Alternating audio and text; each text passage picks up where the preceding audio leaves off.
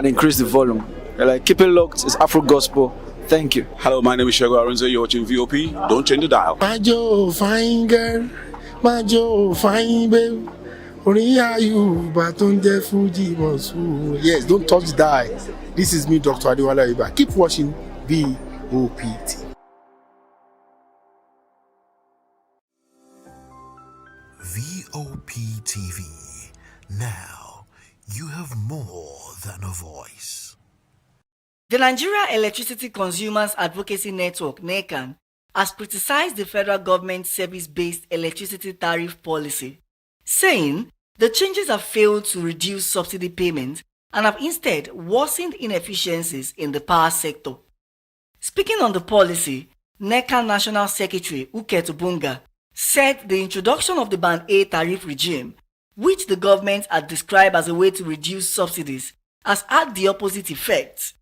He accused the distribution companies or DISCOs of continuing to collect tariffs despite inconsistent power supply, and noted that the original purpose of the service-based tariff system has collapsed, pointing to fundamental flaws in Nigeria's electricity demand structure. Meanwhile, Voice of the People TV spoke to citizens who shared their thoughts on the ongoing electricity crisis and the challenges they face with power supply. There is nowhere in the world that government don't subsidize energy. It's only here that we are hearing that we have to now begin to look at faces, you being Band A, you being B, and you being C. Even at the end of the day, Nigerians cannot still get the electricity to use. And you know what that means? So I am not seeing any change. The way NEPA was unbundled, we were like, oh, we're going to see difference. We saw Genco, we saw Disco, we saw Transmission Company of Nigeria and all others. Unfortunately, the Genco are doing well. They are generating. But when they transmit to national grid, the system cannot carry it. Then we'll now begin to see failure in transformer and even the wires. And at the end of the day, you will not get light. In that same country where it is not, the electricity is not available, somebody is saying, is categorizing the band. It's making some people to be in A, to pay higher, some people to be in B and all that. What was the criteria that was used in this band, distribution of this band? Have you asked? Were you asked which of them you want to belong to so that I'll give you 24-hour electricity? Would you like to be in Band A? Do you know how many people are living in some area where they have Band A that they cannot pay? These are people who are struggling to even meet their daily on daily basis. Then you are not telling them being in Band A when they cannot pay. The federal government need to look into what we are talking about. We need to look into how were these things done. These are the things I was expecting the National Assembly to do. So since it's not working, let's look for a way to see how to get the laws that actually brought us to this level and see how we can amend it and make it functional. If you have electricity 247, I think it will do a lot of good for the country too. Because people will like to come in and do their business. Companies will do well.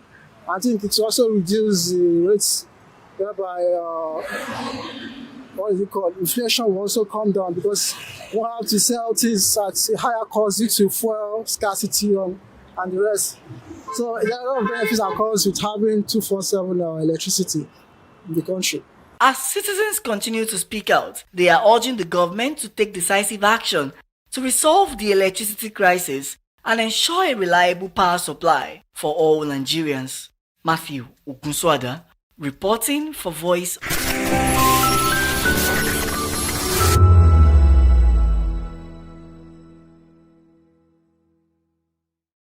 This is African News on Voice of the People Television, where we don't just bring you the news, we bring you Africa's heartbeats, the policies that shapes our world, and the economy that determines our future. African News on Voice of the People Television. Stay with us. The red carpets, awards, the razzmatazz, music, fashion, interviews, and more. Spotlight on Voice of the People Television. Let's feed you with all the juicy stories in the global entertainment space, bringing you the glitz and glamour as it is hot. Stay tuned to Spotlight, 1 p.m. Monday to Friday. Spotlight on VOP TV. Entertainment like never before.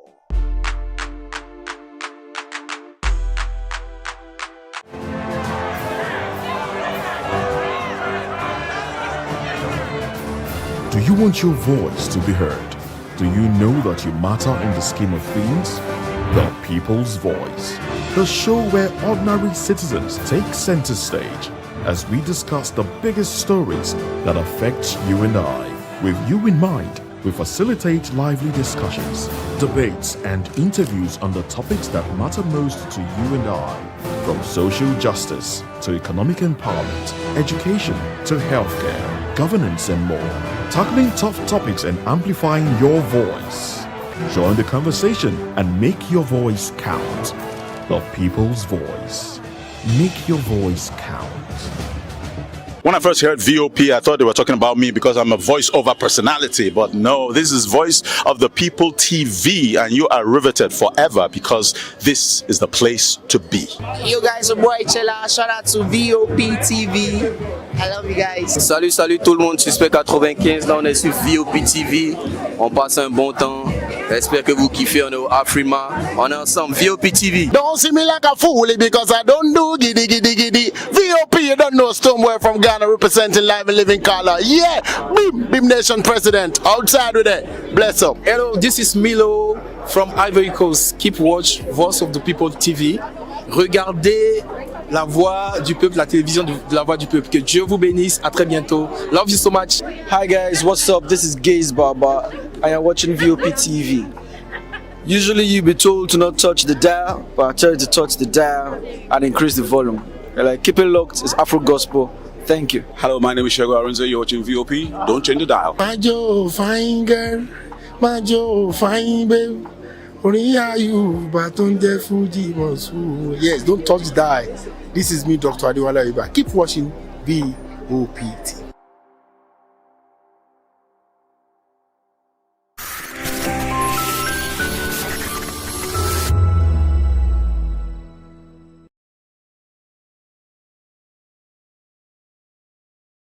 Voice of the People Television, VOP TV.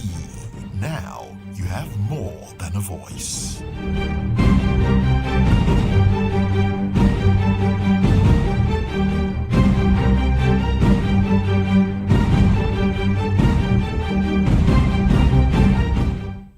In a world where truth is the ultimate power and opinions scream the loudest, it's time to wade through the noise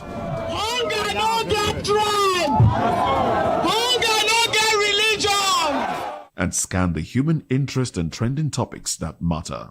Stay tuned to The Issues, your plug to the stories making the buzz, from politics to science and technology, social justice, and more. Let's tackle the tough questions and expose the truth. The Issues on Voice of the People Television. Don't just react, understand.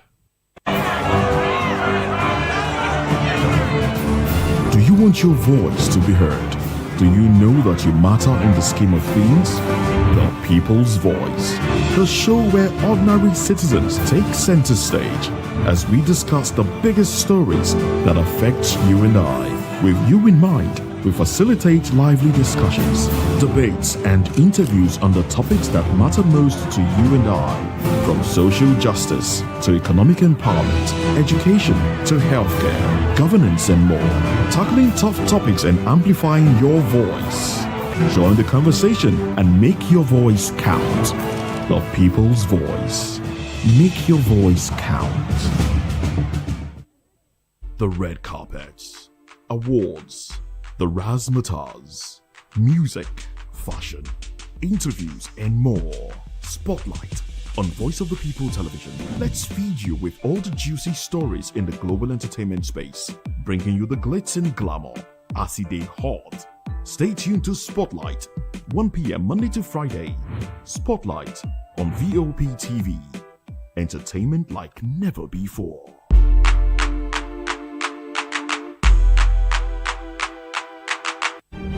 In a world where power shifts its every headlines, news breaks and events happens, we bring you unbiased and explicit information on politics, economy, and state of the nation. We break down the chaos. Facts, not fluff. Truth, not spin. We discuss not just politics, but a glimpse into the future. Voice of the People Television. Now you have more than a voice.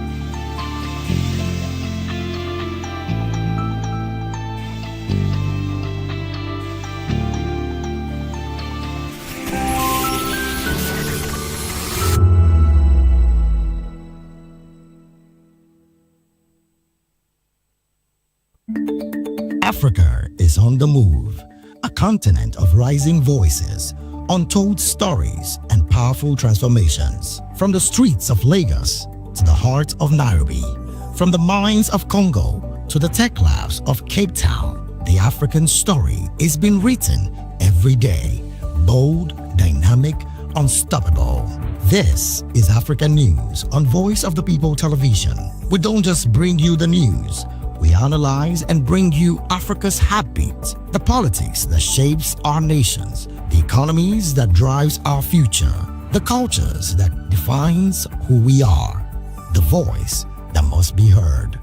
Africa News, Africa's voice, Africa's future. Where Africa speaks, the world listens.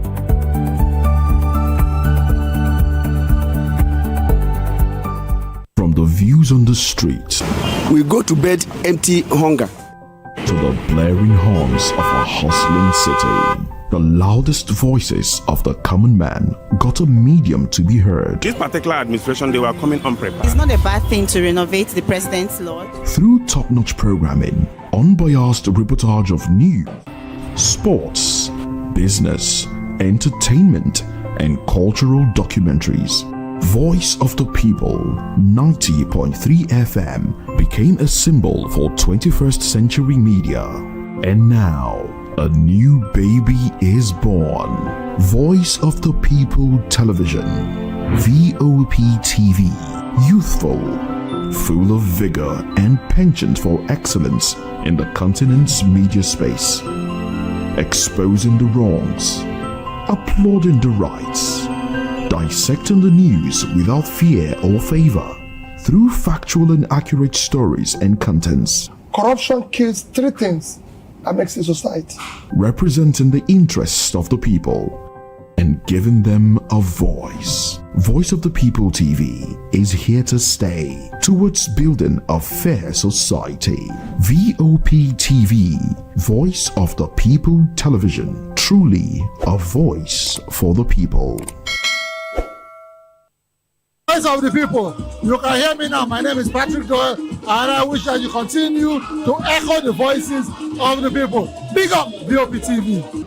My name is Suibifa Dokubo. Please keep watching VOP TV. Hi, my name is Kwekumali Ikenda Onyekwena, and I am with the Voice of the People TV. Now, if you're looking for the veritable channel for information, politics, robust discussions, you don't need to go far. VOP has you. VOP will always have you. Thank you. Hi, my name is Patrick Diabwa, aka Ibani Chuka. I'm the Eagle King, and you are watching VOP TV. Stay with us. 2564 is coming up on Burning 9, right? The 2564 Atlantic Tower. What happens in the hush behind hangar doors? Who signs the papers that gamble with lives? Which truths were grounded before they even ever had wings? If you've ever buckled a seatbelt at 30,000 feet, if you've ever stared out of that tiny window and wondered who's really in control of the skies, it isn't just flight, it's power, it's politics, it's pressure sealed in steel. We're peeling back the clouds from runway risks to sky-high secrets. We're diving deep where most dare not to look. Aviation Scope, every Sunday at 7 p.m. only on Voice of the People TV. We don't just report, we reveal. We don't just ask, we uncover. Because when it comes to the skies, ignorance is turbulence. Aviation Scope, the sky isn't the limit, it's just the beginning. In a world where power shifts with every headline. In a nation full of questions. In a world filled with noise, the truth needs a voice. The policies that shapes our world and the economy that determines our future. Every hour, every day, the grapevine keeps buzzing. And together, we are committed to telling the stories that shape our world, because your voice is our focus. Don't forget, our voice matters the most. Let us come together and share our concerns.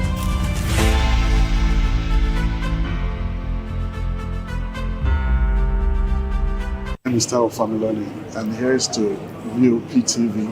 Keep watching, stay tuned, do not touch that dial.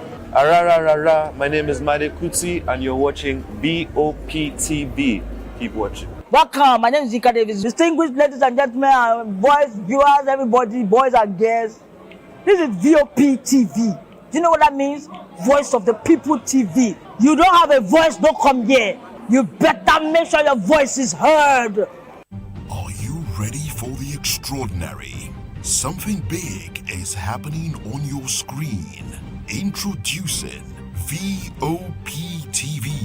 Now streaming on SLTV channel 264. From breaking news to captivating conversations, news analysis, giving you all sides to the story. We break in-depth discussions on the issues that matter, from politics to sports, entertainment, and lifestyle. VOP TV on SLTV channel 264. Join us as we redefine what television means to you. Voice of the People Television, VOP TV.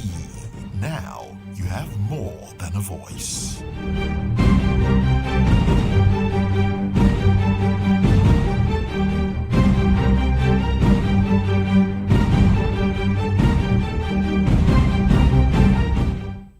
In a world where truth is the ultimate power and opinions scream the loudest, it's time to wade through the noise. Hunger no get tribe!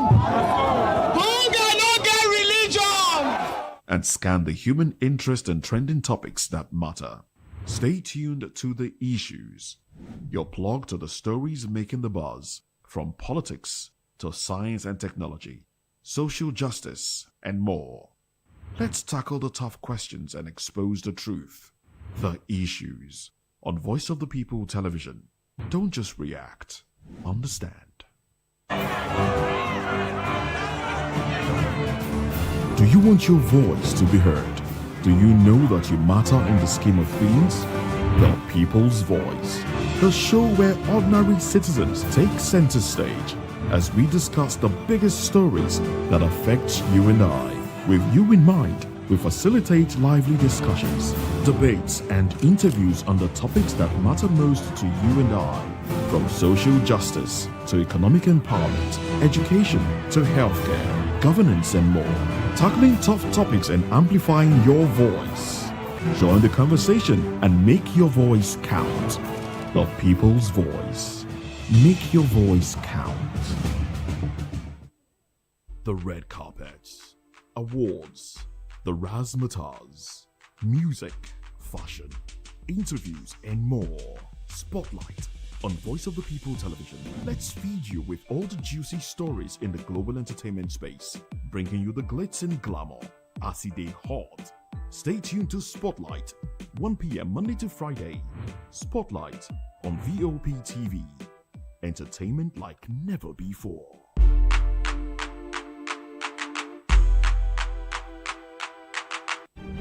In a world where power shifts its every headlines, news breaks and events happens, we bring you unbiased and explicit information on politics, economy, and state of the nation. We break down the chaos.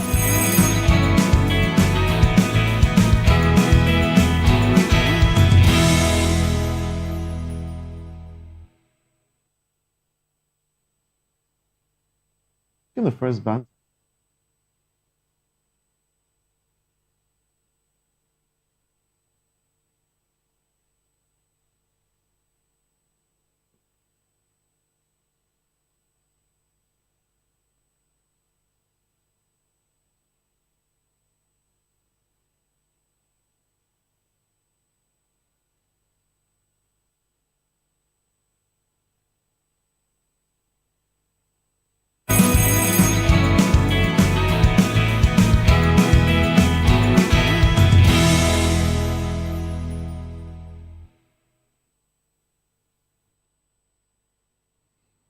A beautiful morning it is, and we say welcome to VOP this morning. Feels like the last week in January, if I'm not mistaken. Yes, it is. Yes, it is. So some will say this is the fastest January in the history of the world. Oh well, welcome to the program. I am Moses Humphrey, and of course, let's take you into the conversations we'll be having this morning. Nnamdi Kano declared U.S. citizen Goodwill Ambassador. Serap sues Power Minister. NBET, over 128 billion naira missing fund. And also, Atiku cannot beat Tinubu even with Obi. This is coming from a minister. You want to find out which one. And also dive into these conversations. That you do have to come along with us and follow us across social media. We are VOP TV live across social media. And then on YouTube, it's Voice of the People Television. Welcome to the program. Well, Moses, when you said this is the last week of the month, someone whispered, I don't know if it is from here or from the back end at Salary Week, and I pretended I didn't hear that. Good morning and thanks for joining us. I am Chukwuma Okoro. Good morning. Thank you so much for joining us on VOP this morning. My name is Jane Ogoye. Let's go straight into the major topics for today. Japa, Nigeria needs 300,000 doctors, but only has 40,000. Nigeria's healthcare system is facing a severe manpower deficit with only 40,000 licensed doctors available to serve a population of over 220 million people. The country's Minister of Health and Social Welfare had previously stated that Nigeria had 55,000 licensed doctors, but the number has since dropped by 15,000 within a year. Lagos State Commissioner for Health, Professor Akin Abayomi, revealed that the state requires an additional 33,000 doctors to meet the healthcare demands of its growing population. The state currently has only 7,000 doctors serving an estimated 30 million residents. The mass exodus of healthcare professionals, popularly known as Japa syndrome, has been attributed to poor funding, dilapidated infrastructure, harsh working conditions, insecurity, and weak policy implementation. So when I saw this topic, the first thing that came to my mind was the fact that we are experiencing a gradual collapse of the Nigerian healthcare. Yeah. Gradual. Yes. Okay. So do I just say the healthcare system or sector has collapsed? Okay. I was trying to make it a bit softer. And it's really sad because when you look at the ratio of the available doctors to the number of patients, then you just know that you have to pray that as long as you live in Nigeria, you don't let Nigeria happen to you, and that you try as much as possible, to do everything you can so that you don't fall terribly ill, and then you can't even afford to visit a private hospital, and then you have to resort to the public government hospitals, because then you will know that health is really wealth. And then you know that this thing started since the COVID, the pandemic. I mean, it has always been there. I mean, the mass exodus. But during the COVID pandemic, you had a mass exodus because of the number of health workers that were needed abroad, where the COVID virus struck harder. And then you know that we are also losing a lot of our health professionals, some of our best hands, to countries who are paying more.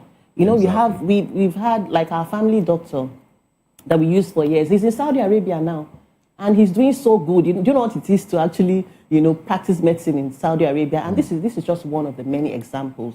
It also goes to show us that we have a big problem on our hands. Oh, yes, we do. Aside from what is even obtainable now, let's even look at the admission process. You talked about it last week, of even students, trying to get into, even the process of emergence, even getting the cutoff mark, gaining admission, even the numbers of enrollees for medicine in our national universities has dropped. So while we are also experiencing this mass exodus, what are we also doing to replace attract and retain some of the best hands? What do you guys think? I think we really need to re-strategize and look inwards. Yeah. What are we doing? That's a big question. Yeah. What is government doing? Because it's the onus really is on government to do the needful and replace doctors that we have lost.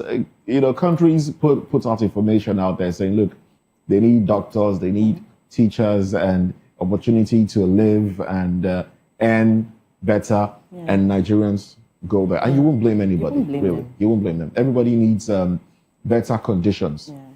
Now, what is government doing? What are we doing? First of the things that we should do is to make the health sector conducive enough.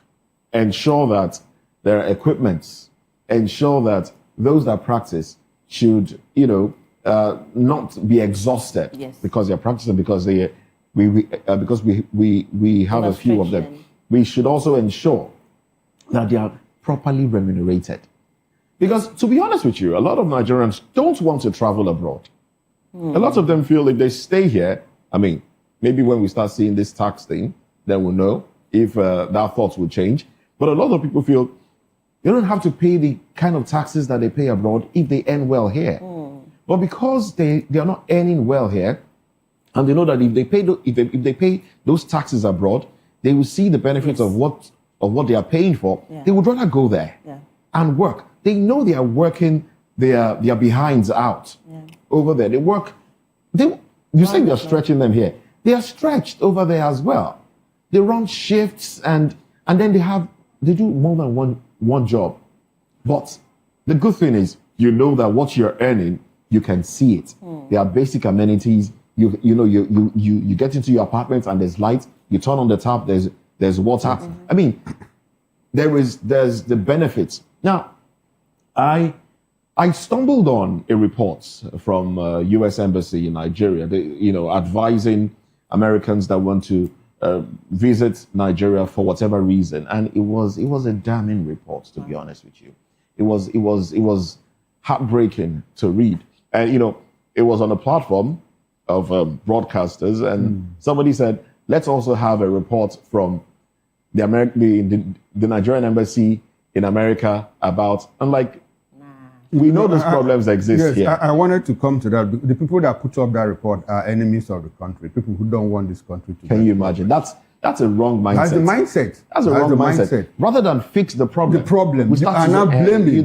Who did this to yes. us? Who did this? You understand? Meanwhile, that report stated that if an American wants to come visit Nigeria, they should be aware that healthcare is bad. Now, they did say that Nigeria has qualified professionals, but poor institutions, poor equipment. It was stated there. So we do have people that are qualified because they go abroad and they excel. Oh, yes, they do. But here they have poor equipment, things to work with are not provided. And then they also stated that because of the way the country is, if you ensure that you have cash in hand before you go to the hospital, because healthcare professionals will demand payment before trips. Yes, it was. Wow. They said ambulance services are not available, non-existent. And if we look around, how many times have you tried to call an ambulance and have one come around? And how speedily do they get to you? These are things that we should address. They also, they mentioned a lot of things, a plethora of problems. Lack of basic drugs, medication, I beg your pardon, because if you say drugs now, they think a different thing. But lack of medication, and some of the things they said are commonly available are fake drugs. My goodness. Fake adulterated. Diabetes, you hardly find original diabetes drugs in Nigeria. Drugs. Hypertension drugs, you hardly find original. And these are caused by Nigerians that import these things intentionally to make money at the expense of lives of other people. And what are the regulatory agencies doing? Rather than solve the problem, we are passing the buck. We are looking for who to blame. So it's a big issue. It's our way. You've said a lot. When Jen started out this morning and she said the healthcare sector is gradually collapsing, that word collapse caught me. Because yesterday I stumbled on a book I had read a long time ago, Collapse by Jared Diamond, how societies choose to fail or survive. Now, the operational word there is choose to fail or survive by Jared Diamond, environmental biologist, one of the best. I think after Charles Darwin, he's the most notable environmental biologist. And he said, in the midst of all of this, that when problems become perceptible, that we begin to see the problems as we see them now, before they get to crisis proportion, we choose to ignore. And another thing he says is that when the short-term interests of the political elite intersect with the long-term benefits of society, and we ignore it. And after reading that, section, what came to my mind is that, did this man have Nigeria in mind? I just wanted to say that. Did he have Nigeria in mind when he was reading this book, when he was writing this book? And it's a lot.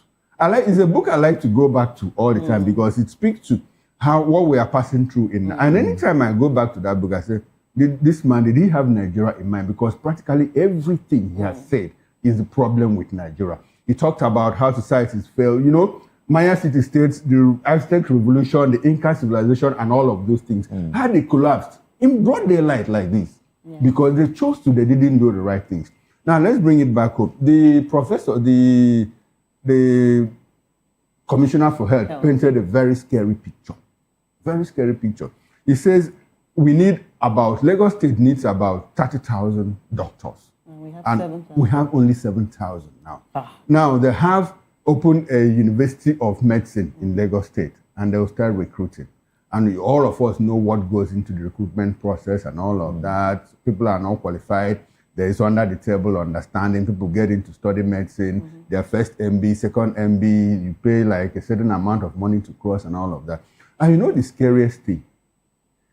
We used to go to Europe and the West, like Jane mentioned. We are now going to the Middle East to practice medicine. And there's big money there. Big money there. There's big money there. So when United States say you have to drop like $50,000, as a bond, before you get visa. Saudi is going to take you in and even pay your tickets, your flight and everything. And for your family. Oman is doing the same thing. Bahrain is doing the same thing. All those Middle Eastern countries are looking for doctors and they pay very well. Well, it's quite unfortunate. My payoff line is in all of this is the problems have become perceptible. Now we see them happen. Unfortunately, we have reached a crisis proportion. So what do we do to ensure that we don't witness a total collapse? The call is on the government to do the needful. This place, there is nothing like shared responsibility between the government and the people. The buck stops at the desk of the government. Of the government, yes. That is it's the responsibility of the government. And then we need to keep shouting and ensuring that they do the right thing. Maybe that's one thing we can do. Because when you said choice and choose not to do, it means that we actually do have the capacity to turn things around, but we are choosing not to do. So I feel, just like you said, it's intentional. Yes, it is. It's intentional. Oh, well, we'll continue to have these conversations until there is a change in all sectors, health sector. We're going to talk about accidents on the road, tanker explosion and the rest of them, because these things are reoccurring. And then I saw a report somewhere that talked about between 2016 and 2024, it had about almost 49,500 and something deaths. Road accidents, road crashes, and the rest. Quite a disturbing one, if you look at the figures, really. But anyway, let's move away from all of that because of time. We'll touch on that some other time. But in the meantime, let's run to the papers now. Let's take newspaper headlines. So, from Daily Independence, these are the headlines here. Shell CEO credits Tinubu's reform for $20 billion investment plan. Banks tighten risk controls despite improved credit. Recapitalization. 4 banks risk forced merger downgrade as deadline nears. Police intercept truck conveying explosive devices. Arrest driver. Serap sues Adelabu NBET over failure to account for 128 billion naira in power ministry.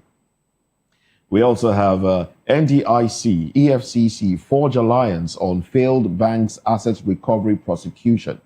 Governor Yusuf to rejoin APC today. Governor Yusuf, okay.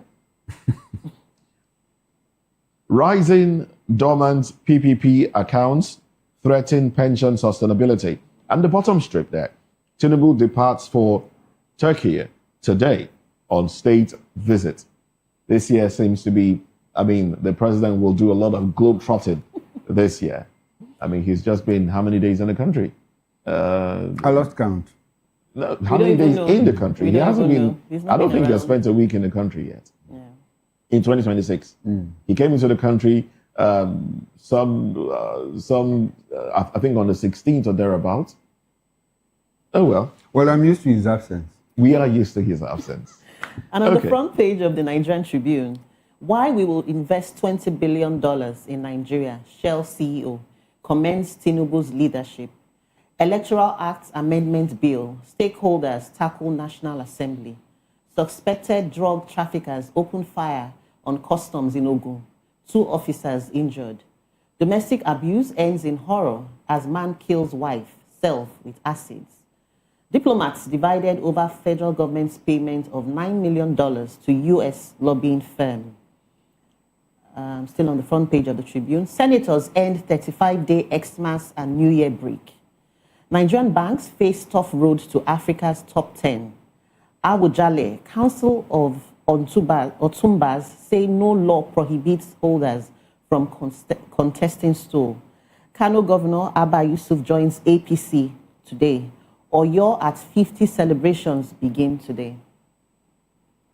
All right, now let's quickly run through the Punch newspaper with the window headlines. U.S. exports to Nigeria jump 60% amid Trump tariff. Discos reject FG's free meter plan. Policeman invests $60 million in Nigeria's largest recycling plant. Okay, that's an advertorial. And beside the nameplate, you have inflation erases 2.8 trillion naira from workers' pay in 1 year. The big story, 2027 battle. Kano earthquake as Yusuf dumps opposition for APC. NNPP senator attacks FG over Kano governor's defection. PDP, ADC, others slam move as moral collapse, not political gain. More story from the Punch newspaper. NDLEA nabbed Brazilian lady with 3 billion naira heroin at Abuja airport. Now that's huge. I'll check that again for emphasis. NDLEA nabbed Brazilian lady with 3 billion naira heroin at Abuja airport. Minority caucus house clash over tax law probe. Suspected kidnappers kill police inspector during rescue operation in Oyo. That's the third one. Tinubu share in high-level talks over $20 billion Nigeria investment. I'll check that again for emphasis. Tinubu share in high-level talks over $20 billion Nigeria investment. And that's it from the Punch newspaper. And I guess that's pretty how far we can go on newspaper headlines this morning. We'll return at 10 o'clock for extended review of newspaper headlines. In the meantime, let's take a quick break. And when we return, we'll discuss Nnamdi Kanu was granted honorary citizenship of the state of Georgia, United States of America. Stay with us, we'll be right back.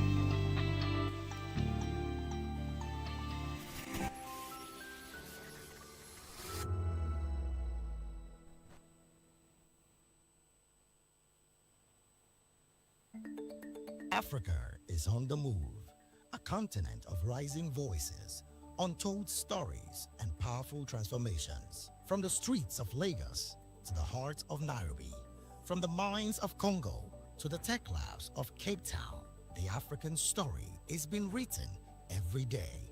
Bold, dynamic, unstoppable. This is African News on Voice of the People Television. We don't just bring you the news. We analyze and bring you Africa's heartbeat, the politics that shapes our nations, the economies that drives our future, the cultures that defines who we are, the voice that must be heard. Africa News, Africa's voice, Africa's future. Where Africa speaks, the world listens.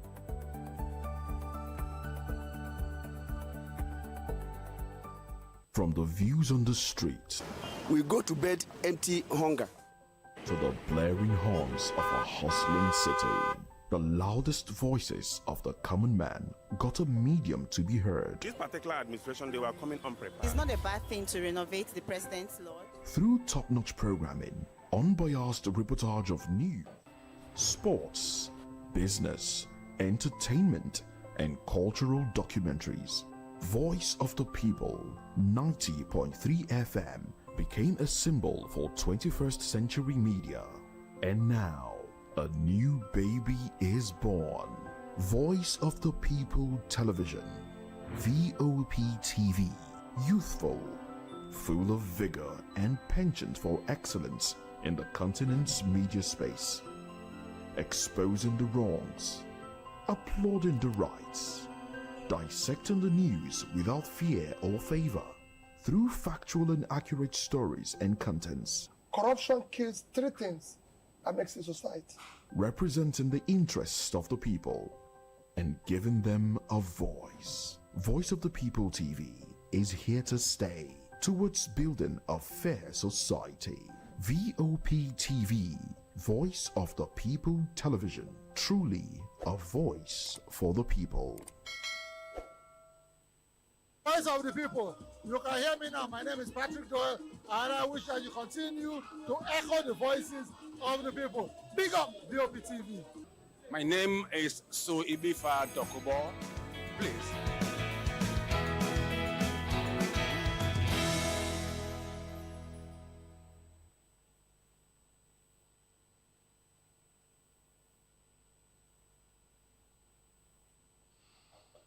Well, thank you very much for joining us. Now, let's dive into the conversation. Now, the jailed leader of the indigenous people of Biafra, IPOB, Mazi Nnamdi Kano, has been conferred with honorary citizenship of the state of Georgia, United States of America. Kano was also adopted as an outstanding citizen and goodwill ambassador from Georgia. The proclamation was made by Georgia's Secretary of State, Brad Raffensperger, and the certificate of citizenship was received by former Consul General of Nigeria in South Africa, Ambassador Uche Ajulu Okeke, on behalf of Kano. Kano, who is currently serving a life sentence in prison following his conviction for treasonable offenses. Oh, well, the essence of this is what we are talking about. Now, we do have Barrister Darlington Agumo joining us this morning. Barrister, good morning to you. Good morning, Moses, Jane, and Okoro. How are we today? Very well, thank Now, you. when this issue came up, a lot of Nigerians, especially on social media, commented saying, look, okay, this is an honor given to a man who is currently serving jail term in Nigeria for, allegations of treason and the rest of them. But what does this really mean for Nnamdi Kanu, the sentence that he's serving? Does this mean that the United States of America will officially step in and, impact his early release? Barrister? Yeah, Moses.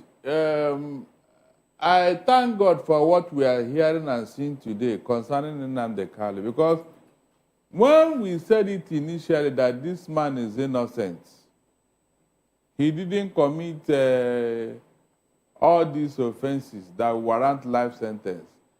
People said that we are being sentimental. We are being sentimental. And I keep asking them, where is that country that have named Nnamdi Kanu as a terrorist in the whole world? None. So it is a shame to the federal government of Nigeria for what they did to Nnamdi Kanu. It's a shame on them.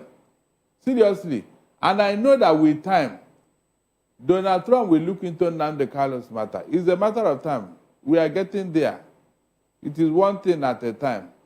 One day, Nnamdi Kanu's case will come up at the international level, and the whole world will ask questions. Because everything that was done to Nnamdi Kanu was not right. Seriously, it was not right. Do you know the irony?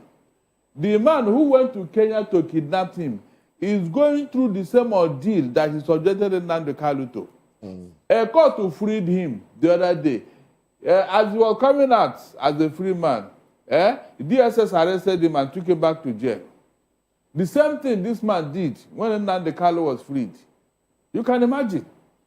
So it's a matter of time. Nnamdi Kanu, I thank God for the spirit he has. Nothing will happen to him. He will come out. Nothing will happen to him. Yes. But Barrister, what is the essence of granting honorary citizenship to a man that is serving life sentence? What's the essence of it? That means they didn't believe in what you have done.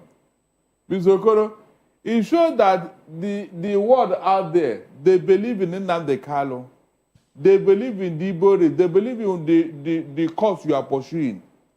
It shows that the Nigerian government made a mistake. If I said shame will be on them for all these things. Shame will be. Let them challenge America and ask them, why did you give them such an honor to a man? Let them challenge them. Yes, I was coming to that. How do you think this will impact Nigeria-US relations? They won't talk about it, Mr. Okoro. They won't even mention it at all. They will pretend as if they didn't hear or see it because they don't want to anger everybody. Because of what they did to Nnamdi Kanu. Everything, the trial, everything was wrong. And they know it. They just want to put him away. Look at what other people have done. That is 100 times worse than what they were accusing Nnamdi Kanu of. What happened to them, Okoro? Please, what happened to them? It's a shame on the federal government of Nigeria for what they did to Nnamdi Kanu. His God will fight for him over this nonsense they did. The real terrorists are out there. They are dining and whining with them. A foreign terrorist called Toju Bello is there, issuing threats, giving order, and villagers are leaving their homes, leaving their families. How much influence can America have over a court's ruling in Nigeria over a citizen of Nigeria? How much influence can America have? As I talk to you now, 80 prisoners have been released in Venezuela on the orders of Donald Trump. 80. The people that this president drug pusher has detained. Maduro. Maduro. Yes. They are being released. So wherever there is injustice everywhere in the world, Mr. Okoro, we should all fight it. Nnamdi Kanu is a prisoner of conscience. What did he do? Self-determination that is enshrined in the UN Charter. Professor, why didn't America step in at the time when he was incarcerated? Why didn't America? I mean, we know how America can be with those that are from America, especially when they have dual citizenship. We know how they can interfere in such incarceration. Why didn't America interfere when he was incarcerated? Because the wife even called for assistance. Some Nigerians also called America to get involved at that time. You know, and the international community as well. The bureaucracy in America is so huge. In fact, America is the world. The bureaucracy, the information Donald Trump received in his day is almost the information the whole world received. All this thing come to his table. So it took time for it to get to his ears. I think so. It took years for it to get to his ears. But he was almost there. Ask yourself how this trial panned out. That was when the discussion was on. And this federal government discovered that this man may call for Nnamdi Kanu release. And they went on a trial, on a hurried trial. That was why I kicked against what she already did. When he was talking about to release Nnamdi Kanu protest, I kicked against it. Everybody saw my stand because I knew something was in the offing. It would have been easier now for Donald Trump to talk about Nnamdi Kanu in detention than now that have judged him. And the federal government knew. That was why they hurried that trial. And I was telling my people, don't support this show and what he's trying to do. There's something behind it. Nobody listened to me. It would have been very, very easier because by now nobody will talk of a trial because of what is going on today. Nobody, the federal government wouldn't have tried to try Nnamdi Kanu with Donald Trump looking at what is going on here. Because he will ask questions. So why are you trying this man when other terrorists are out there? Barrister, do you think this move will force Nigerian government to have like a behind-the-scene political? Of course. Yeah, it's going to having that legal confrontation. It's going to happen. It's a question of time. All these things will come to the table at one point or the other. Because right now, Donald Trump is saying no more Muslim ticket. No more Muslim. Is that what he said? Donald Trump, that's the condition he gave. No more Muslim. And Tinubu dare not go against it. He said it. All right. Talking about Barrister, I recall asking when you brought the issue of Jackson, Sunday Jackson, who was released last week. It's like somehow I preempted this award given to Nnamdi, because I asked you at that point, do you think that the United States will give this as a condition? You have to release it. Yes, I said so. Yes, I said. Exactly. Yes. I asked you the question. Yes, it's coming. Now, I want us to return to the issue of how this impacts, Nigeria-United States relations. For a while now, the federal government has been saying, look, it is IPOB that went to the United States of America to tell the U.S. government and Trump that, look, there's Christian genocide in Nigeria. At the backdrop of this, you see a state in the United States of America, Georgia, to be very precise, award Nnamdi the honorary citizenship and ambassador of goodwill, And I want us to return to the issue of how that will impact Nigerians. Do you think that they will call up the issue of the image burnishing that they are doing, where we are paying about $750,000 a month? Are they going to use it to attack and recreate the narrative about IPOB being a terrorist organization and all of that? What do you expect to see in the coming days coming from the Nigerian government? I am telling you that the shame of what the federal government did to Nnamdi Kanu and IPOB will not allow them to mention anything like that again to the U.S. government. Because they know that the U.S. government is not in support of what they did to Nnamdi Kanu. So they won't even want to attract any attention. That's why I'm telling you that they will keep quiet over this award they gave Nnamdi Kanu. Even when they insist that it was IPOB that pulled Trump into Nigeria. All those ones are rumors. It's not even the federal government. It's some hangers on. No, the federal government has said that. It was in the Guardian of Friday. Let them make all those noise. But did you hear the U.S. make noise about it? Did it attract any international attention? That one is by the way, because you and I know the truth, that this is propaganda.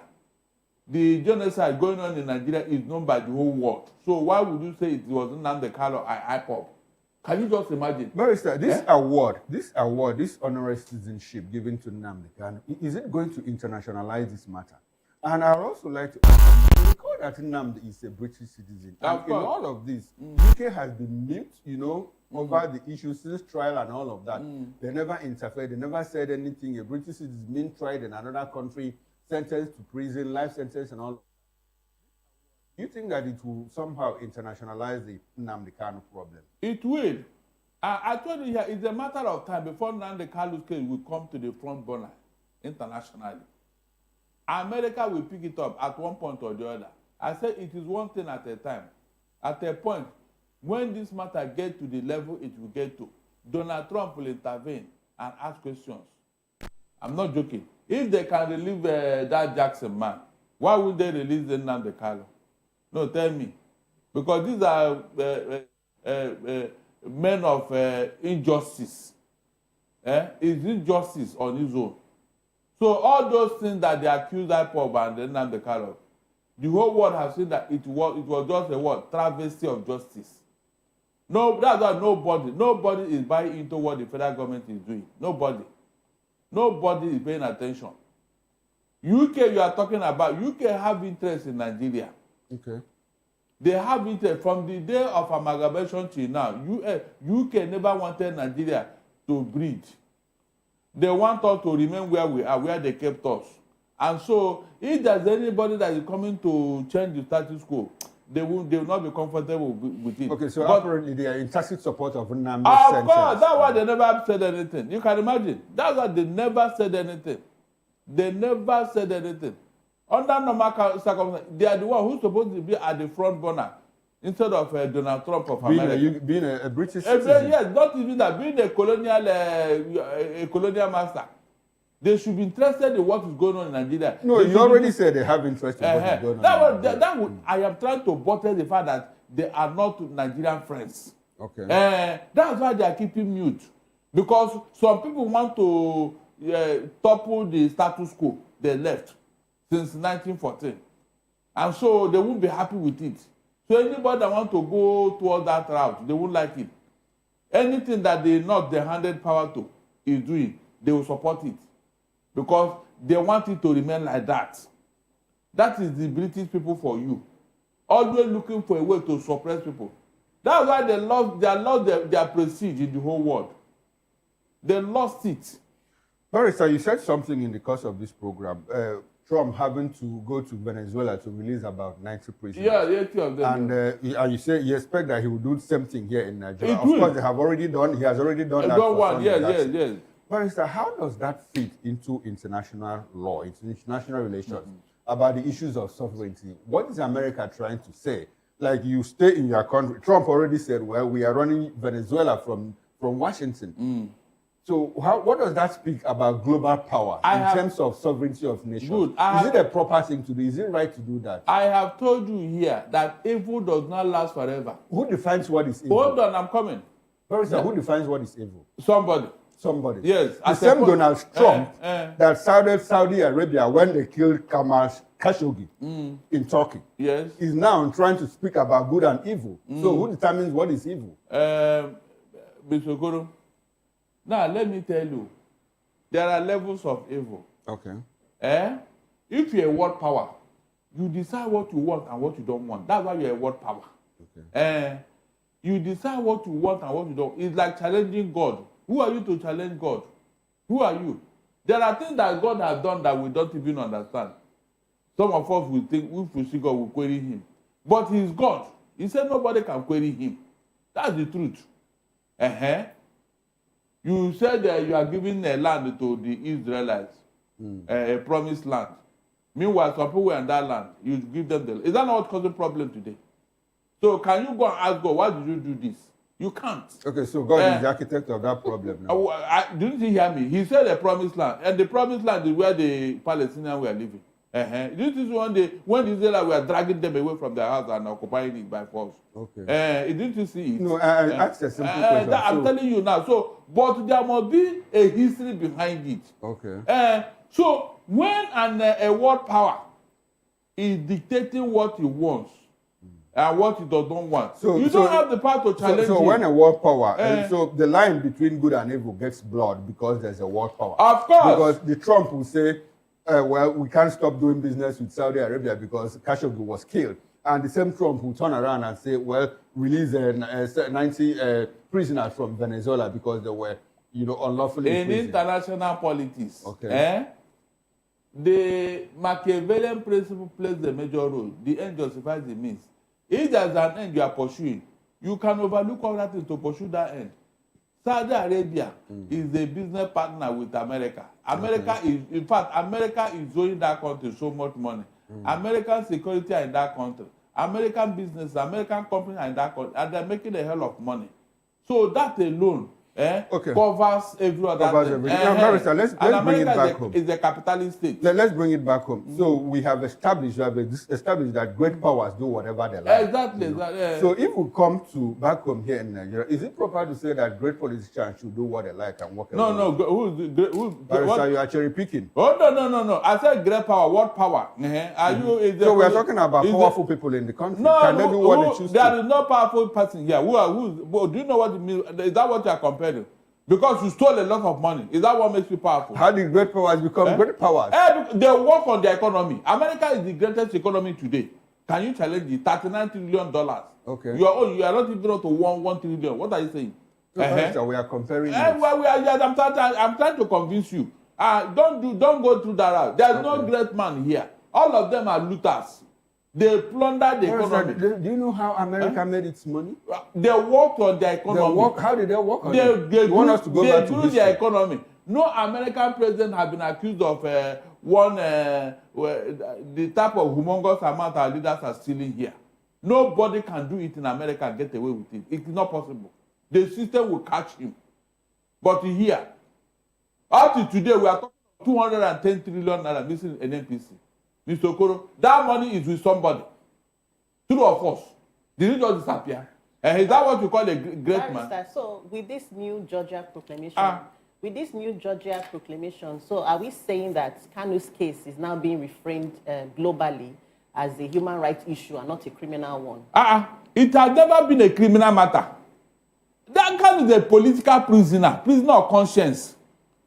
Forget about all these shenanigans the federal government are doing and all that. I'm telling you that people have done worse things than Nnamdi Kanu. And nobody called them. Nobody even reprimanded them or arrested them. Is that not true?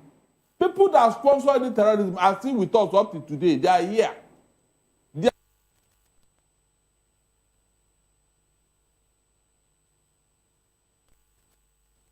Plateau. Did IPOP occupy any place in the southeast? No, tell me. These are facts that you and I can verify. So what happened to those people? You left them as if it does not matter. But you can arrest Nnamdi Kanu and imprison him, Abi. God will save him. God will bring him out of that place. I'm very, very sure of that. No matter what they do. Kanu is a true Igbo son. The God of Igbo land will save him from there. He will come out.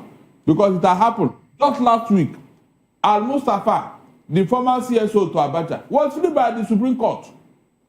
Was freed after how many years? He was in detention throughout Obasanjo's regime, true of us. So if some people can go free, why can't Nnamdi Kanu? Okay, Barrister, let's come further home. This award to Nnamdi Kanu, now this recognition, how do you think is going to impact federal government IPOB relations in the coming days? I mean, they will now with this award, they should not be having a rethink. Okay. Yes, they should not be having that a world power, a state, in the country of the world power is recognizing Nnamdi Kanu, and that up to today nobody has seen Nnamdi Kanu as a terrorist. So it should give them a rethink. That is just the truth. Barrister, this award, we understand, it's just honorary. It's not legally binding. It doesn't confer U.S. citizenship on Nnamdi Kanu. Am I correct? Look, it's just honorary, yes. Now, from clapping hand, we the enter dance. So. Okay, so where are we now? We are clapping hand now. Okay, so honorary now, not full citizenship. We are going there. It's a gradual process. That's what I'm saying. Yeah, it's a another state. You know, America have 50 states. Exactly. One of them will take it a notch further. One of them will say, so this guy, okay, let us take No. My question is this. It doesn't actually confer U.S. citizenship on Nnamdi Kanu. It's coming now. It's coming. So in the meantime, before it comes, so how do you think that will affect IPOB federal government relations here in Nigeria? Is Nigeria going to come hard on them? No, for what? For what reason? They are even softening up now. The other day, they celebrated the January 27 killing of their members somewhere. They protested all around the January 17th. Nobody talked to them. Abi?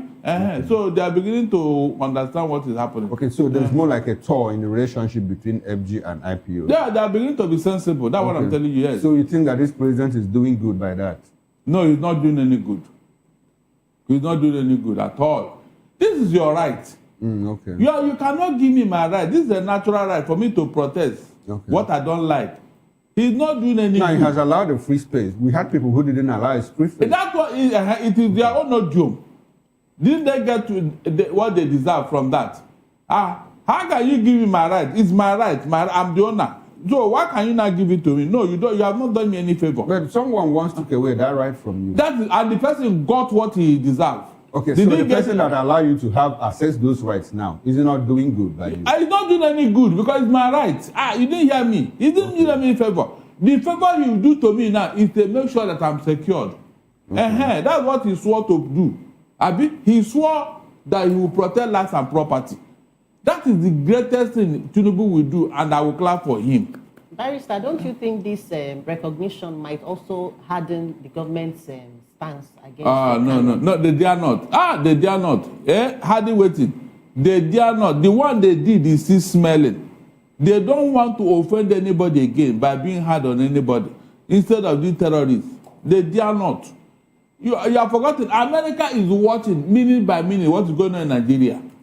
You can't tell me that you are looking for peace and you are asking for trouble at the same time. No, America will not take that too. They will not take that. All right, then this will be a good place to anchor this conversation. Thank you very much, Barrister Darlington Agumore. Now we move away from this conversation. We'll get into another conversation this morning, looking at the political side of things. Well, Serap, I beg your pardon, looking at Serap suing the Minister of Power, Adebayo Adelabu, and also NBET over 128 billion naira missing funds. Let's talk about this when we come back. Stay with us.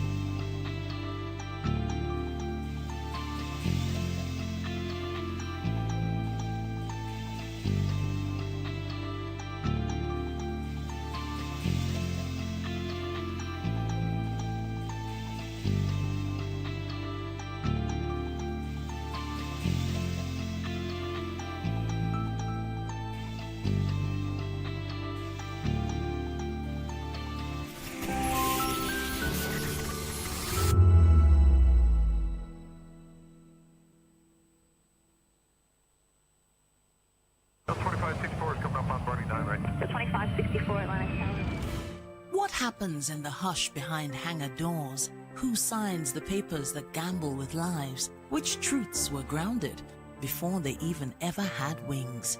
If you've ever buckled a seatbelt at 30,000 feet, if you've ever stared out of that tiny window and wondered who's really in control of the skies, it isn't just flight, it's power, it's politics, it's pressure sealed in steel. We're peeling back the clouds from runway risks to sky-high secrets. We're diving deep where most dare not to look. Aviation Scope, every Sunday at 7 p.m. only on Voice of the People TV. We don't just report, we reveal. We don't just ask, we uncover. Because when it comes to the skies, ignorance is turbulence. Aviation Scope, the sky isn't the limit, it's just the beginning. In a world where power shifts with every headline. In a nation full of questions. In a world filled with noise, the truth needs a voice. The policies that shapes our world and the economy that determines our future. Every hour, every day, the grapevine keeps buzzing. And together, we are committed to telling the stories that shape our world because your voice is our focus. Don't forget, our voice matters the most. Let us come together and share our concerns.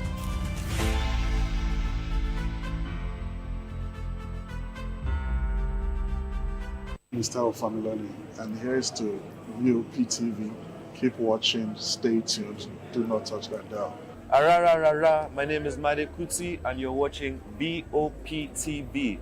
Keep watching. Welcome, my name is Zika Davis. Distinguished ladies and gentlemen, boys, viewers, everybody, boys and girls. This is VOP TV. Do you know what that means?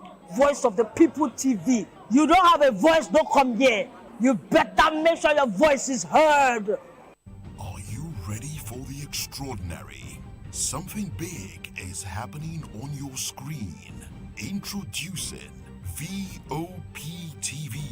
Now streaming on SLTV channel 264. From breaking news to captivating conversations, news analysis, giving you all sides to the story. We break in-depth discussions on the issues that matter, from politics to sports, entertainment, and lifestyle. VOP TV on SLTV channel 264.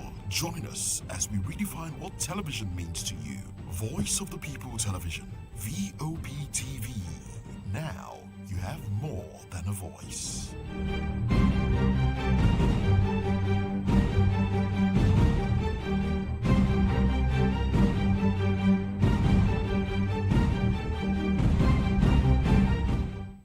In a world where truth is the ultimate power and opinions scream the loudest, it's time to wade through the noise.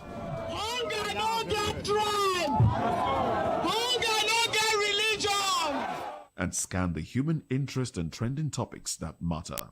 Stay tuned to The Issues, your plug to the stories making the buzz, from politics to science and technology, social justice, and more. Let's tackle the tough questions and expose the truth. The Issues on Voice of the People Television. Don't just react, understand.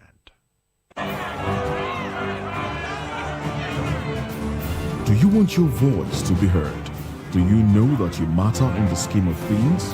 The People's Voice, the show where ordinary citizens take center stage as we discuss the biggest stories that affect you and I. With you in mind, we facilitate lively discussions, debates, and interviews on the topics that matter most to you and I, from social justice to economic empowerment, education to healthcare, governance, and more, tackling tough topics and amplifying your voice. Join the conversation and make your voice count. The People's Voice. Make your voice count. The red carpets, awards, the razzmatazz, music, fashion, interviews, and more. Spotlight on Voice of the People Television. Let's feed you with all the juicy stories in the global entertainment space, bringing you the glitz and glamour as they hot. Stay tuned to Spotlight, 1 p.m. Monday to Friday. Spotlight on VOP TV. Entertainment like never before.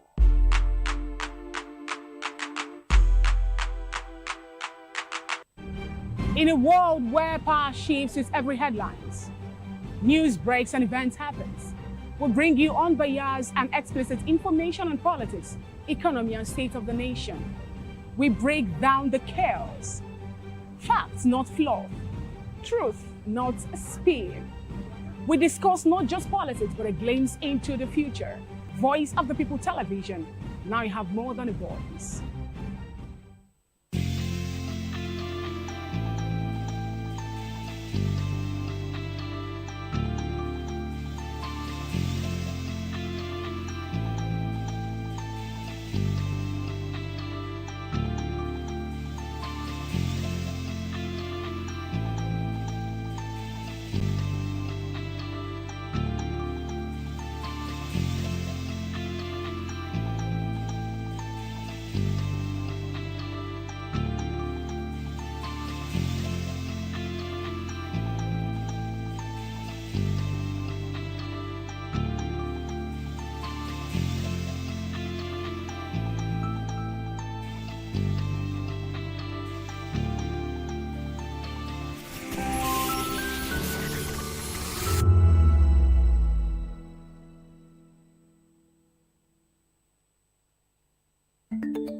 Africa is on the move, a continent of rising voices, untold stories, and powerful transformations. From the streets of Lagos to the heart of Nairobi, from the mines of Congo to the tech labs of Cape Town, the African story is being written every day. Bold, dynamic, unstoppable. This is African News on Voice of the People Television. We don't just bring you the news. We analyze and bring you Africa's heartbeat, the politics that shapes our nations, the economies that drives our future, the cultures that defines who we are, the voice that must be heard. Africa News, Africa's voice, Africa's future. Where Africa speaks, the world listens.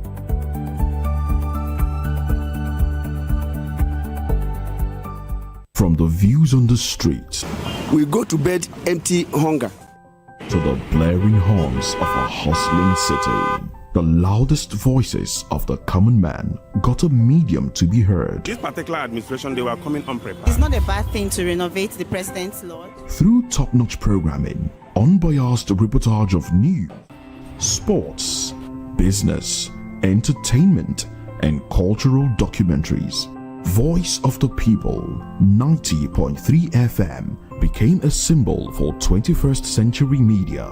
And now, a new baby is born. Voice of the People Television, VOP TV, youthful, full of vigor and penchant for excellence in the continent's media space, exposing the wrongs, applauding the rights, dissecting the news without fear or favor, through factual and accurate stories and contents. Corruption kills three things that makes a society. Representing the interests of the people and giving them a voice. Voice of the People TV is here to stay towards building a fair society. VOP TV, Voice of the People Television, truly a voice for the people. Voice of the people, you can hear me now. My name is Patrick Doyle, and I wish that you continue to echo the voices of the people. Big up VOP TV. My name is So Ibifa Dokobo. Please keep watching VOP TV. Hi, my name is Kwekumali Ikenda Onyekwena, and I am with the Voice of the People TV. Now, if you're looking for the veritable channel for information, politics, robust discussions, you don't need to go far. VOP has you. VOP will always have you. Thank you. Hi, my name is Patrick Diabwa, aka Ibani Chuka, Amayanabo the Eagle King, and you are watching VOP TV. Stay with us. 2564 is coming up on burning 9, right? 2564 Atlantic Tower. What happens in the hush behind hangar doors? Who signs the papers that gamble with lives? Which truths were grounded before they even ever had wings? If you've ever buckled a seatbelt at 30,000 feet, if you've ever stared out of that tiny window and wondered who's really in control of the skies, it isn't just flight, it's power, it's politics, it's pressure sealed in steel. We're peeling back the clouds from runway risks to sky-high secrets. We're diving deep where most dare not to look.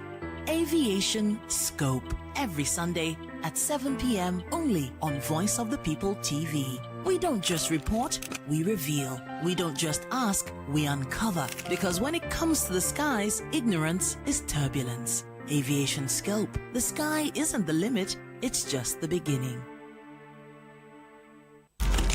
In a world where power shifts with every headline. In a nation full of questions. In a world filled with noise, the truth needs a voice. The policies that shapes our world and the economy that determines our future. Every hour, every day, the grapevine keeps buzzing. And together, we are committed to telling the stories that shape our world because your voice is our focus. Don't forget, our voice matters the most. Let us come together and share our concerns.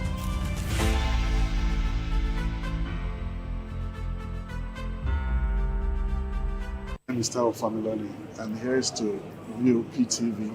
Keep watching, stay tuned, do not touch that dial. Arara, my name is Made Kuti, and you're watching BOP TV. Keep watching. Welcome, my name is Zika Davis. Distinguished ladies and gentlemen, boys, viewers, everybody, boys and girls. This is VOP TV. Do you know what that means? Voice of the People TV. You don't have a voice, don't come here. You better make sure your voice is heard. Are you ready for the extraordinary? Something big is happening on your screen. Introducing VOP TV. Now streaming on SLTV channel 264. From breaking news to captivating conversations, news analysis, giving you all sides to the story. We break in-depth discussions on the issues that matter, from politics to sports, entertainment, and lifestyle. VOP TV on SLTV channel 264. Join us as we redefine what television means to you. Voice of the People Television, VOP TV. Now you have more than a voice.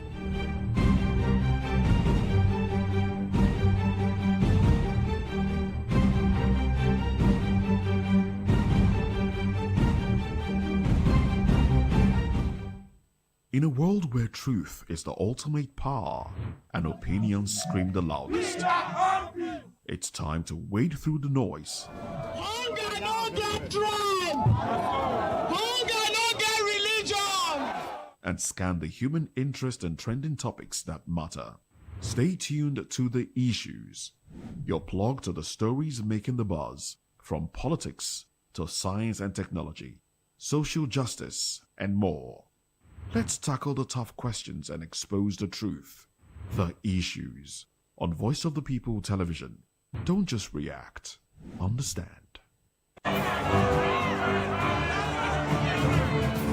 Do you want your voice to be heard? Do you know that you matter in the scheme of things?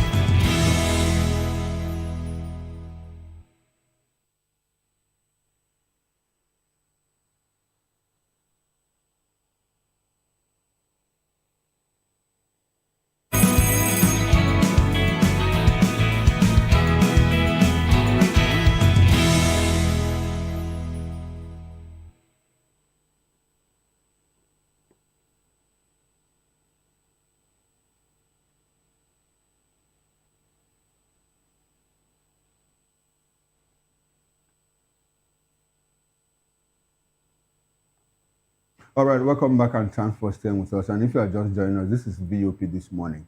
The Socio-Economic Rights and Accountability Project, SERAP, has filed a lawsuit against the Minister of Power, Adebayo Adelabu, and the Nigerian Bulk Electricity Trading PLC, NBET, over alleged missing or diverted 128 billion naira in public funds.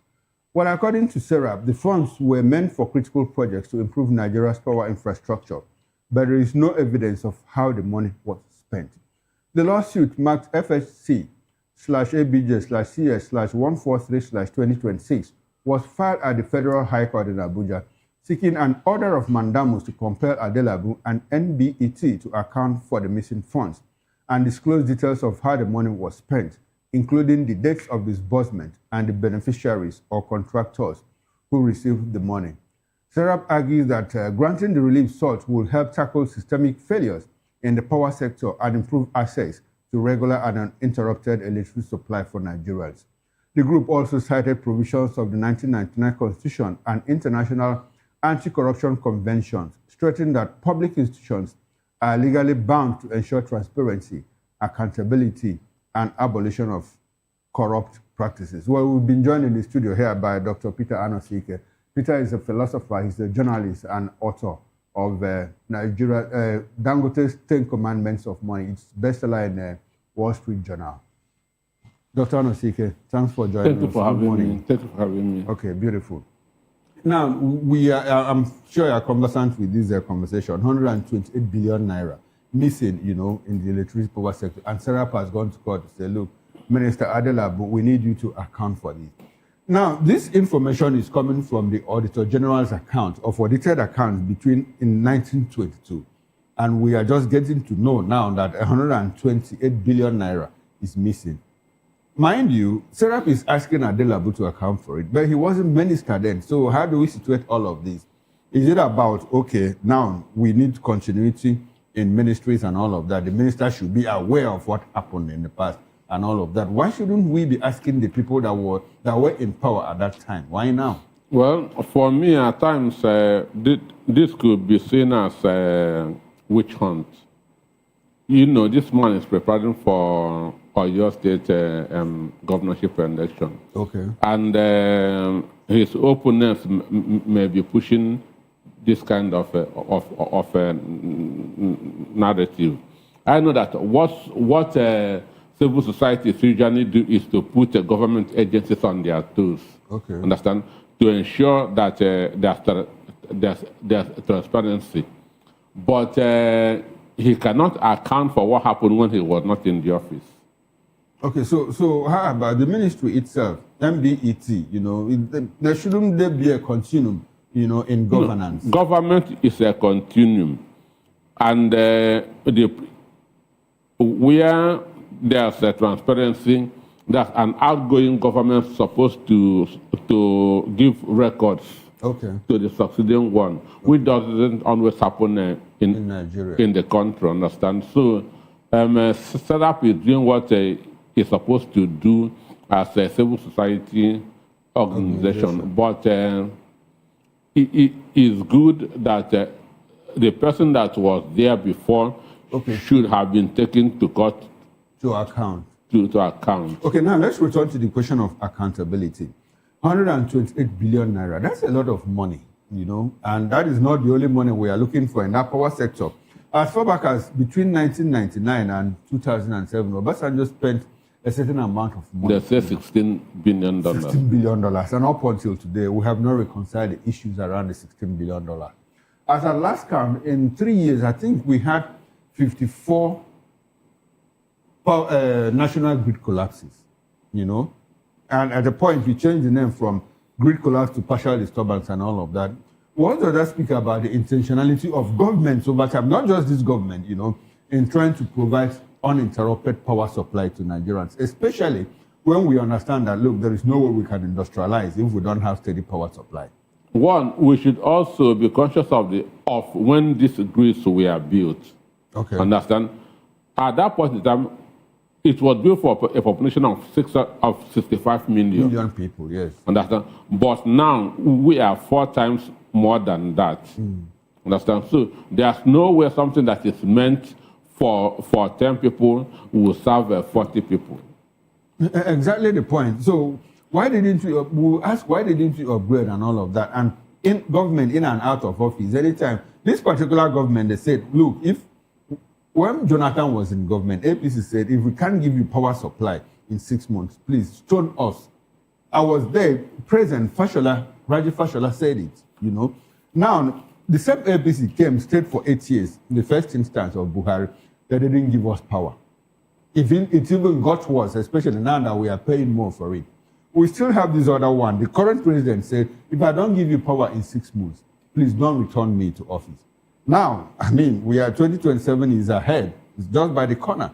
And we see this government trying to come back to office without fulfilling on its promises. So how do you expect Nigerians to take them seriously in 2027 and all of that? Well, if you believe Nigeria government, you can believe anything. Understand?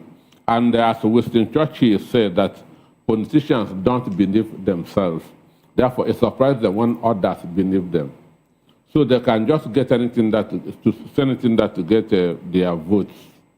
Understand? But the issue is this.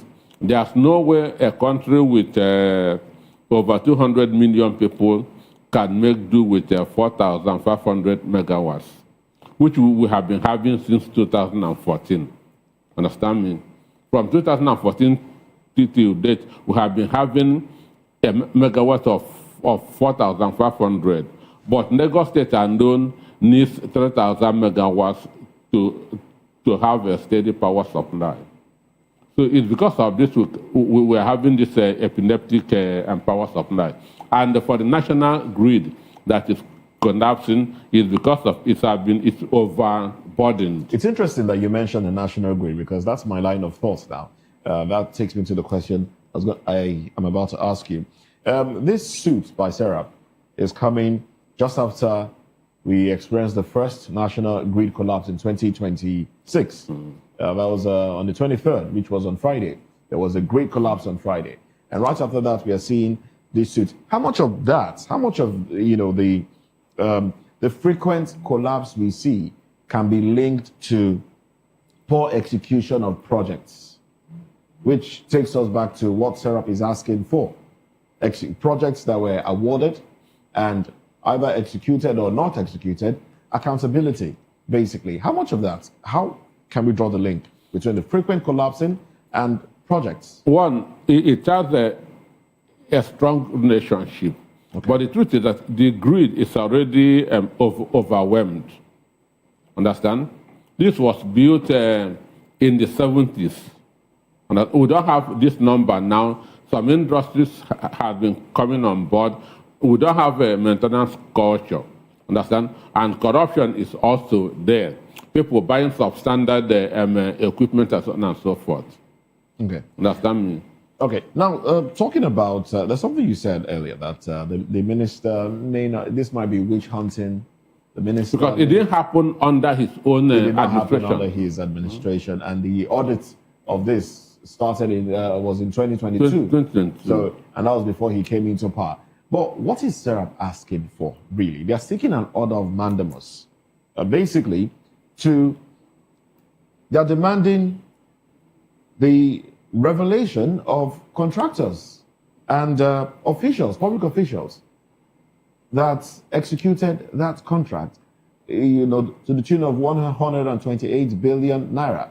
This ordinarily should be in files that the minister may have or should have inherited if proper documentation has taken place. Was there proper handover? Now, who should be questioned if there wasn't proper handing over?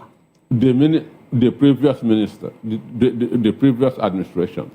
Shouldn't the current minister have sought proper handing over of materials to him? Shouldn't he now call for, some sort of meeting between the civil servants, the people that worked there before he came into office? Well, these are the people who are in custody of files. Well, this could happen when they go to court. Understand? Okay. This could happen when they go to court, but in Nigeria, things are not properly done. Things are not properly done. No, that seems like a defeatist position. It is. Okay, these things are not properly done in Nigeria. It is, and we have accepted it as a culture. No, I choose not to accept. I choose not to join the we. Okay. We have accepted it as a culture. Mr. Anosike, let me take you up on, still on SERAP.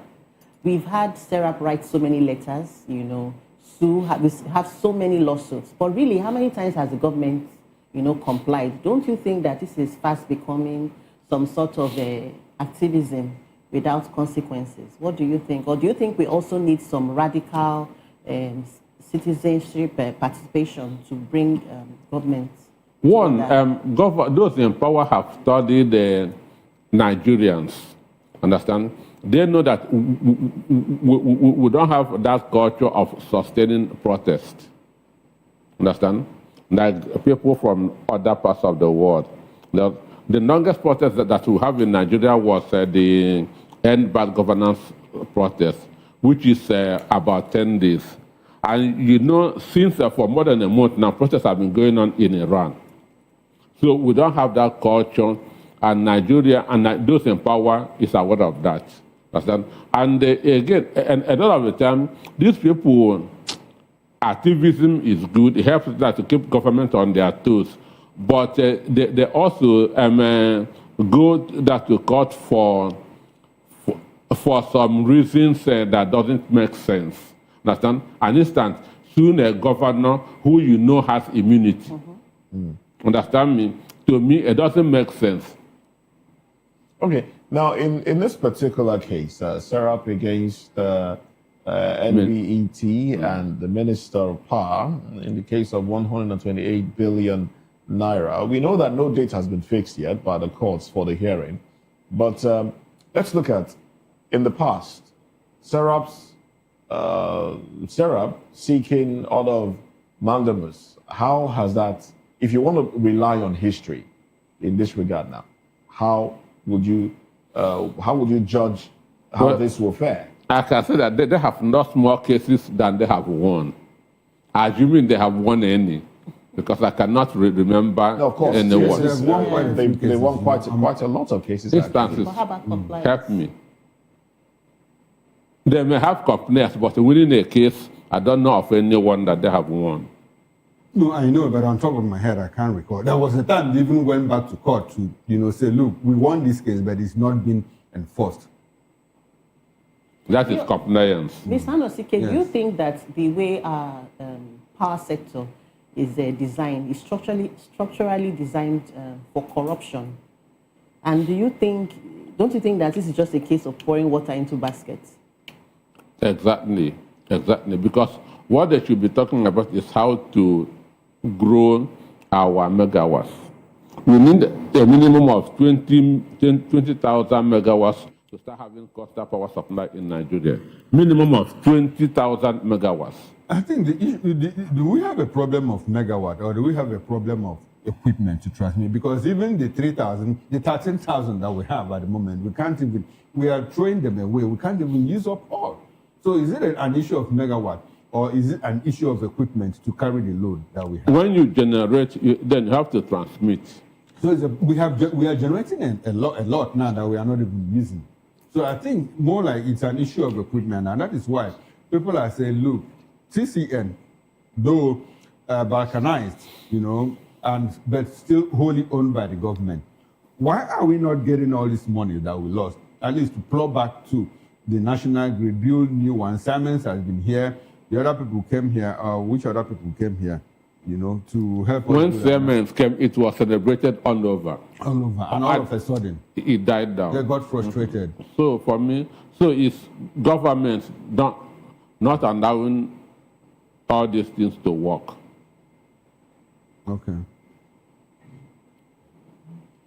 All right then. Now there's the government has said Nigerians should not pay for meters anymore. Meters will be given freely. Hundreds of thousands of meters will be given freely. Prepaid meters, that is, to Nigerians. And this is something that Nigerians have had to pay exorbitant amounts for, which, Nigerians have also complained that even when they buy the prepaid meters, it automatically is the property of the discos that supply them. Now, with this rule or law that it be given free, what are your thoughts on it? Well, it should be given freely, understand? It should be given free because it... How will that impact, availability of power? You are gradually and unknowingly paying it. Understand me? You are gradually but unknowingly paying it. An instance, if this telecoms give you free airtime, you think that it's a favor. Understand? So you're saying it's not exactly free? It's not exactly free. Why can't it be free? From you are paying back, they are taking back what they give to you. But those things have been supplied already. I don't understand. Already. The meters have been made available and they are free. They've been paid for. So, did government get it free? They imported it. And our government is not Father Christmas. So they have a way of getting back every money. You're basically saying Nigerians should not be jubilant that meters will be supplied free of charge because maybe from the units they will pay back. Is that sure? From the units they are paying back. All right then. So it's not exactly free. Understand? Not exactly. But you get it without pressure. All right then. Well, I think it would be a good place to anchor this conversation as we take a break now. When we come back, we'll delve into another conversation this morning, looking at, we'll be looking at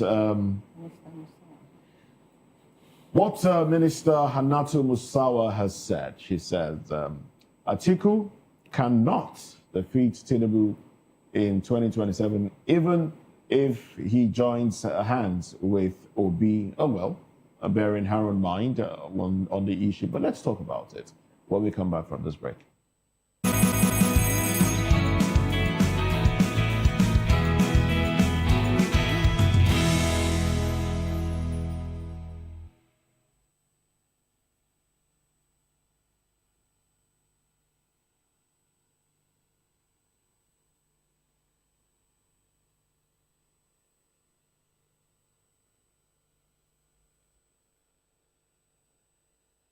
Welcome back. It's still VOP this morning. And on to some other news.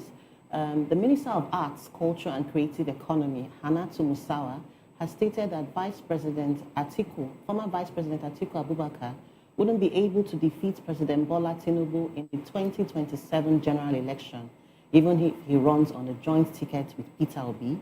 Musawa described Atiku as a formidable opponent, but insisted that he's not a match for the ruling party in 2027. Musawa also said that a combined Atiku-Obi ticket would fail to unseat the ruling party, adding that it would upset Obi's supporters. The minister's comments have sparked reactions online ahead of the 2027 elections. Mr. Anosike, what do you think about, what are your thoughts on Mr. Well, Musawa's, one, it is a personal opinion, which she is entitled to. And for me, I believe that government, it's a referendum. That's an appraisal of somebody's stewardship in office. So if we do an appraisal of Tinubu's 2.5 years in office, has he done well? The answer is no. Going by how majority of Nigerians are feeling. Understand? So then when a government in power has failed to deliver on their campaign promises, the people naturally will start looking for alternatives. Understand? So what Nigerians need is the person that will give them the right message. And if Atiku can do that, he will unseat Bola Tinubu.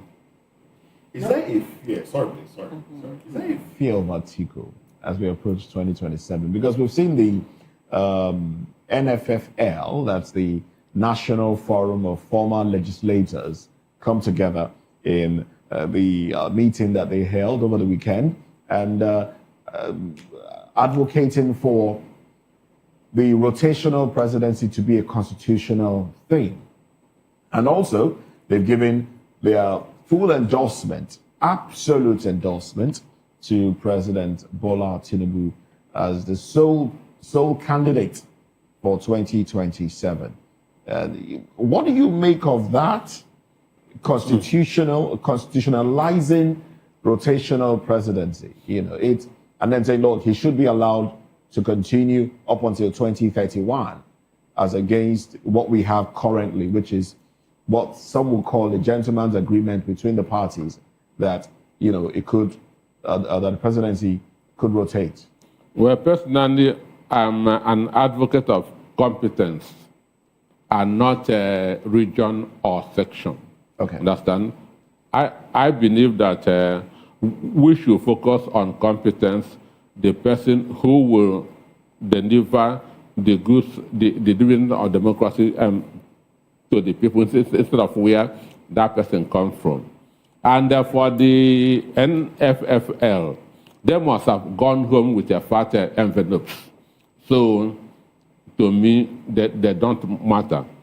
The people assuming that our nation is credible, transparent, assuming that votes count, power belongs to the people.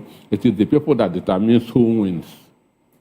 Ordinarily, yes. That's what I say. Assuming we have a credible election. But what impact do you think this will make if, working on the premise, if it is constitutionalized that power should rotate between the South, the North, the regions in Nigeria? Well, it will save a lot of money. Understand me? And listen, if it is the turn of the South, people from the Southeast will not contest. Therefore, they will save their money. Understand? Okay. So then the region that is their turn will now want to make sure that their best emerges, because there's going to be competition. Understand? But this had not happened in any other part of the world. America, nobody cares from which state anybody comes from. All they are looking for is the person that will make their life better, which is also what I want. Okay. Understand me? Okay. All right. Dr. Kano, some people will say, well, you are taking an idealistic position because looking for the best, no matter where the best comes from. We've been 60 years, 65, and it hasn't happened in that direction. Now, Hanatu also said something. She said, even if Atiku and Peter will be combined, like their joint ticket they had in 2019, that they cannot upset the system. Do you agree with her? I don't agree. Okay, so that you think the Obi Atiku magic or Atiku Obi magic, whatever it is, for me, is going to do. For me, I have never considered Tinubu as a strong candidate. But he won in 2020. We know the circumstances. If the election was free, we would have a different person in Aso Rock. Okay, so those circumstances, have they changed over time in the past? It will change in 2027. It will change in 2027? Yes. Okay, in terms of what? We are going to have a more credible election in 2027. Based on the new electoral order we're expecting, based on Nigerians saying, look, we are going to protect our votes, or based on what? What gives you that impression? With America watching, we're not going to experience 2023 again. Really? I like the fact that you brought us to this point. You think America is watching? They are watching. Okay, like they watched in 2015. Barack Obama rigged the election in 2015. Barack Obama rigged Nigeria election in 2015. Election. Yes. Exactly my point. So, like Barack Obama rigged our election in 2015. Okay, so do we expect that Trump will rig for us in 2027? I pray he rigged it in 2027. No, Dr. Anosike. I pray he rigged it in 2027. Dr. Anosike, let's... I pray Donald Trump rigged it in 2027. Understand me? That's my prayer, that's my wish, that's my desire. Okay, but you're asking for credible elections. Understand me? Nigeria cannot continue on this. We don't understand you. No, we don't understand that. Understand what? You're asking for credible elections, and you're also advocating for America to rig Nigeria's elections for a better person. For a better person, we cannot continue on this. Who defines who a better person is? By what the citizens are getting from government. Okay, so is it not better that? Excuse me. Okay. Have you studied this tax reform? Tell us your understanding of it. That these guys can just bust into your house, understand, because you didn't pay tax. Understand me? No, the operational guidelines are undergoing review. We understand. Which review? That if you're asked to pay 1 billion, before you can start to argue, you must deposit 20% of it. Where on earth has that happened? Okay. You kept talking about credible elections, the right person, and all of that. So let me just put this to you.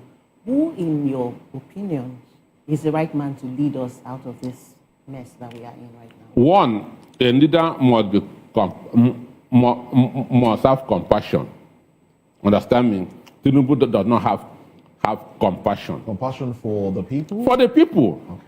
Why do you say so? An instance, Emmanuel Macron was on a state visit to another country. He heard that a 17-year-old boy was stabbed in Paris. He cancelled that and returned back to France. Understand? Tinubu will be in another country, 50 Nigerians will be killed. He will still remain there. So just check these two individuals and one that tells you. So when a leader doesn't have compassion, he will never rule well. You were talking about compassion. Well, the fact that he doesn't return when Nigerians are killed, does that take away the compassionate angle of him? We also see this man. So as a father, you hear that something happened to your son and you'll be where you are. Okay. And people will be happy with you. But he's good at sharing palliatives, you know. No, I'm asking, it's all part of compassion that maybe we're talking about. the Asian countries developed through power, we are hungry and all of that. And he shared palliative. Is that not some form of compassion? Palliative have never developed any country. Okay. Understand me? So we are talking of developing our country, and we need people with compassion to develop it. If you have a policy that's not going well with the people, you change it. We have not finished with this forged tax reform. He said that it must continue. What does that tell you of your president? Do you think that a compassionate leader, you know, who places policy over politics will do well? I go back to Singapore, where I like going to, you know, because we started out with them. Lee Kuan Yew was not necessarily, you know, he wasn't your run-of-the-mill compassionate guy. And the man compassion doesn't mean weakness. Exactly the point, you know. So I'm happy that you understand that, because that is where I was driving at. Because we see government, you know, people tend to do better when they are forced to do things, you know, especially in Nigeria. Here we are seeing instances where people won't stand in the line, they won't queue up, except they are forced to do that. So do we need a compassionate leader who says, oh, my people are suffering, well, we can forgo today, we can forgo tomorrow and live today? Is that the kind of leader that we need? We need somebody who looks at long-term benefits, you know, for the people. So who is that person? The people should be alive to get that long-term benefit. Dead people don't get benefits. Bible said, give us this day. Okay. Understand me? So I believe in that principle. Okay, you must live today to see tomorrow. So you prefer we make short-term plans and forgo long-term benefits, you know, or long-term plans that will benefit the mass of the people in the future? Whatever you become in next 10 years starts with what you are doing now. So if you are getting it right now, you get it right in the next 10 years. But if you are getting it wrong now, you cannot get it right in the next 10 years. Okay, so how do we tie our long-term development plans to what we are doing now? You must have a long-term plan, but you should be able to break it so you can measure it. Okay. How about the issue of self-denial? I mean, you have to deny myself today so that I can live tomorrow. Is that part of compassion? We are not talking. You must make sacrifice as a leader and as a citizen. Understand? But that shouldn't be detrimental to your own health. Yes, okay. So what we see now is a situation where we are making sacrifices detrimental to our health. Or the side effect of Tinubu's policies is killing Nigerians.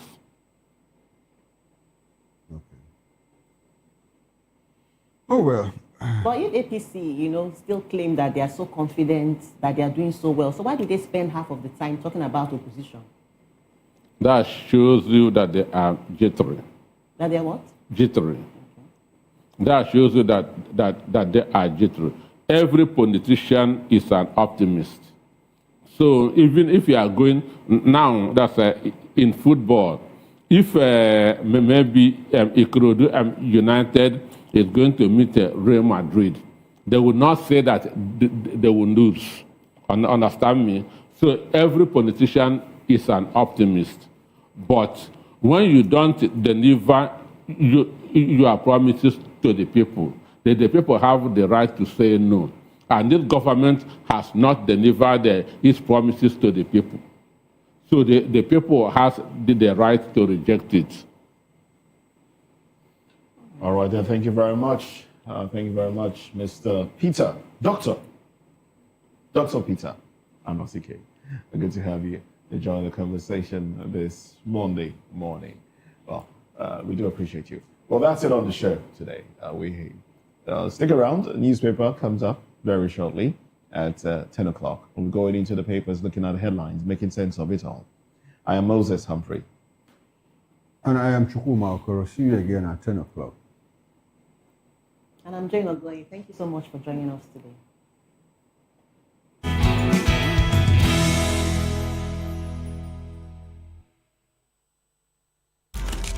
In a world where power shifts with every headline. In a nation full of questions. In a world filled with noise, the truth needs a voice. The policies that shapes our world and the economy that determines our future. Every hour, every day, the grapevine keeps buzzing. And together, we are committed to telling the stories that shape our world because your voice is our focus.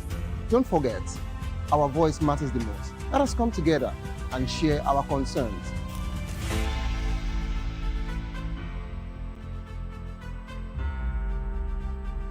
Mr. Ofamiloli, and here's to VOPTV. Keep watching, stay tuned, do not touch that dial. Arara, my name is Made Kuti, and you're watching BOPTV. Keep watching. Welcome, my name is Zika Davis. Distinguished ladies and gentlemen, boys, viewers, everybody, boys and girls. This is VOP TV. Do you know what that means? Voice of the People TV. You don't have a voice, don't come here. You better make sure your voice is heard. Are you ready for the extraordinary? Something big is happening on your screen. Introducing VOP TV. Now streaming on SLTV channel 264. From breaking news to captivating conversations, news analysis, giving you all sides to the story. We break in-depth discussions on the issues that matter, from politics to sports, entertainment, and lifestyle. VOP TV on SLTV channel 264. Join us as we redefine what television means to you. Voice of the People Television, VOP TV. Now you have more than a voice.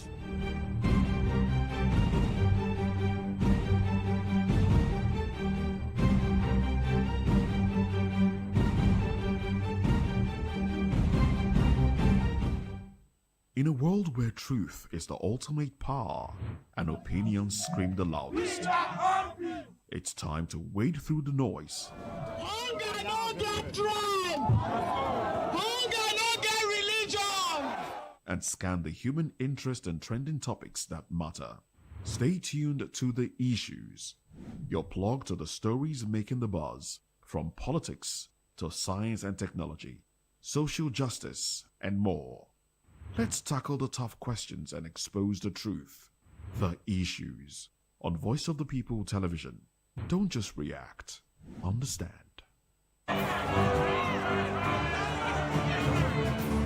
Do you want your voice to be heard? Do you know that you matter in the scheme of things? The People's Voice, the show where ordinary citizens take center stage as we discuss the biggest stories that affect you and I. With you in mind, we facilitate lively discussions, debates, and interviews on the topics that matter most to you and I, from social justice to economic empowerment, education.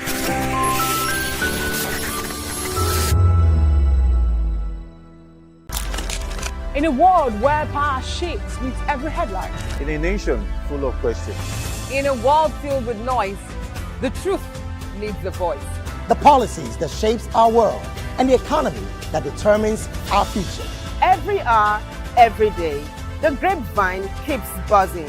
And together, we are committed to telling the stories that shape our world because your voice is our focus. Don't forget, our voice matters the most. Let us come together and share our concerns.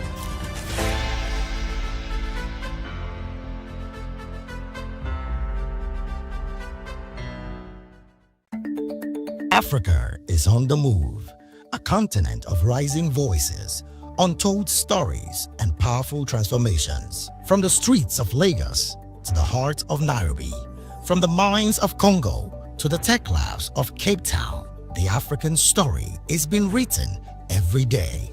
Bold, dynamic, unstoppable. This is African News on Voice of the People Television. We don't just bring you the news. We analyze and bring you Africa's heartbeat, the politics that shapes our nations, the economies that drives our future, the cultures that defines who we are, the voice that must be heard. Africa News, Africa's voice, Africa's future. Where Africa speaks, the world listens.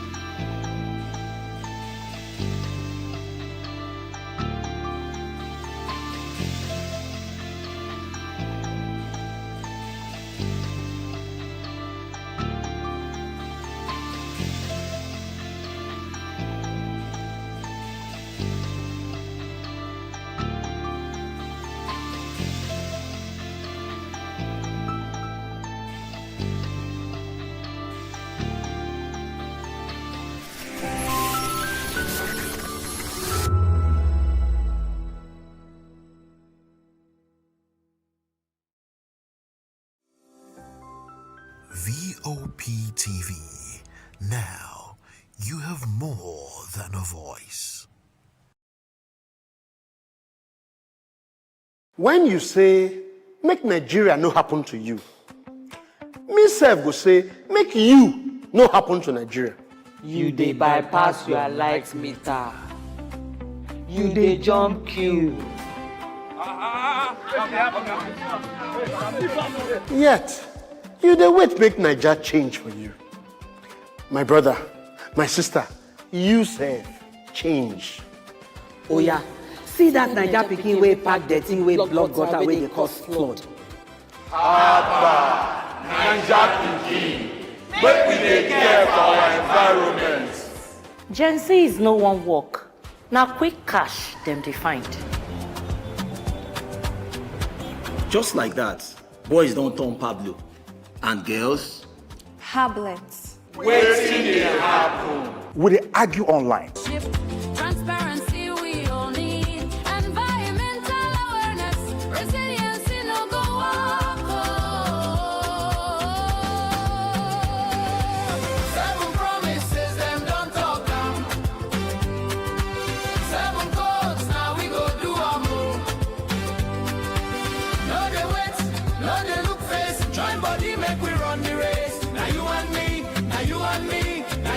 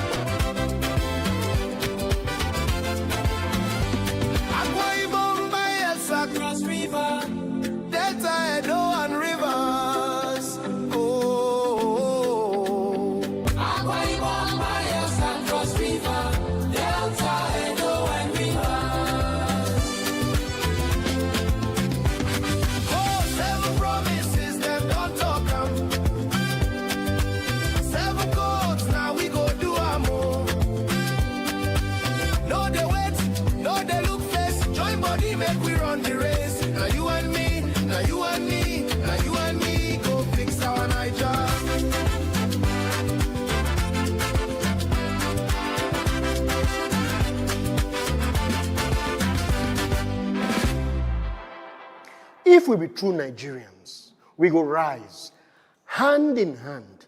Uphold the 7 for 7 agenda for Naija, our hope, our pride, and our strength.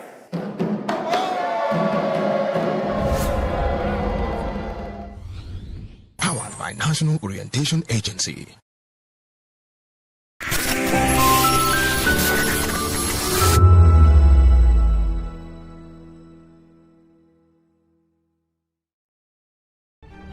In a world where power shifts its every headlines, news breaks and events happens, we bring you unbiased and explicit information on politics, economy, and state of the nation. We break down the chaos. Facts, not fluff. Truth, not spin. We discuss not just politics, but a glimpse into the future. Voice of the People Television. Now you have more than a voice. We encourage you to click on the like button and subscribe to our YouTube channel. We are Voice of the People TV. Also follow us on all our social media platforms. We are at VOPTV Live. Visit our website www.vop.ng for fresh and trending news. Also watch us live on SLTV channel 264. VOPTV, Voice of the People Television. Ready for the extraordinary? Something big is happening on your screen. Introducing VOPTV. Now streaming on SLTV channel 264. From breaking news to captivating conversations, news analysis, giving you all sides to the story. We break in-depth discussions on the issues that matter, from politics to sports, entertainment, and lifestyle. VOPTV on SLTV channel 264. Join us as we redefine what television means to you. Voice of the People Television, VOPTV. Now you have more than a voice.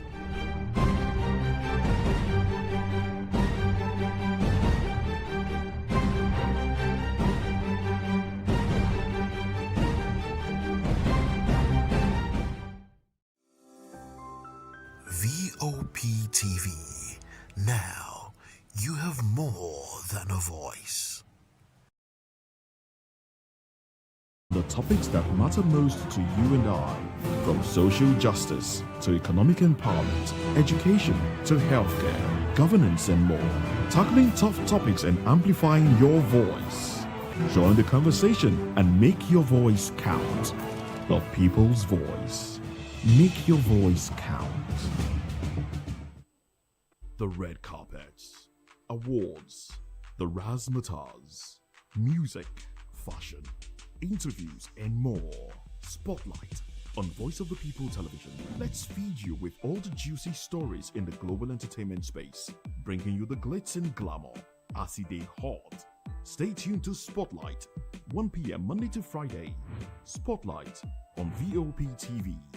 Entertainment like never before.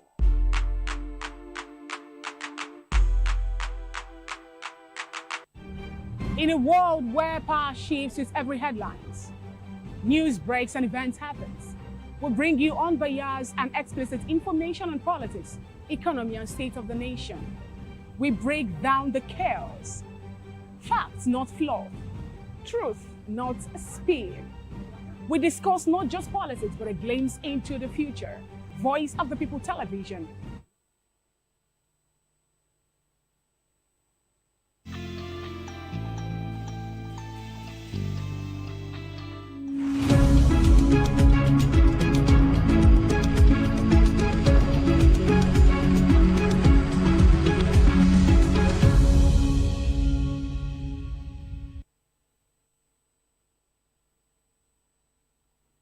Well, thank you very much for joining us. This is Newspaper Review. I am Moses Humphrey. And I am Chukwuma Okoro. Thanks for joining us again. And we have Barrister Darlington joining the conversation as well this morning. Barrister, good morning once again. Yes, once again, it's a pleasure. All right, then. So now let's dive into it. Let's look at the headlines. And I would like to start off with the Guardian newspaper. They have these headlines here.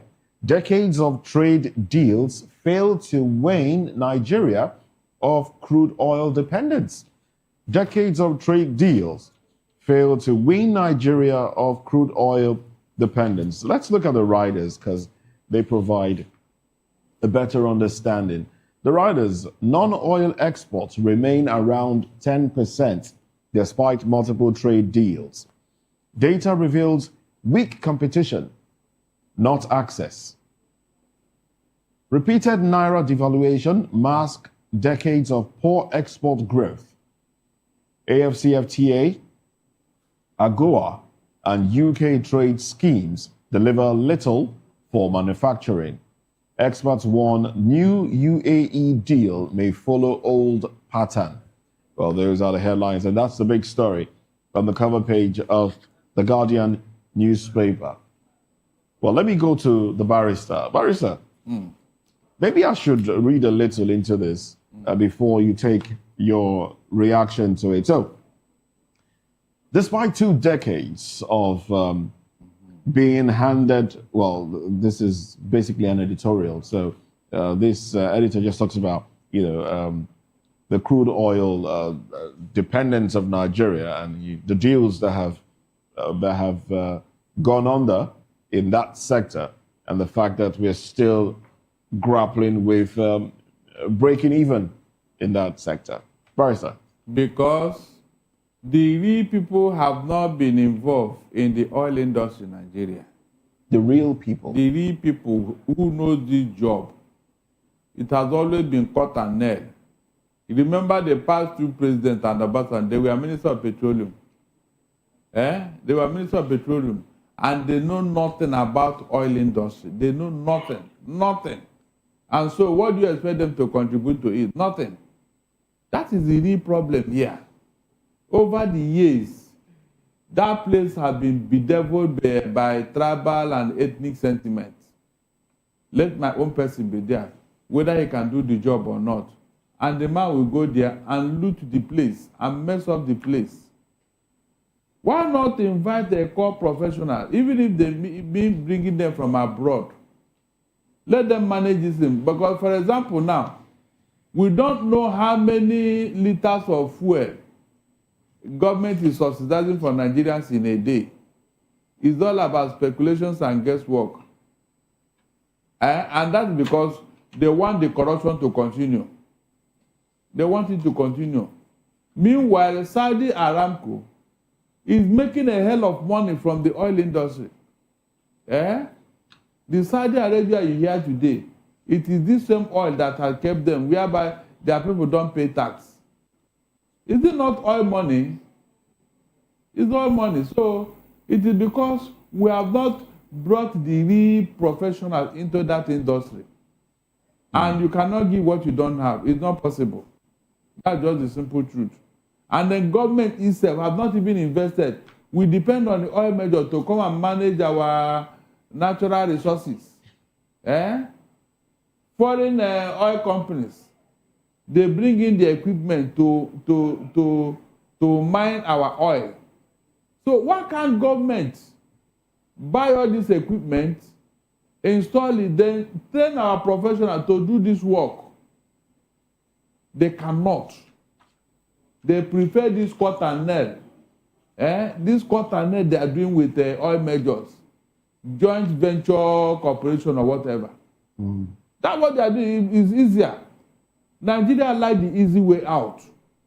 Let the oil company bring out the whatever they give us, we take it. They will take the rest. What for? Those equipment they are using, we can contract any company to give it to us. And we can be independent, but they don't want it. I don't know why. The natural resources is our own. It's from our oil. It's our soil. So why can't you dictate the pace? Who is mining that of America? Who is mining their oil? Is it not Americans? That of Saudi Arabia. Is it not Saudi Arabians? And a few foreign... Nigerians still are mining ours now. So you have joint venture in this thing. No, tell me. This JVC you are talking about, if you are mining, why come the JVC? How come? We are not the one in control of that industry. The oil majors they are listening. They said they want to invest $20 billion now. Shell. Is it for your own good? It's for their own good. It's for their own good. You can imagine a place where 210 trillion naira was stolen or missing. You can just imagine how much have gone down the drain before this one was discovered. It's so sad, seriously. So sad, indeed. Well, the issue about our oil industry, our oil sector, is pathetic. We and I have talked about this for. We talked about it a few days ago, where we were contemplating, well, this resource that we have that has turned to a cost.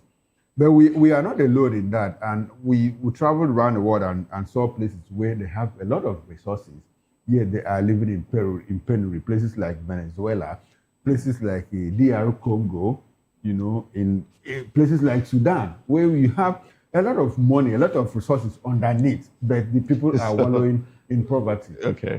So our own problem here is that we are gifted in terms of the capabilities, to harness all of these things.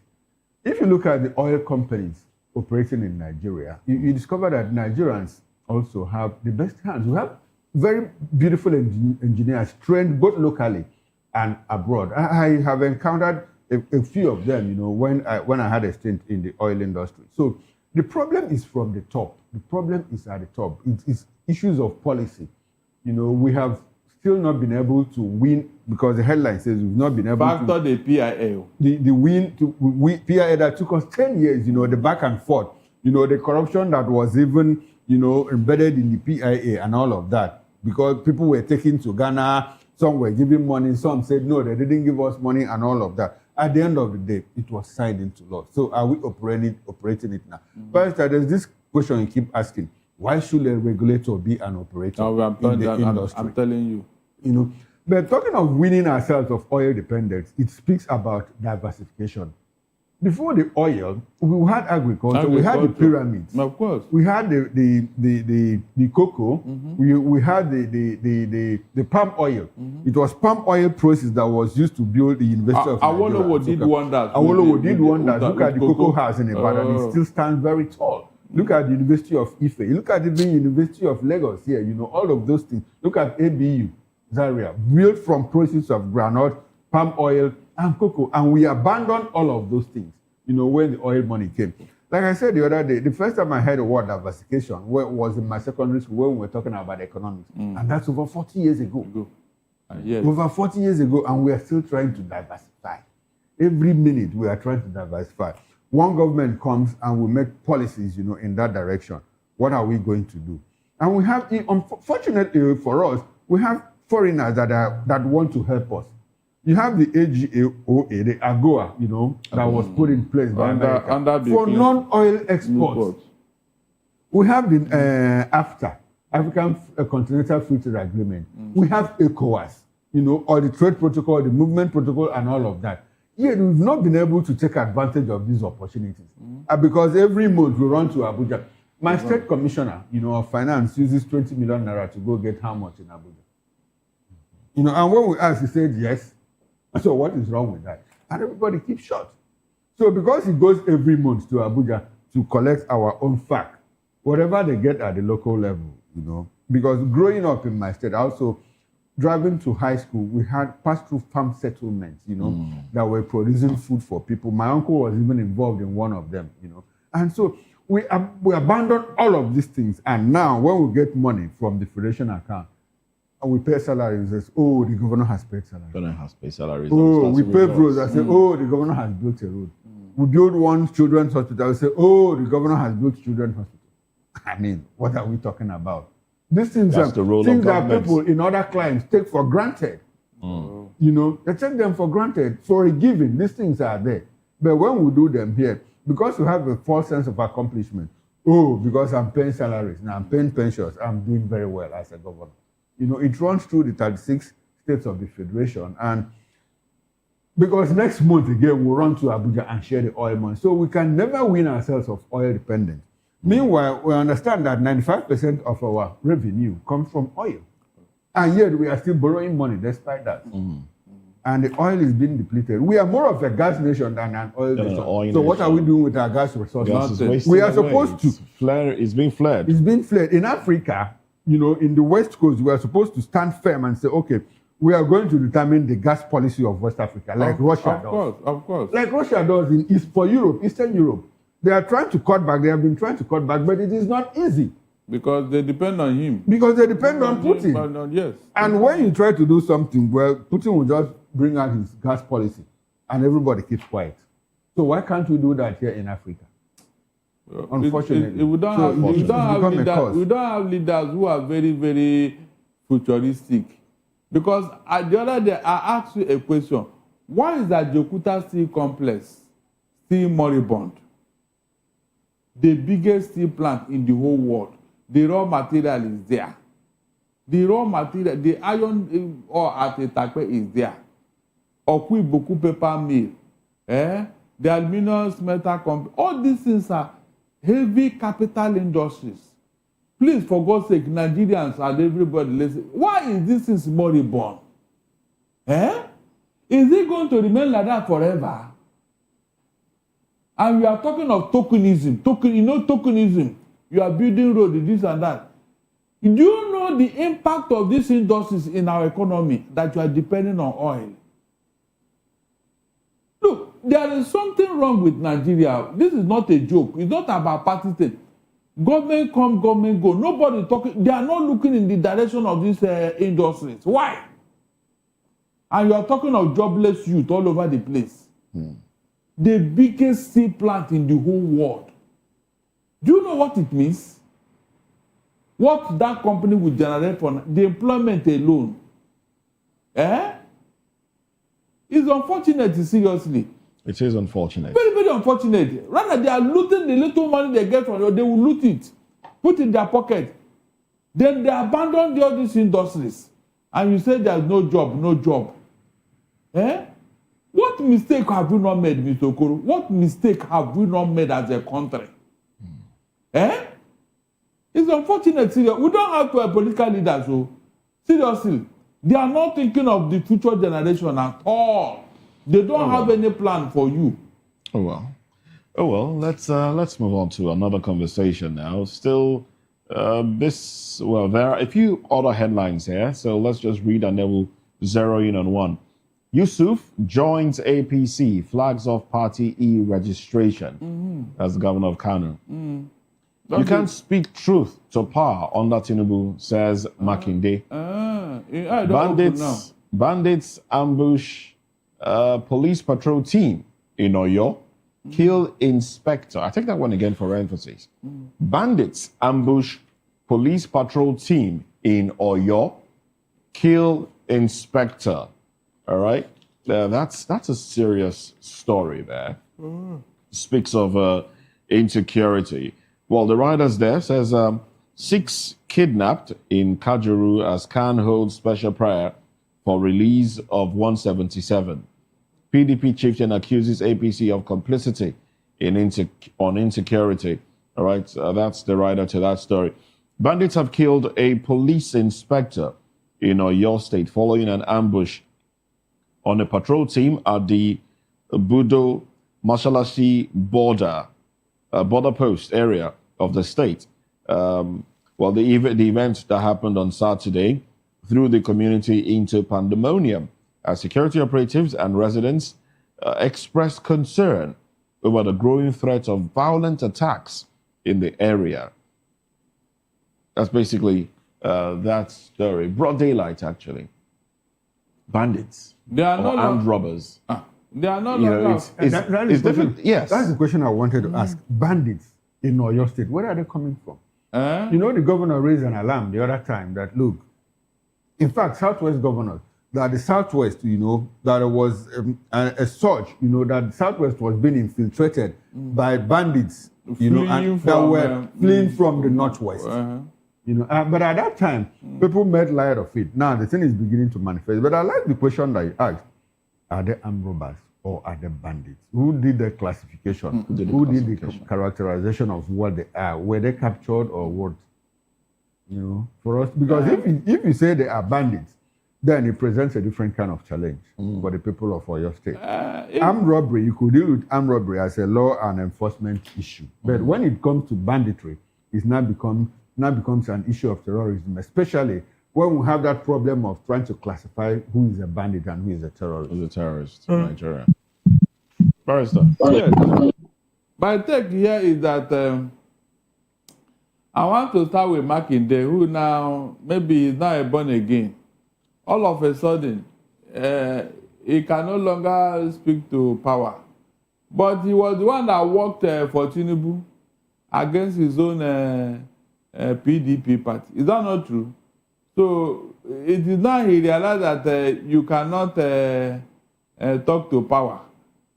He visited Tinubu, and when he came back, is that not All right. open? Let me read this. Let me read it so we get a good understanding of this story. And it's really an interesting one. So, the story reads, the Oyo State Governor, Seyi Makinde, has taken a swipe at President Bola Tinubu, saying it has become difficult to speak truth to power under his government.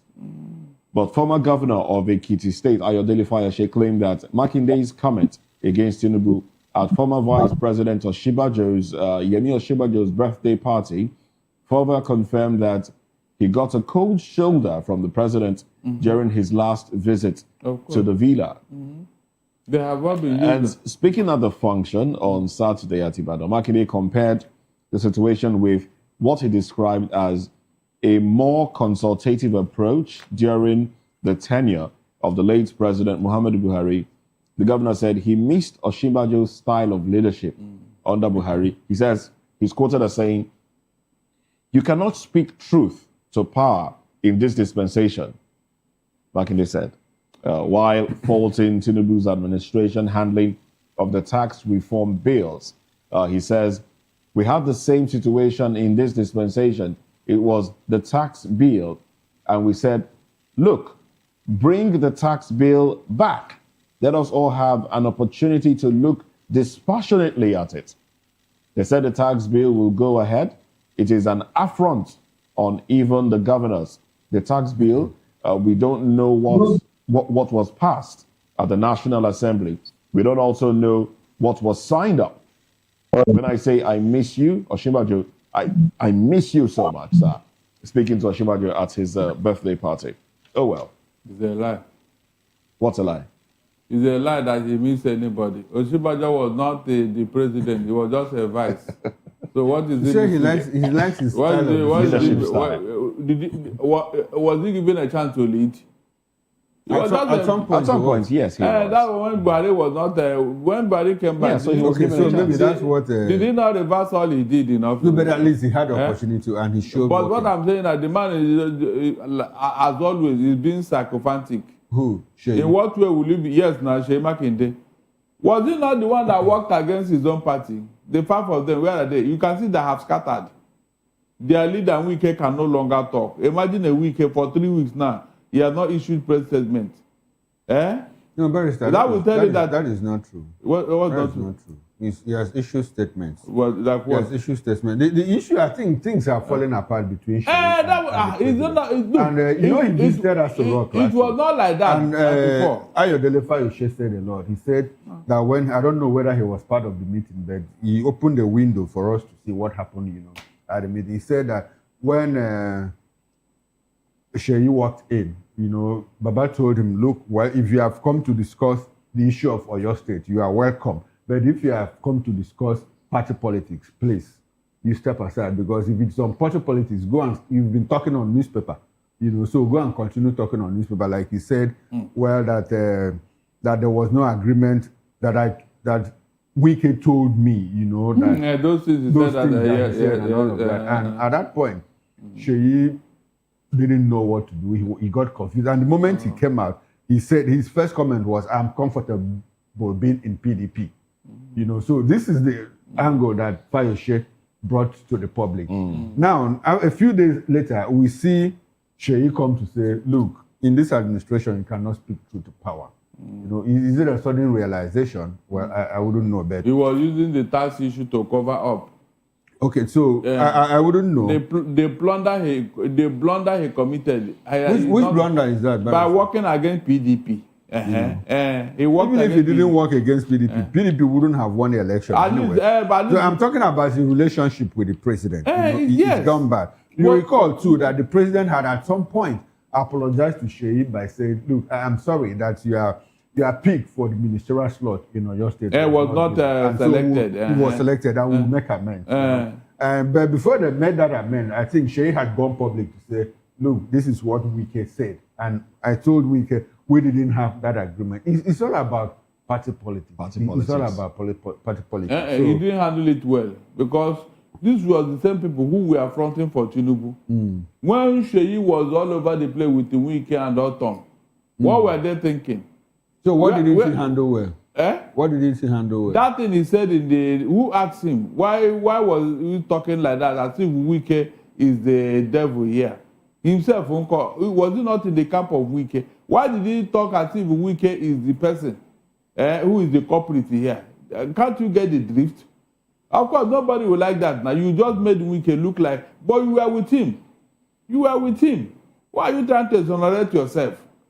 That is the issue here. You that kept quiet. After all, what you said does not add up. At the end of the day, what Fayose said is the truth.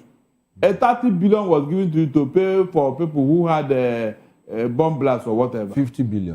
So did you pay? Did you? He said the money is safe. Okay, safe. Since that time. I think 20 billion was used, and the rest is safe. So those people don't call the people that own the money. What happened to them? Yeah, kept it for them. Oh, really? You kept it for them, and they are dying. You can imagine. If not for Fayose, he wouldn't have started paying them like Atlanta. It's not 3 or 2 weeks ago. Atlanta, he started paying the people. So what were you waiting for since that time? The money was for something. Did you use it? The answer is no. Until Fayose raised the alarm, nobody knew. Okay, let's talk about this the tax bill. It's because it's been mentioned. It's been mentioned quite a lot in the papers today. So, reps split over tax laws as leadership, minority caucus clash ahead of plenary. The riders, House leadership distances chamber from caucus interim report. Minority bloc warns against attempts to downplay alleged alterations. NTPIC begins stakeholder consultation on implementation of new tax acts. Lagos says new tax law allows recovery of unpaid taxes from third-party accounts. Now, allegations that Nigeria's tax reform laws were altered after passage by the National Assembly have triggered fresh tension within the House of Representatives ahead of tomorrow's resumption of plenary, with the leadership and minority caucus locked in a public dispute over legislative authority, due process, and the integrity of lawmaking process. Now, they suggest that they shouldn't be swept under the carpet. The fact that there was an alteration and Nigerians have not been made aware of those alterations to what was passed. And what they are telling us now is that the guidelines were suspended. That they are trying to make a review. Is that a tacit admission that, look, there was an alteration and they were working on it? They say, they have agreed that it was altered. And so, on whose order? On whose order? Nobody has taken responsibility. Nobody has taken responsibility. Yeah, nobody. It just happened. Maybe the spirits did it.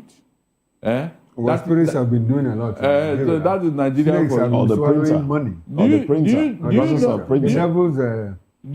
devil. Do you know my worry? Why is it that this government don't listen to people?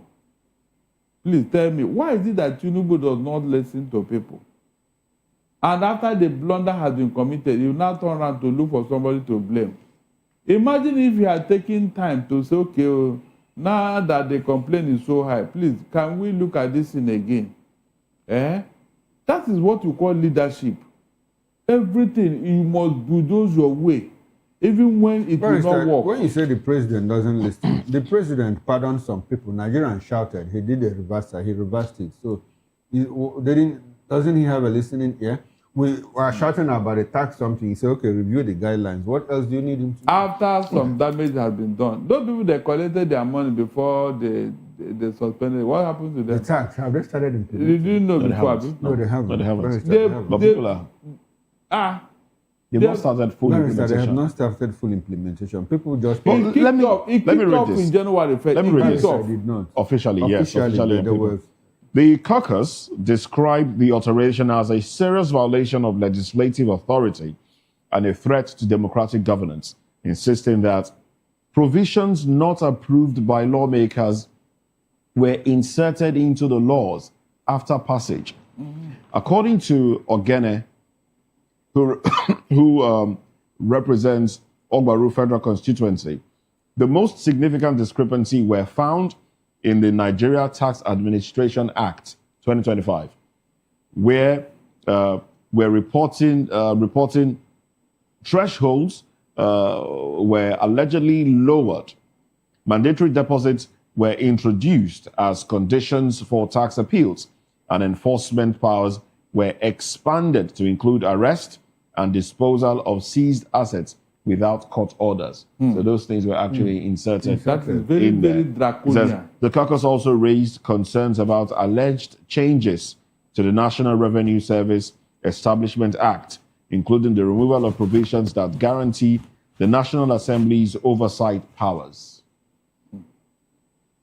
These are serious matters. Very serious matters because it's a slap. That means it's a slap on the that means the National Assembly have no oversight. Very serious matters. They don't have there was oversight. a part there that removed their power of oversight. In fact, that is Nigeria for you.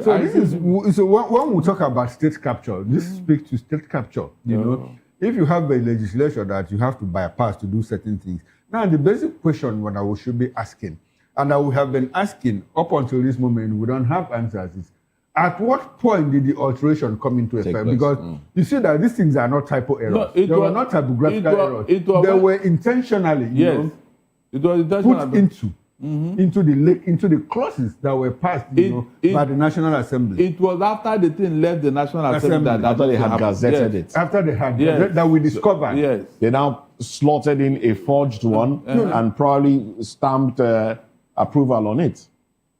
No, they altered it before now stamping and gazetting it. It happened with the executive. So now we are asking the clerk of the National Assembly, what happened? The man has not been able to tell Nigerians what happened. Because it didn't happen within his office now. It happened at the executive level. No, so he should come and tell us that it didn't happen in his office. He has not done that. He has not done that. That's the problem. Because nobody asked him. People have been asking him. He's been asked, what happened? At what? By who? They said. By who? No, Nigerians. By Nigerians? Yes. No, it's the National Assembly that was asking. You recall that at that point, at some point, Akpabio gave him orders not to release any of the documents. Yes. Both the gazetted one and the one that was passed by the House of by the National Assembly. Akpabio asked him to put on hold, not to release. And when the people went to him, even senators went to him and said, no. He said, I have orders from the Senate. So it is the National Assembly that will not call him to answer questions. You know? No, he should be. No, I'm saying that even senators went to him to say, provide copies of the one that we passed and the one that is gazetted. And he said, look, I have orders from the Senate President not to release any of them. That means Akpabio is covering something too. That is the point. You want to cover his Oga in Asoro. Akpabio gave him that order. Now, the question is, the guy that blow the lead, you know, where did he get his own copy? Where did he get his own copy?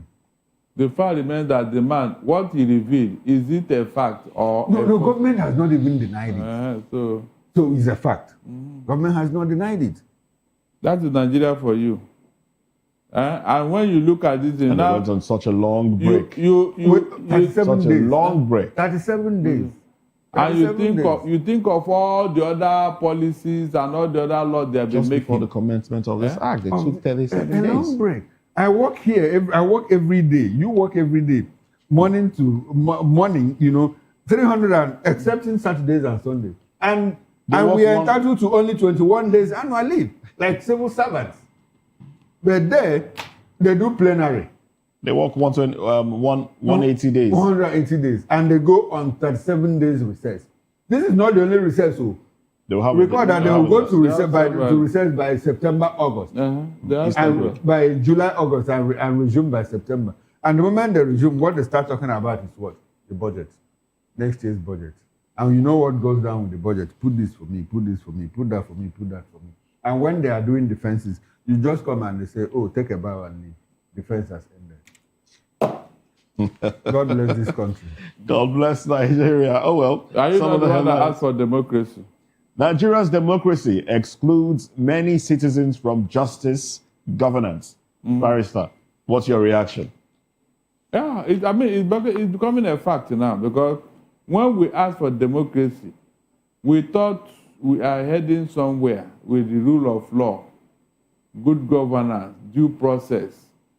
But under this dispensation, all those things have been thrown through the window. It's gone. So, statement from it's gone. The secretary of the National Democratic Coalition, ADECO, Ayo Okpadoku, has blamed military, democracy for underdevelopment and poverty.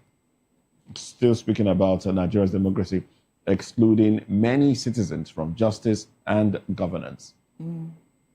We are not getting it, and that's the fact. If you look at what has happened with our courts and the judiciary. So Okpadoku is apparently blaming military, democracy for underdevelopment and poverty.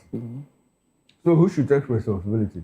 If he blames the military and the democracy, I would rather blame our democracy. I would rather blame our politicians. Because I'm not your run-of-the-mill Democrat, as a matter of fact. You know, I make bold to say, you know, and I also believe that I like my thoughts with that of Obasanjo, that we should develop our African-style democracy, because there are many variants of democracy. Even the democracy that was practiced in Athens, Greece, back in the day, is different from what we practice now. Today. You know? Yeah. So they have their Asian-style democracy. Well, Lee Kuan Yew will tell you that, look, in as much as I like democracy, but I prefer the living conditions of Singaporeans to get better than their ability to practice their democracy, even in Germany. There was a survey that was conducted. An average German, you know, would prefer his living standards to be better and, well, his democratic dividends to drop. It's like that in many parts of the world. But here, our problem is that the living standard we are not getting. The democratic dividends we are not getting. So that is where our own problem is compounded. Our right, we don't have. We don't have. You know, if you have a governor come to tell you that under this administration that he cannot speak truth to power, at that level, he even has immunity. You can imagine what the ordinary person in the street will pass through. Showore has been in and out of court because he called the president criminal at some point. So why did he call the president criminal? Because the president went to Brazil to tell them that, look, that insecurity has been completely eliminated in Nigeria. And where Showore said what he said, and he's been visiting the court. DSS is after him. It's a lot for us as a people. So I would rather blame our democracy than our military, because we had it under a military regime. You understand that, look, this is under a military regime, and there are certain things that you do not do. But even under the military, under the democracy now, you still cannot do some of those things. And your economy, your living standard is not even better. If you do compare notes between the military and the civilians, we will discover that the military governments have done more for Nigerians in terms of infrastructure. If you look at the flagship infrastructure, the 36 states were created by the military. By the military. If you look at the physical infrastructure, you know, the whole of a better part of what we have in Lagos now, talk about the Qatar Bridge, the Eko Bridge, the Third Mainland Bridge, was built by the military. Look at the FCT itself, it was built by the military. You understand? So if you look at all of these infrastructure, in terms of infrastructure, military, look at what PTF did. Look at what Abacha did with PTF. Thousands of kilometers of road were constructed. But here we are running from pillar to post. When somebody pays salary, say, oh, I've paid salary for this month. And he expects you to clap hands for him. That is what we have. Now, in democracy. Oh, yes. Have we ever asked ourselves this question? For the 5 years that Abacha was head of state and commander-in-chief of the armed forces in Nigeria, dollar didn't shift. At all. So what magic did he have? At all. The man was the magic? Yeah, at least the stealing was only himself. No other person dare steal any money. The stealing was only, but here, all manner of buccaneers were leeching on our resources, our money. And that compounded our problem. The military, even though they are corrupt, but it is limited. It is a closed circle. But here is an all-commerce affair. Anybody giving appointment Okay, from so that, Barrister, looting and democracy and corruption have been democratized. I'm telling you, it has been liberalized. No, democratized. I'm telling so you. that everybody is a participant. Exactly. That's the problem here. That's the problem here. All right. How Olubadan, Oni, Olugbon, others secured pardon for Igboho, and Shell, why we are investing $20 billion in Nigeria. You need to find out more. And then this particular story, tension in Anambra as government bans Monday seat at home. I would like to go a little deeper into that headline. Where is it? Okay, here it is.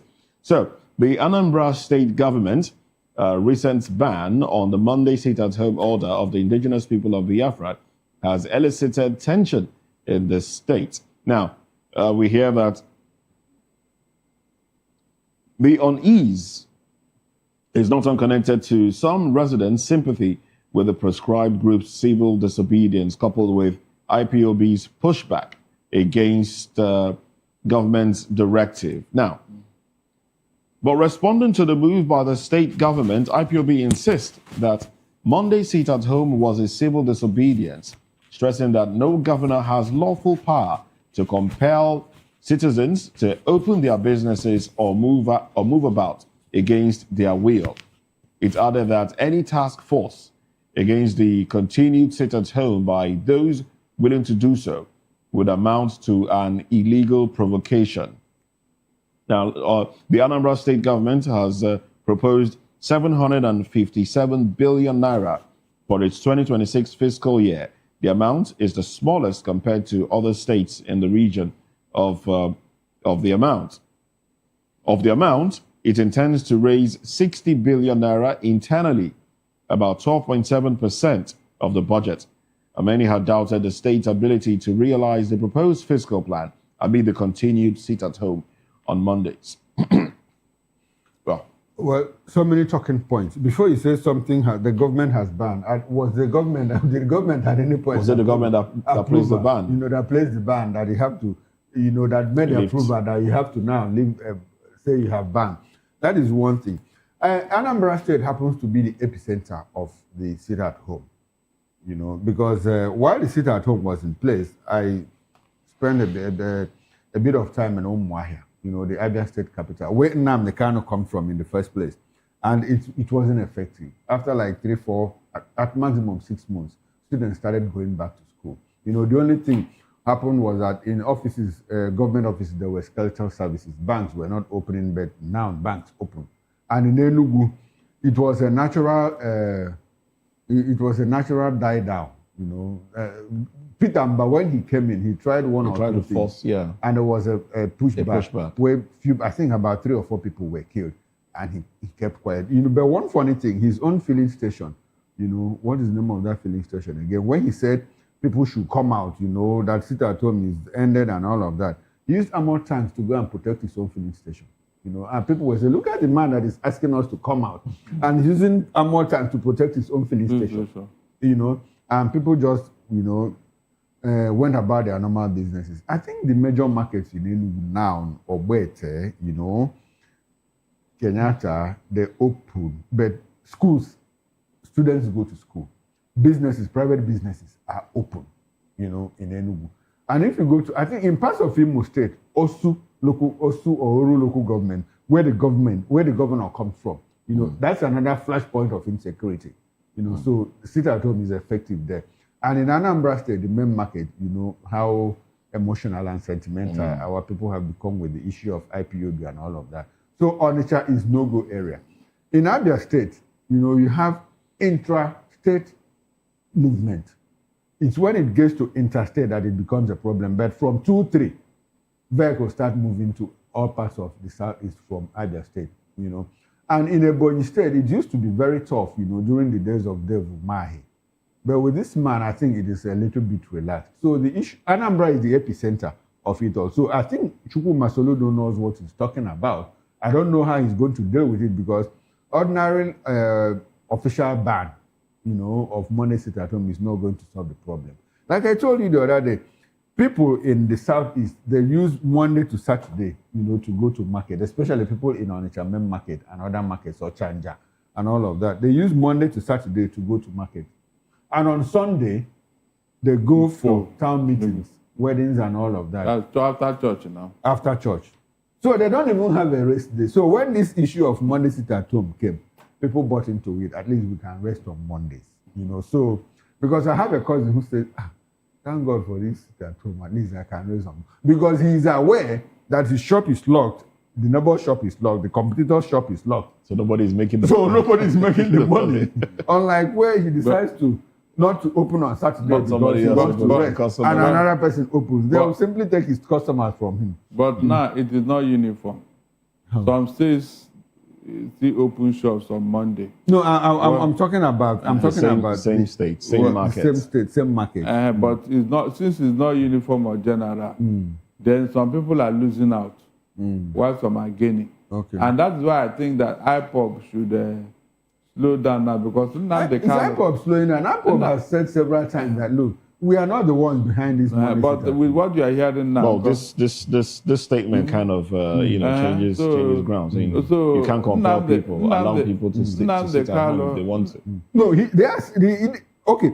Look, read between the lines in that you can't compel people, to sit at home. That's me but IPOB is not saying you must sit at home, but they are telling the government, if people choose to stay at home, you don't have the right to force them. Okay, let me read the statement signed by the Media and Publicity Secretary, of IPOB. He warned Soludo to stop threatening India Anambra and Indigbo, stressing that the people are not his enemies and that his duty is to protect them, not punish them.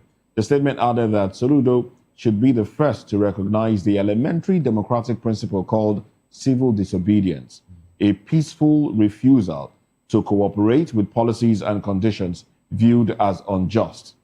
It added, if businessmen, traders, students, professionals, elders, and youths voluntarily choose to sit at home on Mondays as a silent protest against the continued detention and persecution of Nnamdi Kanu, that is their right. It is not a crime. It is not rebellion. It is not an offense. Now you understand the position of IPOB. The operational word there is choose to. They are not saying you must. It's like Moses, I don't want to go to work. He said I must go to work. And they're also saying don't threaten people to come out. Exactly the point. I think. But how then do we get businesses to? Chukuma is on learning too. When he became governor, the moment they declared him winner, the following day he said, "Sit at home ended. If you had a contract to collect levy for Anambra state government, it has ended." Before he was sworn into office, and there was a pushback. The moment he made that statement, there was a spike, in the sit at home. A lot of people. That was when this Ihiala issue, insecurity. Yes, and insecurity. It got to, it got to a head in Anambra State because of that statement. So they wanted to tell him that, look, you don't have the right to police people against their will. I think that is what they are reiterating now. And he's making this mistake of having to say, I have banned sit at home. He should look for another way. He should look for, Zipazo in Abia State. When the sit at home of a thing started, he just quietly, gave space. Nobody asked those boys to fizzle out. The government didn't try to come and say, oh, you must. Like Ugwuanyi did the same thing. Ugwuanyi just barricaded the government house in Enugu and allowed the thing to die down, a natural death. But because he came, smoking fire, the people said, oh, okay, violence begets violence. The people said, oh, okay, this is what you want. Now let us try. It was in that conflagration that a lot of people, were caught in the crossfires. The unknown gunmen took advantage, of that is threat to say, unleash mayhem on Anambra State. And it was the IPOB that was doing all of that. IPOB said, well, we are not the ones, but we are still saying that you cannot force people not to stay at home if they wish to. It's like freedom of movement too. I know that this thing will continue until Nnamdi Kanu is released, because it is now become a thing of the mind not verbal rhetorics like the governors have been making noise all over the place. It has now become a thing of the mind. People now see Nnamdi Kanu as a freedom fighter. So that mindset is there. IPOB have become what I would call a mantra for every Igbo. If you do opinion poll today, 80% of the people are in support of Nnamdi Kanu and IPOB. In the Southeast, right? In the South, yes. So how do you discountenance that? That's what the governors should do. They should come together and address the issues involved so that this sit at home, it will be uniform. Whether they want to stop it, it will be uniform. Whether they want to, it will be uniform. That is the only way it will have effect. But when one state is doing it, the other state is not doing it. It is not open. But in terms of security architecture, the Southeast governors, they are not together now. So it is open to all. It has become an all-commerce affair, especially with party loyalty and all that. It's a very, it's not the best way to handle a situation, because you are leading a people. You must work in tandem with what they want. If not, you will miss it. That's just the truth. All right. This will be a good place to anchor the conversation. But let me just take a few more headlines here. Unilag honors Wale Tinubu for contributions to nation building. Mm-hmm. And also, 2027 battle, Kano earthquake, as Yusuf dumps opposition for APC. NNPP senator attacks FG over Kano governor's defection. PDP, ADC, others slam move as moral collapse, not political gain. Well, U.S. exports to Nigeria jumped 60% amid Trump tariff. There you have it.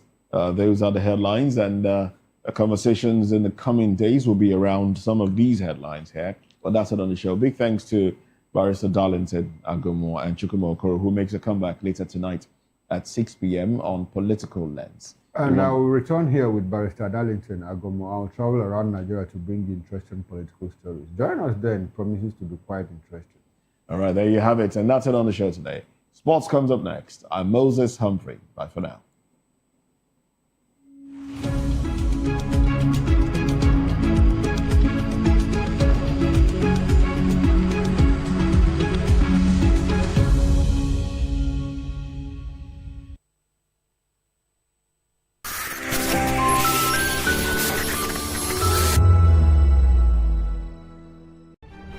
In a world where power shifts its every headlines, news breaks and events happens, we bring you unbiased and explicit information on politics, economy and state of the nation.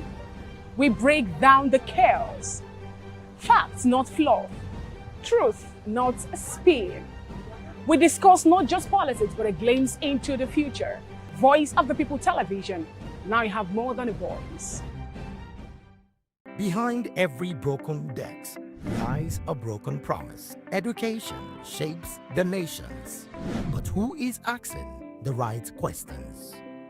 Introducing Edu Dialogue, the show that goes beyond the surface, exposes the cracks, the corruption, and the silence in Nigeria's education system. Edu Dialogue, Saturdays, 3 p.m., only on VOP TV. We break the biggest stories, from missing funds to policy failures. We ask the tough questions and demand real answers. Edu Dialogue, this Saturday, 3 p.m. on Voice of the People Television. When I first heard VOP, I thought they were talking about me because I'm a voice-over personality. But no, this is Voice of the People TV, and you are riveted forever because this is the place to be. Yo guys, your boy Chela. Shout out to VOP TV. I love you guys. Salut tout le monde, Suspect 95. Là, on est sur VOP TV. On passe un bon temps. J'espère que vous kiffez. On est au Afrima. On est ensemble. VOP TV. Don't see me like a fool because I don't do giddy giddy giddy. VOP, you don't know Stoneware from Ghana representing live and living color. Yeah, Beam Nation President. Outside with it. Bless up. Hello, this is Milo from Ivory Coast. Keep watch Voice of the People TV. Regardez la voix du peuple, la télévision de la voix du peuple. Que Dieu vous bénisse. À très bientôt. Love you so much. Hi guys, what's up? This is Gaze Baba and you're watching VOP TV.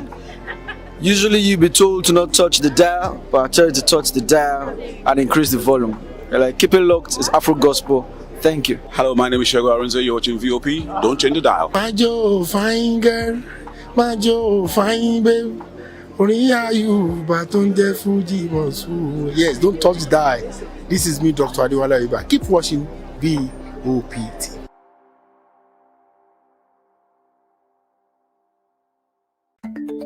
Africa is on the move, a continent of rising voices, untold stories, and powerful transformations. From the streets of Lagos to the heart of Nairobi, from the mines of Congo to the tech labs of Cape Town, the African story is being written every day. Bold, dynamic, unstoppable. This is African News on Voice of the People Television. We don't just bring you the news.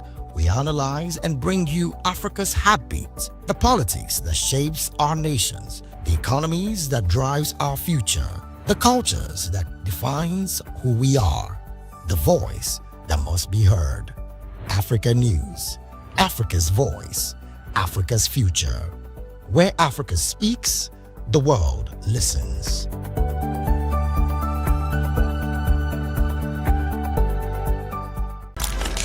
In a world where power shifts with every headline. In a nation full of questions.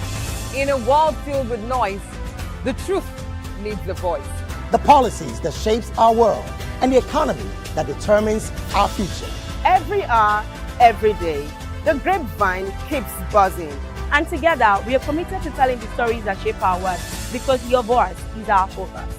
Don't forget, our voice matters the most. Let us come together and share our concerns.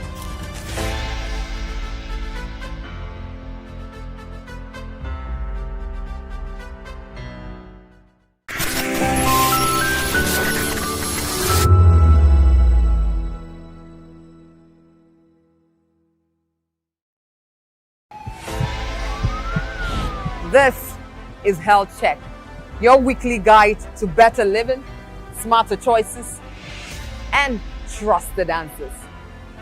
From everyday wellness to urgent health issues, we've got you covered. Health Check, only on Voice of the People Television, where your health has a voice.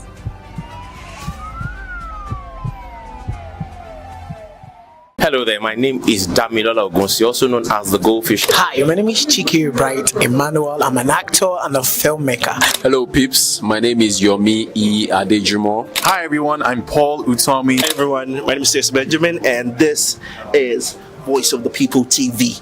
I need you to keep it locked to VOP TV. See, are you looking for good entertainment? You want to get good movies, good music, politics, talk shows, sports and entertainment. You really want a channel that gives you everything you need without you having to run around. VOP is where you are. That's Voice of the People. If you're not listening to this, you're not one of us. And you deserve to be killed. Scrap charge. Don't be killed, but watch it. Or I'll find you. And I want you. And you are locked on VOP TV. Don't go nowhere. This is where the juice is. This is where all you need for entertainment, politics, movies, and whatnot. And keep watching VOP TV. So keep it locked because I'm locked already, man, and it's money back guarantee. So you're gonna have a good time because I do. And please keep watching VOP TV. I won't want to actually, I beg you, subscribe, watch it. If not, whatever you see. You better not touch that dial because VOP is the plot.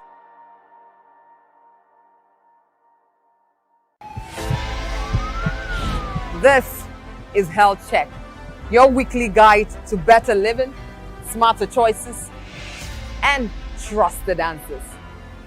From everyday wellness to urgent health issues, we've got you covered. Health Check, only on Voice of the People Television, where your health has a voice.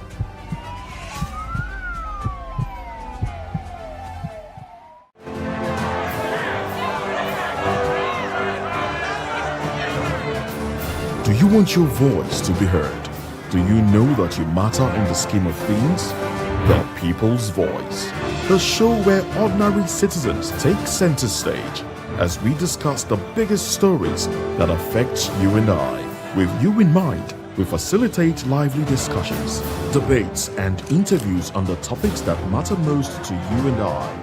From social justice to economic empowerment, education to healthcare, governance, and more. Tackling tough topics and amplifying your voice.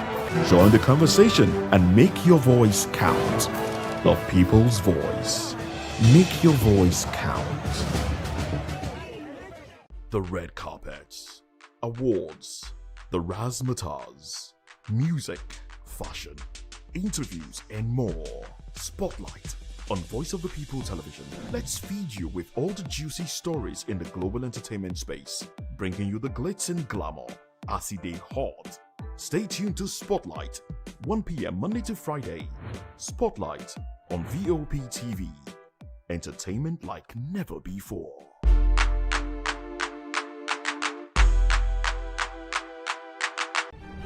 In a world where power shifts its every headlines, news breaks and events happens, we bring you unbiased and explicit information on politics, economy, and state of the nation. We break down the chaos. Facts, not fluff. Truth, not spin. We discuss not just politics, but a glimpse into the future.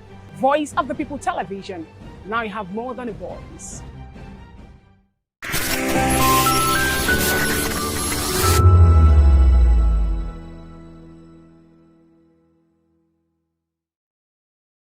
Are you ready for the extraordinary?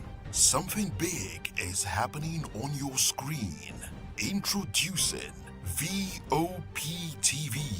Now streaming on SLTV channel 264. From breaking news to captivating conversations, news analysis, giving you all sides to the story. We break in-depth discussions on the issues that matter, from politics to sports, entertainment, and lifestyle. VOP TV on SLTV channel 264. Join us as we redefine what television means to you. Voice of the People Television, VOP TV. Now you have more than a voice.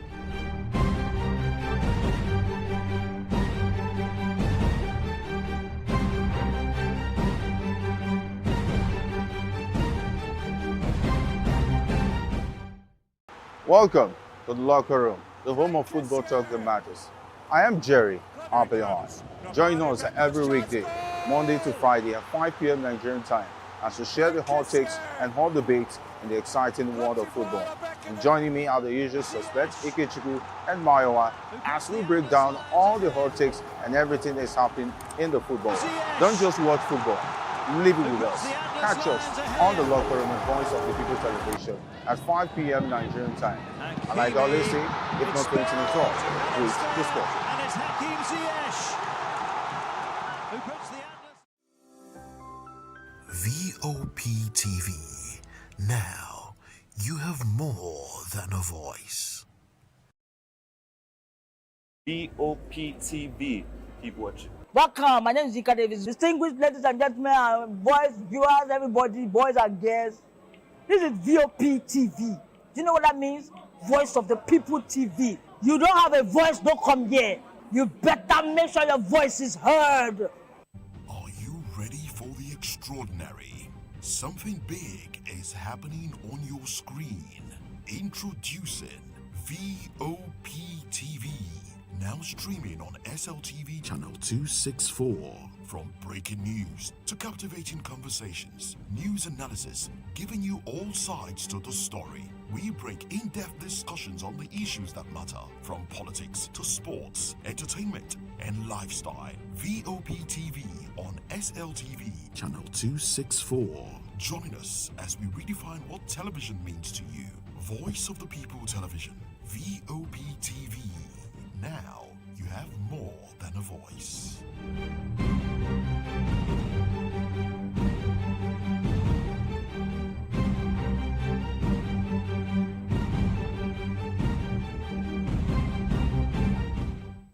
In In a world where truth is the ultimate power and opinions scream the loudest, it's time to wade through the noise.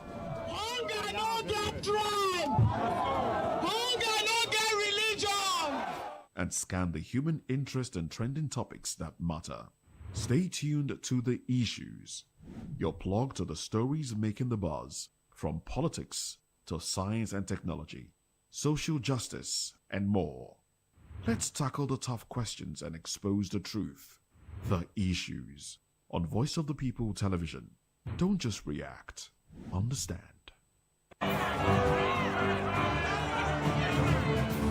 Do you want your voice to be heard? Do you know that you matter in the scheme of things? The People's Voice, the show where ordinary citizens take center stage as we discuss the biggest stories that affect you and I. With you in mind, we facilitate lively discussions, debates, and interviews on the topics that matter most to you and I, from social justice to economic empowerment, education to healthcare, governance, and more, tackling tough topics and amplifying your voice. Join the conversation and make your voice count. The People's Voice. Make your voice count. The red carpets, awards.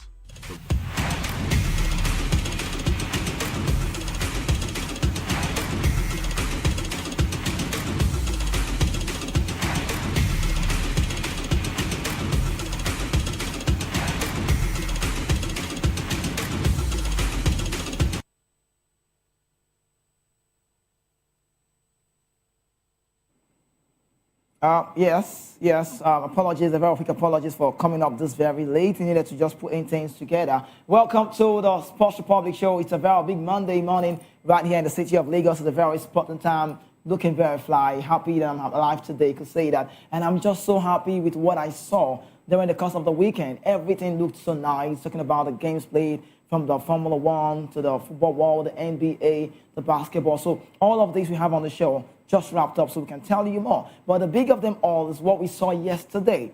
Manchester United losing Arsenal's grip on the Premier League title race with a 3-2 win. We did see that one. Good morning. Thank you so much so we can do this together. Congratulations to who?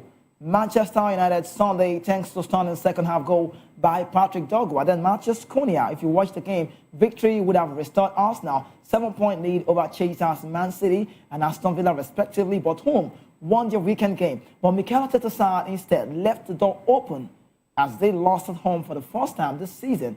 And everything was going to plan for Arsenal when they took the lead in the 29th minute with Lisandro Martinez on goal. But a terrible mistake by Martin Zubimendi in 37 minutes gifted United an equalizer.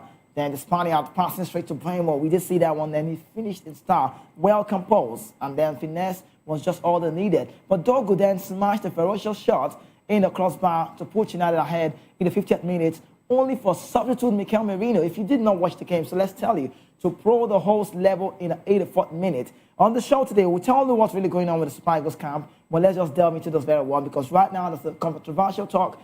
Ifeanyi Daisy and then Sunday Olise are having a banter right now all about Victor Osimhen. But United, you need to know, we're not finished in the game yesterday, though Matheus Cunha called home from more than 25 yards. They played away from home, but I mean called home. He was on his comfort zone. And then 3 minutes later to enjoy of the visiting fans. And that's the joy of the visiting fans. And Arsenal also, who are now winless in 3 league games, have 50 points from 23 games, with City and Aston Villa on 46. United move forward with 38 points. Now you'll be asking the question, what's next for both teams? Man United host Fulham on February 1 and Tottenham Hotspur on February 17, while Arsenal they were facing Karatamate in the Champions League on Wednesday before playing away to Leeds United on Saturday. And that's a memorable result for Man United. This was United's first turnaround victory away to Arsenal in the Premier League since February 2005, and that's a 4-2 victory. And also, they have trailed on 12 occasions away to the Gunners in the period since then, losing 11 of their matches, and they've drawn 1. Also, it is the first time Arsenal have conceded 3 times in the Premier League game since December 2023 against Luton Town 4-3, and then ending a run of 83 league matches without doing so. Now, in the words of Harry Maguire, he said something. He said it's absolutely massive The derby at Old Trafford, you always get out of them, and we have to hit it back yesterday. We came to the league leaders who haven't been excellent, and we asked a lot of questions to have a setback as late on. So Maguire is saying that Carrick has done something very fresh, and he has brought in fresh energy to the very team. And I said, what about Matheus Cunha? He has also done well coming from the bench. He's not a bench player, but what he did yesterday was tweaking the game around and getting the result. But according to former Arsenal captain Patrick Vieira, he said there are still some questions about the mental strength of the team as they aim to secure their first victory since 2004. In the words of Arteta, he said, that's fine. I mean, we accept every opinion, where it comes and where it's coming from, and then we have the right reason to stay and say it. At the end of the day, we have shown the mental strength that we have on the pitch when it comes to a match day. We were absolutely brilliant in Milan, beating Inter 3-1 on Tuesday, and then yesterday we weren't that good. So good to see that Arteta also is saying that they did not do well. But let me quickly let you know on this part, so some facts you need to keep to date before we analyze that game and then talk about what's out there. Now, Arsenal, I tell you, there was records out there. They've lost for the first time at the Emirates since last year, May. The last team to give them that result was Bournemouth. So you need to keep this fact to yourself. Now, it's the first time in 8 years that Manchester United has won Arsenal. And I'll tell you more. Michael Carrick is now the first Man United boss, to win at the Emirates since 2017. And the last manager to have done that was Jose Mourinho. Yes, it is a back-to-back win for, Carrick and his team. He has done so well. One reason I must say, demolishing Arsenal at the Emirates, also winning City.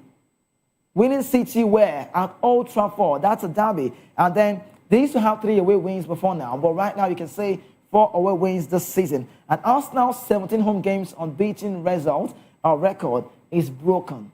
17 home games, they've been winning all their matches and then, feeling so fly. But as another fact you need to keep to yourself, Patrick Dogu, the first signing of Ruben Amorim, has scored more goals under Carrick than he did under Amorim. Then for Brian Bremo, quality player, I think he's having a very wonderful season. 6-11, leading top scorer for United. He's got 6 goals. I think 6 goals in 11 matches. Yes, true. And then 50th goal in the Premier League for himself, generally, from his move, from everywhere he's played. Now, looking at this record, you can say they've done so well, and 9 in all competition for Man United. So, Brian Bremo, good signing from Brentford to Man United and what he has done. Dogu also without stunner. But if you ask me, I'll tell you, the reason why Arsenal lost that game yesterday is just clear. Arteta, I don't know if I would say he still doesn't have that mentality of a leader, but I must tell you, there's some changes you make on games that could just demoralize your team. And that's what we saw yesterday. You can't afford to take off your skipper. 58 minutes, he got off Martin Odegaard, 58 minutes of that very game, and everything went into shambles. Why are we saying this? It felt like Arsenal were the better side on paper. United had all of the odds. They looked like the hungrier side. So before we talk about Michael Carrick and what he has brought to the team, let's look at Arsenal, first of all, so you can understand. Now, they know that this time they need to win the league. How many years and counting? Now, if you look at what happened yesterday, you got off Martin Odegaard. You did a 4 changing. I know he was quite confused because he threw all he had. Brought in Gyökeres, brought in Marino, brought in Ibericha Eze. It doesn't feel like he made a change for me, if you ask me. Marino, yes, game changer. He could score the goal like he did. Prolific goal scorer in his time from the midfield, forward attacking minded. I love that. But you got off Martin Odegaard. Did you see the expression from Odegaard? The Norwegian was so furious. He was surprised, like me. Yeah, me. You, come on. You got off number 10. Now, those passes, and you know what he did? He got off Zubimendi, which was not wrong because he had a very, very shambolic game, giving out the ball on uncharacteristic error. That's what they were doing. It wasn't really worth it. Then you took a Declan Rice who has attacking prowess.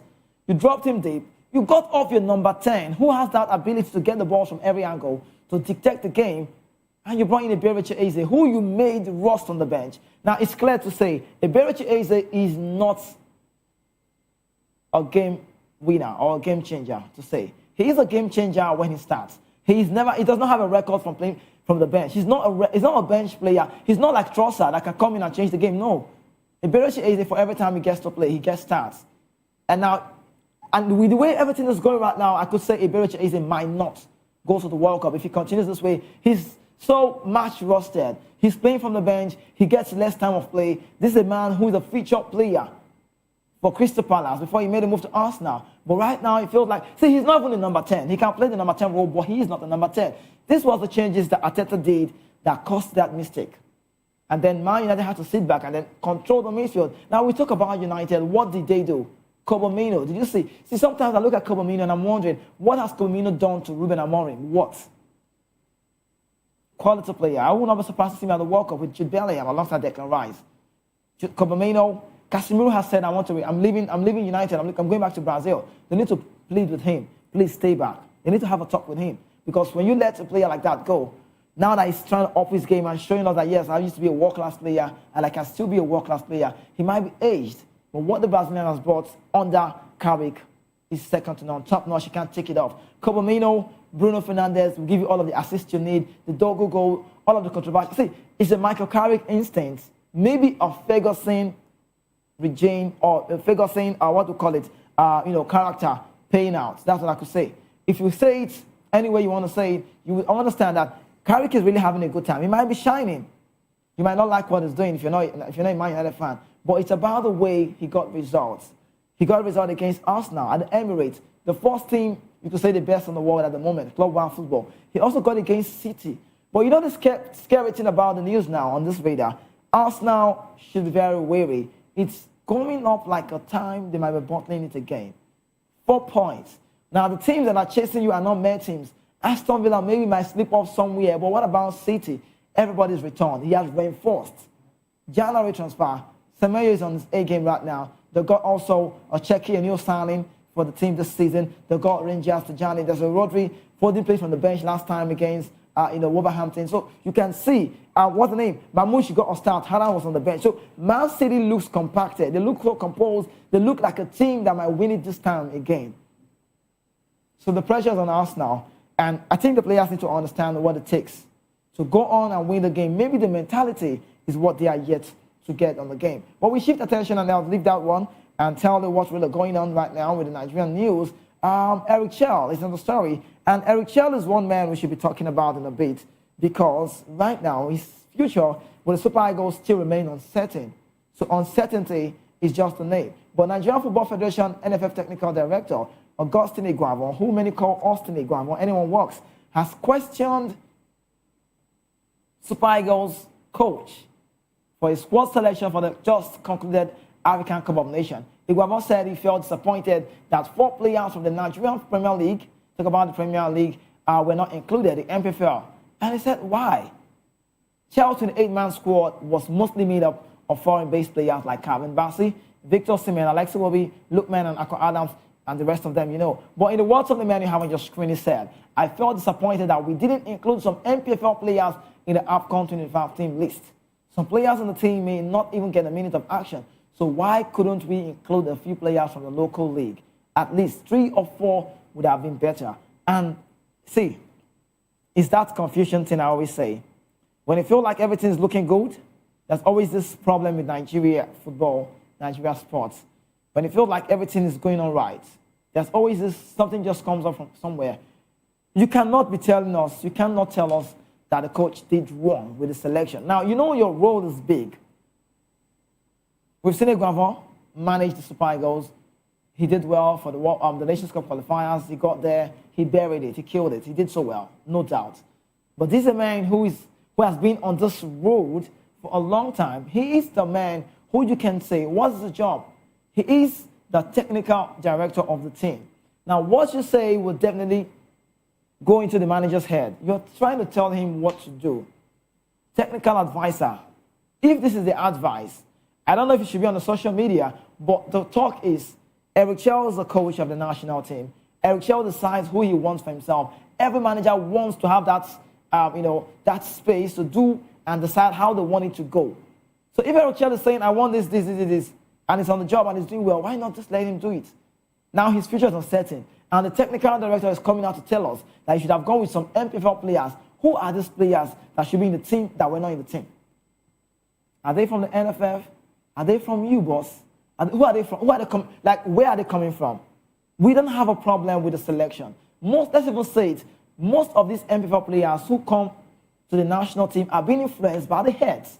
And when they come into the team, sometimes they don't even get game time. But on their profile, you check it, you see it. He has played in the national team. He was a part of the players that blah, blah, blah, blah, blah. It doesn't work. See, I like to say things should be justified. If I happen to be the coach, I would definitely want to bring up the young lads from the homegrown, from the MPFL, from the grassroots. I like to do that. But reason is this. If you want me to get you a call-up, you want me to get to feature you in my team, you want me to be, to recognize you, you have to own your game, you have to up your game. No one should be speaking for you. You should be saying it clear. It's always obvious when you're doing what is right. It can't be hidden. There's no way you can get the light in a basket and you want to cover it. It does not work that way. So if Eguava is coming out to tell us now that no, Eric Chell, blah, blah, blah, should have done this way, I just think he's not saying it well for me. That's my opinion. Don't get me wrong. Because the tournament we had a very decent tournament, aside the Morocco game, which we don't even know what happened.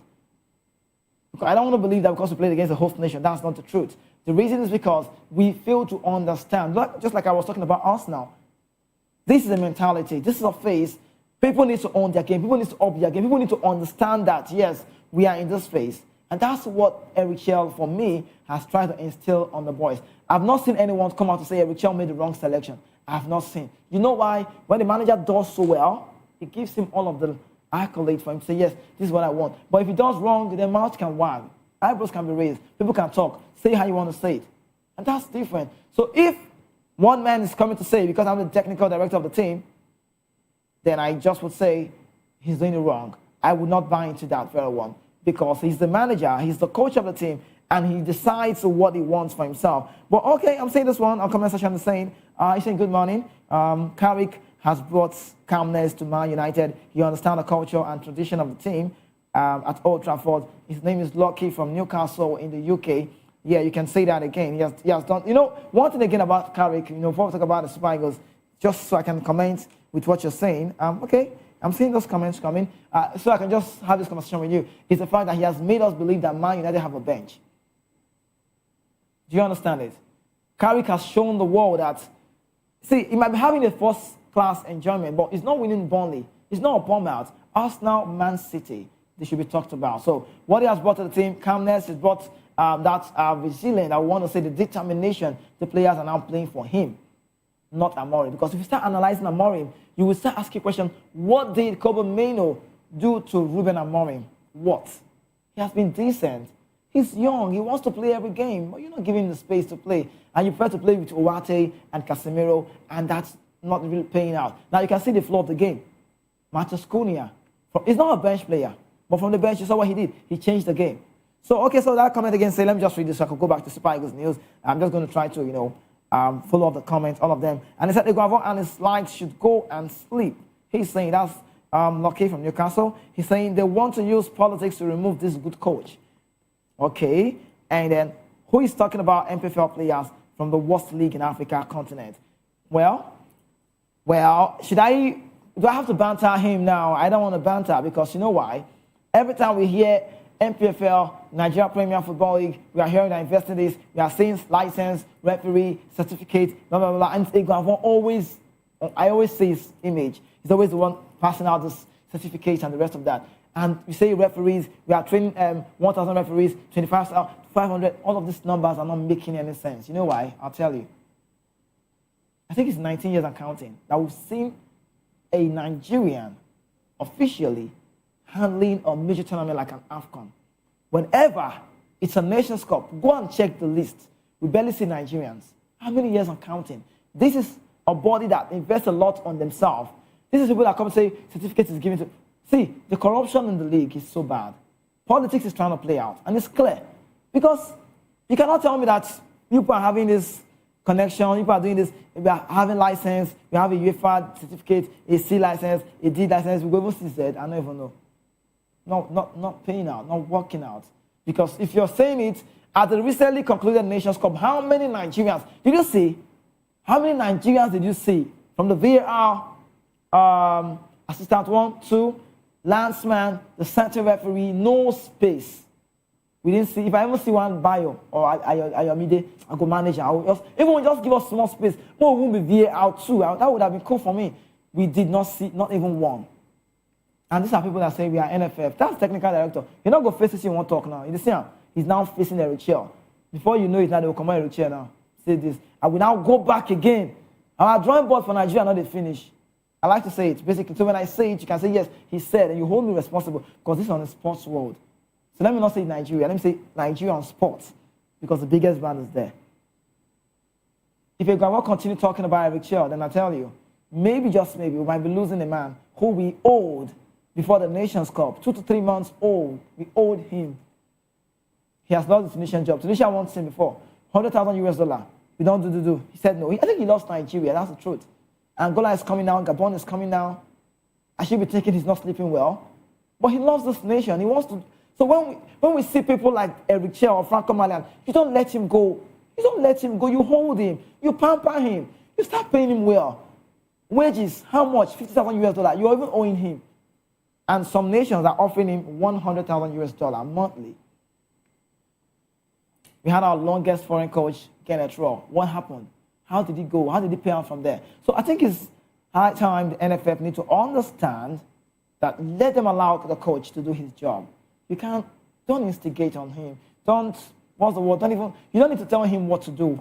He knows what's best, because when he loses, he points out on him and he can lose his job. So because he does not want it to be at the detriment of him, talking about the Franco Malian, then he has to own his game. So it's time for us to allow Eric Chell do what he wants for himself and also for the team. But we move on and talk about something else that's out there. This one is like ex-international against ex-international. And the Nations Cup just concluded. I already told you I'll be rating 4/10 if you ask me. But this news is out. On Saturday, we did talk about it. Myself, Afizo Gubanjo, and then Ikechukwu was here on the show. We talked about how Sunday Lisa is always talking. He's not a friend of the NFF. They don't like him so well because his dad's so blunt. People who are on top don't like people who knows what they know to always tell them. You might have hierarchy respect, right? It works.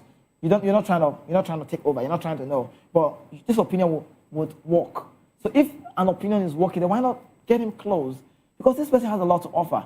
So if he has something to offer, bring him. We need people like that. Not when. So if you're saying it arrogantly, you're trying to take side, and then that's where disrespect comes. But if you're saying it to the top man, the man who is on top, who is leading you, and you're saying, boss, see how it's supposed to be, blah, blah, blah. Instead of taking what he says, or what she says, rather, any of the words, you're trying to do a political, this is happening everywhere, trying to do political things around this third person. But I think the best way is just to come close, because it's got a lot. Now, when things go on well, you were there on top, you take the glory. Nobody's going to say, but this idea pays out. It works like that. Because why am I saying this? We've seen the news, we've heard the news, where former Super Eagles captain Sunday Olise has come under fire for blaming Victor Osimhen for Nigeria's failure to win the AFCON. I'll tell them more about the story now. Moving on. Olise has claimed that an on-field dispute between Osimhen and Ademola Lookman during the tournament negatively impacted the team chemistry and ultimately cost Nigeria the title championship. However, ex-Super Eagles star Ifeanyi Udeze countered that single one and said, you can't single out a player. You can't hold the player responsible for the entire team. Truth, no doubt. But in the video on his YouTube channel, Olise pointed that what he described as toxicity, he said, within the squad, specifically targeting Osimhen and his interaction with Lookman during the round of 16 match. In the words of Olise, he said, let's look at the toxicity that might have cost us, Nigeria, the AFCON title. We are confusing talent with license.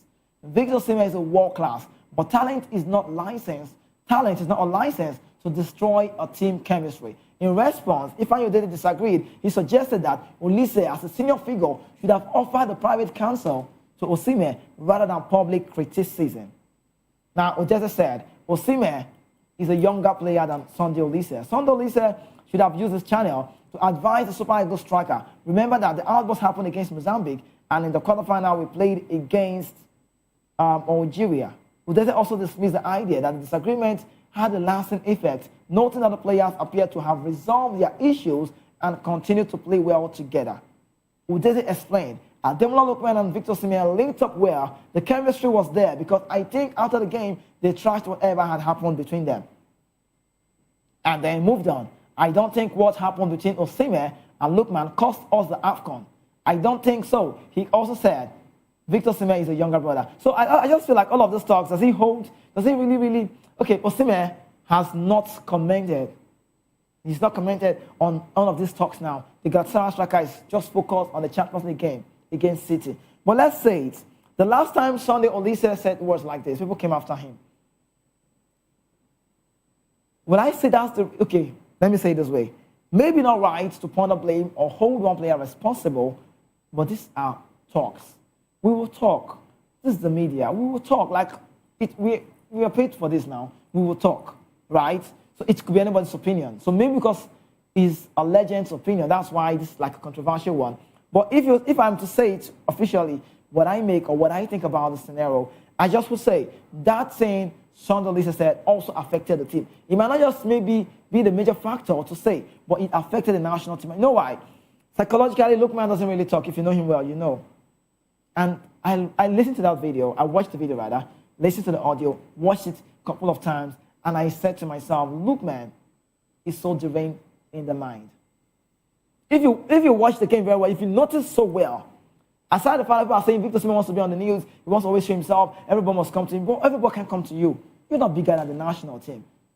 But that Lookman came out to say everything is okay, that's professional. Professionalism at its finest, at its peak.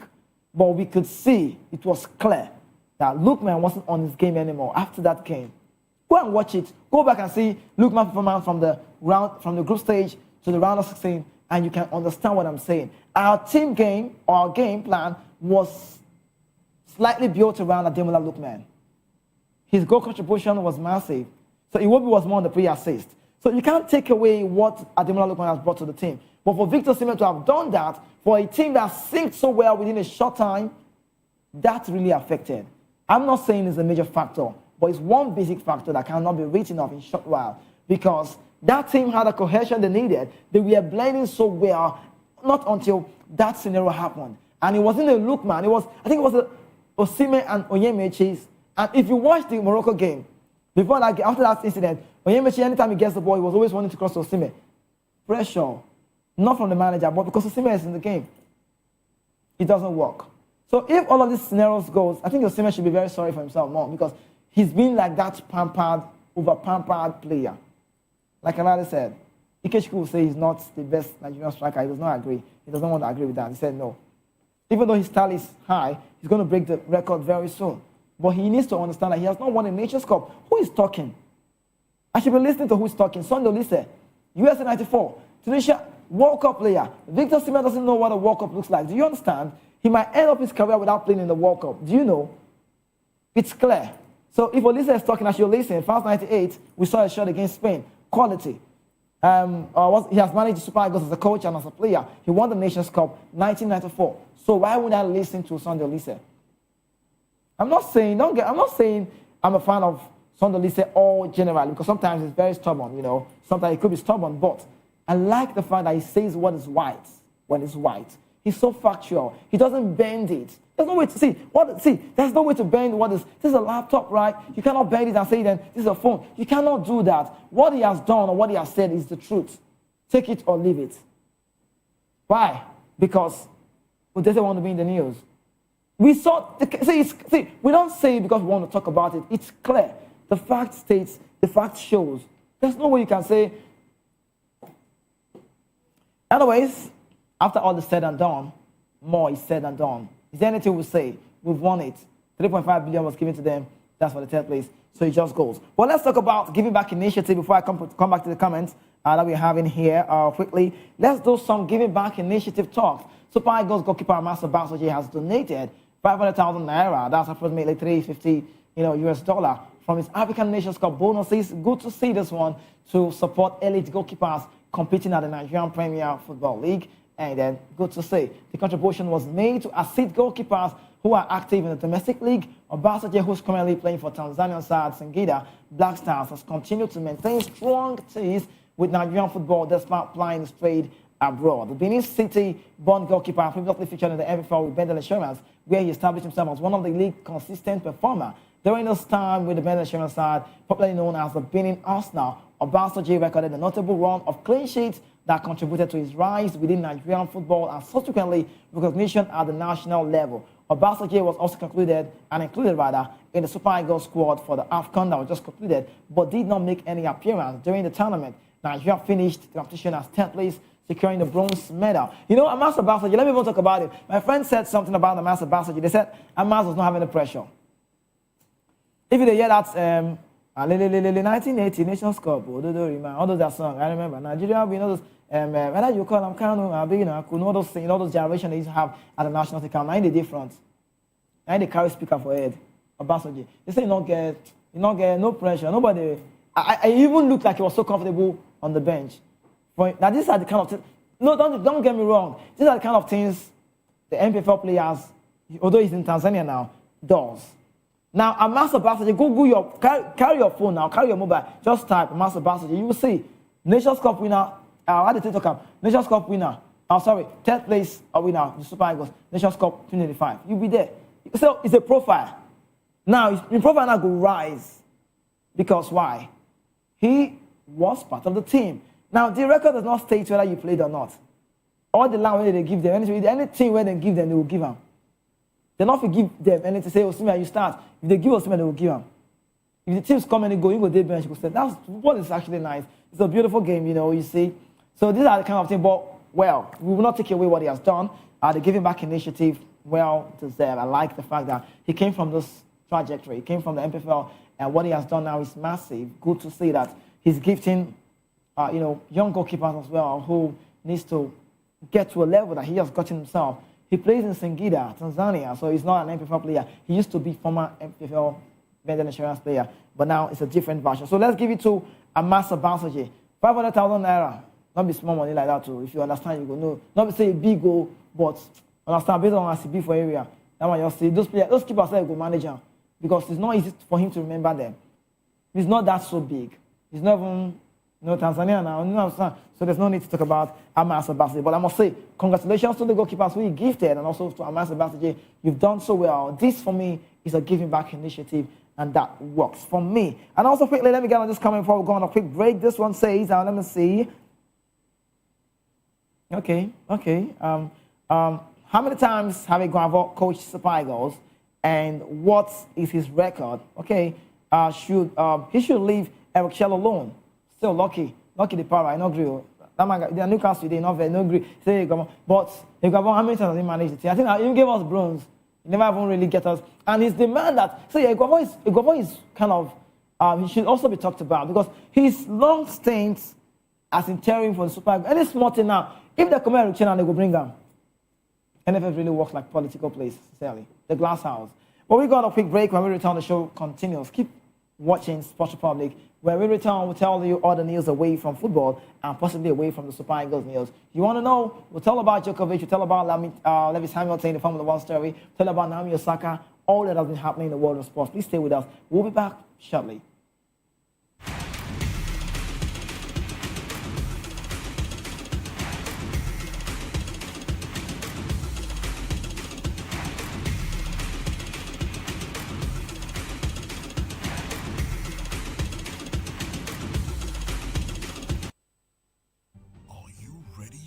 Extraordinary. Something big is happening on your screen. Introducing VOP TV. Now streaming on SLTV channel 264.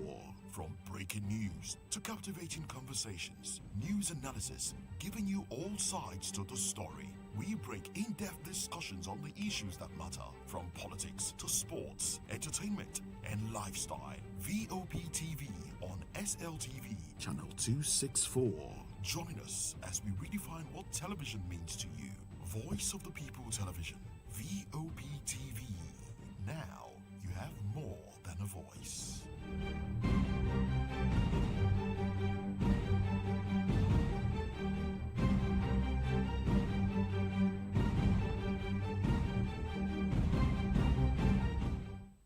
In a world where truth is the ultimate power and opinions scream the loudest, it's time to wade through the noise. Hunger no get drum! Hunger no get religion!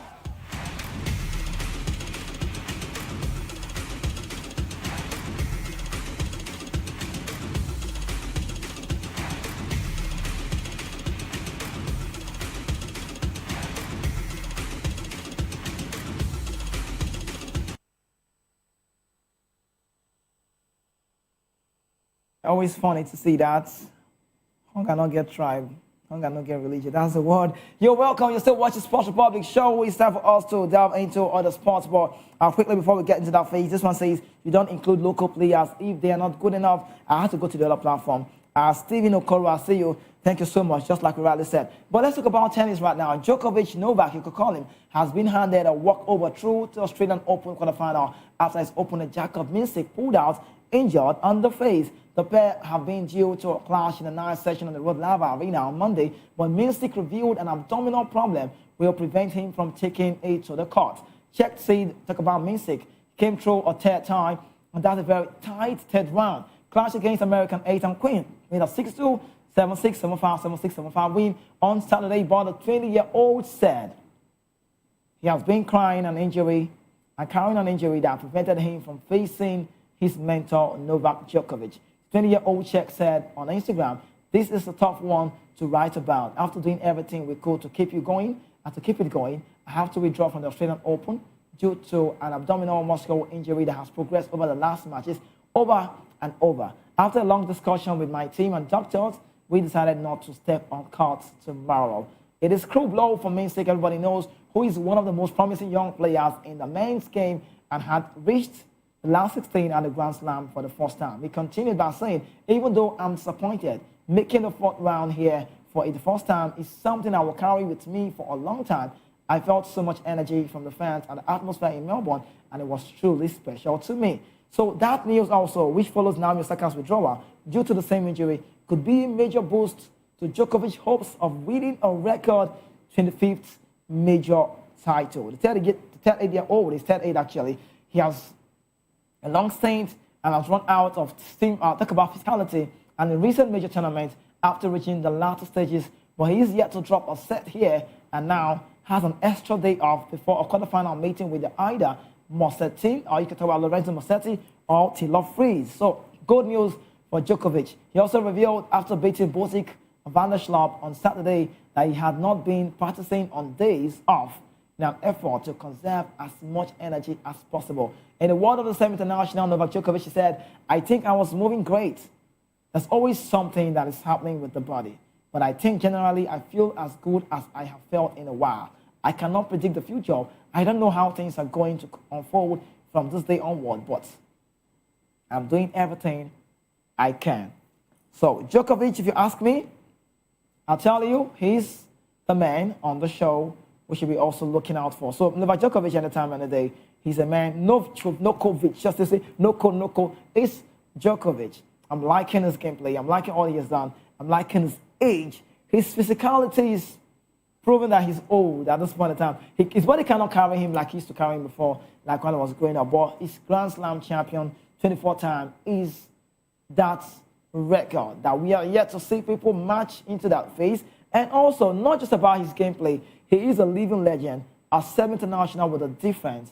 What he has done on court, what he has brought to the court, is what basically kids, upcoming kids, will just emulate from how far he has come in the tennis world. But we also shift attention and talk more about tennis. The ladies category, Aryna Sabalenka has extended her reign as tiebreak queen to book a fourth successive appearance in the Australian Open quarterfinal before Carlos Alcaraz also reached the last 8 with a Tommy Paul takedown. Third-seeded Coco Gauff also advanced to our third quarterfinals in a row on Sunday with a Paul Stadium 6-1, 3-6, 6-2 win over crafty Czech Karolina Muchova in a late afternoon match at the Margaret Court Arena. The day biggest upset was veteran Daniil Medvedev, whose straight set exit at the hands of the Lena team a day after blazing heat caused mayhem and meltdowns at the Melbourne Park. Normal service resumed as cool change brought relief for the players and the fans and the tournament schedulers. Two-time champion and title favorite Sabalenka was forced out, saying of Canadian 19-year-old talent Victoria Mboko 6-1, 7-6 in a match of the two halves. And that's about Sabalenka. The Belarusian was at her irresistible and also impressive best as she crushed the team and also the team in a 3-1 minutes running opening set and raised to 4-1 lead in the second before Mboko produced a thrilling comeback in the fight.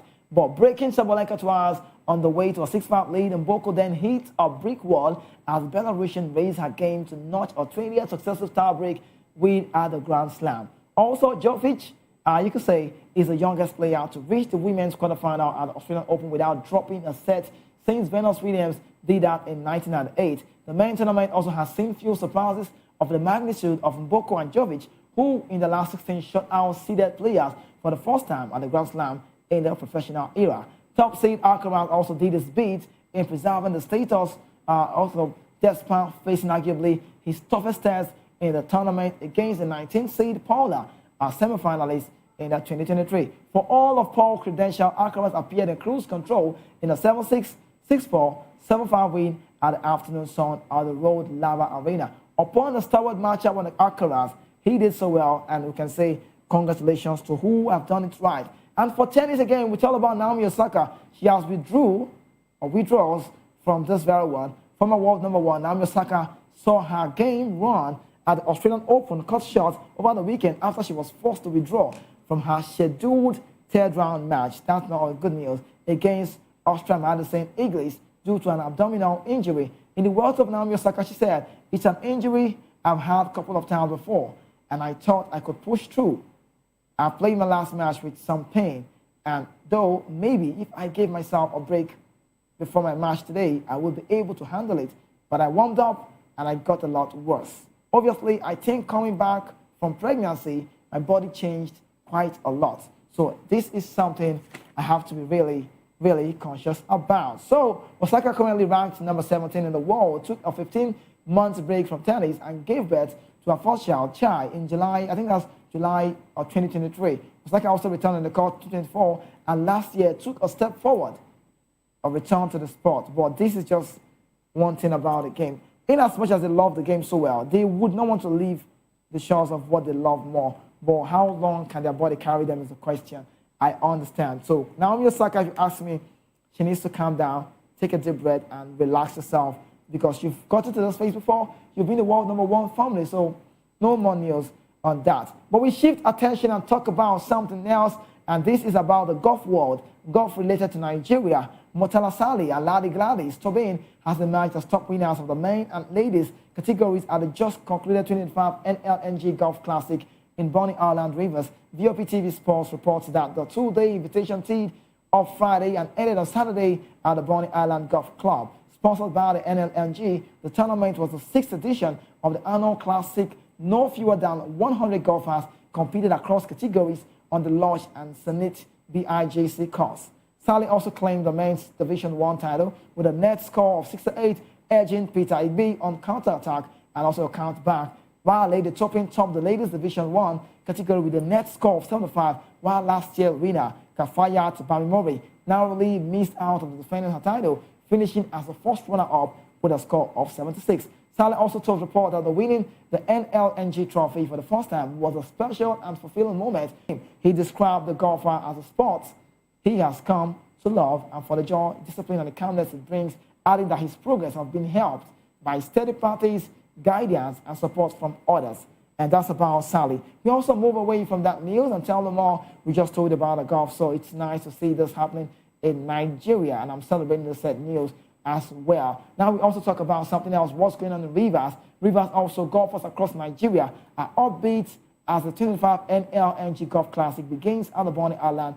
And then, like I already told you, VOPTV Sports reports that the Nigerian LNG Limited sponsor tournament is its 8th year and 6th edition, consolidating its place as a major feature on Nigeria's golfing calendar. So good that all of this news are happening in Nigeria. So not just about football, celebrate this one. So I'm yet to see when we're bringing Formula One to Nigeria. Wrapping up on the show, we tell them all as she unfolds. There's this news about the Live Golf European scene, where we've seen former Masters champion and current Live Golf Circuit member Patrick Reed is to victory at the Dubai Desert Classic by 4 strokes on Sunday. Reed also, who held a 4-stroke lead after the third round, finished ahead of England and the Sullivan.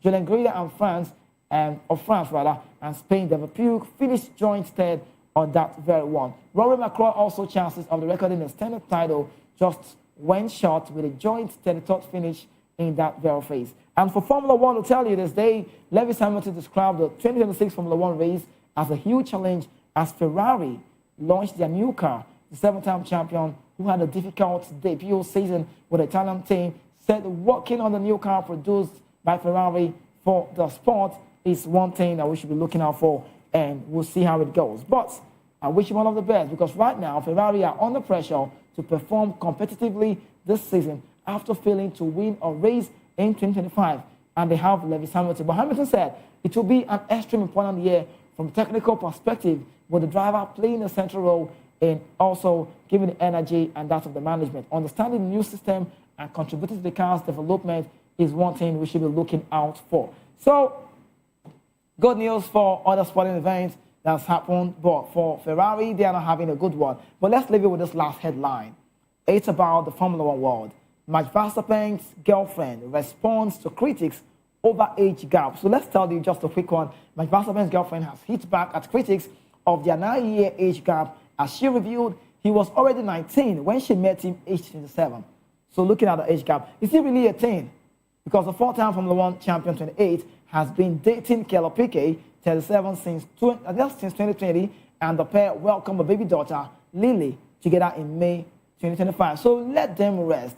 It's just a thing. It's about age. I know how this works in Nigeria. We like to talk about this. You can't get married to someone that's older than you. Remember all of this, right? But Max Verstappen and Piquet, all of the best. In the recent viral, it's trending everywhere. The wife is older, or should I say the girlfriend is older? But anyway, the Dutchman is not complaining. So let's allow him enjoy his time while it lasts. So we have to call it a close right here on the show today. And don't forget, tomorrow, Ikechukwu will be here to tell them more about the Sports Republic. And also do well to join the guys by 5 p.m. today. The locker room, Jerry Apelowai, also will be here with Afizu Gubajo. Meanwhile, we have the midday news coming up for 12. And stay here, because we have other interesting programs coming your way. And this is me saying we are calling to close on the Sports Republic show. We'll be doing this again tomorrow. Right from now, it's a good morning, but when the time is afternoon, have yourself a beautiful afternoon. We'll see you again when it's Wednesday.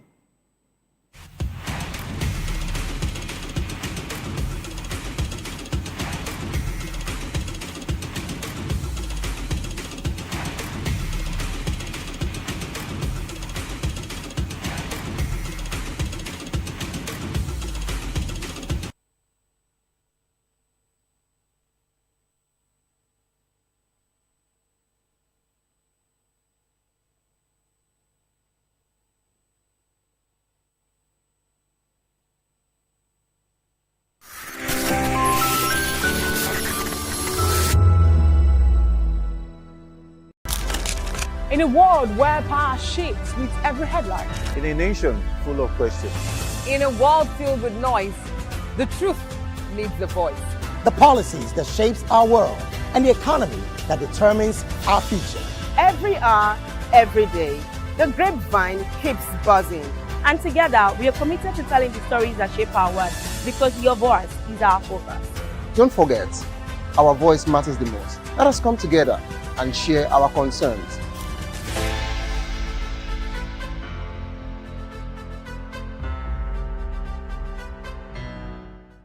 Behind every broken desk lies a broken promise. Education shapes the nations. But who is asking the right questions? Introducing Edu Dialogue, the show that goes beyond the surface, exposes the cracks, the corruption, and the silence in Nigeria's education system. Edu Dialogue, Saturdays, 3 p.m., only on VOP TV. We break the biggest stories, from missing funds to policy failures. We ask the tough questions and demand real answers. Edu Dialogue, this Saturday, 3 p.m. on Voice of the People Television. When I first heard VOP, I thought they were talking about me because I'm a voice-over personality. But no, this is Voice of the People TV, and you are riveted forever because this is the place to be. Yo guys, your boy Chela, shout out to VOP TV. I love you guys. Salut, salut tout le monde, Suspect 95, là on est sur VOP TV. On passe un bon temps. J'espère que vous kiffez, on est au Afrima. On est ensemble, VOP TV. Don't see me like a fool because I don't do giddy giddy giddy. VOP, you don't know Stoneware from Ghana representing live and living color. Yeah, Beam Nation President. Outside with it. Bless up. Hello, this is Milo from Ivory Coast. Keep watch Voice of the People TV. Regardez la voix du peuple, la télévision de la voix du peuple. Que Dieu vous bénisse. À très bientôt. Love you so much. Hi guys, what's up? This is Gaze Baba. I am watching VOP TV. Usually you be told to not touch the dial, but I tell you to touch the dial and increase the volume. You're like, keep it locked, it's Afro Gospel. Thank you. Hello, my name is Shego Arunze. You're watching VOP. Don't change the dial. Majo, fine girl. Majo, fine babe. Yes, don't touch the dial. This is me, Dr. Adewale Iba. Keep watching VOPT.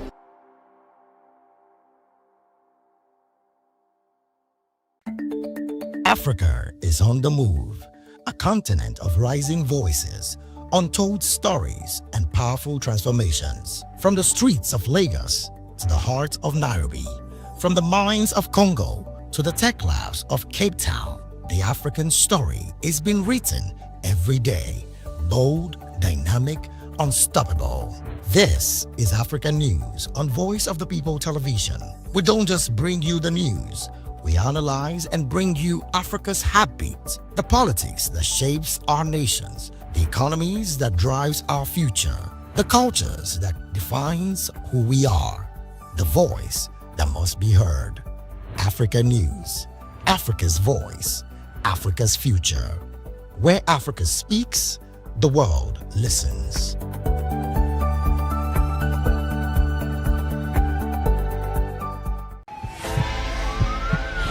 This is Health Check, your weekly guide to better living, smarter choices, and trusted answers. From everyday wellness to urgent health issues, we've got you covered. Health Check, only on Voice of the People Television, where your health has a voice.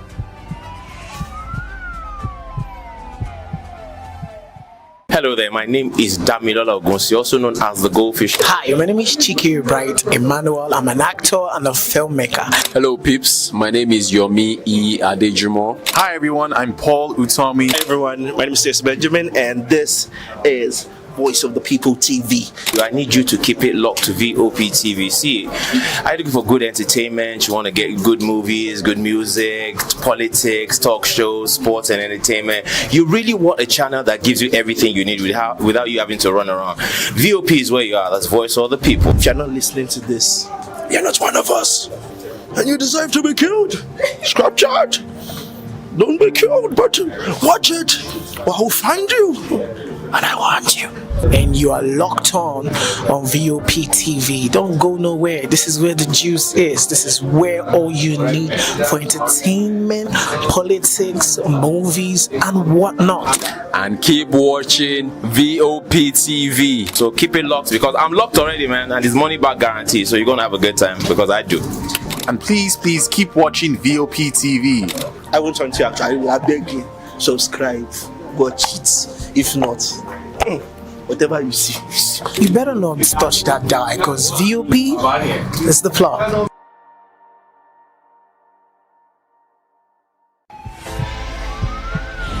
This is Health Check, your weekly guide to better living, smarter choices, and trusted answers. From everyday wellness to urgent health issues, we've got you covered. Health Check, only on Voice of the People Television, where your health has a voice.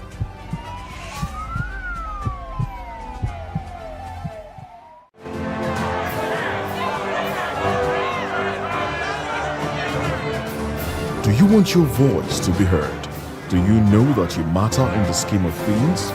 The People's Voice, the show where ordinary citizens take center stage as we discuss the biggest stories that affect you and I. With you in mind, we facilitate lively discussions, debates, and interviews on the topics that matter most to you and I. From social justice to economic empowerment, education to healthcare, governance, and more. Tackling tough topics and amplifying your voice. Join the conversation and make your voice count. The People's Voice. Make your voice count. The red carpets, awards, the razzmatazz, music, fashion, interviews, and more. Spotlight on Voice of the People Television. Let's feed you with all the juicy stories in the global entertainment space, bringing you the glitz and glamour, as it hot, Stay tuned to Spotlight, 1 p.m. Monday to Friday. Spotlight on VOP TV. Entertainment like never before.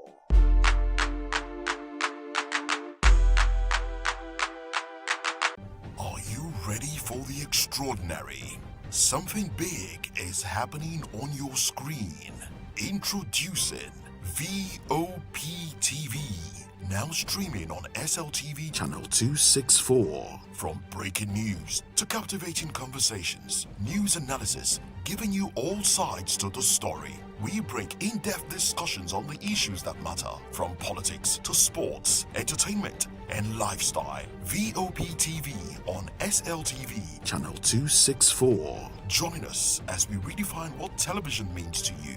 Voice of the People Television, VOP TV. Now you have more than a voice.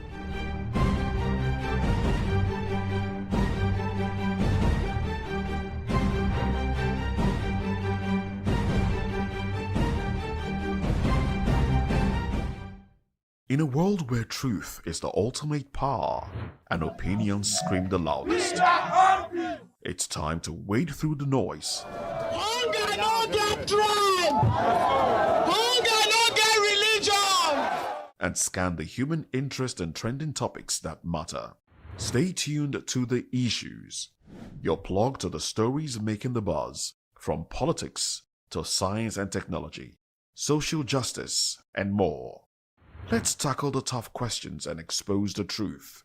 The Issues on Voice of the People Television, Mondays to Fridays, 8 to 9 p.m. The Issues. Don't just react, understand. Africa is on the move, a continent of rising voices, untold stories, and powerful transformations. From the streets of Lagos to the heart of Nairobi, from the mines of Congo to the tech labs of Cape Town, the African story is being written every day. Bold, dynamic, unstoppable. This is Africa News on Voice of the People Television. We don't just bring you the news. We analyze and bring you Africa's heartbeat, the politics that shapes our nations, the economies that drives our future, the cultures that defines who we are, the voice that must be heard. Africa News, Africa's voice, Africa's future. Where Africa speaks, the world listens.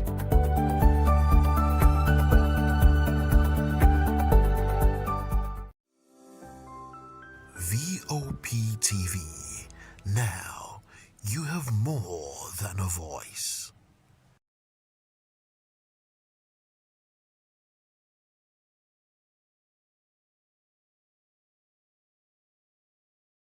In a world where truth is the ultimate power and opinions scream the loudest, it's time to wade through the noise. Hunger no get tribe!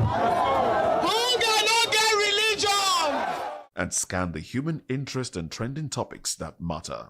Stay tuned to The Issues, your plug to the stories making the buzz, from politics to science and technology, social justice, and more. Let's tackle the tough questions and expose the truth. The Issues on Voice of the People Television, Mondays to Fridays, 8 to 9 p.m. The Issues. Don't just react, understand. Africa is on the move, a continent of rising voices, untold stories, and powerful transformations. From the streets of Lagos to the heart of Nairobi, from the mines of Congo to the tech labs of Cape Town, the African story is being written every day. Bold, dynamic, unstoppable. This is Africa News on Voice of the People Television. We don't just bring you the news. We analyze and bring you Africa's heartbeat, the politics that shapes our nations, the economies that drives our future, the cultures that defines who we are, the voice that must be heard. Africa News, Africa's voice, Africa's future. Where Africa speaks, the world listens.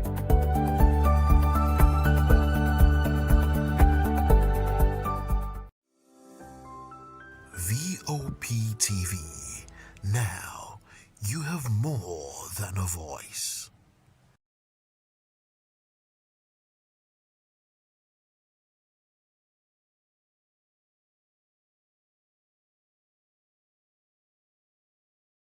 Meets every headline. In a nation full of questions.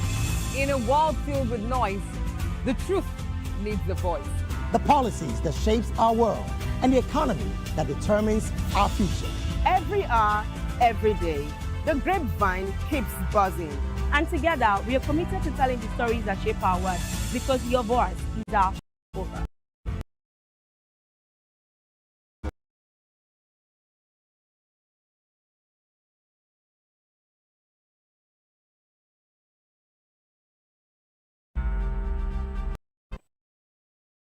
Family.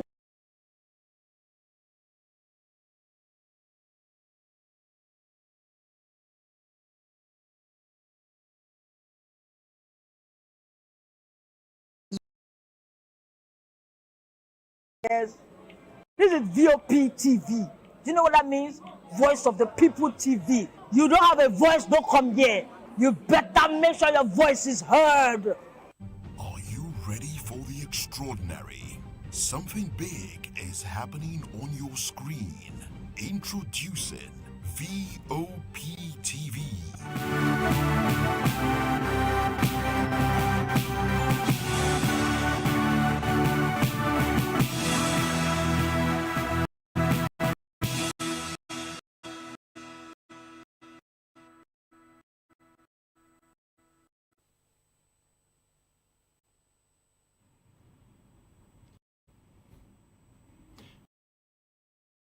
The meetings and voice of the people.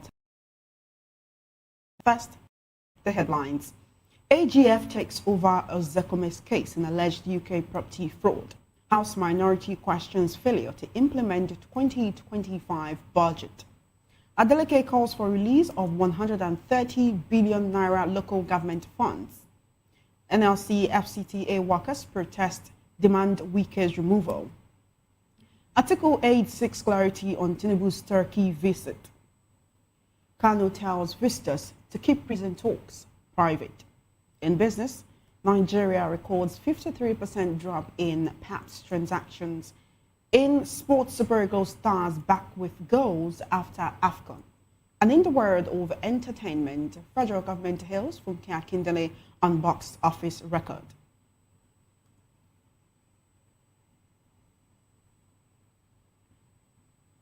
Now the news in detail. The Attorney General of the Federation and Minister of Justice Lateef Fagbemi has formally taken over the prosecution of Mike Ozekome in the alleged fraud case brought by the ICPC. Ozekome was to be arraigned today in an Abuja High Court over alleged forgery in a UK property case. When the matter was called, Oswebeni Akpomesinger appeared for the prosecution, while Kano Agabi, a former Attorney General of the Federation, and others represented the defendant. The court was informed that the AGF has taken over the case from the ICPC to ensure the prosecution meets the highest standards of efficiency, diligence, and compliance with due process. The decision, according to the AGF's office, is also guided by public interest, aimed at instilling confidence in the criminal justice system while protecting the rights of the defendant. The ICPC lawyer raised no objection and pledged full cooperation with the AGF's office in the ongoing prosecution.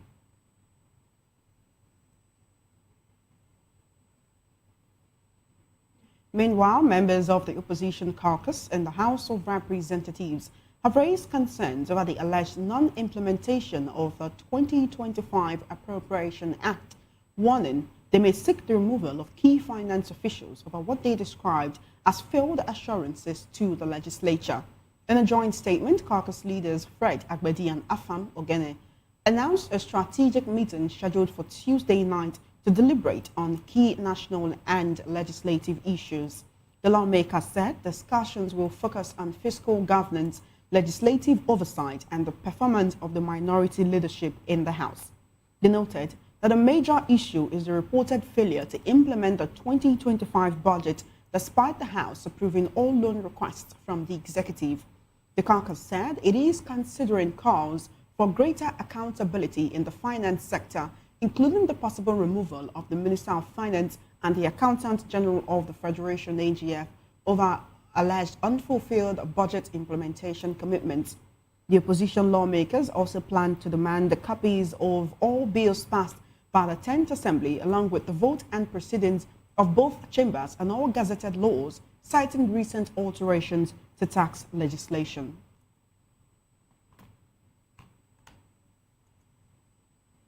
Osun State Governor Ademola Adeleke has called for the immediate release of over 130 billion naira in statutory allocations allegedly withheld from the state local government, warning that the blockade is crippling grassroots governance and causing hardship for workers and residents. In a statewide broadcast on the occupation of local government secretaries, Adeleke said court-sacked APC chairmen and councillors have unlawfully occupied council offices for nearly a year, despite Federal High Court and Court of Appeal rulings nullifying their elections. He accused former Governor Boyega Oyetola of backing the occupation with police support, alleging that local government workers attempting to resume duty have faced harassment from armed officers and the political thugs. Adeleke said the withheld funds amounting to about 130 billion naira since February 2025 are vital for paying salaries of teachers, nurses, health workers, council staff, traditional councils, and retirees. He has appealed to President Bola Tinubu to intervene, ensure the release of the funds, and protect democratic institutions.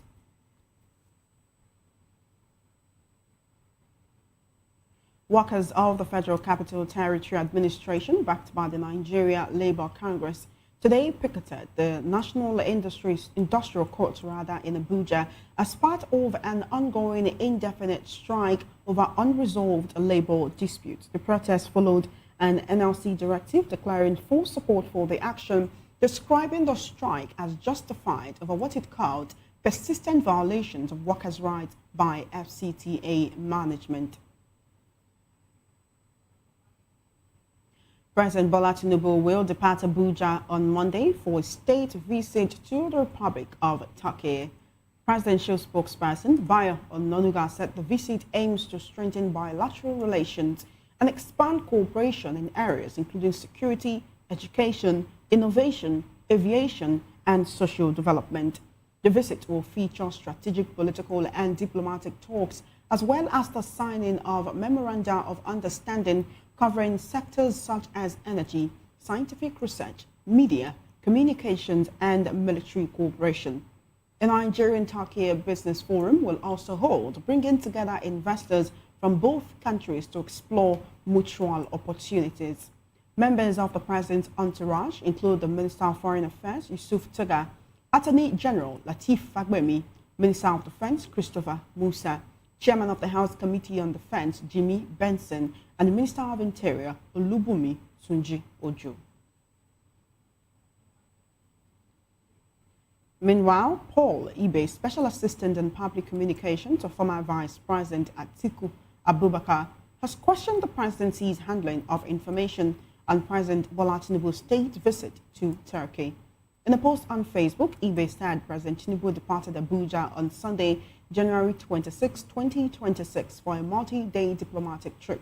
He noted that while the presidency confirmed the departure date, it did not provide the duration of the visit or an expected return date, stating that only that the president would return at the conclusion of the visit. Ibe suggested this lack of clarity reflects a pattern that raises concerns about transparency and public accountability whenever the president travels abroad. Now, leader of the indigenous people of Biafra, IPOB, Nnamdi Kano, has warned prison visitors not to make public statements about their discussions.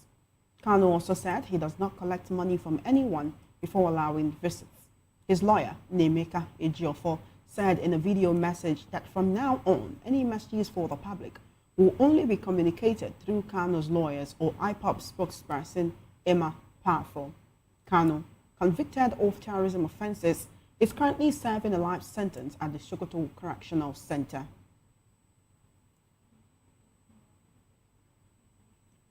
Still on the news, the Federal Road Safety Corps has urged motorists nationwide to exercise extra caution due to hazy weather affecting several parts of the country.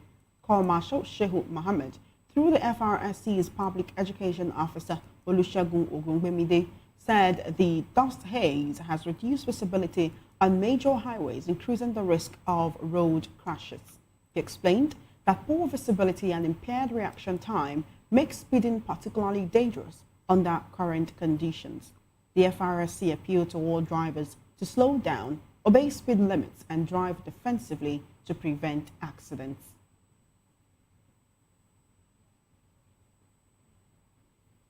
Now joining us in the studio for the news analysis segment on the Midday News today, we have Barrister Darlington Agomo. How are you doing today, Barrister? Good afternoon to you and welcome to the Midday News. Yeah, my pleasure being here. How was your weekend? My weekend was good. How was yours? It was okay. So it's another week to hold the government by the jugular, and we'll be starting out with President Tinubu's visit to Turkey. He did not spend Christmas and the New Year in Nigeria. Many Nigerians were not happy about that.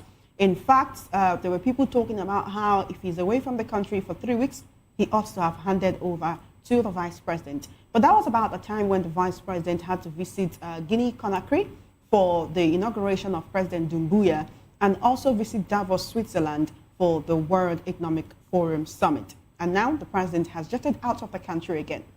Can we say maybe the problems of the country are too much, even though this is a state visit? Sometimes the president just, has to go to clear his head. He has to be outside the country to do better. Also, Atiku's aide is saying, what is the reason why the president visits seem to be shrouded in secrecy? Do you think this visit is shrouded in secrecy? I mean, they've already told us he's traveling to Turkey. He wants to engage with the Turkey government to talk about collaboration with the country to enhance Nigeria's economy and military infrastructure. Unfortunately, the president have chosen to be a visitor in his own office. Because if you calculate how many days he has been out of this country, it's like he's just a visitor here. And it's very sad. It is either something is chasing Tinubu out of that office, or he's no longer interested. He just wants out. Because I don't see the need for all these visits. A man should have respect for himself. There are some visits you don't need to go. Why do you have ministers? Why do you have special assistants? Why do you have ambassadors? Some of these visits are what those people can do for you. Okay, the visit, is it bringing any dividend, any benefit? The answer is no. We have not seen any. So, all these frequent visits to even small countries is very, very annoying. It doesn't give Nigeria respect at all. It doesn't. So, the earlier Tinubu stopped, the better. We didn't see any need for this visit at all. It's not necessary. He's going to attract foreign investment into the country. He's going to interface with the Turkey government on, military cooperation, economic growth and development, just enhancement. These are the things that will make the country better for Nigerians. So do you still think that this visit is unnecessary? It's not like he's going there to rest. Please. It's 2 years, going to 3 years now. How many foreign direct investment has he attracted into Nigeria? And which Nigeria is anybody coming to invest? These are questions. Donald Trump was reeling out his achievements so far in office just last Saturday. And he said that $18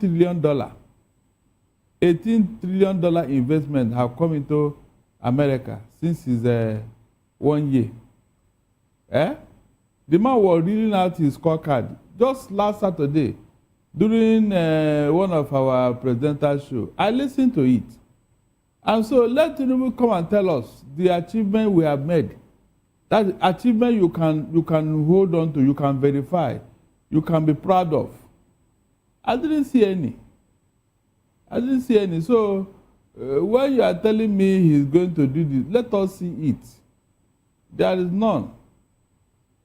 Shell has been with us here. Shell is not a foreign company. So Let nobody come and tell me the $20 billion they want to invest. People like Shell are exploiters. They are not bringing that money for your own good or for your own benefit. There is something they are taking away from this country. Our crude oil. And so if they are spending that kind of money, that means they are going to collect it 10 times that kind of money. That's just the truth.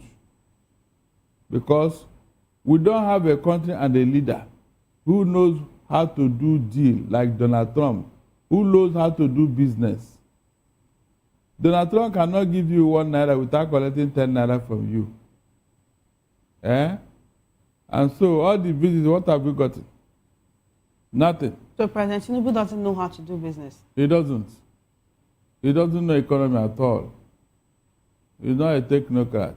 But we've seen some form of collaboration, at least when it comes to the issue of insecurity. We've seen a collaboration with the United States. We've seen a collaboration with France when it comes to the economy and other countries. And now we're about to see a collaboration with Turkey.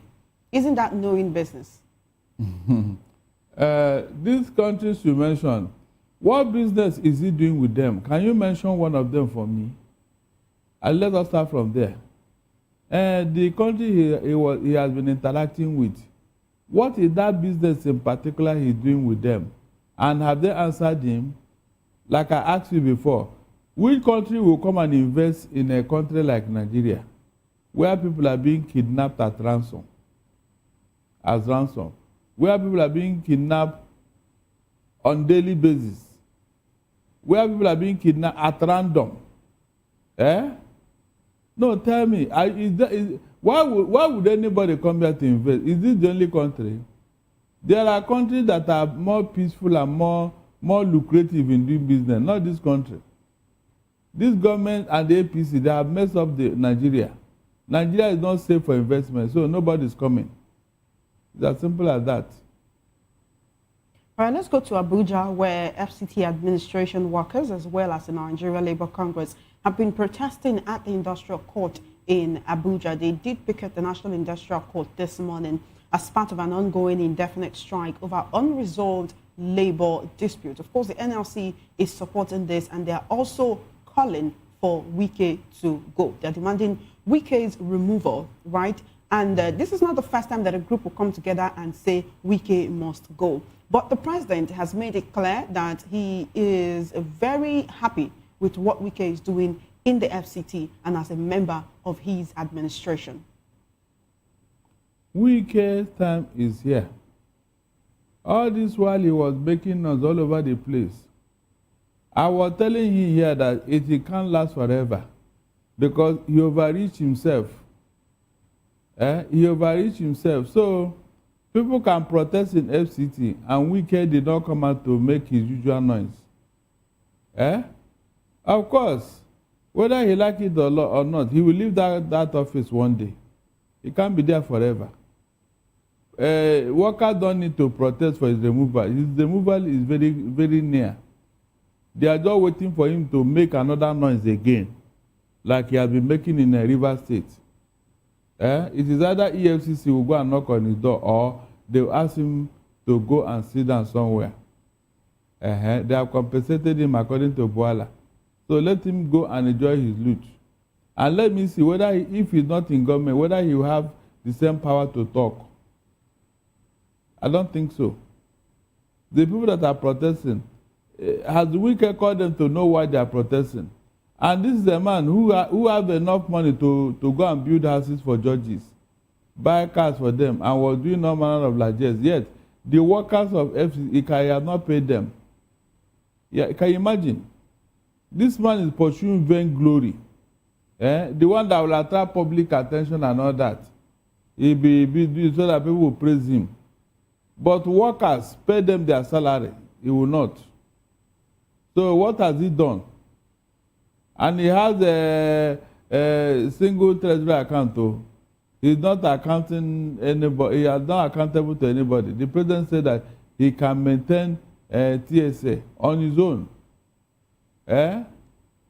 Nobody is challenging him. Nobody is talking to him. Nobody talking to him. Yet he couldn't perform. I wish him well, oh.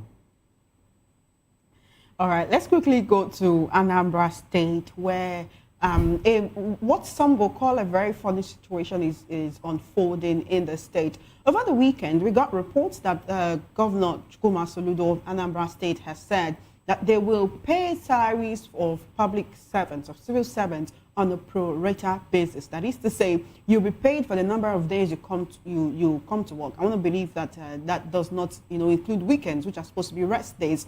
And this is due to the fact that the governor has declared an end to the Monday sit at home. But yet, out of fear of what will happen if they go out on Mondays, the people still stay at home on Mondays, even though the governor has declared that there will be enough security for the people when they go out on Mondays. But yet, the people did not go out on Mondays. And right now, there is a report that the governor has actually directed that those who do not go to work on Mondays, their salary should be slashed. That is, the Anambra State government has ordered a slash of workers' salary over Monday absenteeism. That is, if you do not come to work on Monday, you will not be paid. Not just that, we're also getting reports that Onitsha main market has been closed for 1 week. This is due to the fact that the traders failed to comply with the directive and to defy the Monday sit at home order. One would say that this seems not just to be the situation with IPOB, or that the people want to listen to IPOB, but that they fear for their lives. Why does it seem that the government does not really understand this? And maybe he's seen it as people just want to undermine his authority by not coming out on Mondays, when they've seen the full scale of violence being meted out to them. And then this happens, the perpetrators run away before the government forces and security agents come to their rescue. People are probably lying dead in a pool of their own blood. Do you blame the people for not coming out on Mondays? I will never blame them. If you want to solve the problem, go to the root. IPOB and Biafra have become a mindset. It has become the people's life. It has become the will of the people. So I don't know how you can wish it away. If they are staying at home on their own, because Nnamdi Kanu have said, no, I don't want this. Nobody should sit at home for me. We are losing money. The economy is going down. And so if anybody is carrying it out now, then that person must be on his or her own. The person is doing it willingly on his own to show his grievances over what they did to Nnamdi Kanu. That is all.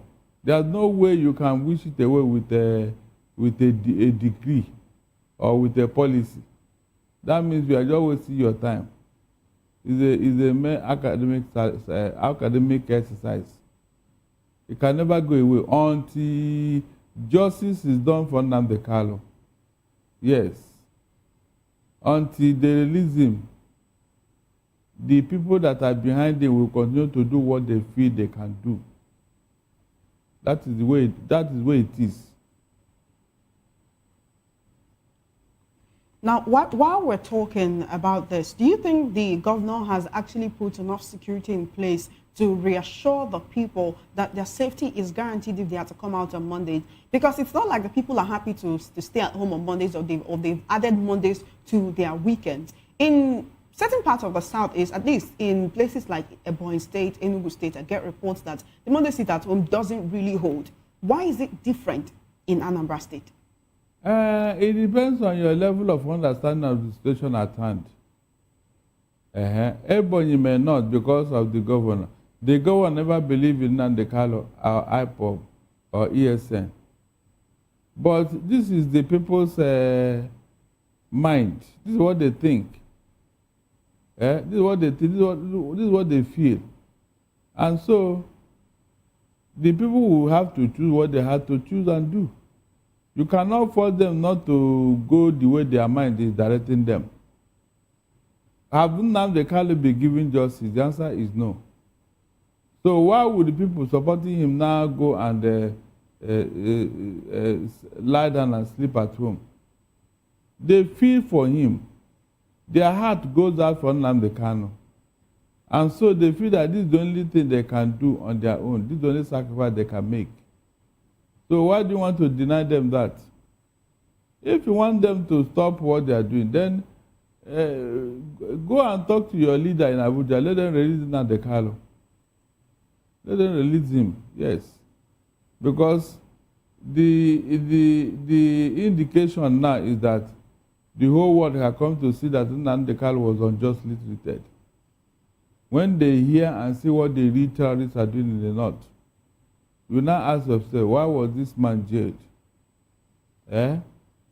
Why the real terrorists are roaming large, roaming all over the place. A very unfortunate scenario. But while we're still talking about IPOB, Nnamdi Kanu says he does not want visits or what was discussed during visits to him to be made public. One will think that when it is actually made public, it sheds more light on his plight. It lets the people know that, okay, he is holding up well or he isn't. In fact, he wants to channel all communication from him through IPOB spokesperson Emma Powerful. If you say that he has distanced himself from the seat at home and has said this should no longer be holding, one would say that over time the people have not only gotten used to it, but they want to preserve themselves, preserve their heads, preserve their safety. And that's the reason why no matter what the governor says, no matter what Nnamdi Kanu himself says, you might still see the people still sitting at home on Mondays. Mm-hmm. It's unfortunate that up to now people don't understand what Nnamdi Kanu was fighting for. They see it as one kind joke. But I'm telling you authoritatively that if not for Nnamdi Kanu and IPOB and ESN, what happened in Benue and Plateau would have been a child's play. The intention of Buhari was to overrun the Southeast with his murderous jihadis. It was for IPOB that Buhari bought the Tucana jets. But when the American government told him, no, you can't do that, he went to go and park the jet somewhere.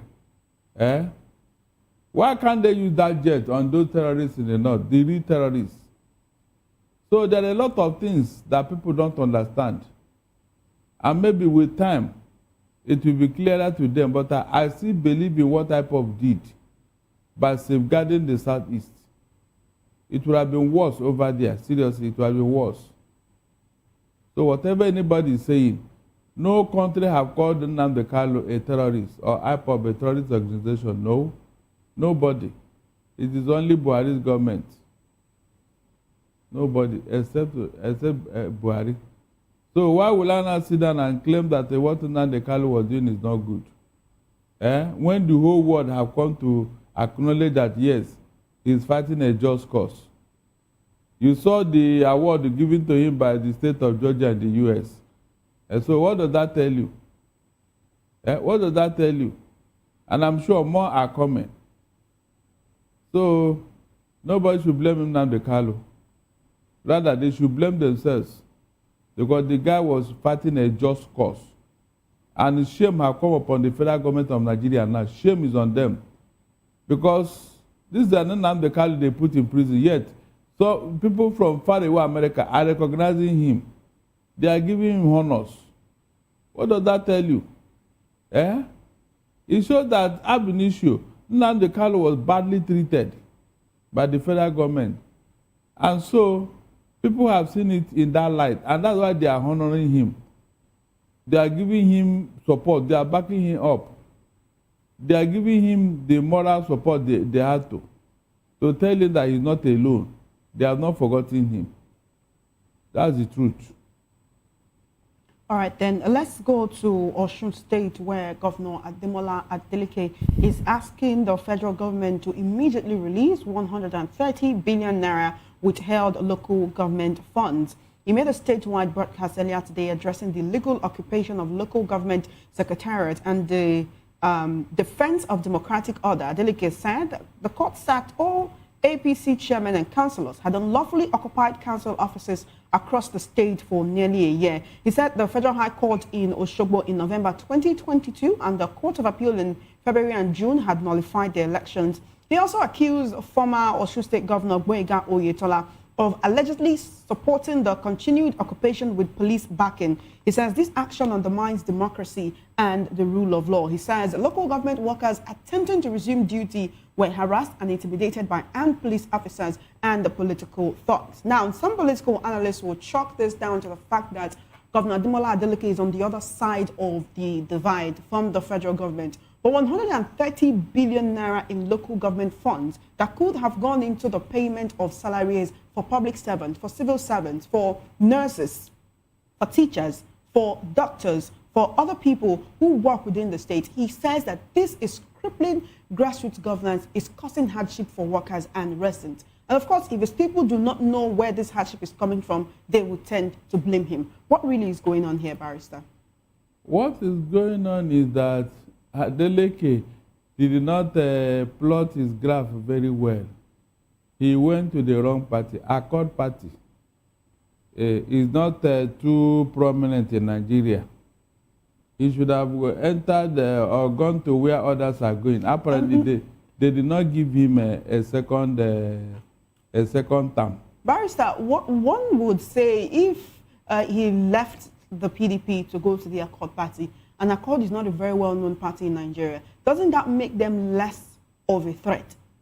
Or do they see Adeleke himself as a very viable candidate that wherever he goes, his people will go with him? Because if it is about the party, you've said that this is a party that is very barely known in the country. So what is the problem? The problem is that they want to punish him. They want to teach him a lesson for not joining their party. It's as simple as that. Why would he have it easy like that when he's not their member? Or you don't know that everything has been politicized, including paying salary. That is where we are now. APC is not taking anything for chance. Every opportunity they have, they will grab it. They want to make use of it. If Adeleke want to stop all this lamentation, let him join APC and see whether he will not get that money the following day. That's just the truth. If he joins the APC, he'll get the money the following day. Are you saying the federal government does not care about the plight of the thousands of workers in the state who will need to be paid their salaries in order to survive, especially in the face of, what the economy is saying at the moment? Things are not particularly cheap in the market. So how will the governor himself cope when his people come to him and say, pay us our salaries? If you say the federal government does not care about this, again, I insist, Accord is not a very well-known party. That is what I'm telling you here, that they want to punish him. And so, if the people become hungry and there's no money to buy foodstuff and all that, they will take it out on the governor. Maybe vote him out so that an APC governor will come in. That's the strategy here. They want to exploit it. The people will not be happy if they don't have money, especially their own salary, and the governor is there. They don't want to know the quarrel he has with APC or with Tinubu. What they know is that they want their money. And since you cannot provide it, then you have failed. They will not be looking for another person. That is the strategy APC want to use. If you either join our party or we make things difficult for you. That's the language here.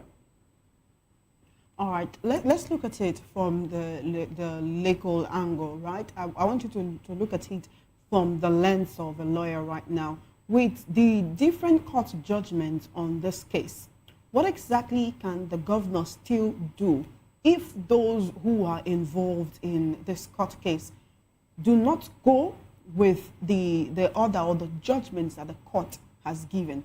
And also the people who are supposed to resume work, it says local government workers are not being allowed into the premises to carry out their duties. What can he do? Can he still take this issue back to court? Can he, contest? Can he drag them back to court? If he's accusing the former governor of State Boyega, can he take him to court? Can he take the federal government to court again? Of course, yeah, he can go back to court. Because it is the court that will make the final judgment. Even though APC don't want to adhere, there has been a judgment that all the local government funds should go to them. That is generally, no, not a specific state. But the governors are not implementing that. The federal government is not implementing that. So Adeleke had to go back to court. That's the only alternative. No other way. No other way. You have to go back to court to allow the court of what is happening. All right, then.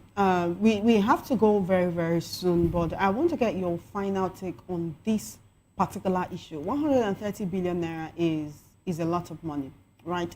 What are the chances that when the court rules this time, if it is in favor of the current Osun State governor, that the federal government will actually follow this? And why do we seem to have a situation whereby, there is disobedience to court orders and nothing happens? Because, of course, the court cannot enforce the judgments that they have given. The federal government, they are leading the pack when it comes to disobeying court orders. They are the biggest culprits here because they believe that nothing can happen. They are in charge. And so when you are talking of disobeying, it is the federal government, and it is bringing so much disrespect to this government and to Nigeria.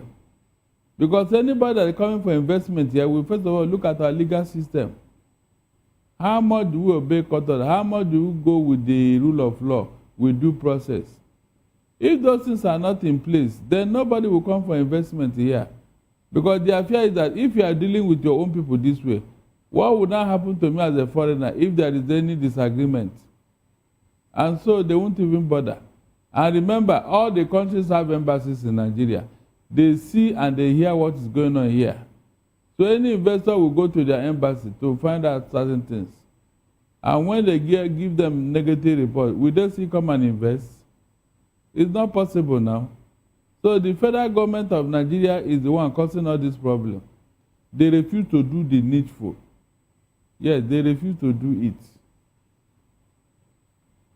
All right, then, Barrister Darlington Agomo, thank you for joining us on the Midday News today. We appreciate your presence. It's my pleasure.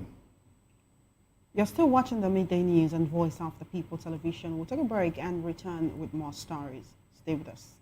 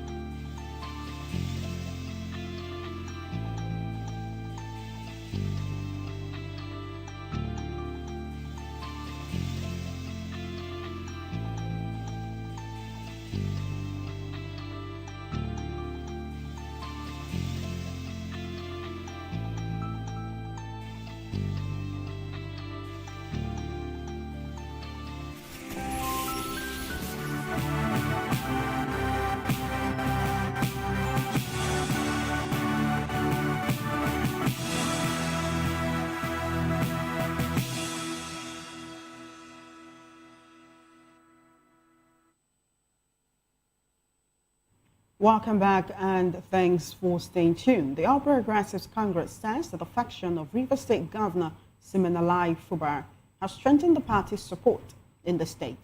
The statement came as APC committees concluded delegate congresses and party primaries ahead of the February 21 House of Assembly by-elections. Speaking at a joint press briefing after the exercises in Ahoda East 2 and Kana 2 constituencies, Shehu Dange, chairman of the Ahoda East Committee, said Fubara's entry has united the party and boosted public confidence in its leadership.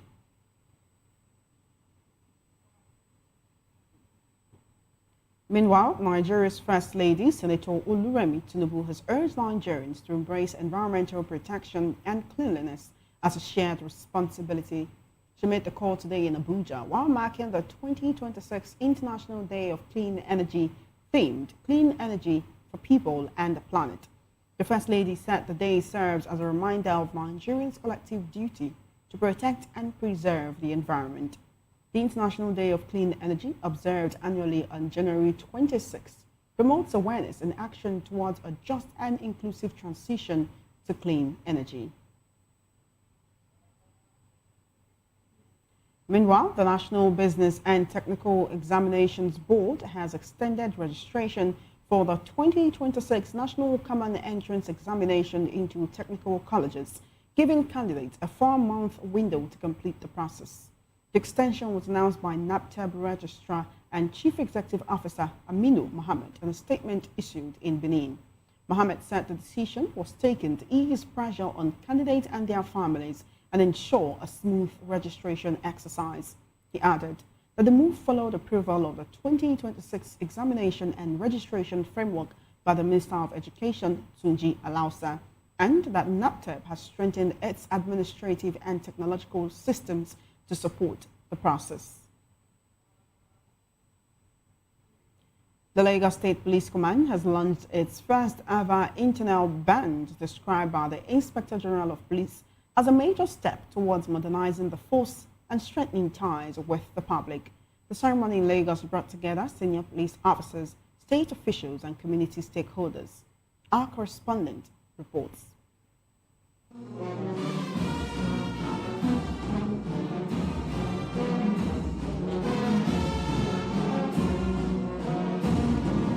In a landmark moment for the Nigerian Police Force, the Inspector General of Police, Kayode Adiolu Agbetoku, officially commissioned the Lagos State Police Command Band, ending what he described as a long-standing gap in the structure of the nation's most prominent command. The event drew members of the Lagos State Executive Council, royal fathers, traditional rulers, captains of industry, security chiefs, head of sister agencies, and members of the Police Officers' Wives Association. For years, official ceremonies in Lagos relied on the force headquarters band. With the launch of its own ensemble, and the command now gains a distinct ceremonial and representation identity.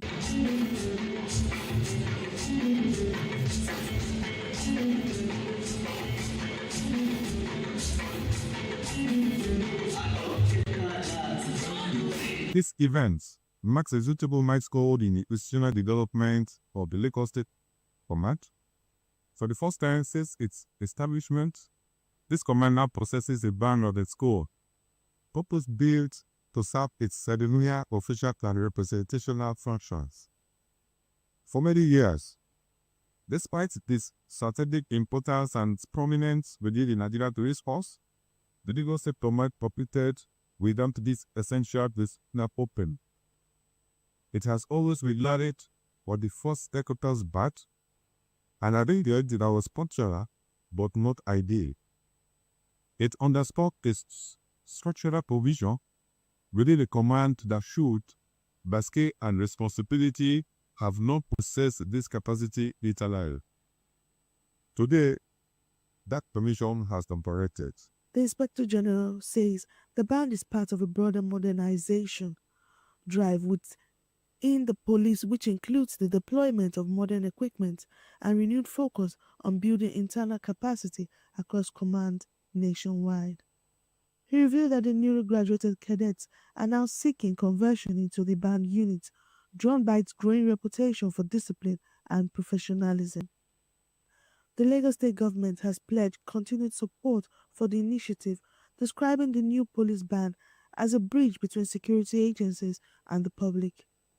Representing the governor of Lagos State, Babajide Sanwo-Olu, the secretary to the state government, Barrister Bimbola Saliu Hayuddin, says the project reflects the administrative vision for a smart, safe, and inclusive Lagos built on trust and cooperation between the citizens and law enforcement. When this band performs in public spaces, at schools, community events, state ceremonies, and civic celebrations, it will create moments of connection. It will allow children to see the police not only as authority figures, but as human beings. The Lagos State Commissioner for Police, Moshood Jimo says performances at approved public and private events could also support police reward fund, contributing to officers' welfare and stronger community partnership. At the ceremony, the Inspector General approved the promotion of the command's police ambassador from honoring superintendent to honorary chief superintendent, recognizing the role of cultural ambassadors in shaping the public image of the force. Hi, I'm Monica Ogola, reporting for VOP TV.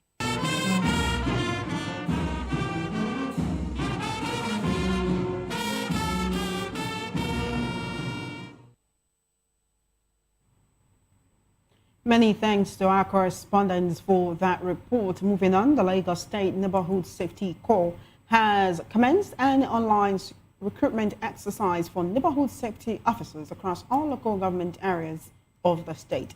This was disclosed on the official website of the Lagos State Neighborhood Safety Agency, which published details of the position, requirements, and application process. According to the agency, the recruitment is for neighborhood safety officer Group B positions and is open to applicants across all LGAs on a full-time basis. The agency listed the basic requirements for applicants, including a minimum of SSCE WAEC qualification and an age range of 18 to 30 years. Applicants are also required to be physically fit and possess a clean criminal record. Interested applicants are required to apply through the agency's official recruitment portal and ensure that all submitted information is accurate and complete. The recruitment exercise follows earlier approval by Lagos State Governor Babajide Sanwo-Olu for the engagement of new officers into the Lagos State Neighborhood Safety Corps.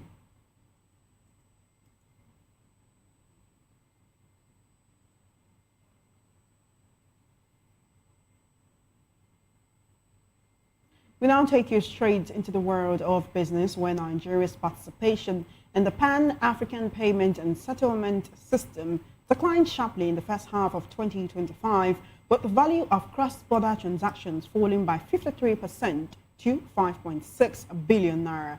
The Central Bank of Nigeria disclosed this in its Financial Stability Report, noting that Nigerian participants settled 3,246 transactions on the platform during the period, a 29% drop from the 4,600 recorded in the previous half year. Transaction value also declined from 11.97 billion naira, indicating reduced usage of the continent-wide payment system by Nigerian users. PAPSS, developed by the African Export-Import Bank in collaboration with the African Union, facilitates real-time, low-cost cross-border payments in local currencies across Africa. The system aims to reduce reliance on hard currencies, lower transaction costs, and boost intra-African trade under the African Continental Free Trade Area. Nigeria remains the leading participant in PAPS, with more than 22 Nigerian banks integrated into the system.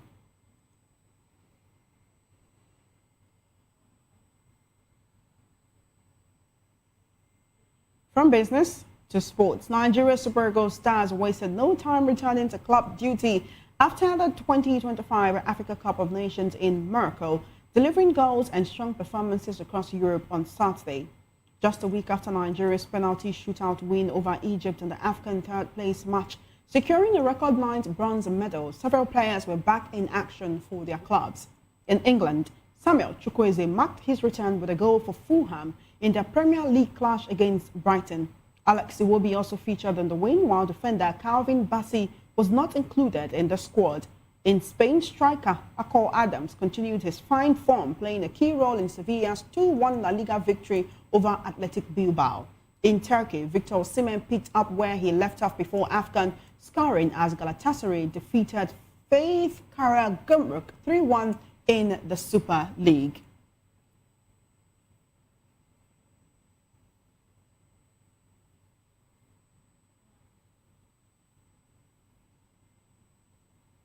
And finally, entertainment. The federal government has congratulated Nollywood actress and filmmaker Funke Akindele on the record-breaking success of her latest movie, Behind the Scenes. In a statement on its X handle, the National Orientation Agency called her achievement A major boost for Nigeria's creative industry and a sign of the growing global appeal of Nigerian stars.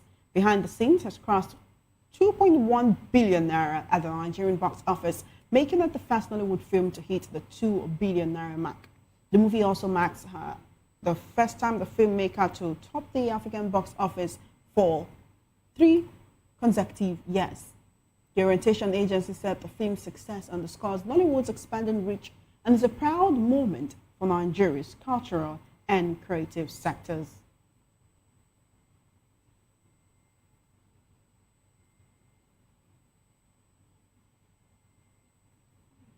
And that is a wrap on the Midday News and Voice of the People television. Thank you for watching. My name is Chioma Innocent. Do stay tuned. Spotlight comes up shortly with Precious Agomano.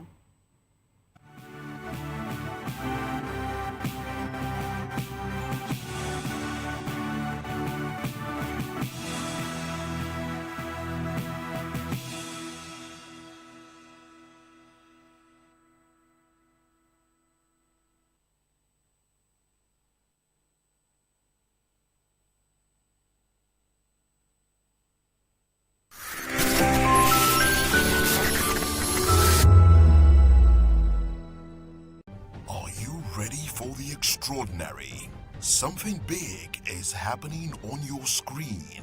Introducing VOP TV.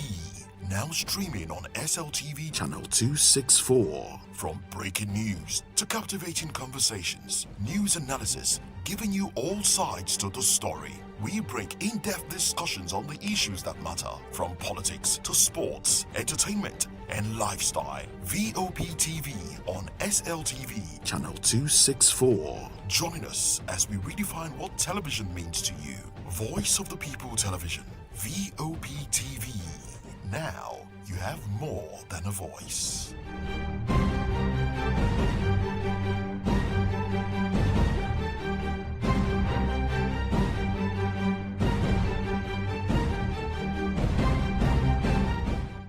My name is Tao Familoni, and here is to VOP TV.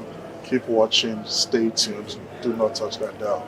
Arararara, my name is Made Kuti, and you're watching VOP TV. Keep watching. Welcome, my name is Zika Davis. Distinguished ladies and gentlemen, boys, viewers, everybody, boys and girls. This is VOP TV. Do you know what that means? Voice of the People TV. You don't have a voice, don't come here. You better make sure your voice is heard. This is Health Check, your weekly guide to better living, smarter choices, and trusted answers. From everyday wellness to urgent health issues, we've got you covered. Health Check, only on Voice of the People television, where your health has a voice.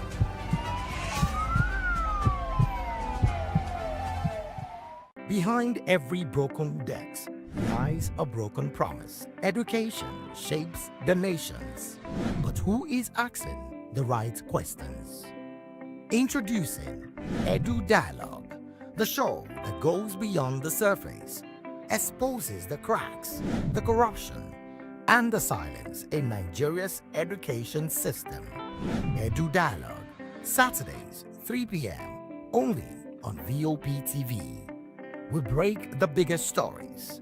From missing funds to policy failures, we ask the tough questions and demand real answers.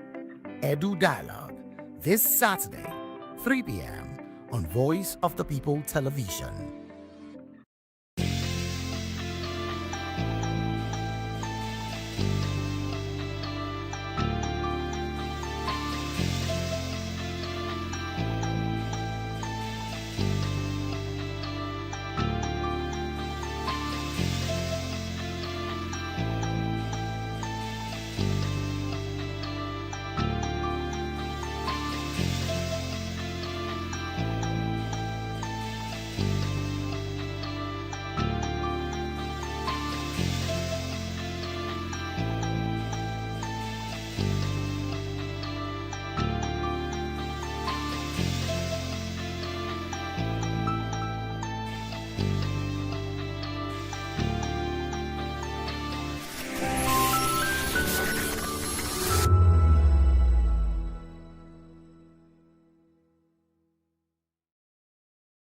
we encourage you to click on the like button and subscribe to our YouTube channel. We are Voice of the People TV. Also follow us on all our social media platforms. We are at VOP TV Live. Visit our website www.vop.ng for fresh and trending news. Also watch us live on SLTV channel 264.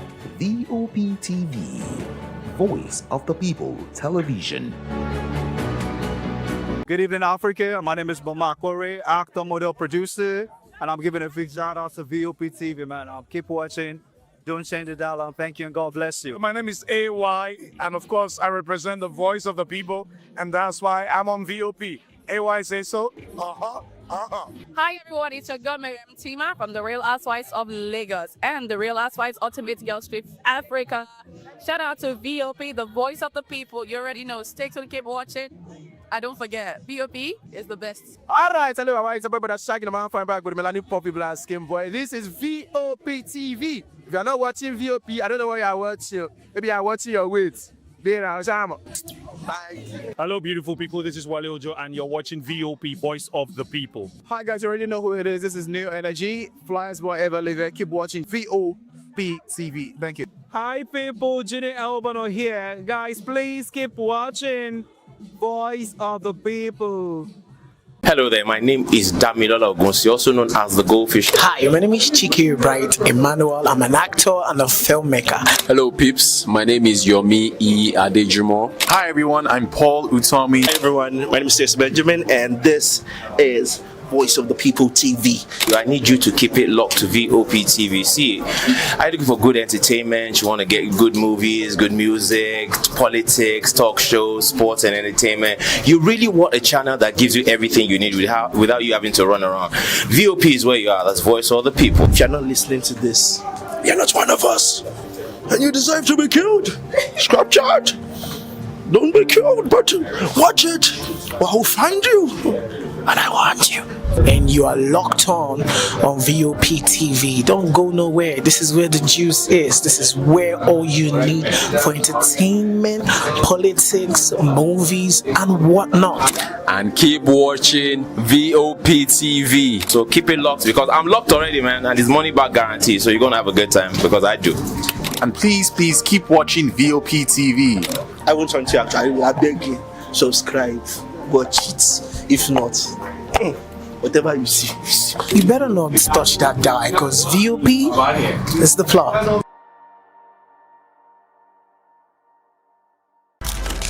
In a world where power shifts with every headline. In a nation full of questions. In a world filled with noise, the truth needs a voice. The policies that shapes our world and the economy that determines our future. Every hour, every day, the grapevine keeps buzzing. And together, we are committed to telling the stories that shape our world because your voice is our focus. Don't forget, our voice matters the most. Let us come together and share our concerns.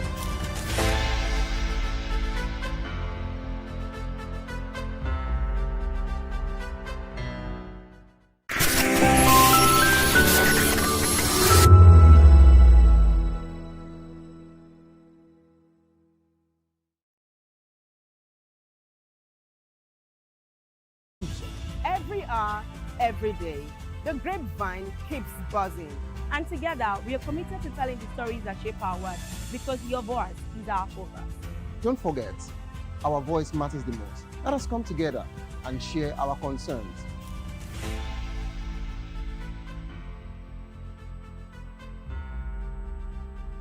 Mr. Familoni, and here's to VOP TV. Keep watching, stay tuned, do not touch that dial. My name is Made Kuti, and you're watching BOP TV. Keep watching. Welcome, my name is Zika Davis. Distinguished ladies and gentlemen, boys, viewers, everybody, boys and girls. This is VOP TV. Do you know what that means? Voice of the People TV. You don't have a voice, don't come here. You better make sure your voice is heard. Are you ready for the extraordinary? Something big is happening on your screen. Introducing VOP TV. Now streaming on SLTV channel 264.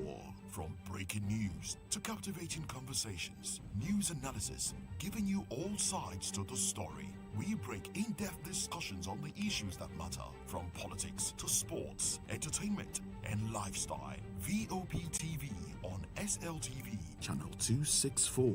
Join us as we redefine what television means to you. Voice of the People Television, VOP TV. Now you have more than a voice.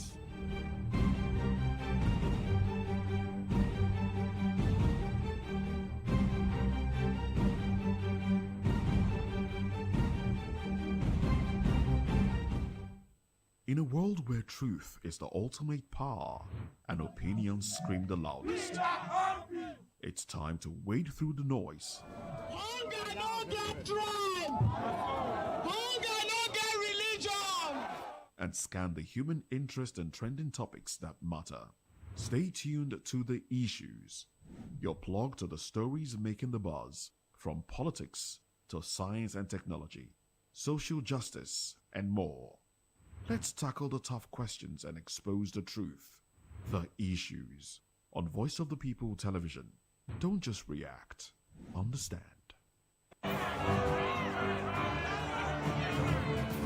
Do you want your voice to be heard? Do you know that you matter in the scheme of things? The People's Voice, the show where ordinary citizens take center stage as we discuss the biggest stories that affect you and I. With you in mind, we facilitate lively discussions, debates, and interviews on the topics that matter most to you and I. From social justice to economic empowerment, education to healthcare, governance, and more. Tackling tough topics and amplifying your voice. Join the conversation and make your voice count. The People's Voice. Make your voice count. The red carpets, awards, the razzmatazz, music, fashion, interviews, and more. Spotlight on Voice of the People Television. Let's feed you with all the juicy stories in the global entertainment.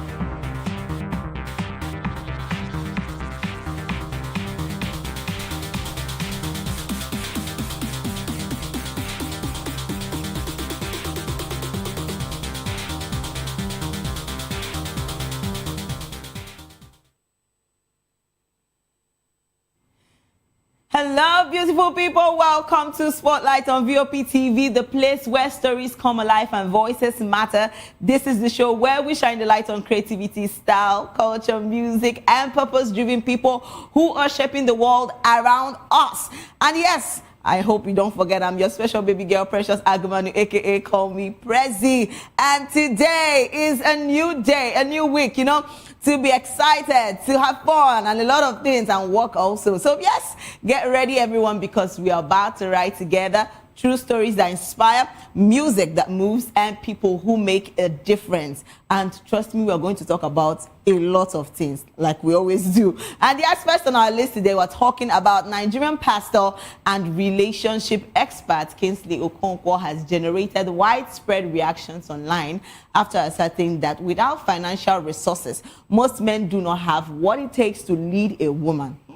So the cleric made the statement via X post on X, like formerly Twitter, and where he argued that many men emphasize financial provision as the core of leadership because they are deficient in other critical areas. So according to Okonkwo, when money is removed from the equation, several men struggle to demonstrate emotional intelligence, spiritual depth, mental stability, moral discipline, and clear direction. So qualities he described as essential for effective leadership in relationships and marriages. So the comments sparked intense debate across social media platforms, drawing both support and criticism, while others, some users, say agreed with the pastor's view, noting that leadership should involve guidance, responsibility, and emotional maturity beyond finance. So others accused him of making sweep generalization and undervaluing men who lead through partnership and character rather than wealth. So the statement has since ignited broader conversations around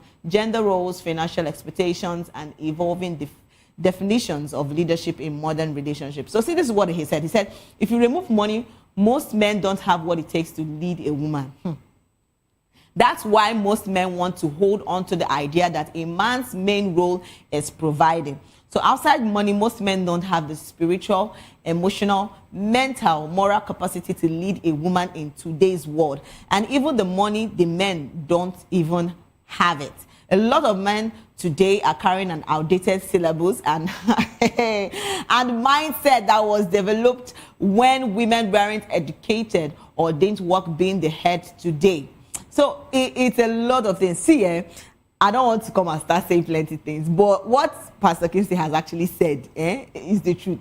The kind of breed of men we have these days is funny. I'm sorry, but men, they don't come for me, but it's the truth. Do you get what I'm trying to say? A lot of men don't feel that, yes, money is everything. And maybe because the ladies were always this kind of money person, and a lot of ladies are money conscious. Do you get what I'm trying to say? So now men feel that, that it is their responsibility to provide, especially when it comes to the finances. And when it gets to that, they forget that there's the emotional part, there's other basic parts in the marriage than the finances itself. Do you get? So if you come out the money for women, oh my God, you will know that some people used to marry things, but it's okay. You know, a lot of people don't come out talk plenty things about men and how they take care of their family and their responsibilities as a man. You know, every man go to shout, man, to be a man, it's not a day's job to be a man. See, at the time when I say, forget this thing. If you come out this money, no, see, you go even see, you go just they do like this, blood of Jesus, but no shout. But trust me, when I say women, we they try. I'm telling you, we they try. We they hard working. Even waiting man, if you do, we women, we they do and pass. All right then, let's take some comments and see what people have actually come out to say. You know, a lot of people are still agree with what Pastor Kingsley Okonkwo has said, while some still refuse. Some men said, no, that's not true. So we have a lot of comments, and let's see what people are actually saying about this. And yes, somebody said, I turned down a man who is a millionaire. Oh, wow. And because he doesn't know how to apologize when he is wrong, I told him I want him. Okay. And Eliora said, now why with all their money, women still they cheat on them? Oh God. And it's true. Do you know a man can have a lot of money and still not hold a lady? Like I'm telling you, women are very, I don't know how to, in as much as we are very dramatic, we shall know what we want to, just as the man will know what he wants. You get what I'm trying to say? A man can actually have the whole world, but still not hold a woman. Because it's not, I know women, we love money and we want all the financial aspect of it. But somehow, this life not just balance. The money fit not there enough. Yes, women love the connection. They love communication. They love you to be there than the money. Sometimes, I'm just saying. Do you get what I'm trying to say? When you come, they give woman money, they give her money every day. One day, she needs that connection. She needs that closure. She needs that someone that she will rely on or talk to or speak to. Please, women, with their emotional, that is just the truth. That is the truth of the matter. So if you remove money for where men do, now you go decide, because a lot of men are doing this now. And maybe because of when they don't get money, they feel say, I can get any woman I want. I can get, they calm down, bros. You know, you never reach like that. Just be coming down. Let's take more comments and see what people are still saying about this. We have a lot of comments, and let's take more and more comments. And yes, somebody said, apart from money, what else does men bring to the table? When I don't start to, I know they yet. When I go and they talk, say, this table, one day this table goes scatter. And somebody said, are you people reading the same thing I'm reading? He's talking about becoming a high-value man in the modern era. Yes, and that's true. And yes, another person said, and even the money, the men don't have it. This money they're shouting up and down, they don't still get them. Go help. And another person said, most men can't lead a woman with or without money. Actually, life no balance. Person say, he good as God, share problem, give everybody. Let's take more comments. We have a lot of comments, and yes, we have more and more opinions of people. And Life of SJ said, they feel absolutely lost without money. I wish more men will focus on developing character. Money is not everything. And trust me, thank you so much at Life of SJ, because Men feel that when they have the money, that it answer. They say money is the root of Guinea. Now you go complete them. But trust me, money answered what? It's in two ways. It's now left for you to decide what you want. Because come to think of it, a lot of men feel that, you know, instead of developing their character, they feel that with bad character, you can actually, you know, you can actually use money to maneuver all those things. I'm telling you the truth. Your bad character will land you to places that you're supposed to be. But trust me, character speaks a lot of things than the money that we see. We should. I think our mothers now has to put this work on the male child. Let them. I don't talk this thing before. Say make mothers they train their male children well. Yes, because they get plenty. I don't born man. If you look the man, you know man no be man. You understand what I'm trying to say? They should put down things that they need to put this male children in check. It's very important. In as much as they say make woman they coordinated, make she get character, make she they say some men say they shall say I cannot marry somebody that doesn't have character. Even us too, we not even marry you when no get character. It is as simple as that. Do you understand? So I'm still speaking about the women, our mothers. Please, we wanna they try. If we they train on male children well, all this wahala no go they do. People no go they drag this one. The other person they drag on one. Everybody go there in peace. You understand what I'm trying to say? No problem. Everybody go there. You not go to see men when they beat woman. Trust me, it's very important. We don't put all these things in check. That's why things like this, you know, keep on coming out and stuff like that. So let's take more comments and see what people are talking about this. We have a lot of comments. A lot of people are bringing on their own opinion of what Pastor Kingsley has said. And yes, P. Crystal Joella said, only the wise will understand the context of this message. God bless you, sir. All right, another person said, even with money, most of them still empty, and they are quick to say Nigerian women don't know how to communicate. Thank you. And ask the you are dating to hold a meaning conversation. They does not involve, I'm telling you, men are just moved by what they see. Do you understand? Anything we concern, oh, go ahead, boss. Anyway, it's good. And Biola, you said this pastor sure know how to keep their customers close, sha. Oh, my brother, you're talking about customers. Go help you. No meaningful topics, only social topics to get attention. So if you're not getting that, if you're not actually loving it, why did you now come here to type? Just day your day. All right, we have more comments. Let's take more and more comments of what people are actually talking about this. But trust me, it's actually good that we women, you know, this still boils down to the women. And yes, to our mothers especially. When they train on a picking well, I'm telling you, because who wouldn't love, your child to do better, especially the male child. When you see your son doing better, doing good things, you'll be happy as a mother. So please, when they try put eye down, teach your pikin the right thing to do. Not only the women, every day say women do this, women supposed to be there for kitchen, women supposed to do this thing. Men know that they're kitchen. I've seen a family that will come out and say, that the work of a woman is to be in the kitchen. They play. Men these days, some men now put in check all those things. Their son, they enter kitchen, they cook. It doesn't matter. Do they have to put it? They'll have to stamp it on the women's face and say, you must. In fact, you go to the kitchen now so it take be. That is not how it is.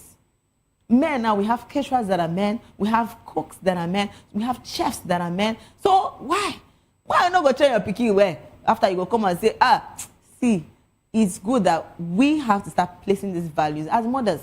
Your male child actually has to start doing better. It's a lot of work. You know, I go work time and I go put in that work. But come to think of it, women, we are still strong. That is just the truth. So let's take more comments. A lot of people are talking about this, and we have a lot of comments. Let's take more and more comments before we go to our next topic. And I hope you're excited already. Let's take more comments. And yes, Cravy O said these girls made it look that way. They aren't interested in anything else except the money part. So in our comment section, they form. Outside, they are different. Okay, God help you. And Chika said, without money, most women won't love to be led by a man. That's not true. I don't support you at Chika's Mobi. And Office Furniture said, without women, almost 99% of women can be with a man. See, money is good. love is sweet, oh. When money enter, love is sweeter. We understand the fact. But come to think of it, a man might, it's actually different when ladies say it's the money part. I think women love a man that is generous. Not, you might be rich. That is just the truth. You people are mistaking these two things. You might be rich and not still be generous. And somebody that doesn't even have it all will still be, will not even have it all but be generous. So ask me, which one will you choose? So that question still lies back to you. So, but trust me, I see they talk and I say our mothers need to start waking up. Because it's a lot of work. In as much as we're training the ladies, we should also put an eye and put a check on the male children. They are the future, future leaders and all those kinds of things. When will they try? It's a lot of work. And yes, and that is it for that. To our men, to our ladies, Mona try. Okay, and that takes us to our next gist. And yes, our next gist, we're talking about a trending social media post shared by Entertainment, and it has been on social media platform, has drawn widespread attention after a woman was seen celebrating her marriage at the age of 32. So following multiple relationship setback. So according to the post, the woman reportedly experienced up to 8 failed relationships or marriage attempts alongside several emotional breakups. So before finally tying the knot, a video accompanying the story showed her expressing joy and gratitude, describing the marriage as a victory after years of disappointment and waiting. So the post quickly sparked mixed reactions online, with some social media users congratulating her and praising her perseverance, while others questioned the accuracy of the claims and debated the implications of repeated relationship failures. While the story, continues to spread, it is actually, I feel this is testimony that God has actually answered. A lot of women, they know they talk how many heartbreak they get to, but hey, this one is a lot. 8. You date the first one. Date the second one. Date the third. Hey, see, it's good that she was, she was consistent and she didn't give up to find love. For those people where they, wait for love and they find love, God will help you. Because if you wait. So this is just a reminder that you shouldn't give up. Now, give up, now fail. Actually, this is actually beautiful. Seeing after lots of heartbreaks and a lot of heartbreak, not be all those small heartbreaks, all those heartbreaks where you go to cry. Oh, God. But then she actually laughed last. It's beautiful to see this. And, talking about relationships this time around, it's a lot of things. It's not, I still say this. I said the person where you don't date with for a long time doesn't really determine that is the person you're going to end up with. Yes, you can be with somebody for 10 years, date the person for 10 years, 12 years. That doesn't really, get the perspective that you're going to end up with the person, because that person fits meet another person 1 month. And in 1 month time, they will come visiting with a boy and girl. So trust me, I understand the fact that she has, gone through relationship failures, and not be only she, men too, they witness the same thing. Make I talk for my men, I be a lie. Men too, they witness the same thing. Not be only ladies, they witness the heartbreak. Men too, they get those kind of heartbreak. But then, what I'm trying to say is that love is a beautiful thing, but make we they try this, they reduce this heartbreak where people they serve on the daily. It's too much. If you don't say you know if you day with person, cuckoo just day your day. No, come they drag person daughter. You understand? And you could do that peacefully than causing somebody had pain, depression, and the rest of them. Because a lot of both the women, I don't want to side anybody, both the women and the men too. We know they try. That is just the truth. When things just come like this, we rather want to inflict pain on that person, so that the person go no say if you that heartbreak. But come on, we need to do better. This is 2026. We need to do better. Say a lot of people don't come out talk plenty things about this. So let's take some comments and see what people are talking and saying about this. Let's take some comments.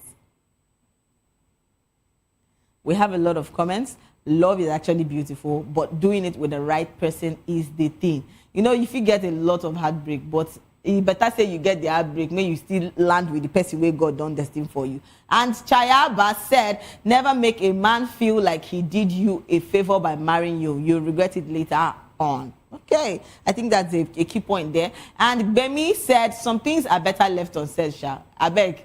if you want talk anything, we no just get it. Just cuckoo keep quiet. Don't even talk anything. Say better say you just put her like that.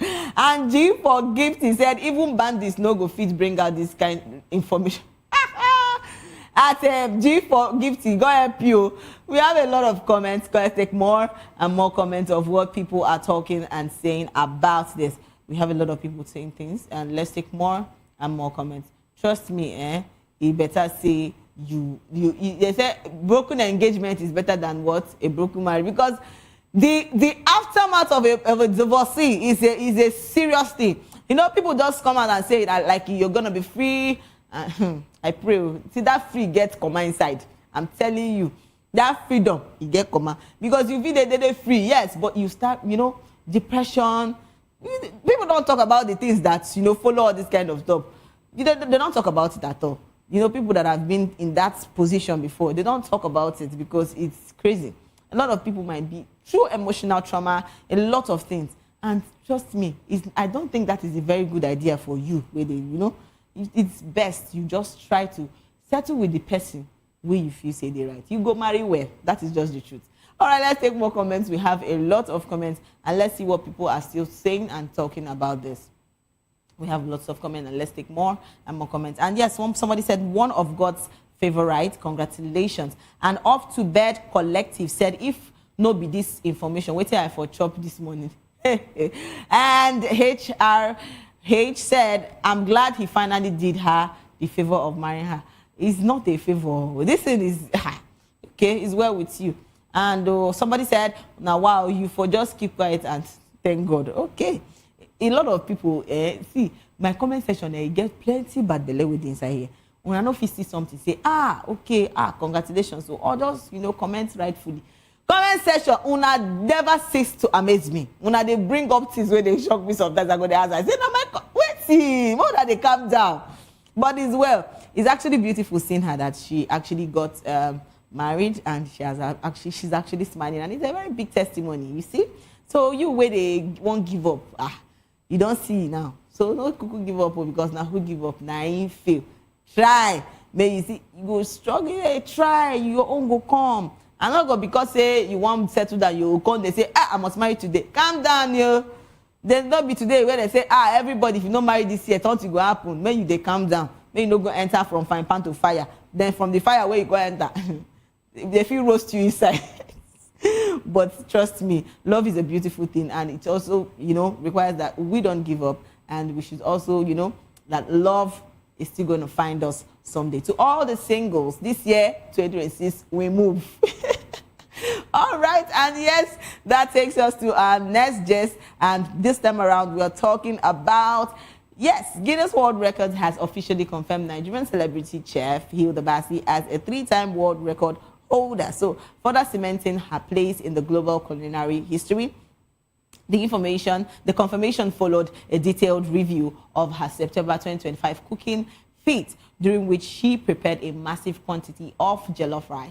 So Guinness World Records announced that the single cooking attempt qualified for 2 separate titles: the largest serving of Nigerian-style jollof rice and the largest serving of rice ever prepared, adding to her earlier world record. So Hilda Basi first rose to international prominence in May 2023 after completing a 93-hour, 11-minute non-stop cooking marathon, earning her first Guinness World Record with the latest confirmation. So her total titles now stands as 3, making her one of the Nigerians' most decorated Guinness World Records holder. The announcement has been met with widespread celebration across social media, with fans and public figures applauding her consistency, resilience, and impact on Nigerians' global culinary recognition. And it's a big congratulations to Hilda Basi.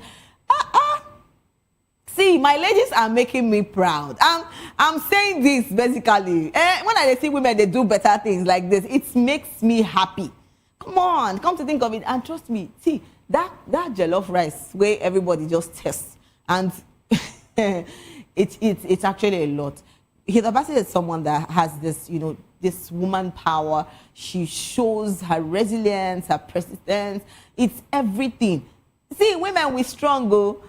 Tell man now, may you go carry pot now, that kind of big pot, may you begin to cook now, you go find story they tell you. But you see, I don't want to drag the men. Before they go come in and say, Precious, you don't they talk plenty. But come to think of it, I love the fact that our women and our ladies are really doing the most. And come to think of it, you're holding now, Hilda now is 93, holder of the Guinness World Records. It's beautiful to see that. The largest sport. It's not easy. Sometimes when I watch that video, because seeing her, cooking with the heat, the sun, it shows me that she is someone that doesn't give up. Yes. Even after that, who knows the next one she will do? You get what I'm trying to say? So this is to everybody that has been sleeping. You get what you need to wake up. So all my ladies, when they sleep, see, no time to waste time. Wake up. Collect your money, because how you want to collect and when you know work hard. It's beautiful seeing her that she actually made this, and it's lovely. And yes, a lot of people don't come out talk plenty things. Fans has actually come out to congratulate Hilda for this match. So let's take some comments and see what people have actually come out to say. And my comment section, wanna be careful. Don't even start. See, if you not congratulate her, no could talk anything that I take or beg you. All right, let's take more and see what people have actually come out to say concerning Hilda Bassi.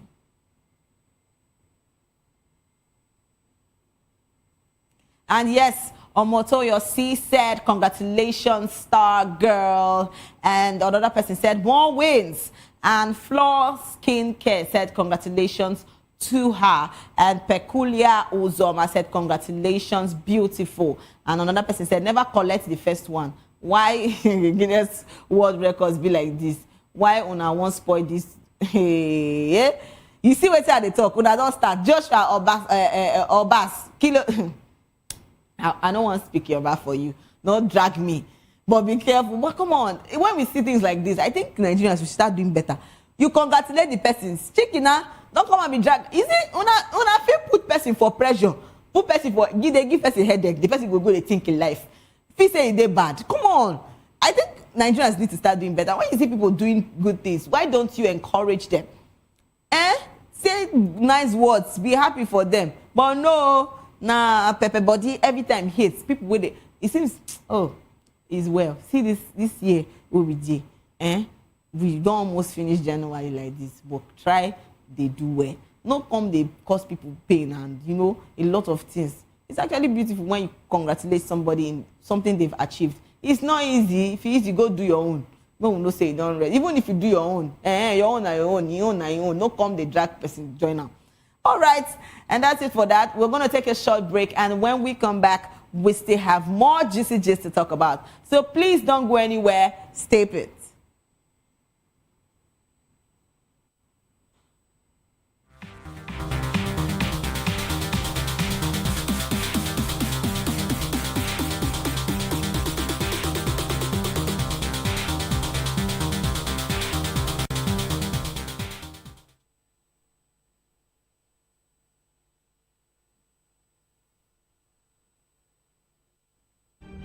In a world where power shifts with every headlines, news breaks and events happens, we bring you unbiased and explicit information on politics, economy and state of the nation.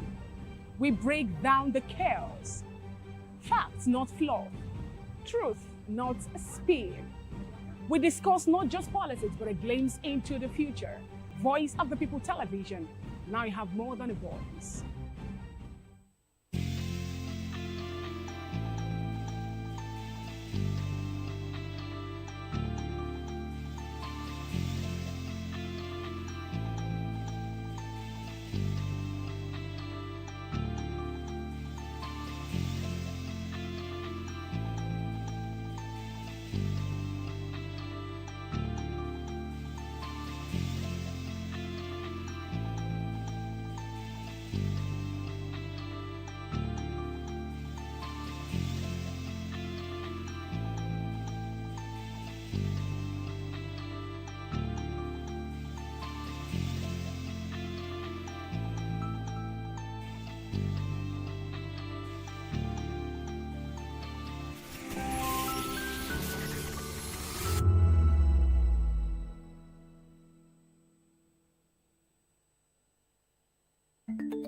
Africa is on the move, a continent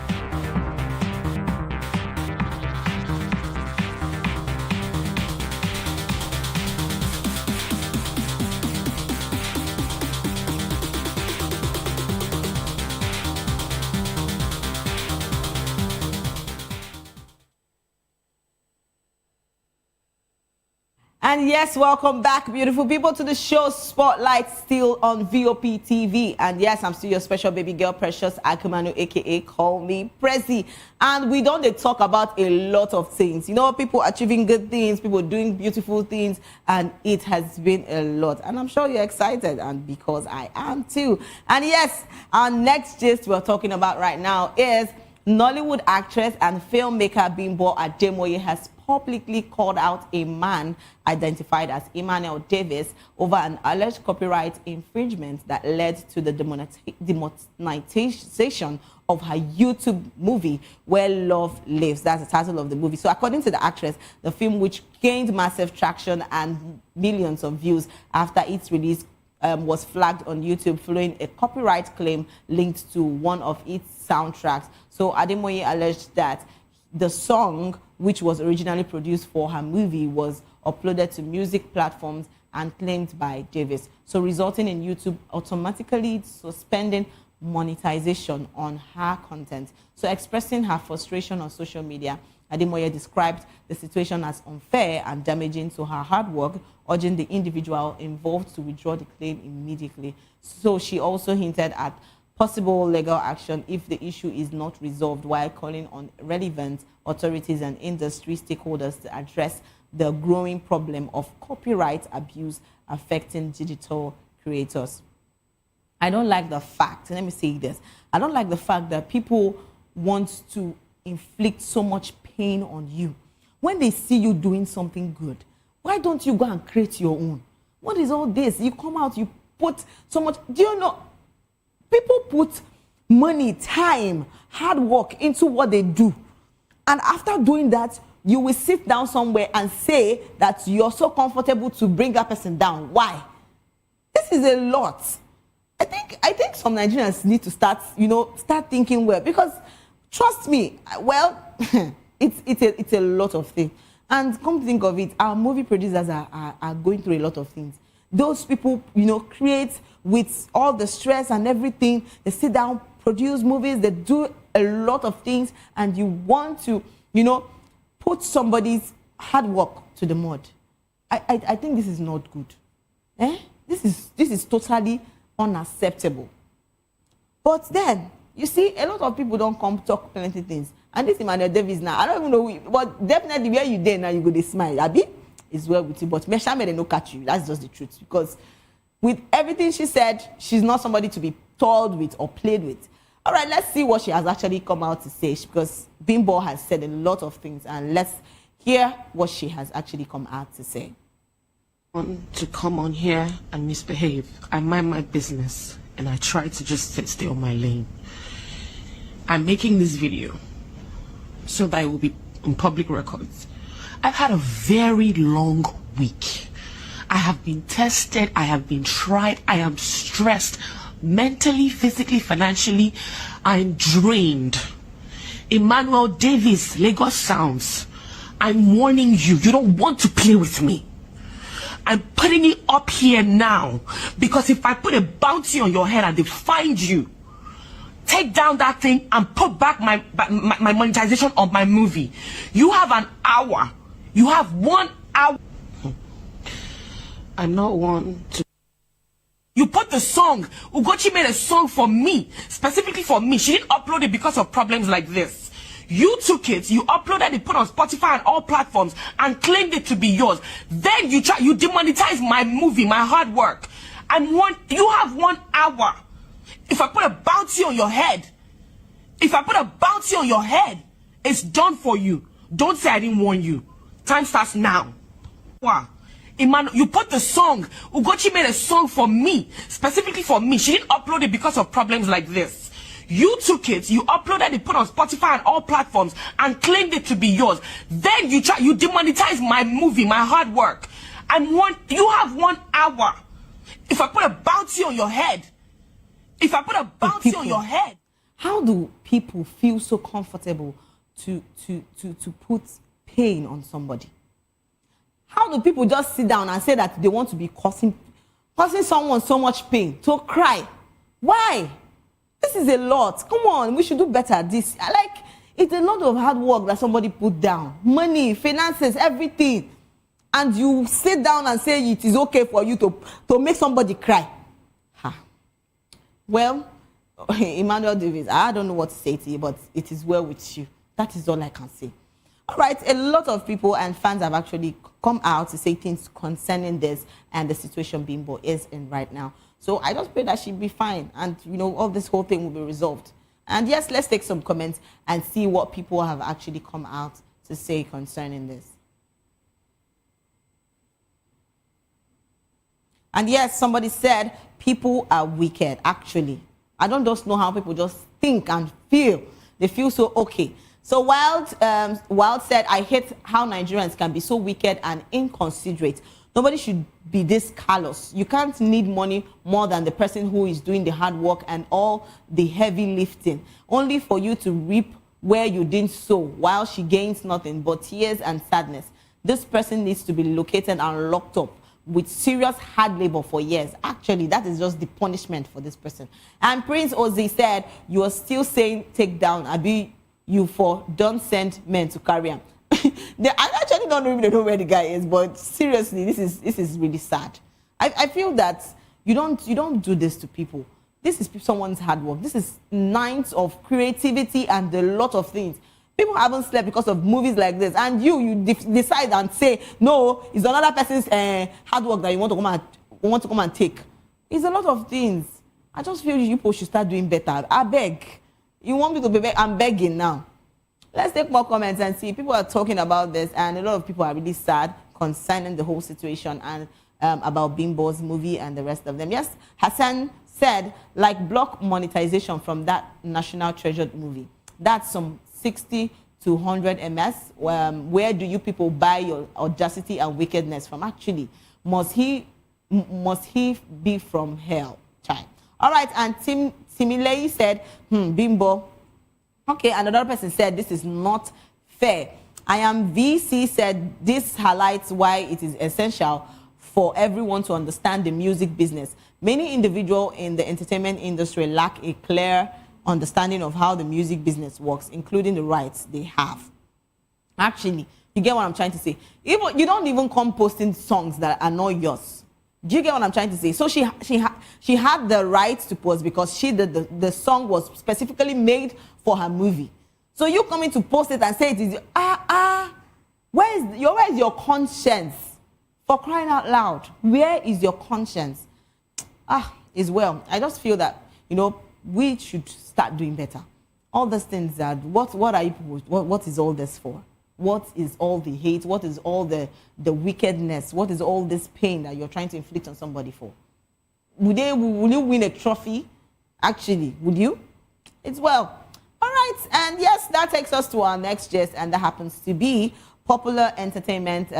You know, there's been a post actually talking about a man who said he felt disrespected after his wife shut down her business rather than hand it over to him as the leader of the home. So yes, according to the post, the man believed that as the head of the family, he should have been given control of the business, but his wife chose to close it instead, a decision he described as insulting and dismissive of his authority. So the story has since generated widespread reactions on social media, with users debating gender roles, marriage dynamics, and financial independence. So while some supported the man's view on traditional leadership in marriage, many others defended the woman's right to make decisions about her own business, reigniting conversations around equality and respect in modern relationships. So your wife started a business, and because she brings money. Now, okay, this is what he said. And said, I'm a married man in my mid-30s, and if I'm being honest, my ego is bruised. Okay, God help you. And before we got married, my wife already had a thriving business, and I admired her drive. That's what drew me to her. So, but marriage has changed how it feels. She earns far more than I do, and it's messing with my head. I suggested she put the business in my name so I could lead it as the husband while she supports. She shut it down immediately, saying she can't hand over what she spent years building. Now I feel disrespected, and I'm starting to question whether she truly values me or this marriage. Bruh, in fact, I'm supposed to give that your wife a gift. Because, come to think of it, business where woman using hand starts. Okay, even if she wants to give it to you, maybe it will be from her heart that she will do it, like say, okay, I'm going to give my husband because of how nice. But no, your ego has been, let it be bruised 1,000 and 3,000 times. Because what in the heavens is your ego got to do with this? Somebody's business where she starts. Because she's your wife doesn't mean that you should, you could take control over everything concerning her. Come on.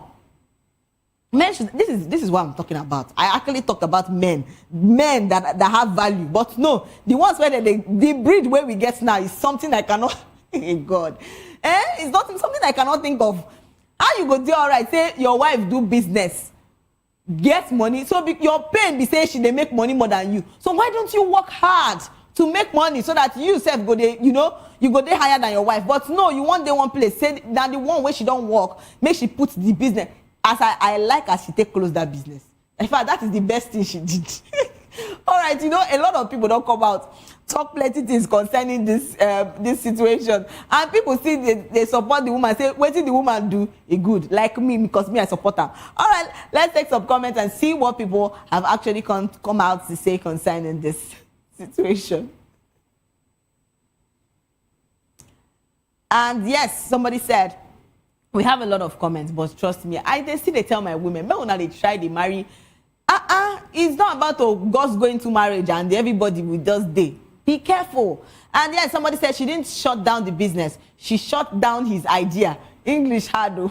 And Michael, you said, no go find work. They look for who to frustrate. Not be small. You just want to frustrate the poor woman. But I don't understand. And another person said, even if she hands it over to you, it still will not thrive. God, I beg. Actually, if they give her that business and make it handle, if he knows still handle them, that is one thing that most men don't even get. All right, Spicy Mary said these men are princesses from the. I think princes or princes from the marine kingdom, my sister. It is a lot of things. We have more comments. Let's take more comments of what people have actually come out to say, because I don't even understand this man's idea, because it is, you feel pain that your wife, it's not you to even support her. Like, you have to be there to support her, but no, you want to collect the business so that the business will be in your name. Some people used to marry things that I don't understand. I'm telling you. This is crazy. Like, a lot of people, they try, yo. Hey. Let's take more comments. A lot of people are talking about this. Let's get people's opinions and see what people are saying about this, because it is a lot. Trust me, I don't see how man go there like this. You say now your wife business you want. Even some men say fit they get shame. This one don't get shame at all. Shame has been written off him. And then somebody said, so she shut down the business instead of shutting down the marriage. What is wrong with some of this? I mean, she was shut down the marriage at once, but not be everybody fit come, not be everybody fit handle divorce, actually. I don't think that is a good idea. There have been better ideas or better ways to, fix this whole thing. And somebody has said, so we can say you married her hoping to own what she built, actually, because dots aren't connecting. Why would you want her to put her business in your name? What were you doing before marriage?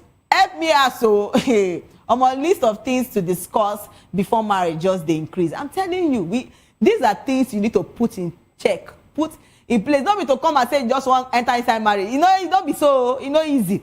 And yes, all these things have to be put in place. Finances, number one. All these things has to be put in place. You say you want marriage, you wake up one day, say na marriage, they're hungry. You know what? Nobody quarrel you, but try do it with the right person that has you as his priority in mind. Not to go and marry somebody that will not even take care of you. You go there as you there on another place. See person now, don't they talk saying won't collect his wife business. It's not bad though, but he has to do it with the understanding that yes, you have to encourage her and support her, not to collect the business and put it in your name. So what were you doing before you married her? That means you are jobless, actually. Let's take more comments and see what people are talking about this and saying about this. We have a lot of comments, and let's take more and more comments of people. And yes, another person said, I go just read nonsense against my will. God will help you at Wendyville. And somebody has said, one woman has married her enemy. Pray for her. Amen. Oh, amen. And Okoye said she's running a successful business and you are not running anything. Instead of learning what she's doing so you can open branch office and move the family towards financial freedom faster. It's that her own that you want to control. It is well. God will help you in Jesus' name. Amen.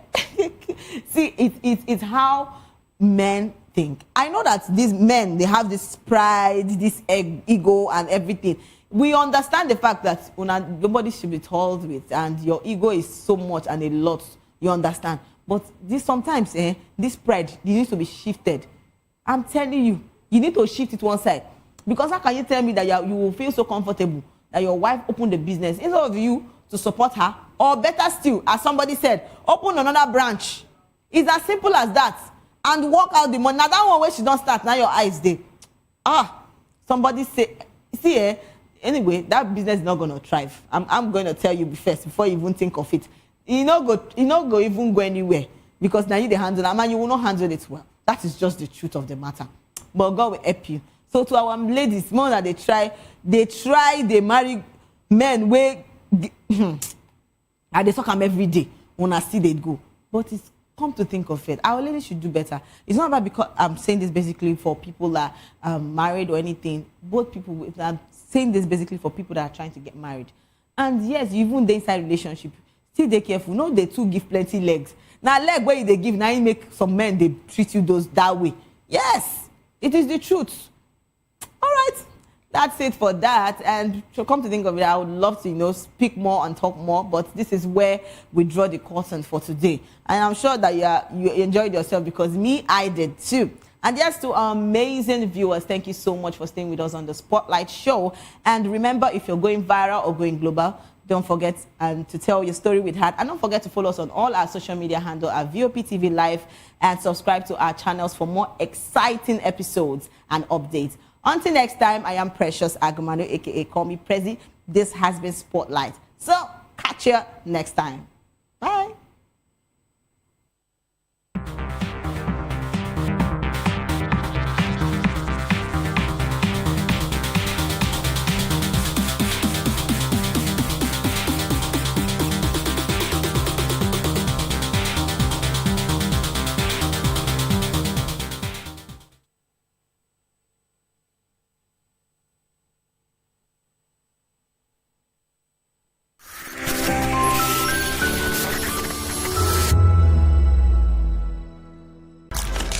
In a world where power shifts with every headline. In a nation full of questions.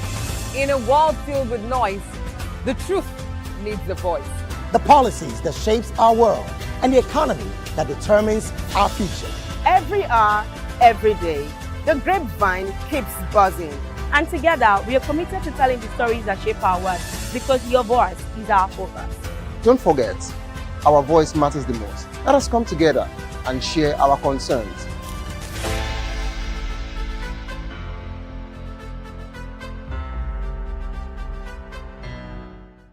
Behind every broken desk lies a broken promise. Education shapes the nations. But who is asking the right questions? Introducing Edu Dialogue, the show that goes beyond the surface, exposes the cracks, the corruption, and the silence in Nigeria's education system. Edu Dialogue, Saturdays, 3 p.m., only on VOP TV. We break the biggest stories, from missing funds to policy failures. We ask the tough questions and demand real answers. Edu Dialogue, this Saturday, 3 p.m. on Voice of the People Television. When I first heard VOP, I thought they were talking about me because I'm a voice-over personality. But no, this is Voice of the People TV, and you are riveted forever because this is the place to be. Yo guys, your boy Chella. Shout out to VOP TV. I love you guys. Salut, salut tout le monde. Suspect 95. Là, on est sur VOP TV. On passe un bon temps. J'espère que vous kiffez. On est au Afrima. On est ensemble. VOP TV. Don't see me like a fool because I don't do giddy giddy giddy. VOP, you don't know somewhere from Ghana representing live and living color. Yeah, Beam Nation President. Outside with it. Bless up. Hello, this is Milo from Ivory Coast. Keep watch Voice of the People TV. Regardez la voix du peuple, la télévision de la voix du peuple. Que Dieu vous bénisse. À très bientôt. Love you so much. Hi guys, what's up? This is Gaze Baba. I am watching VOP TV. Usually you be told to not touch the dial, but I tell you to touch the dial and increase the volume. You're like, keep it locked, it's Afro Gospel. Thank you. Hello, my name is Shego Aronze. You're watching VOP. Don't change the dial. My Joe, fine girl. My Joe, fine babe. Only are you, but on the Fuji was. Yes, don't touch the dial. This is me, Dr. Adewale Iba. Keep watching VOPT.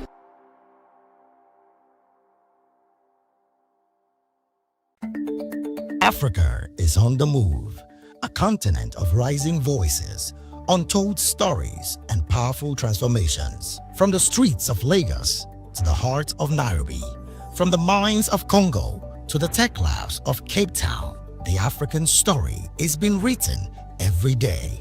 Bold, dynamic, unstoppable. This is Africa News on Voice of the People Television. We don't just bring you the news.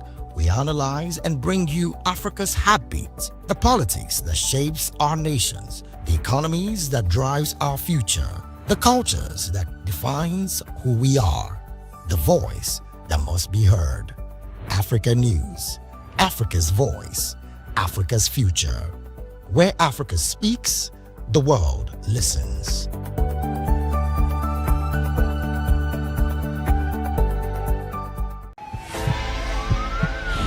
This is Health Check, your weekly guide to better living, smarter choices, and trusted answers. From everyday wellness to urgent health issues, we've got you covered. Health Check, only on Voice of the People Television, where your health has a voice.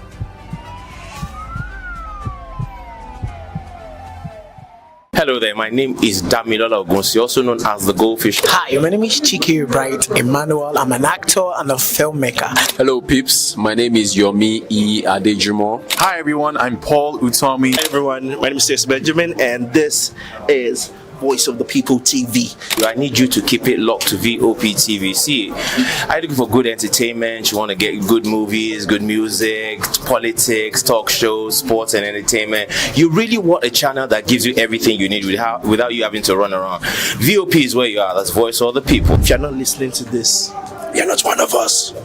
And you deserve to be killed. Scrap chat. Don't be killed, but watch it. Or I'll find you. And I want you. And you are locked on VOP TV. Don't go nowhere. This is where the juice is. This is where all you need for entertainment, politics, movies, and whatnot. And keep watching VOP TV. So keep it locked because I'm locked already, man, and it's money back guarantee. So you're gonna have a good time because I do. And please keep watching VOP TV. I won't turn to you actually. I beg you, subscribe, watch it. If not, whatever you see, you see. You better not touch that die because VOP is the plot.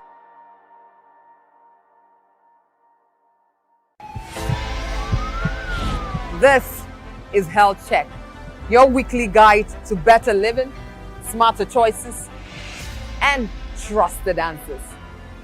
From everyday wellness to urgent health issues, we've got you covered. Health Check, only on Voice of the People Television, where your health has a voice.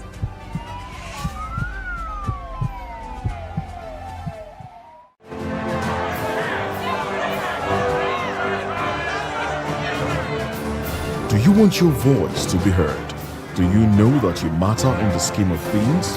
The People's Voice, the show where ordinary citizens take center stage as we discuss the biggest stories that affect you and I. With you in mind, we facilitate lively discussions, debates, and interviews on the topics that matter most to you and I. From social justice to economic empowerment, education to healthcare, governance, and more.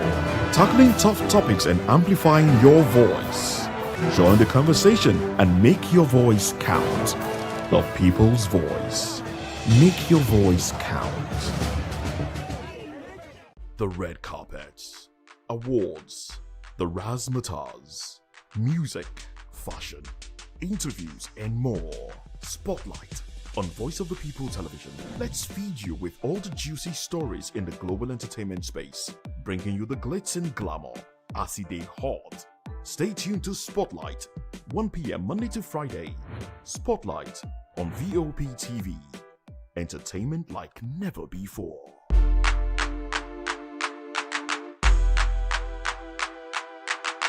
Are you ready for the extraordinary?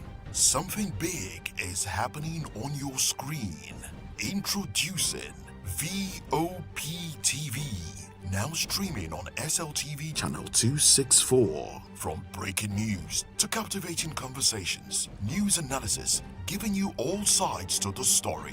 We bring in-depth discussions on the issues that matter, from politics to sports, entertainment, and lifestyle. VOP TV on SLTV channel 264. Join us as we redefine what television means to you. Voice of the People Television, VOP TV. Now you have more than a voice.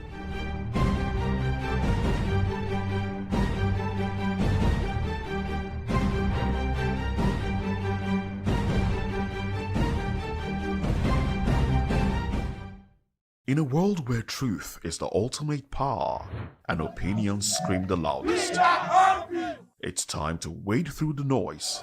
Hunger no get tribe! Hunger no get religion! And scan the human interest and trending topics that matter. Stay tuned to The Issues, your plug to the stories making the buzz, from politics to science and technology, social justice, and more. Let's tackle the tough questions and expose the truth. The Issues on Voice of the People Television, Mondays to Fridays, 8 to 9 p.m. The Issues. Don't just react, understand. Africa is on the move, a continent of rising voices, untold stories, and powerful transformations. From the streets of Lagos to the heart of Nairobi, from the mines of Congo to the tech labs of Cape Town, the African story is being written every day. Bold, dynamic, unstoppable. This is African News on Voice of the People Television. We don't just bring you the news. We analyze and bring you Africa's heartbeat, the politics that shapes our nations, the economies that drives our future, the cultures that defines who we are, the voice that must be heard. Africa News, Africa's voice, Africa's future. Where Africa speaks, the world listens.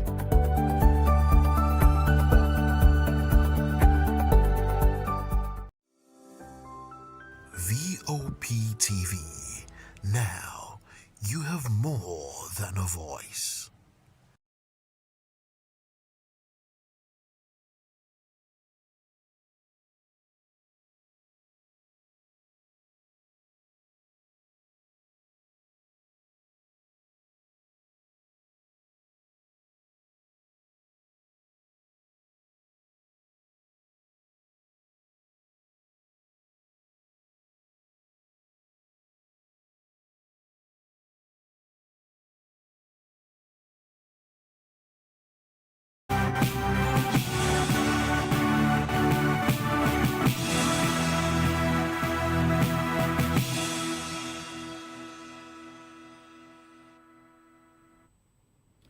Hello and thank you for joining us. This is African News on Voice of the People Television. I am Solomon Ofem. Before we begin the news, kindly visit our website www.vop.ng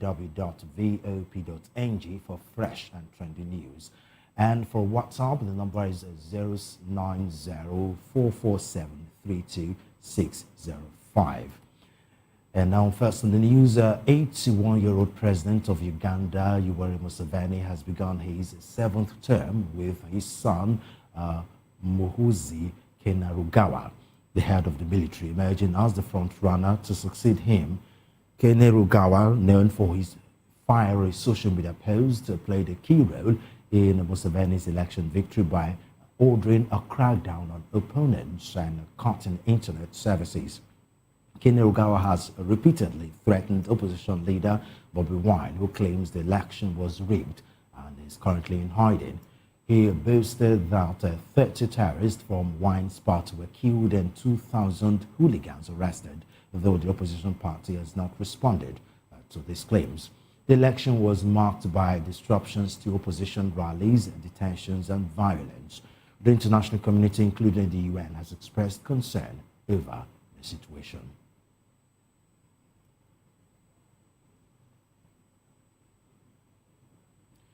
Meanwhile, Uganda's military chief, Muhoozi Kainerugaba, has denied allegations that soldiers assaulted Barbara Kyagulanyi, wife of opposition leader Bobi Wine, during a raid at his home.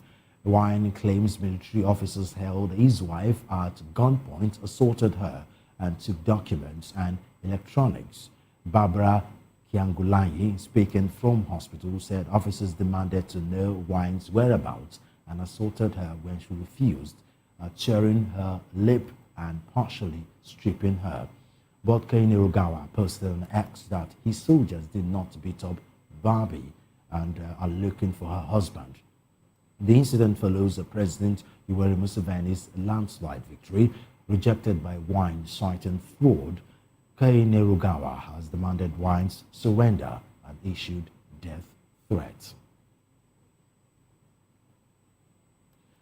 Away from Uganda now to Ivory Coast, where President Alassane Ouattara has appointed his brother, Defense Minister Tene Birahima Ouattara, as the country's new Deputy Prime Minister, a newly created position. The move is part of a cabinet reshuffle announced on Friday, with most senior ministers retaining their key portfolios. The 35-member cabinet includes Vagondo Diomande as Interior and Security Minister, Samson Kambile as Justice Minister, and Adama Coulibaly as Cabinet Minister. Niale Kaba has been moved from the Planning Ministry to head of the Foreign Affairs Ministry. The reshuffle follows President Ouattara's re-election in October and his party's victory in December's legislative elections, securing a parliamentary majority. The move is seen as a strategic decision to maintain stability and continuing in government. Somalia has expressed gratitude to Turkey for its consistent support in economic security cooperation and counterterrorism. Prime Minister Hamza Abdi Barry praised Turkey as a strategic partner that has played a vital role in bolstering Somalia's security, unity, sovereignty, and territorial integrity. The Somali PM made remarks during talks with a visiting Turkish delegation led by Ali Onaner, Director of the African Department at the Turkish Ministry of Foreign Affairs in Mogadishu. The decisions focused on strengthening bilateral ties, security cooperation, counterterrorism, and stability in the Horn of Africa region. Turkey reaffirmed its commitment to standing by Somalia, with Onaner pledging to enhance the collaborative relationship between the two countries.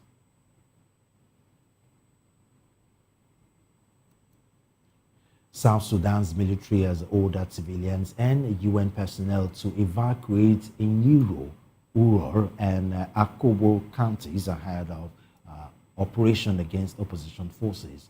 The South Sudan People's Defense Forces (SSPDF) stated that the evacuation is necessary for safety as clashes between government forces and the Sudan People's Liberation Army in opposition SPLA-IO continue to escalate. The affected areas are in Jonglei State, a flashpoint in South Sudan's conflict, with fighting occurring at a scale not seen since 2017.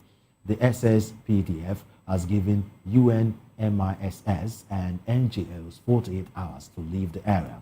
The operation, codenamed Operation Enduring Peace, aims to halt the SPLA-IO offensive. Civilians are directed to government-controlled areas for safety. Meanwhile, this report says 2 mass graves containing thousands of bodies have been discovered in Khartoum, Sudan, shedding light on what has been described as the brutal conflict between the army and the Paramilitary Rapid Support Forces, RSF. The graves found in the Riyadh neighborhood contain victims buried in a haphazard manner, with evidence of torture and execution. The RSF had reportedly used nearby buildings as detention centers where civilians and military personnel were subjected to torture and killed. The Attorney General Intisar Ahmed Abdel Allah stated that efforts are underway to exhume the bodies and transfer them to proper cemeteries, with the International Committee of the Red Cross, ICRC, providing support. The conflict, which began in April 2023, has resulted in thousands of deaths with millions displaced. The RSF controls 5 states in the Darfur region, while the army holds most areas in the remaining 13 states. The UN has condemned the atrocities, describing them as war crimes and crimes against humanity. The International Criminal Court, ICC, has opened an investigation into the conflict. Egypt's Foreign Minister Badr Abdelatif has called for Israel's withdrawal from the Gaza Strip, and he reopened the Rafah border crossing as part of last year's ceasefire deal. This call was made during Abdelatif's meeting with U.S. Deputy Secretary of State Christopher Landau in Cairo, where they discussed bilateral relations and regional development. The discussions also touched on the development in Gaza, Sudan, the Horn of Africa region, and Egypt's water security. Abdelatif emphasized the need to implement the second phase of Trump's plan on Gaza, support a national committee tasked with running Gaza, and deploy an international stabilization force to monitor the ceasefire.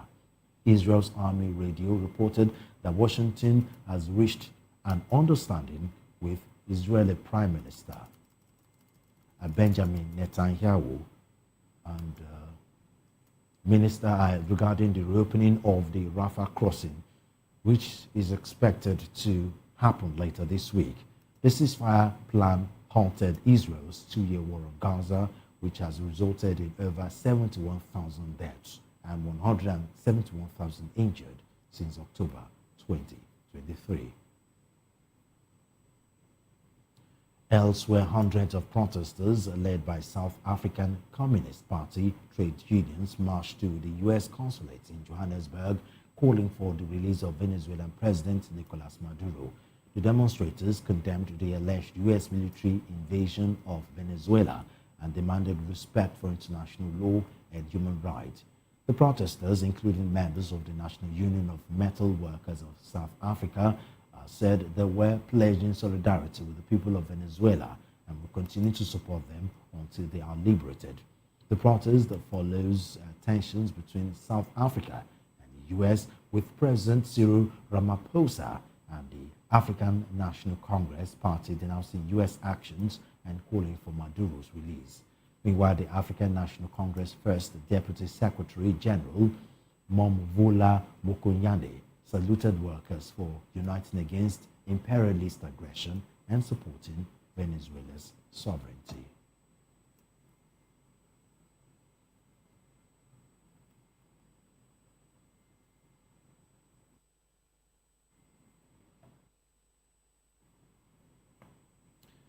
Joining us in the studio to help analyze the stories is public affairs analyst and, of course, a legal practitioner, Darlington Agomo. Barrister Agomo, thank you very much for joining us on the news. Good afternoon, Solo. How are you? Very fine, thank you. Thanks for How was asking. the weekend? We thank God. And of course, joining us virtually from Uganda is a lawyer and business associate and a human rights activist, Barrister Edward Okwaru Omokaniya.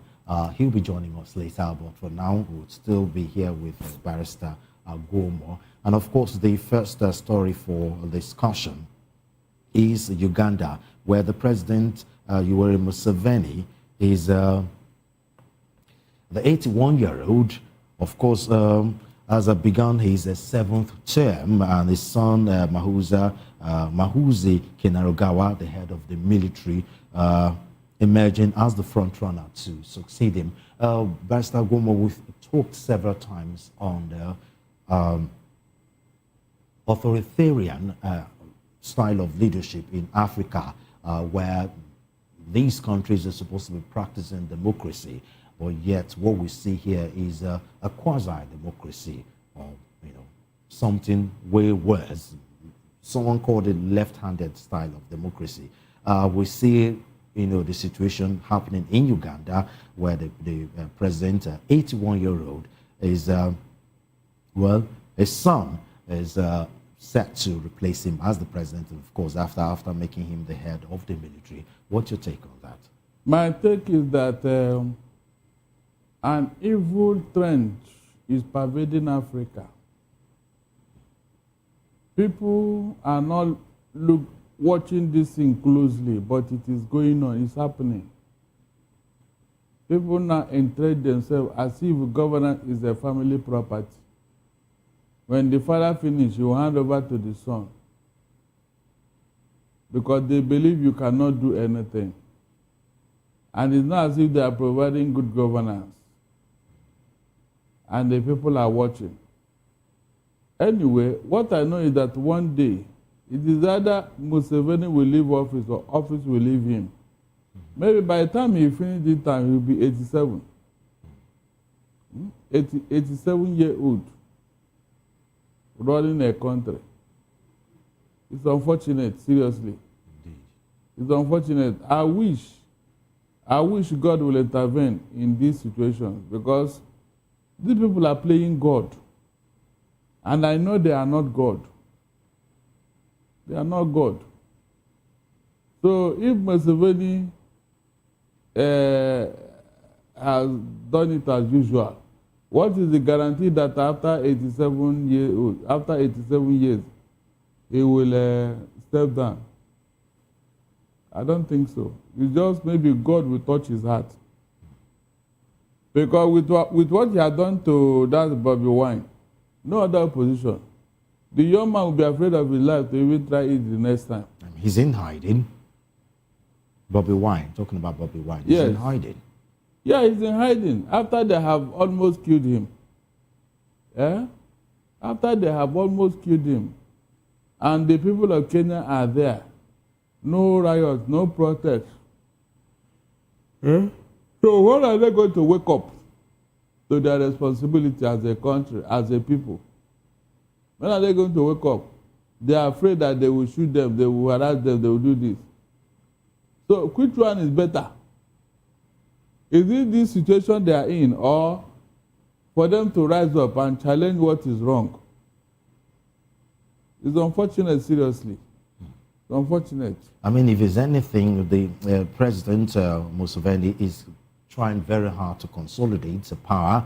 Of course, no trust for the military there, trying to avoid a military coup that has become a major trend in Africa. And of course, with that, appointing his son as the head of military. How far do you think he's going to consolidate his power? Because this is looking like another Bongo family legacy and a dynasty. He is already there. All the opposition has been eliminated. Nobody will rise. Even the coup, nobody will have the guts with the son there. They have caged that country. Seriously, they have caged that country. It's only a serious and forceful push will force him out of office. But if you are thinking of using a democratic means, forget it. That man will be there until something happens. I don't think he's ready to leave office after 87. But you also talked about the people protesting. We know protest, we know intervention, we know fighting for a right sometimes can be bloody. But how realistic is this revolution when the son is the head of the military? I mean, some suggest that there will be a bloodshed and futility. People will die, and then at the end of the day, no revolution will be. I mean, it's more like what happened during the NSAS. If the people allow it, he's going to do more. That's why they must rise up and challenge what is going on. Because my fear is that somebody will copy what is going on in Uganda. Mind you, I didn't mention anybody's name, but Are you thinking what I'm thinking? Somebody may copy what is going on. Because already they have done worse than that. So they have reached 99. What is 100? With what is going on, is a question of take it. Because everybody is now in their pocket. The judiciary, the military, the police, the National Assembly, where the amending the Constitution will come from. They are already in his pocket as I talk to you today. So what else is left? That is why they must not allow this thing to continue in Uganda. Now, talking about Bobby Wine and the opposition, the president's son, that's the chief of military, Mahuzi Kainerugaba, has come out to deny an assault that the wife of Bobby Wine has leveled against them. She was harassed by the military, all in an attempt to locate her husband, Bobby Wine's hiding place. Talking about battery, talking about abuse of power, talking about abuses of office, talking about military intimidation. Everything you would think of in an authoritarian regime, it's what people will allege they're experiencing in Uganda at the moment. The fear of Yoweri Museveni is the fear of being accused of embezzlement, corruption, and dictatorship, extrajudicial murder. So he needs to remain in office to cover all these things. That is his fear, his greatest fear. For him to leave office and somebody will call him to come and answer for what he has done. That is the greatest fear of every dictator that I know. They are committed so much in office and they don't want to leave office so that those things will now be revealed. They don't want it. That is their fear. But my question is, how long can you hold on to power? How long? Because whether you like it or not, nature will come in, nature will call. So when nature calls, what will you now do? You will say no, Abi. Has anybody been able to resist nature? So they should just be waiting patiently. The people of Uganda should just be waiting and praying that this man will go away in their lives. He did not even bring anything good for the people of Uganda. So why are you there? No development. No, nothing. The economy is in disarray. Now, talking about still the same issue, the trend continues in Ivory Coast, where this time the president, Alassane Ouattara, has appointed his brother as defense minister, Tene Birahima, as the country's new deputy prime minister, a position created, just for him. The trend continues in Ivory Coast, unfortunately. I told you, it's a trend. It's moving like a hurricane. But I know very well that when push will come to shove, African youth will rise up. I have told the youth, this future they are destroying is your future. If you allow it, all well and good. But if you say no, you have the power to stop it. You have the power, you have the number. All you need to do, organize it. Organize it before the thing becomes uncontrollable. After all, we had an Arab Spring here, and you saw what happened. We had the French Revolution, we had the Russian Revolution. Is it not people that carried it out? Did it not bring good governance in those countries? So if you people are just sitting down, waiting for God to come and help you fight them, then you wait for Godot. God has given you the power, the strength, the knowledge to save yourself. So if you did not, don't blame anybody. One thing I know in most countries, and that also includes Ivory Coast, for you to create a new position as high as this, it has to be a constitutional it has to be a constitutional situation where the parliament will have to sit down. There have to be a vote, and most times there have to be a 2/3 majority approving that. And it didn't happen here from the information we get. But of course, some will say that doesn't matter because, I mean, there was a landslide. The 35-member cabinet in the legislative, which means that the president is confident that it doesn't matter what he does, the legislature will back him nonetheless. That is the first thing they do. They make sure they get the legislature, the people in the National Assembly. They make sure they get them, they pocket them, so that they will help them in whatever evil policy or evil agenda they want to introduce. It's as simple as that. I'm not surprised. Go and check. All the places this is happening, the legislatures are pocketed. They are pocketed. In the case of Nigeria, APC is over 75%. So what is it that they cannot do? What?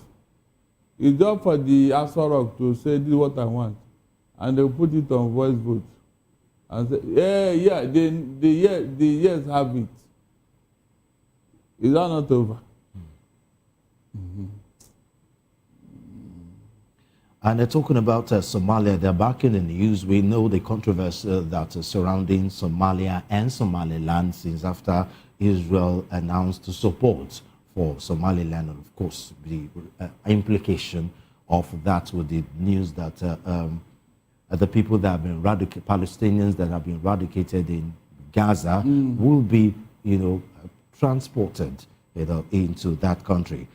Looks like Somalia have been trying to consolidate support as much as possible, and the latest is with Turkey, where they have expressed gratitude to Turkey for its consistent support in security operation and counterterrorism.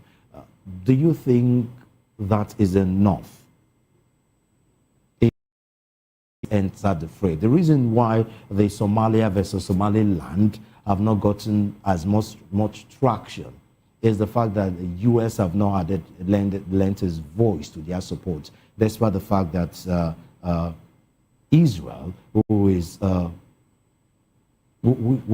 country that have great support from the U.S. despite the international outcry. But you think this is enough to consolidate, partnership here and there? Whenever a country is into this type of arrangement, they are looking for their own interests. In international diplomacy and international politics, a country's interest comes first. Of course, there have to be mutual interest from both parties for them to come to an agreement. In this case, Somalia and Turkey. At times, it doesn't flow the way you are saying it. Though. Okay. Yes, because... So you think in this situation, the interest is one-sided? Yes. When they are looking, they are seeing you as a weak country. You are in a vulnerable position, so they capitalize on that. Most times, that's what the bigger country does. Okay. When they see that you are in a vulnerable position, they will now come and take advantage of you because you don't have any choice. That is what happens in some of these things. But that is not the terms and spirit of any international partnership. It is there for you, the country, to know those who are for your own good, those who are coming to help your country, those who are coming to be of use to you, not those who are coming to exploit you. That is it. Some of them are coming for exploitation. Because they know that you are in a vulnerable position. You don't have what it takes to be on your own. That is it. So when you are talking about America, if America should come in, there must be conditions. Donald Trump has never gone anywhere to do peace without you giving something. He is not for that business at all. Anywhere he goes, he's looking for something. Now let's go to South Sudan, where the chaos there continues. And this time the news is that the South Sudan's military has ordered civilians and UN personnel to evacuate certain areas ahead of an operation against the opposition forces. What's your take on that? If Sudan has woken up to take charge of its own country, better. Because like I've always said, I don't see why the RSF should be giving them headache all these years, causing problem here and there. Rapid support force, from where? Who is behind them? Let them block their access to weapon and all the necessary things. And that war will end in 24 hours. So if they are telling those people to evacuate from those areas, that means a heavy bombardment is coming. They want to rout them out. That's just the truth. And I support it. Yes, I support it. Some may say they're preparing for an atrocity where they don't want international eyewitness. The people that are there, they are not part of the combatants. And whatever you are going to do as a country, to secure yourself, nobody will blame you. Nobody. If they have decided to rout out the RSF, I said I support it. Let the RSF surrender before the assault will come. I mean, that's what I think. Nobody should blame Sudan at all. Nobody.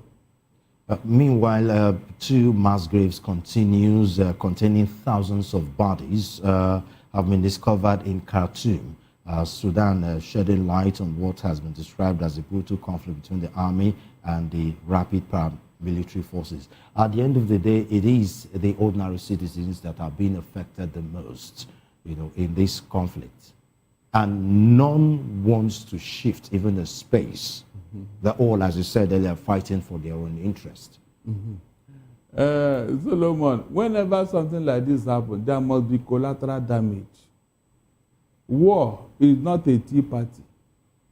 But how much collateral damage is too much? Because in this situation, the collateral damages have reached an astronomical height. I mean, it has gotten to a war crime against humanity situation here. This is not a simple collateral damage anymore. It depends on who has committed what.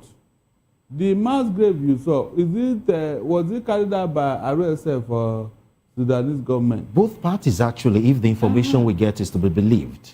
Because while the RSF might be termed the aggressors, the Sudanese government too have been firing without any regard for lives. So in this situation, you can say this is a situation of two wrongs that is definitely not making any right here. Anyway, these things are subject to investigation. But if the Sudanese government is trying to secure their country from RSF, please, nobody should blame them. Rather, you blame the RSF. They are the aggressor. What are they fighting for? Who is supporting them? What is their interest? So if the government can muster enough courage and deal with this people finally, so that the hardship will stop, better. I support it. Because I didn't see any overriding need for this war. It's an ego war. Ego war. That will not bring anything good to the country. So the Sudanese government should go all out. Those people they have already won should leave that place so that they will not be caught in the crossfire. Let them move out so that they will not be caught in the crossfire. It's important we say this. Except the others want to use them as shade. Then they will now know how to go about it. They cannot be using them for shade forever. At a point, they will give up. If they are outgunned and outmanned, they will give up. Now, still talking about war, this time the war between Israel and what was supposed to be a mass that has escalated into the leveling of Gaza and displacement of Palestinians. Now, the latest report now is that Egypt's foreign minister has called for Israel's withdrawal from the Gaza Strip and the reopening of the Rafah border crossing as part of last year's ceasefire deal. We know there have been several deals, and we know both parties have not adhered to those deals, thereby continuation, as it were, with the war. What's your take on Egypt's intervention in this case? My take is that Israel should slow down. They have avenged for their dead, and the people Hamas came to kidnap in Israeli land.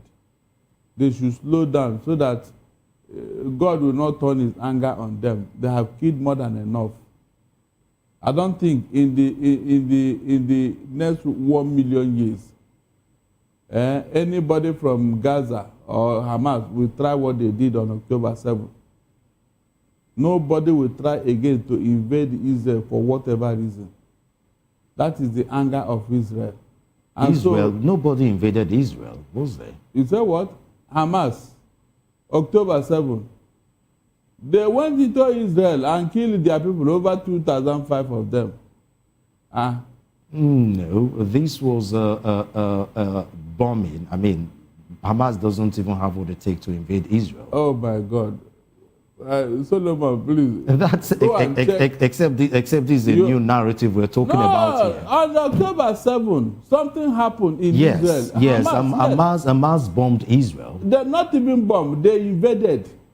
They went into Israel, killed some people, kidnapped some people, and caused a lot of damage in Israeli land. They killed Israelis.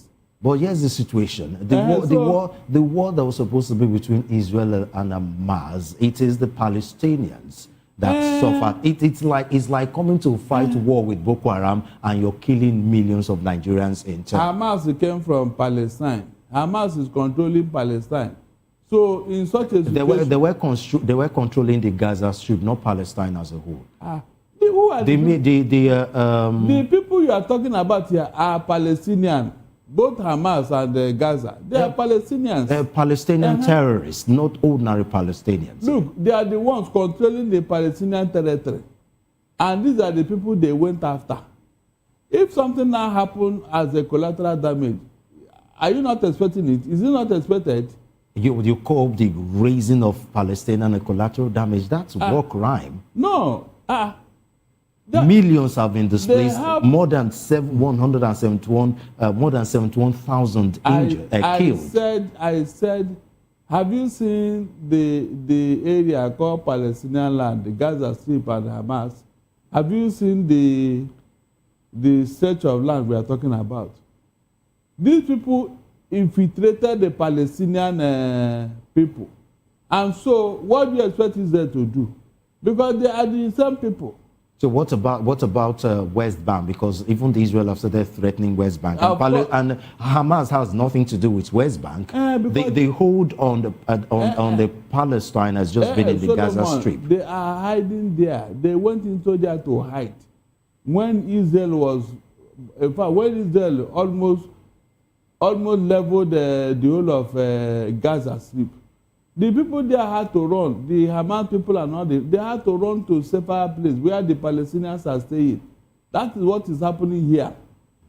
That's how they infiltrated them. So you support in the bid to fight terrorism. You kill almost everybody on the road under the name of collateral. They didn't kill anybody. Up to today, they are still targeting Hamas. Lots of Palestinians have been killed. Because result of that. It was not a direct attack on Palestinians. It was as a result of collateral damage. The bombing and all that. That was what happened. If you check, this thing was concentrated on the Gaza Strip. Gaza. That is where the Hamas are holding sway. Now, but before the bombing, the ordinary Palestinians have been suffering under the hand of Hamas. Yes. They have been protesting, against Hamas. Exactly. Now, international commentators have said U.S. and Israel should have taken that into consideration instead of lumping Hamas and the ordinary Palestinians. They did. That's why, if you check, the killing was not heavy on the side of the Hamas people, but on the side of Hamas, in Gaza Strip. Remember, specifically, the bombing was concentrated on Gaza Strip, where Hamas is holding sway, where Hamas is running a rogue government. This was the place that they leveled. This was the place they concentrated. But when this became too heavy on Hamas, they started infiltrating safer places. Of course, Israel had to go after them. That's just the truth. Israel had to go after them. Anyway, elsewhere, hundreds of protests led by South African Communist Party and trade unions marched to the U.S. consulate in Johannesburg, calling for the release of Venezuelan President Nicolas Maduro. You have always been a huge Donald Trump fan, and to your eyes, anything he does is okay, whether rightly or wrongly, whether legally or illegally. But the international communities don't look at it that way, and South Africa is one of those countries that has been fighting and protesting, urging the U.S. president to release the president of a country that invaded and captured. What's your take on that? My take is that if Donald Trump can continue what he's doing, I will be fully in support. A rogue government is not supposed to be leading the people. A rogue government. But that's not supposed to be U.S. business. It's a sovereign country. You don't have what I said. The issue of sovereignty, even before this thing happened, who was there that day? Was it this lady or who? I told them that it is time the UN, amend this sovereignty. Most rogue governments are hiding under this sovereignty to be causing evil in their country. They believe that nobody can talk to them. They are in their country. The sovereignty covers them. They cannot talk. UN cannot talk. Nobody can talk. Meanwhile, evil is going on in that country. So how long will that continue? So if Donald Trump can continue with what he's doing, I will be so happy. So that government will know that no, they are not God. There must be a higher power that will deal with them. So what's your take on the South Africans lending their voice to the many international calls for the U.S. to release the president of... I mean, it's your right to protest. Anybody can protest. You will have your say, but Donald Trump will have his way. You are free to protest. It doesn't concern Donald Trump.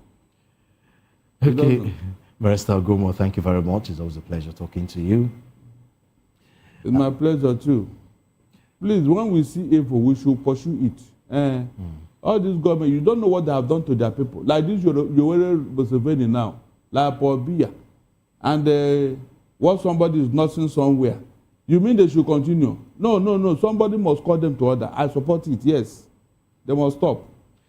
That was Darlington Ogomo, legal practitioner and a current affairs analyst. You're watching the African News on Voice of the People TV. When we return, Ethiopia declares end of Marburg virus outbreak. Details of these and more when we come back. Stay tuned.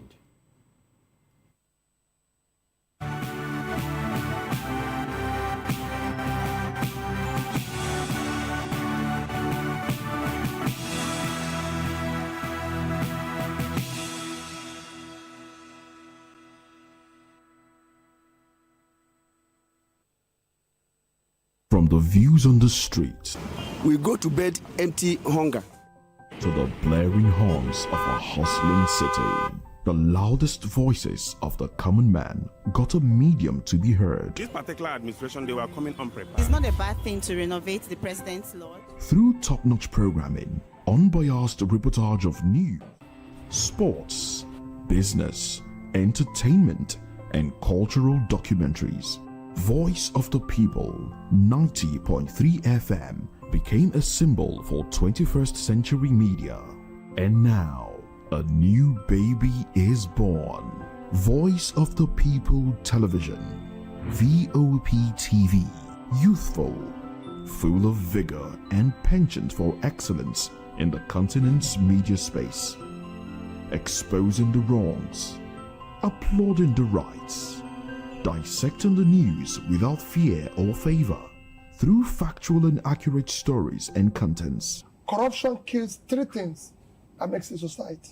representing the interests of the people and giving them a voice. Voice of the People TV is here to stay towards building a fair society.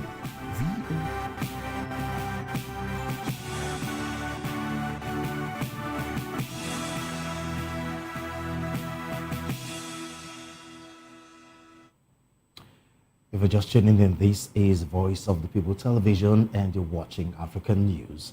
Ethiopia has declared the end of an outbreak of Marburg virus, the World Health Organization said on Monday, after the disease killed at least 9 people.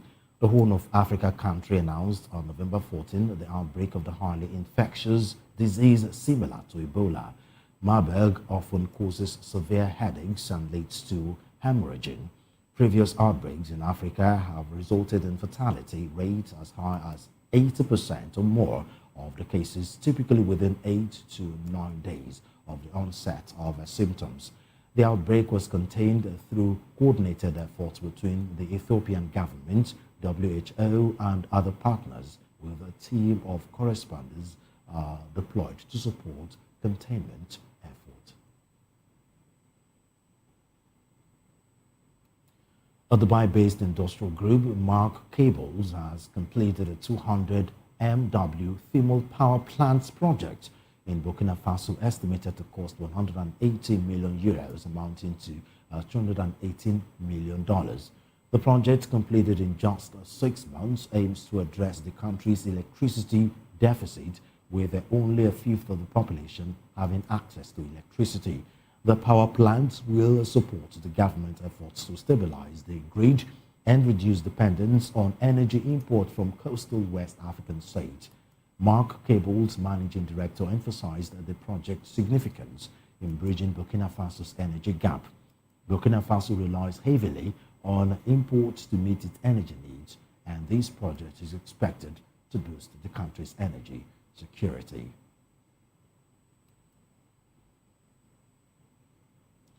From Burkina Faso, we'll go over to Libya, where the country has signed a 25-year oil development agreement with France's Total Energies and US-based ConocoPhillips, involving over $20 billion in foreign finance investment.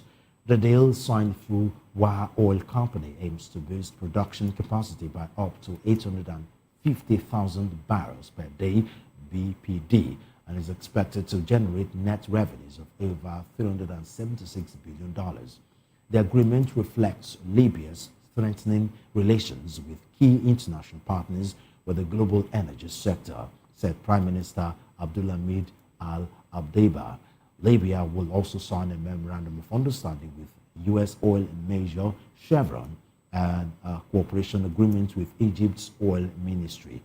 The deal is part of Libya's efforts to increase oil production, which has been disrupted by political instability and conflict since 2014. The country is one of Africa's largest oil producers, with an estimated 48.4 billion barrels of reserves. We'll go on another quick break, and the African News returns with business and other stories. Stay tuned.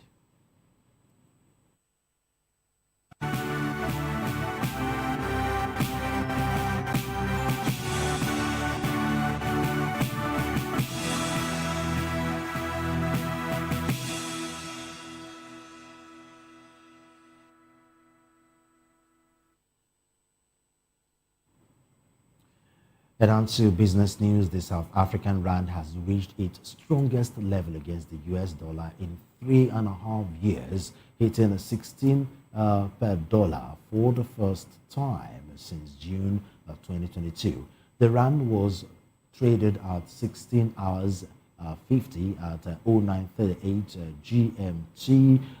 Opposition, bigger pardon, the rand was traded at 16.0050 at 0938 GMT, boosted by record precious metal prices and optimism about the country's economic outlook. The global gold price has surged to a record high above $5,100 an ounce, driven by central banks and investors seeking refuge from geopolitical risks and market volatility. As gold is a major South African export, the record-setting rally has helped the rand gain about 14% against the dollar last year and more than 3% so far this year.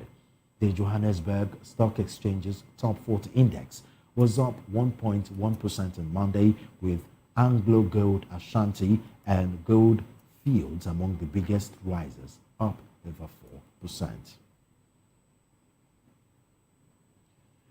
And now to sports news. Stade Malien de Bamako has taken the top spot in Group D at the CAF Champions League with a 2-0 victory over Petro de Luanda on Sunday.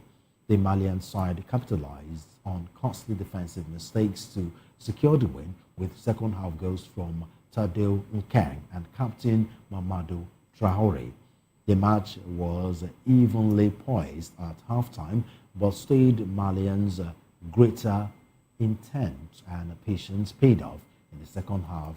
Petro de Luanda's goalkeeper Hugo Marquez made errors that contributed to the host goals. Stade Malien now leads Group D with 7 points from 3 matches, 2 points ahead of Esperance de Tunis. Petro de Luanda has 4 points.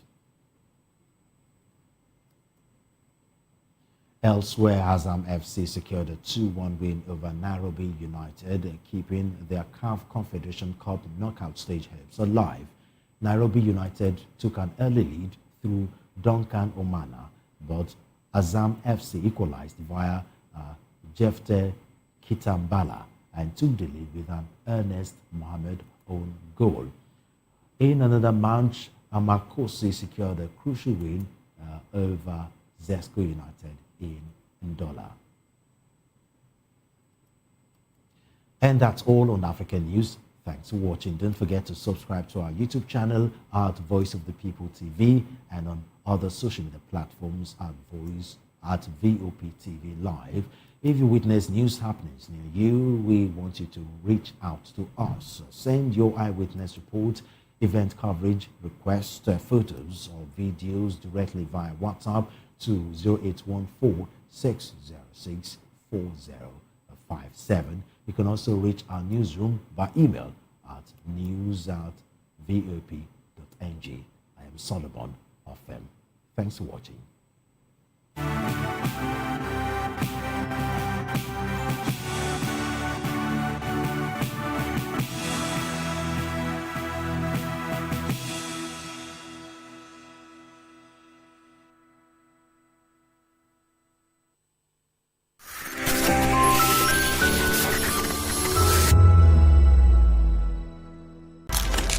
In a world where power shapes with every headline. In a nation full of questions. In a world filled with noise, the truth needs a voice. The policies that shapes our world and the economy that determines our future. Every hour, every day, the grapevine keeps buzzing. And together, we are committed to telling the stories that shape our world, because your voice is our focus. Don't forget, our voice matters the most. Let us come together and share our concerns.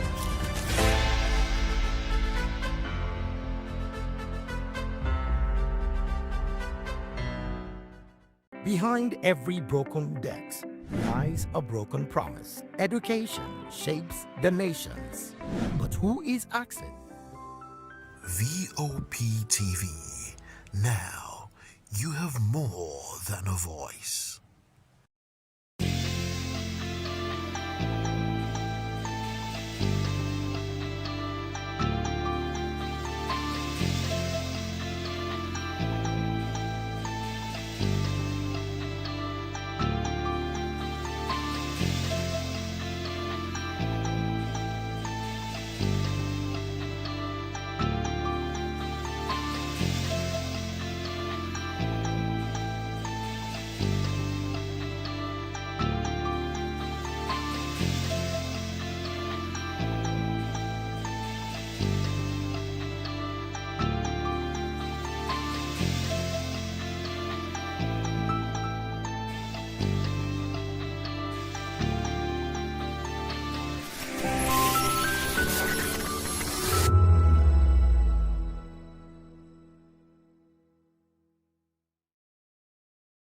We encourage you to click on the like button and subscribe to our YouTube channel We are Voice of the People TV. Also follow us on all our social media platforms. We are at VOP TV Live. Visit our website www.vop.ng for fresh and trending news. Also watch us live on SLTV channel 264.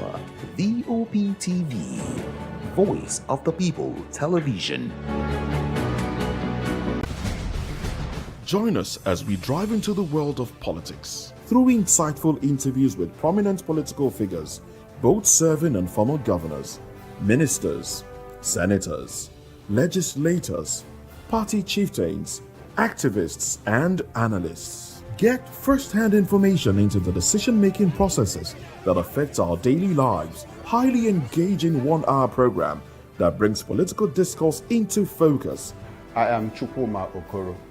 Political Lens, Monday through Friday, 6 to 7 p.m. Join us. The red carpets, awards, the razzmatazz, music, fashion, interviews, and more. Spotlight on Voice of the People Television. Let's feed you with all the juicy stories in the global entertainment space, bringing you the glitz and glamour as they hot. Stay tuned to Spotlight, 1 p.m. Monday to Friday. Spotlight on VOP TV. Entertainment like never before.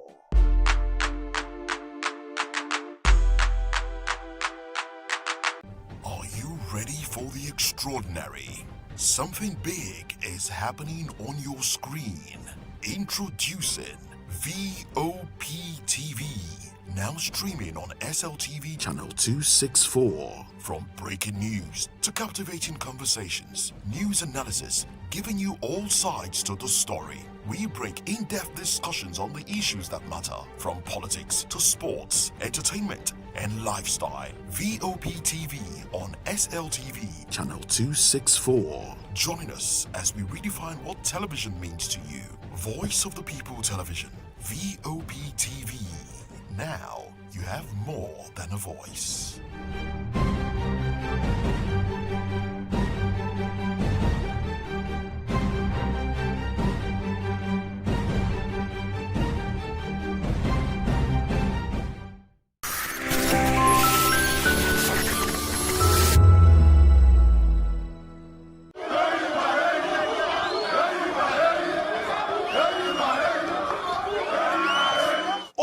Nambo ezigbo nwa afọ Nigeria ka ihe m ga-eme pụrụ iche nwanne m nwoke Adanne m ga-akwụ chim n'eziokwu kwanyere ndị ọzọ ugwu ma lekọta obodo anyị anya gbam ụmụnne m na ụmụnna m obodo anyị bụ Nigeria ga-aga n'iru ma ọ bụrụ na anyị jikọta aka kwado ndị na-achị anyị ka ha mee nke ha, anyị ga-emekwa nke anyị. N'ezie ọganihu ga-adị ma ọ bụrụ na anyị na ndị na-achị anyị jikọta aka rụọ ọrụ. Asaa bụ onye ndị na-achị anyị kwekọtara ha ga-eme ka obodo wee dị mma.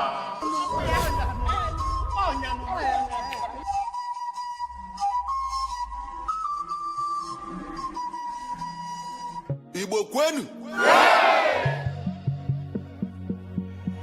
Igbo kwenu!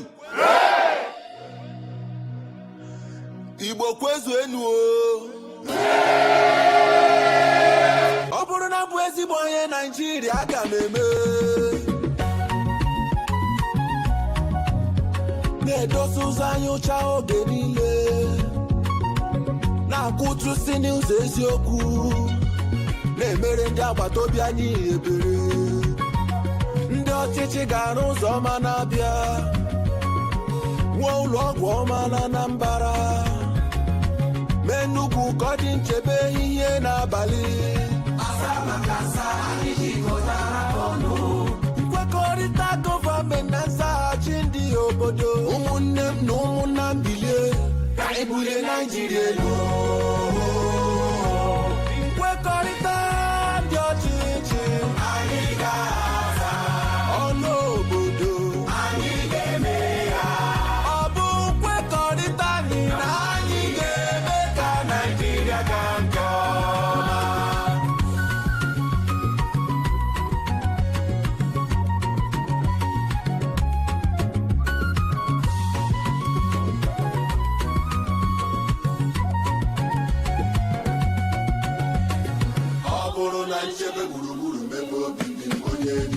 ọchịchị ga-eweta ahụike ọ bụrụ na nrọ ọrụ ike mụta aka ọrụ ndị ọchịchị ga-emepe ụzọ ọrụ n'Ebonyi Imo ọ bụrụ na nkwanye ugwu nye agbụrụ niile n'otu ndọrọ ndọrọ ọchịchị ndị ọchịchị ga-ekpe ikpe ziri ezi nye onye ọbụla nkwekọrịta gọọmenti na nzaghachi ndị obodo ụmụnne m na ụmụnna m bilie ka anyị bulie Naijiria elu nkwekọrịta dị ọchịchị anyị ga-aza ọnụ obodo anyị ga-eme ya ọ bụ nkwekọrịta anyị na anyị ga-eme ka Naijiria gaa nke ọma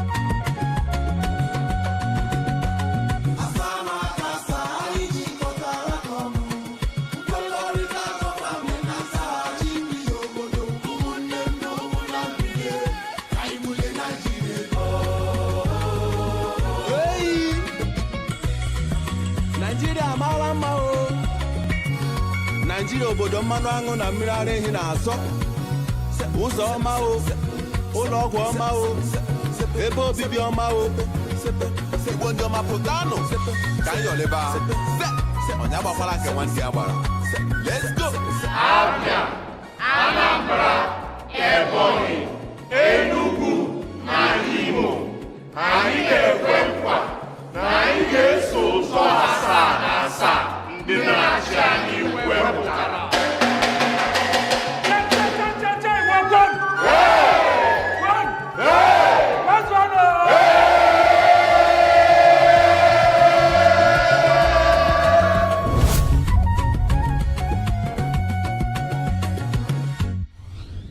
Powered by National Orientation Agency.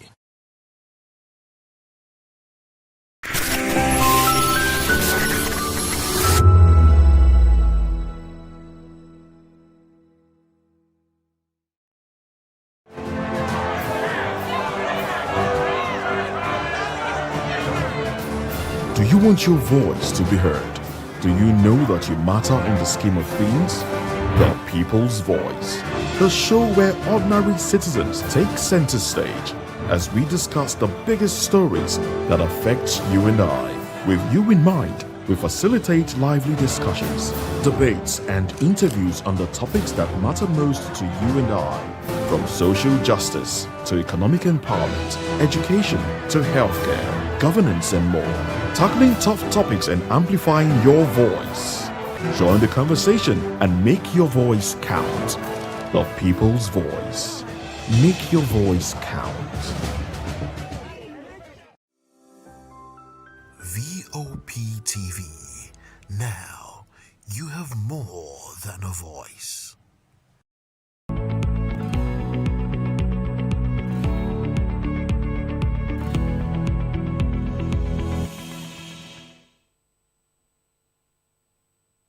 All right, good afternoon and welcome to another amazing episode of Health Check here on Voice of the People Television.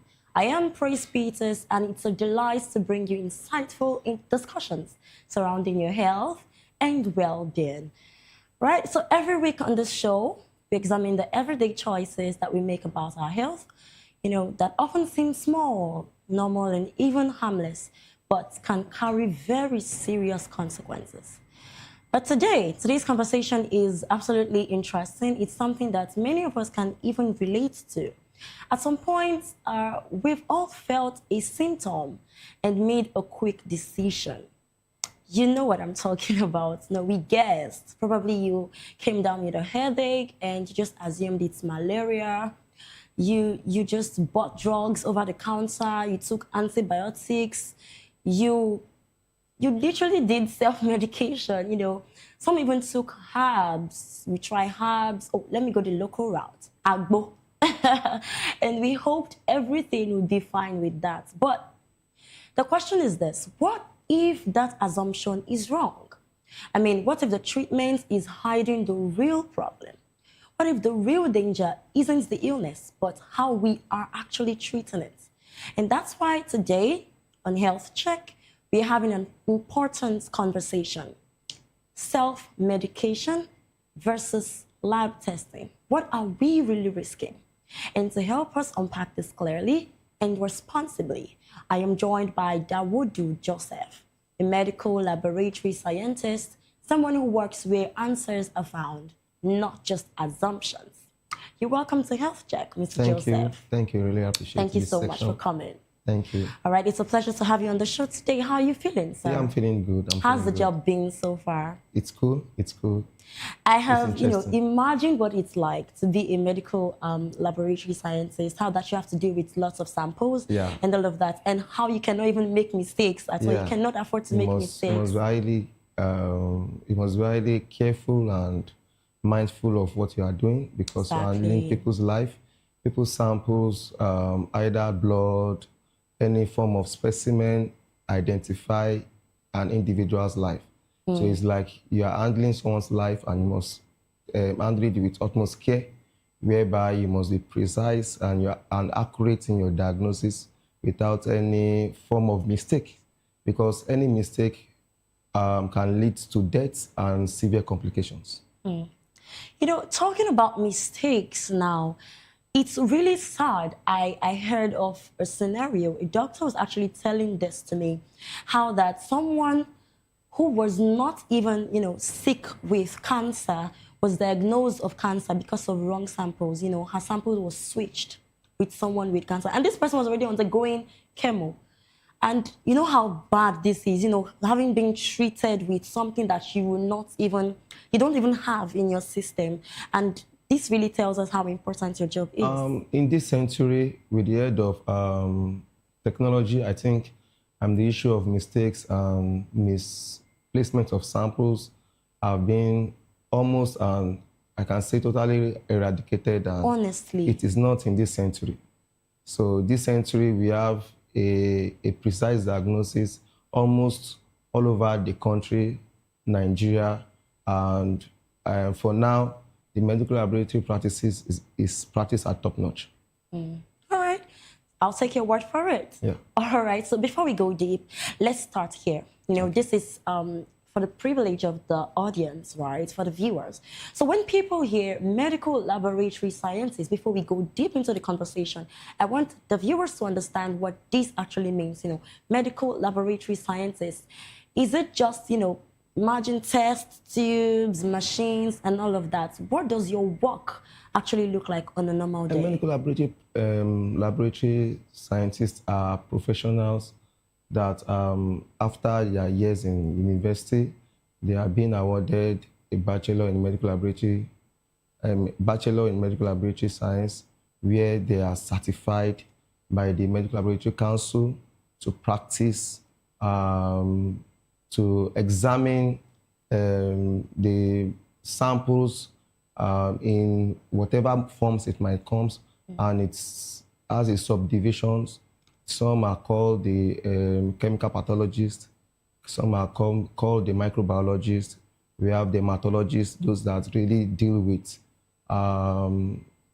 bloods, most of the time majorly on blood, and the microbiologists, those that deal directly with bacteria of all forms. We have the parasitologists, those that deal with parasites of all forms. We have the the people that specify basically on histological samples, biopsy and the likes, and so on. As well. We have the molecular aspect of the profession. So it's a very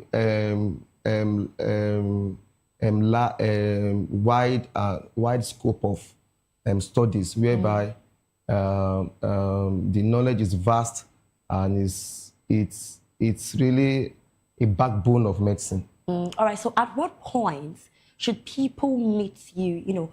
Should they meet you when they are calm or when they are already worried? I mean, when the particular condition they're struggling with is already escalated, or should they meet you at the very first point of symptoms? Yeah. If there is any complication or problem going on in the body system, our clients are advised to visit a nearby healthcare establishment or probably an healthcare center, whereby they'll meet. The first contact is the medical records, their vitals is being taken. Then they are going to go see the doctor, whereby the doctor, after proper evaluation of the patient, the doctor will write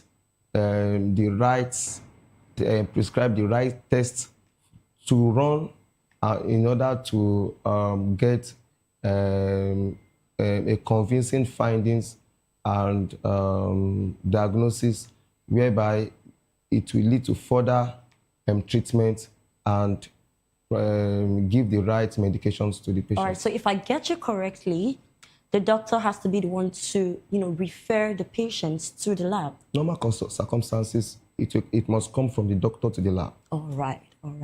That's amazing. All right, so let's talk about self-medication. This is actually one of the very, very major topics that, we have on the show today. So let's be very honest, actually. Self-medication feels very convenient. Yes. You'd agree with me? Comfortable. It's very comfortable. Easy to access. Exactly. You don't have to go meet the doctor. You just tell yourself, it could be this. And it's very, very dangerous in as much as it is also very comfortable. Yeah. So people say things like, I know my body, I've felt like this before, it's normal, I know what to take, all right? So from what you see on a daily basis, why do people feel so confident treating themselves? Yeah, as you said, self-medication is very easy to access and so easy and cheap. And people feel comfortable to relate with the nearest alternatives, to let me say, nearest healthcare provider, the nearest alternative to just alleviate their pains or their discomfort. So they go and access any kind of treatment to suit themselves, which can lead to complications, prolonged treatment, and consequences like death. Because when you take a lot of antibiotics, it leads to antibiotics resistance complication, which means that your body has been too familiar with its particular drugs. So when you now access the main treatment or access an healthcare professional, then there will be issues in getting an higher regime of antibiotics to be able to deal with your discomfort. Condition, and that can lead to prolong of treatment, complications, and that's when some people will spend more time in the hospital than they usual. should. Yeah. Exactly. So if you ask me, I think it's about saving time, saving money, and having to go through the stress of the registration and then getting to see the doctor and everything. What do you think is really the problem with it is I will not say it is the stress. People just feel ignorant towards that aspect of going to the hospital. In this part of the country, when you tell people, have you visited the hospital, they now incorporate religious beliefs and so many beliefs, traditional beliefs, that no, I'm not meant to go to the hospital because I believe in my personal belief, either a Christian, Muslim, or the other part of belief system. So I think our belief system in this part of the country has make people to feel ignorant of visiting the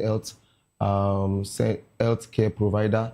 It is not when you are sick or when you are down with some ailment you visit the hospital, but you can visit the hospital for a regular routine check. It can be yearly, it can be biannually, as comfortable it might be for you. So it's good to visit the healthcare provider as often as possible to prevent being down of certain diseases. And nowadays, before you know, a young chap of 22, 23 is down with cancer. A man or a lady of 30-something is down with cancer because there are some symptoms that has been coming up day by day, year by year, and they are like, it's nothing. So the accumulation and the prolong of that abnormalities in the body leads to severe consequences that can lead to terminal diseases. It's really sad. This is why we should actually keep spreading awareness on how important, early medications, early diagnosis is. Go for your regular checkup and all of that. So still about self-medication, right? Some people say, after I took this drug, I felt better. That sounds like success, Yeah. After I take this drug, I wasn't having this pain anymore. Or you just go take a cough syrup and then the cough probably subsides and all of that. So according to your profession, right, does feeling better always mean that the illness is gone? No, feeling better does not mean that the ailment is gone. Okay. Because it's just like someone that has headache and takes paracetamol and felt that all is well.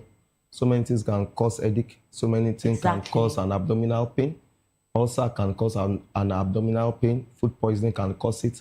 Even a kidney issue can cause an abdominal pain.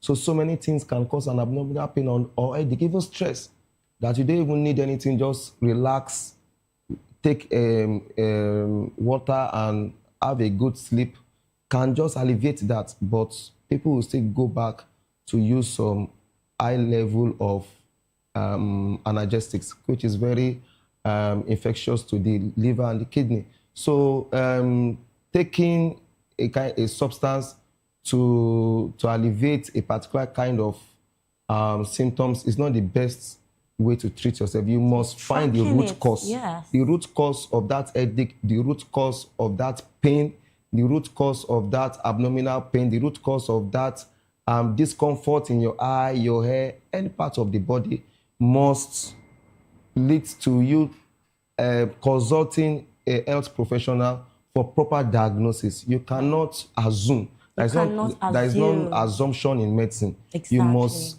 be definite with that root cause of that abnormalities in your system as at that point. Physiologically, it must be proven before medication. Medications. Yeah, I'm actually very, very curious now, right?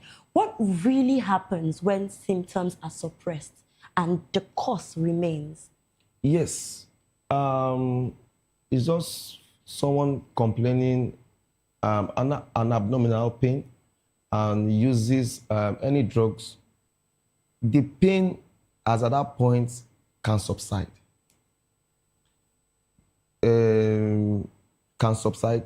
And the cause still remains. After sometimes, when the chemistry of the drugs is being exhausted in the body, the pains aggravate again. So it's possible that the body looks calm on the outside, but the issue is still there. But the issue still sustains. When the chemistry is being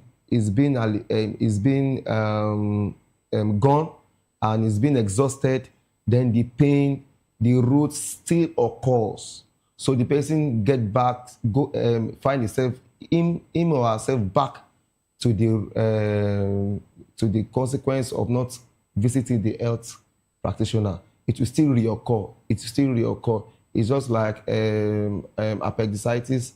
That's inflammation of the appendix. You feel the pain, you take paracetamol, the pain will calm, will subside. Doesn't mean that the appendix, the appendicitis has been treated. But because of ignorance, they feel that after taking an analgesic, the appendix is gone.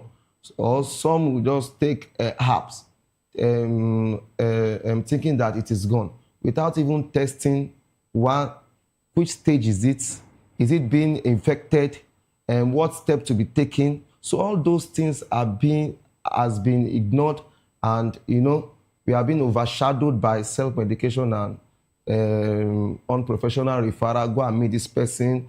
Go and meet that man. Is good in this. Is good in that. Without any professional backing. So, wow. All right, so let's talk about antibiotics now. Okay, I've seen lots and lots of scenarios where antibiotics has been abused. I mean, it has literally turned to an everyday drug, which you would agree with me that it's not so healthy, right? So when did antibiotics start being a special drug and start being an everyday medicine? I mean, according to your profession, right? How does antibiotics help or actually works in the body, and how should it be avoided? Antibiotics are being prescribed for a certain abnormalities or for certain issue in the system, and they are meant to be used as prescribed. You are meant to follow the dosage. You are meant to follow the manufacturer instructions, which the doctors and the pharmaceuticals professional are aware of and are trained to know. So when there is a discomfort in you, the next thing is not to use an antibiotics, is to see the healthcare provider on which antibiotics to use, what strength, and this deals with either sometimes it deals with gender, it deals with your body mass index, it deals with your weight, it deals with your height. So all these things are being put together to prescribe an antibiotics and of which strength to an individual. So you cannot just rise up and take a 500 milligram antibiotics when you are meant to take an 100 milligram antibiotics. This will now fall a consequence to the damage both to the liver and to the kidney. So it's making you go spend more. It will now take more of your time. So it's not even time saving. It's time consuming, because when it's killing you faster. When it's killing and it's killing the kidney, it's killing the liver, then you have to spend more on therapy. You have to spend more on consultations. You have to spend more on more expensive drugs than the cheaper one that you have used, which has caused you a lot and a damage in your body. So antibiotics are not to be used without prescription. They are meant to be used descriptively, because you cannot just assume that because Lagbaja took a Ciprotab of 500 milligram, so you must use a Ciprotab at that moment.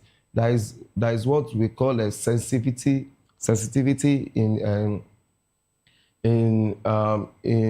the microbiology aspect of the laboratory.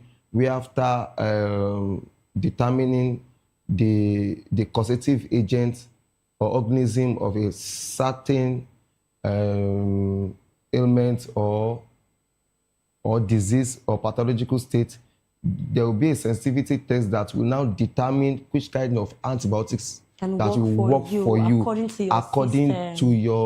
according to that ailment, to that disease.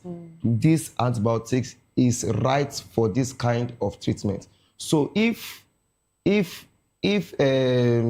are not being cleared on the kind of antibiotics, when you use another kind of antibiotics or another regime, it will just, for that moment, it will alleviate the pain, but does not mean that that disease will not come back.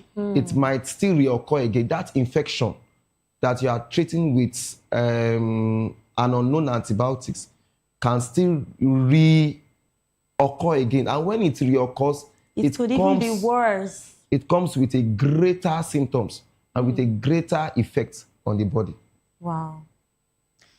That's very, very, something that we should all look out for. So let's talk about malaria, right? I think this particular ailment has gotten so many misconceptions. In many homes, once you have fever, once you have headache, the next one is to go and get malaria drug. I know that, and I don't know if you've seen a lot of that in your profession as well. Exactly. So how often does malaria turn out to be something else? According to the Ministry of Health, Lagos State, the studies has been proven that malaria has, don't let me say entirely wiped out, but malaria symptoms, malaria as a whole has been reduced to the minimal stage. So most of people comes up with malaria symptoms. At the end of the day, ends up with other treatment or other diagnosis different from malaria. So many people, fever does not mean you have malaria. Fever can be associated with headache, can be associated with so many things. So like a friend that has a concurrent fever and browsed the internet, and according to what he assumed, so the internet brought that he is infected with HIV, and he was like saying the last prayers, doing also. I said, visit the nearest healthcare center or healthcare provider. He went and he was diagnosed negative, and he was not convinced enough. He had to visit like 3 or 4 before he could now accept that he is negative of HIV. So that is really that fever can mean so many things. Yeah. Fever can translate into so many things. Hypertension can cause fever. Infections can cause fever. Stress can cause fever. So fever does not mean that you have malaria until you are tested. Until you are tested, you can be declared either positive or negative. So if you are negative, you are negative. If you are positive, that means that you have malaria. Malaria is not automatic. It is not because I've been feeling headache, it means I'm done with malaria. You must be tested. You must be tested. There are so many abuse of malaria drugs. You see when you are passing by the street, you see so many hawking drugs. And I would advise people, it's not good for your health. One, you don't know, so many people are not conscious about the expiring dates. So many people are not conscious about different producer labels. So whereby you can know if this is fake or not.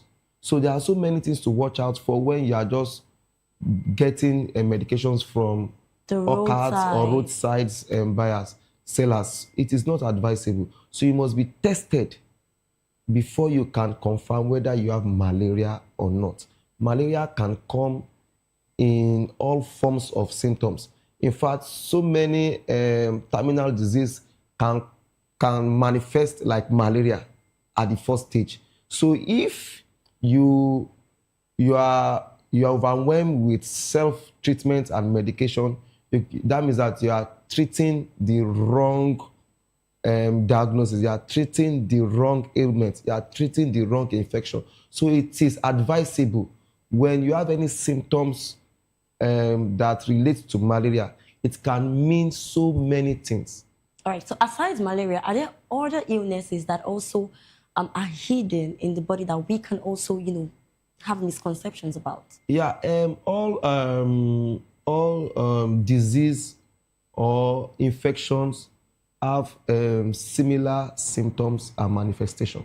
That is why... Emphasis on similar. Yeah, so that is why you have to get tested to be able to determine what exactly you are down with and what exactly is wrong with you. So that's why proper diagnosis is very crucial and important, because you cannot guess. There is no guessing in medicine. There is no guessing in medicine. There is no guessing Say in that medicine. again. There is no guessing in medicine. Medicine is large, is vast, so you cannot do a assume or do a minimal or guessing work in the theater or in the laboratory as a whole, because it's just someone that has a low blood sugar, and you just want to prescribe an anti-diabetic drugs. So you must know the level of the diabetics before prescribing a drug. The blood sugar is 140. If the blood sugar test is 150, if the blood sugar is 230, if the blood sugar is 300, the approach is different. So because your family member is diabetic, does not mean you will use the same drug or medications he or she is using. You have to get tested and follow the right prescription. You know, talking about the right prescription, something you said really struck me, and it's something I have actually seen for myself.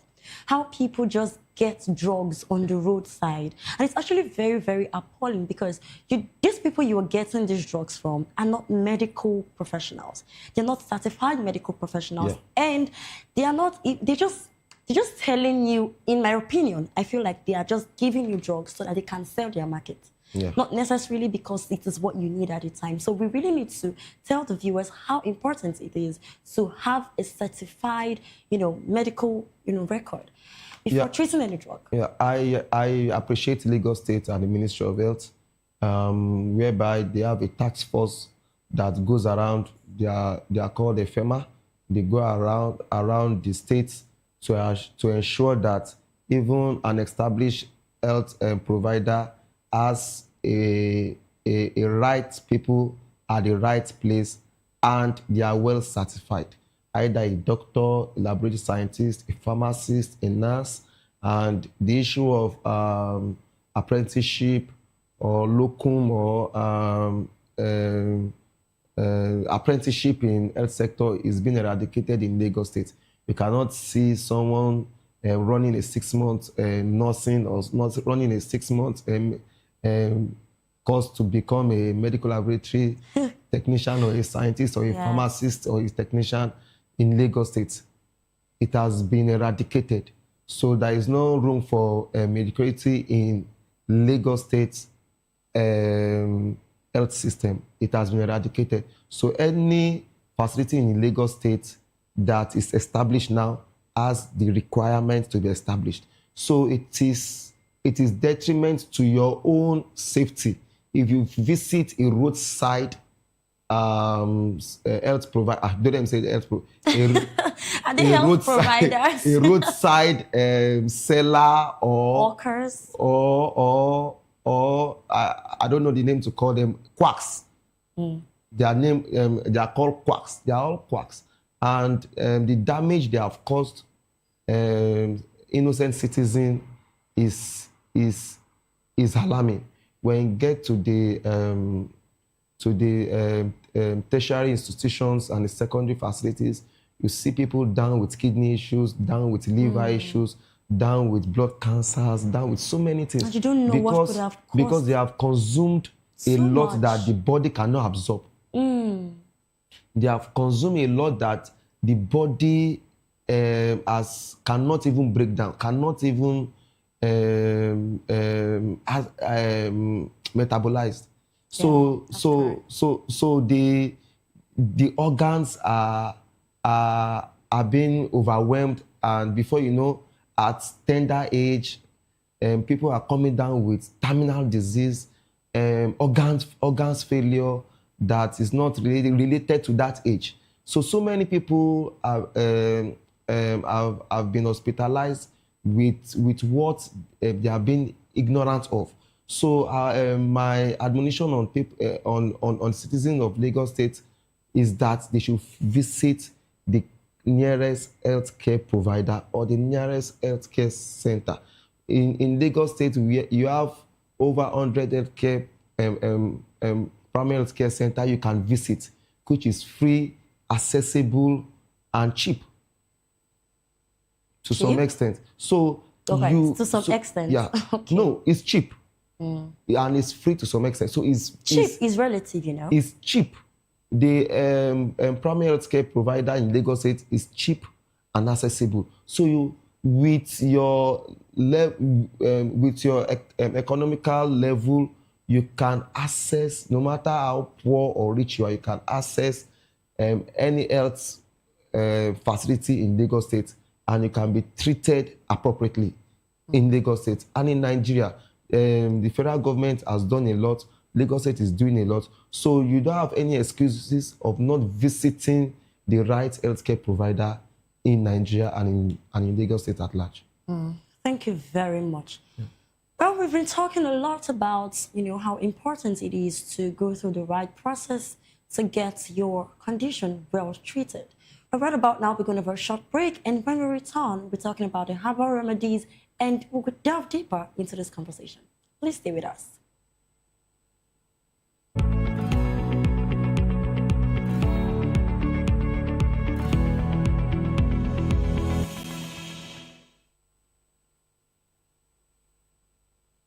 In a world where truth is the ultimate power and opinions scream the loudest, it's time to wade through the noise. Hunger no get tribe. Hunger no get religion. And scan the human interest and trending topics that matter. Stay tuned to The Issues, your plug to the stories making the buzz, from politics to science and technology, social justice, and more. Let's tackle the tough questions and expose the truth. The Issues on Voice of the People Television. Don't just react, understand.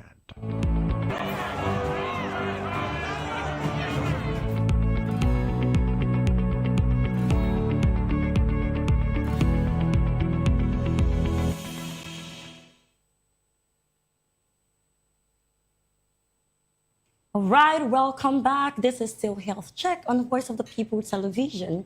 I'm still joined by Mr. Dawodu Joseph, who is a medical laboratory scientist. And we've been talking about, how important it is to not self-medicate, but to go through the right process, which is, of course, go to the doctor, get tested, go to the laboratory, and then, have the right and correct diagnosis for your treatment. So right about now, we're talking about the herbal remedies and talking about how we should trust that. Okay, when we talk about herbal remedies, we talk about things like, the natural resources, the things that we have right at our disposal, and, comparing it literally. So herbal remedies are trusted by many, and it is deeply rooted in culture. It is what majority of a lot of people know, right? So let's look at that, Mr. Joseph. So where should the line be drawn between, going through herbal remedy and science? Herbal remedy, science, they're all together. The herbal remedy is part of science, is part of medicine. They are incorporated.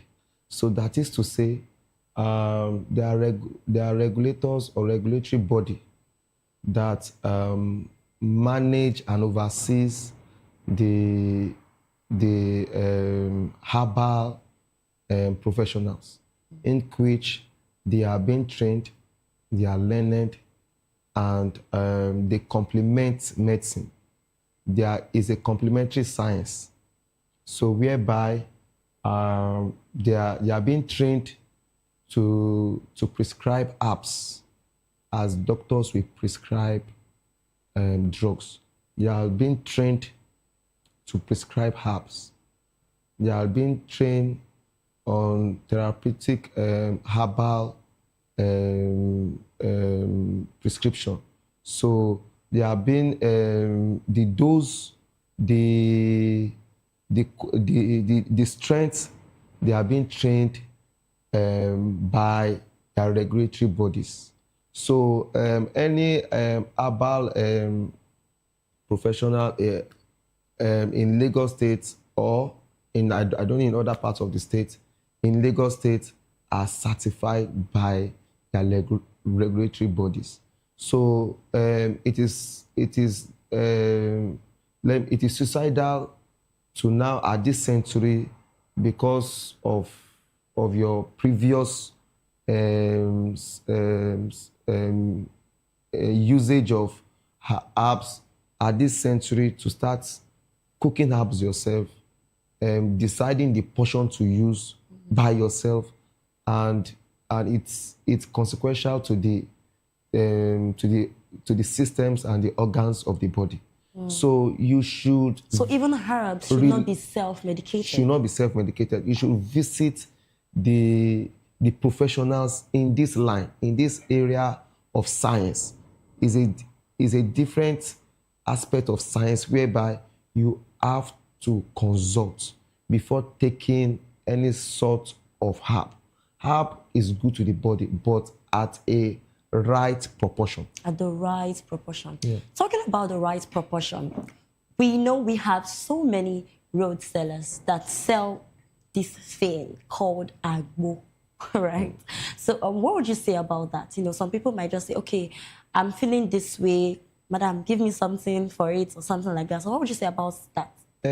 Concerning the roadside herb sellers, I will not overrule that. We see them all over the streets, and I know that Lagos State has been doing a lot to curb those instances, and these people are against the law, and it is a criminal offense right now to even sell herbs on the road, because they already have an instituted body that oversees herbs in general. So we call them complementary health science. So they complement science using herbs at the right proportion. So if you're out there still using herbs in your own intellectual capacity or in your own decision, then you are making a big and a grievous mistake. So you need to consult a registered and a certified herb consultant or herb therapist. You cannot just go and visit any alagbo that is not certified. So many people sell agbo based on family inheritance, because in our family, the trade we do is selling agbo. Yes. Using agbo does not mean that you are totally cured. As I said, it can just alleviate the pain, but it might reoccur. And when it reoccurs, it comes with a double force and with a double consequence. So you are not expected to use any form of abuse of drugs. Herbs are categorized as drugs. So in forms of drug, you are not advised to self-medicate. We have professionals at all levels of science and medicine. So if you are comfortable with herb, you can visit a certified herb therapist. And if it is the herb therapist that will now refer you to a doctor if needs arises. Like you have the traditional, the tradomedicals. They call them tradomedicals. Tradomedicals. Yeah, tradomedicals. Yeah, I just remember tradomedicals. They are assigned to this aspect of medicine, whereby they treat with herbs and natural resources around us. Is it actually even possible to treat with both? That's why I said you must consult your physician. Your physician will be in the best position to tell you what to use and what to stay away from. So when you visit your physician, your consultant, they will direct you aright. And they will direct you in a right way to go concerning your diagnosis and medications. All right. So let's go back to laboratory tests and all of that. So what changes when treatment is guided by test results? And how does early testing actually help and save people? Yeah. How important is it? We have stages of diseases. We have the acute, the chronic, and the likes. So when a symptoms arises, a signs arises in your body, the first thing is to visit the nearest health provider, which will enhance proper diagnosis. And when a test is being prescribed, you come to the test and do according as doctor stated. So that will give the doctor a direction in the diagnosis and the treatment. When you have appeared to the doctor's consulting room and you tell your manifestations, you tell your signs, you tell your symptoms, you explain yourself, the doctor, by his own knowledge and by his own professional skills, will write out the necessary tests to guide him in diagnosis. So when that test is being carried out, it guides the doctor in further diagnosis and further treatment. And that is what will now make the conclusion in the medication to be prescribed.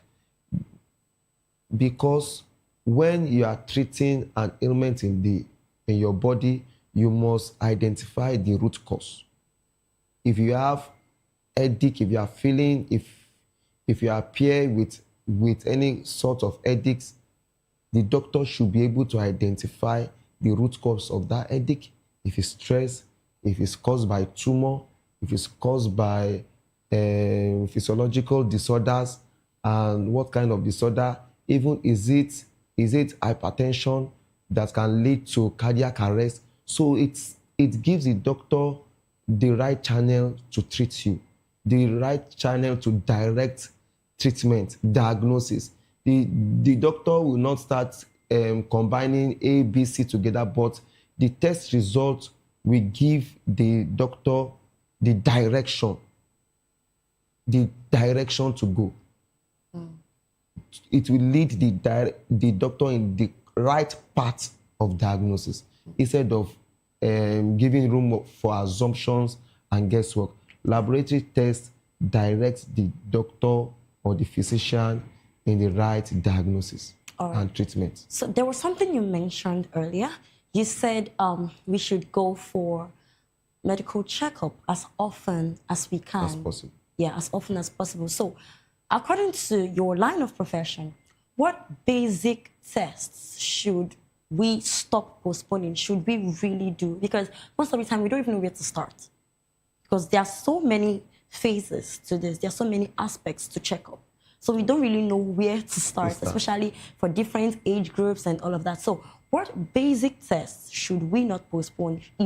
What basic test is actually very, very important for everyone to do? For a routine check, it is based on age and gender. For a man of 50 years and above, the routine checks will differ from a young guy of 15, 25. So for that age upward, 50, 40, they are advised to extend their routine check, to check for their prostrates, and to check for their kidney functions, their liver functions, and the likes. And for the females that are in their childbearing age or have exceeded their childbearing age, like they're in the menopause age, they are advised to run cervical tests amidst other tests. So when you come for a routine check in a health center or health provider, the doctor will still clock you on your current feelings, on your current age, on your current symptoms. So it is your answers that will direct the physician on what to do and what to ignore. Because there are so many tests to carry out. There are so many invasive tests and non-invasive tests to carry out during routine checks. So it is your age, what you feel, what you confess to your consultant, that will direct your path towards the routine check that is peculiar to you or not. All right. So before we go, let's just take one or two myths in the facts, right? So is it true that once symptoms are gone, the problem is solved? As I said, no. All right. That can be ascertained by the test and the right diagnosis. All right, When so you follow the test and the right diagnosis, when the pains is gone, then when the pains is gone, then there is a guarantee and assurance that the ailment is gone.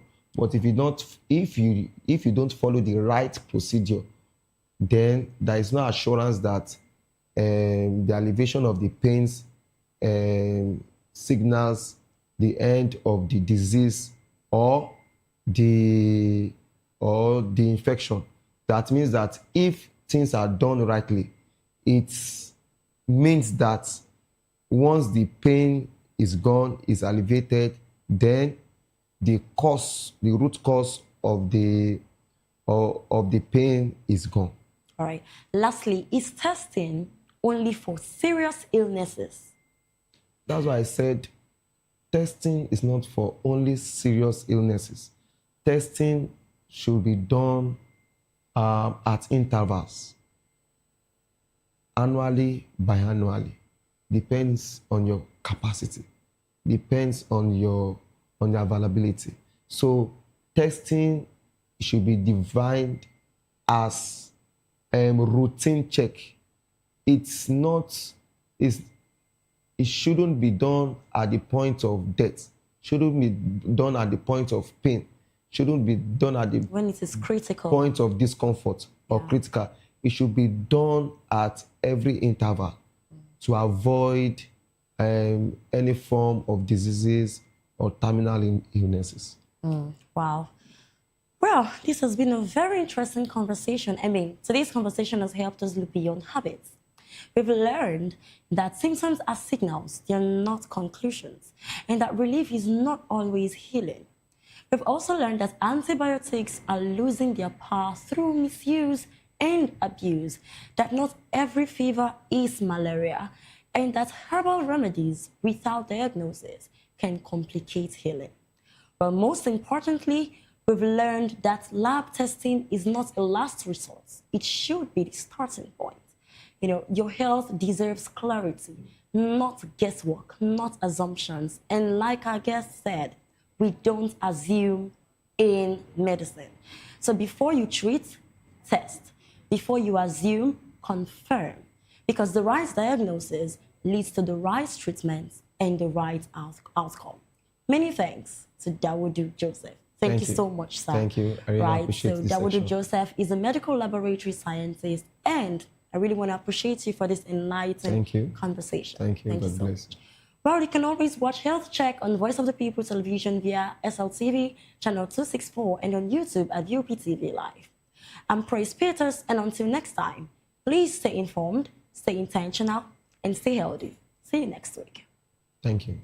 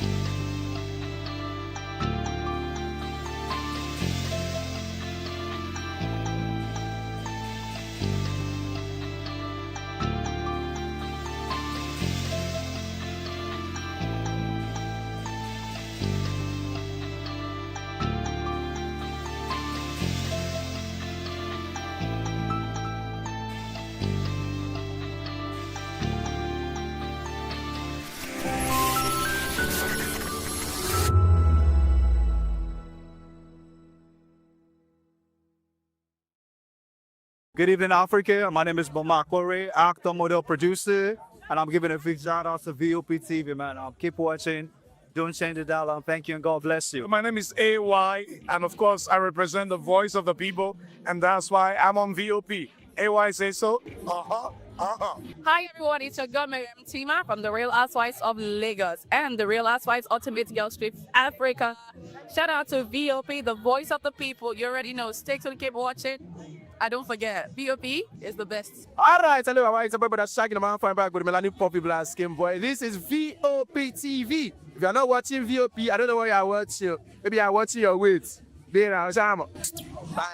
Hello, beautiful people. This is Wale Ojo, and you're watching VOP, Voice of the People. Hi, guys. You already know who it is. This is New Energy. Flyers boy ever live. Keep watching VOP TV. Thank you. Hi, people. Jenny Albano here. Guys, please keep watching Voice of the People.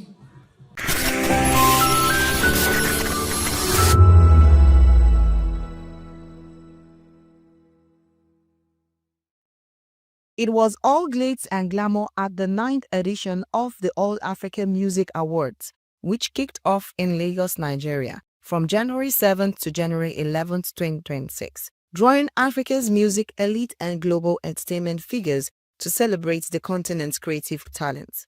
Afrima is a prestigious annual awards event that celebrates outstanding musical talents from across Africa. Originally scheduled for the late November 2025, the week-long event was rescheduled to January to ensure broad participation and a world-class experience, with support from the African Union Commission, the federal government of Nigeria, and the Lagos state government as hosts.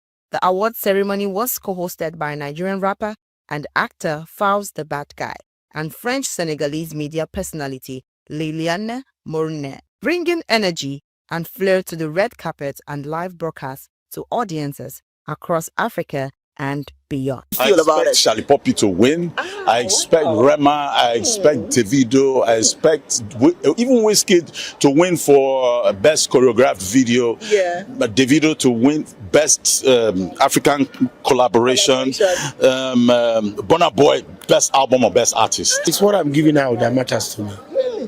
Because I want to show it to them that this is Africa. Yes. You know, I have a home advantage. People like 99% of your crowd knows your songs. Yeah. You give it to them fully. Yeah. That's it. Great moment, great experience from all performers and nominees. You know, another moment to escalate or elevate African music to the world, and we're here for it. You know, shout out to all the media teams, all the bloggers who are carrying our messages outside of the continent into the world. So you don't know, Afrima 9th edition, I'm out here for it. I'm like a let's say like a pro of Afrima, you feel me? So some of us are here as enablers to the scheme, not only nominees, you feel me? Like having won 4 times in reggae dancehall category and being nominated right now as well. Our best African music is just like blessings, you know, to still be here and doing it and contributing to the to this effect. Music is moving, music is evolving. You're seeing it. You saw it with what we did with No Turning Back. Bring something like really old, bring it into this generation and make it connect with children as young as 2, as 1, are chanting the chorus, chanting the hook. We're grateful to God for that, and we're not going to stop. We're not going to stop. Well, Afrima, as you know, is simply African Musical Awards. And so I expect the best of the best to be awarded. I expect a salute to hard work, a salute to tenacity of purpose, a salute to resilience, a salute to creativity, a salute to culture and tourism, and a salute to the promotion of our economy. I expect a lot.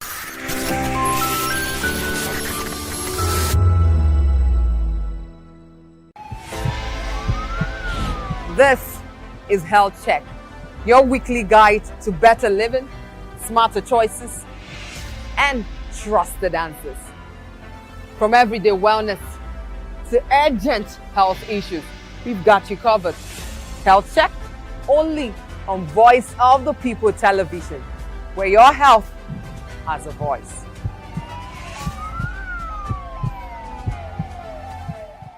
Behind every broken desk, lies a broken promise. Education shapes the nations.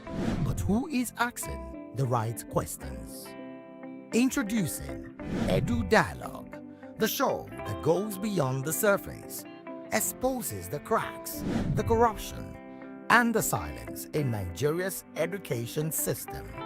Edu Dialogue, Saturdays, 3 p.m., only on VOP TV. We break the biggest stories, from missing funds to policy failures.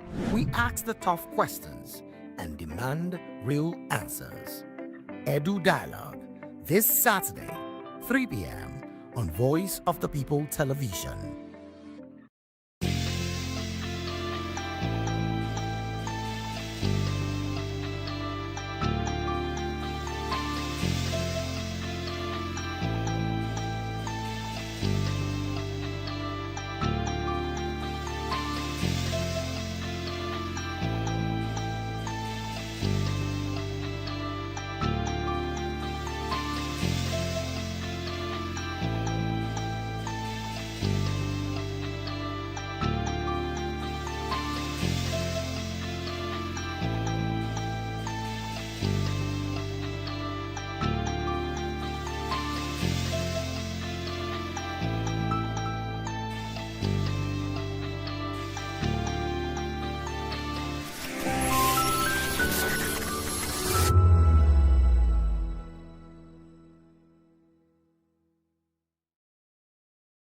We encourage you to click on the like button and subscribe to our YouTube channel. We are Voice of the People TV. Also follow us on all our social media platforms. We are at VOP TV Live. Visit our website www.vop.ng for fresh and trending news. Also watch us live on SLTV channel 264.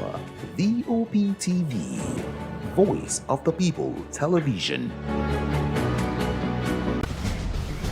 Join us as we drive into the world of politics through insightful interviews with prominent political figures, both serving and former governors, ministers, senators, legislators, party chieftains, activists, and analysts. Get first-hand information into the decision-making processes that affect our daily lives. Highly engaging one-hour program that brings political discourse into focus.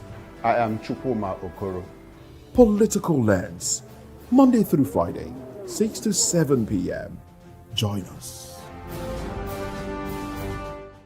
This is African News on Voice of the People Television, where we don't just bring you the news, we bring you Africa's heartbeats, the policies that shapes our world, and the economy that determines our future. African News on Voice of the People Television. Stay with us. My name is Tao Familoni, and here's to VOP TV. Keep watching, stay tuned, do not touch that dial. Arararara, my name is Made Kuti, and you're watching VOP TV. Keep watching. Welcome, my name is Zika Davis. Distinguished ladies and gentlemen, boys, viewers, everybody, boys and girls.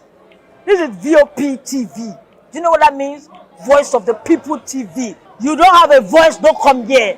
You better make sure your voice is heard. VOP TV. Now, you have more than a voice.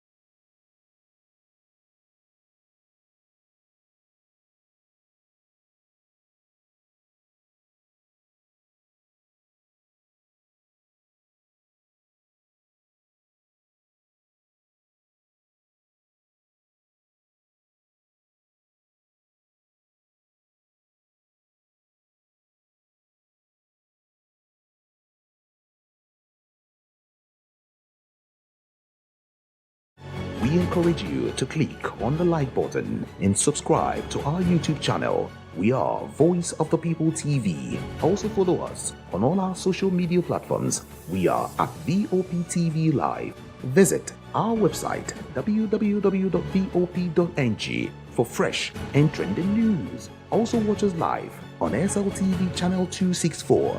VOP TV, Voice of the People Television. VOP TV.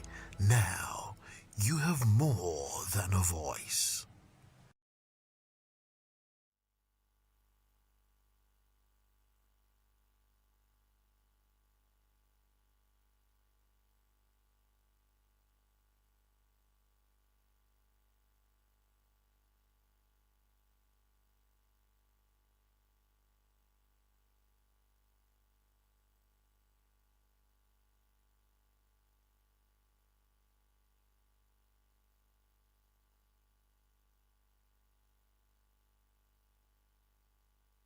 We encourage you to click on the like button and subscribe to our YouTube channel. We are Voice of the People TV. Also follow us on all our social media platforms. We are at VOP TV Live.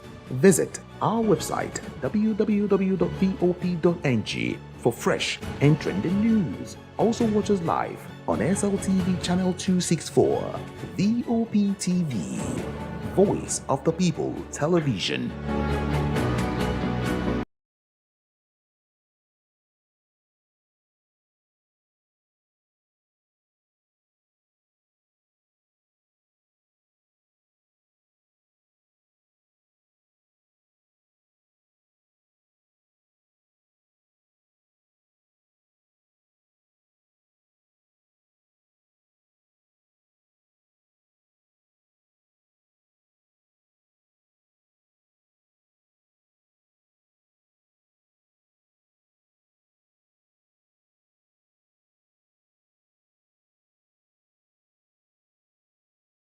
My name is Tao Familoni, and here is to VOP TV. Keep watching, stay tuned, do not touch that dial. Arararara, my name is Made Kuti and you're watching BOP TV.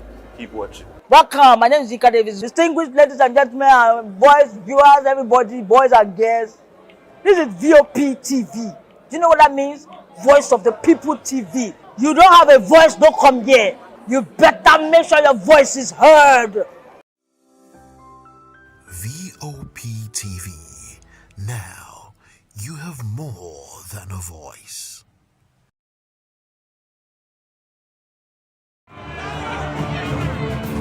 Do you want your voice to be heard? Do you know that you matter in the scheme of things?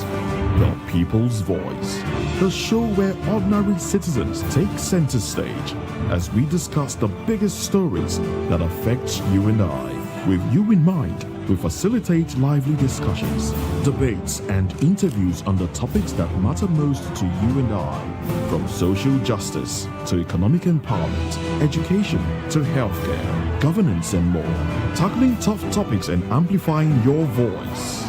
Join the conversation and make your voice count. The People's Voice. Make your voice count. The red carpets, awards, the razzmatazz, music, fashion, interviews, and more. Spotlight on Voice of the People Television. Let's feed you with all the juicy stories in the global entertainment space, bringing you the glitz and glamour as it is hot. Stay tuned to Spotlight, 1 p.m. Monday to Friday. Spotlight on VOP TV. Entertainment like never before.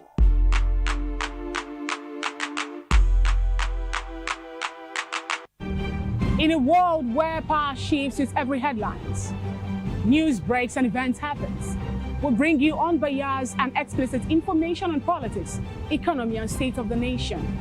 We break down the chaos. Facts, not fluff. Truth, not a spin. We discuss not just politics, but a glimpse into the future. Voice of the People Television. Now you have more than a voice.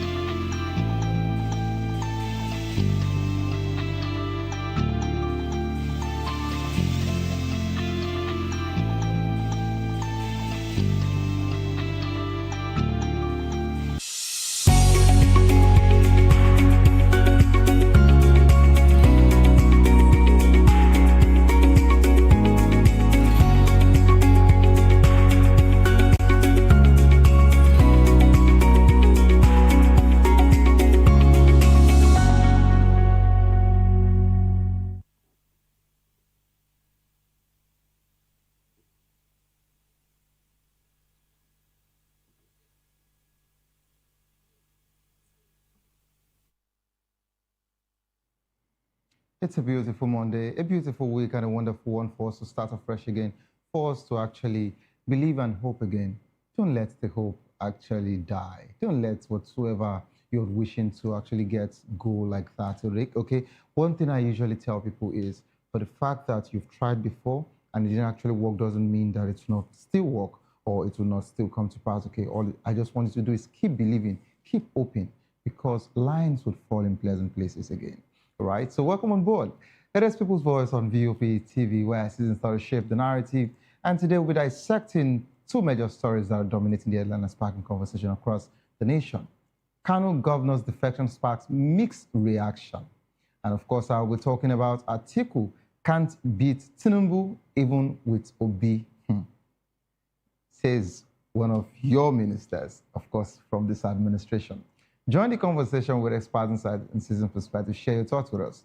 I am Savior Udo. Let's look into other news stories with details. Of course, all eyes on 2027 general elections. And Dogara made this statement. Dogara asked to be left out of speculation over replacing Shetima. Former Speaker of House of Representatives, Yakubu Dogara, has asked to be left out of speculation, suggesting he could replace Vice President Kashim Shettima as President Bola Tinubu's running mate in the 2027 general election. Dogara emphasized the need for an inclusive government that brings everyone together, regardless of religion or region.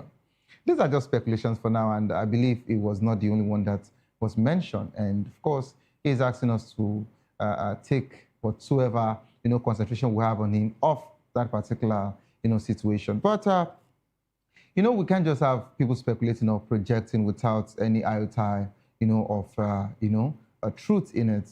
We don't know if such conversation has actually popped up from that camp, but in the coming days, we would know if the vice president will still be the running mate, with the president as regards to the APC, or something might actually change. And away from that particular one, Osun governor demands release of 130 billion withheld their local government funds.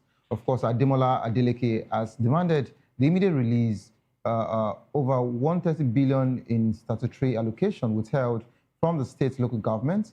The funds, which have been blocked since February 2025, are critical for paying salaries, primary school teachers, nurses, health workers, and council workers. Adeleke accused the former governor, Gboyega Oyetola, of backing the continued occupation of local government secretariats by court-sacked APC chairmen and councillors.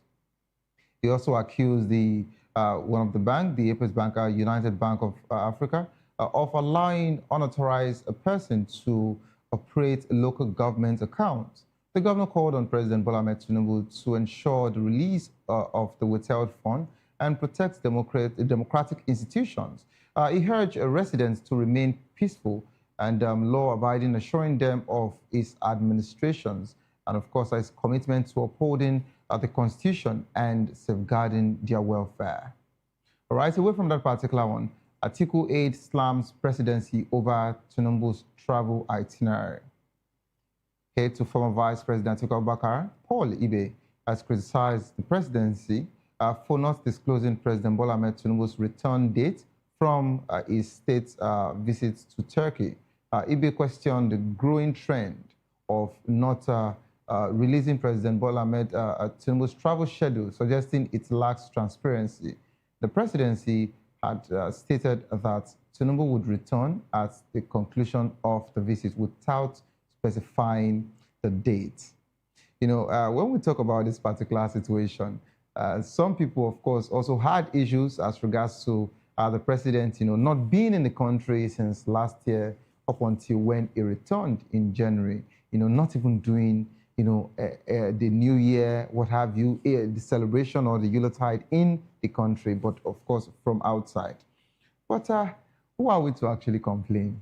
So let's just leave that particular one at Paul Ibe's quarters. But my guest might decide to want to, respond to any of these news stories. FCTA workers and NLC stage protests at industrial courts. Workers of the Federal Capital Territory Administration and, of course, the Nigerian Labour Congress held a protest at the National Industrial Court in Abuja demanding the removal of the FCT minister. The strike is over unresolved labor disputes and alleged violation of workers' rights by the FCTA management and political leadership. The protesters carried placards with inscription such as "Wike must go" and "Pay promotion arrears." The NLC has declared full support for the industrial action. Of course, and we just also saw an update as regards to this particular conversation that they were all out, at the minister's office, and they had to take the back door, and all of this particular staff were also still shouting and screaming while he drove off without siren and all of that. We saw that particular one. It's still a developing story, so hopefully before the day is over, we will get more strong conversation as regards to that particular one. I don't know why everybody's coming for Wike now. Maybe, just maybe, it's that time where Wike just have to bow out of all of this particular situation, because it is looking more like that for him. Rivers crisis is still actually brewing, but of course this is quite a very serious one here. Rep slams Tinubu's aide for blaming Wike. A member of House of Representatives, Solomon Bob, has criticized President Bola Ahmed Tinubu's special advisor on policy communication, Daniel Bwala, over comments blaming Minister of the Federal Capital Territory, Nyesom Wike, for ongoing crisis in Rivers State. Bob describes Bwala's remark as cheeky, unwarranted, and stemmed from premeditated buy. Of course, he also mentioned that Wike is not frustrating Governor Siminalayi Fubara's administration, that Bwala's comments were a malicious narrative as regards to whatsoever he thinks. Okay, if you say so, but if Bwala didn't talk, every other person have been talking, all around, the country. So why is it looking like it is the Bwala situation that makes it serious? But of course, I understand the weight at which you're looking, or the angle you're looking at, the situation from. Bwala being, the president's special assistant. So we understand this particular situation because the president has not also said anything yet. So are we saying that Bwala has actually spoken on behalf of the president? My analyst will actually respond to this. I would like to hear, this particular one from another angle. REA Lotus Bank partnered to boost renewable energy financing in Nigeria. The Rural Electrification Agency and, of course, our Lotus Bank have partnered to scale up renewable energy financing in Nigeria. The partnership aims to establish dedicated funding facility under the distributed assets through renewable energy scaled up. Of course, this initiative marks a shift from the projected base financing to be structured large-scale financial framework to escalate energy assets nationwide. I just hope that this particular will work this time around, because this is not the first time that REA would roll out, a project like this. Of course, they've done some, but we know quite a few that actually didn't see the light of the day. Talking about President Muhammad Buhari's of blessed memories administration. They rolled out, Operation 5 million homes. They want to reach out to 5 million homes with renewable energy. And they tried that particular one, reaching out to different states. But the project didn't actually work out at some point. And here we are again. This is the fresh one from REA. I can't remember the guest I was seated with the other day. Okay, I think it was Mr. Lawa, when I was talking about this same project as regards to kickbacks always causing some of this situation when you want to do a project with your Nigerian government, but kickbacks would not even make you get, up to 50 or 60% of that main payment. But this is the country we have. We just hope for a better one, sooner. All right, let's move from there to our disco now. Nigeria's power distribution companies reject free meter plan. Of course, our Nigerian electricity distribution companies have expressed concern over the federal government directive to provide prepaid meters to customers free of charge.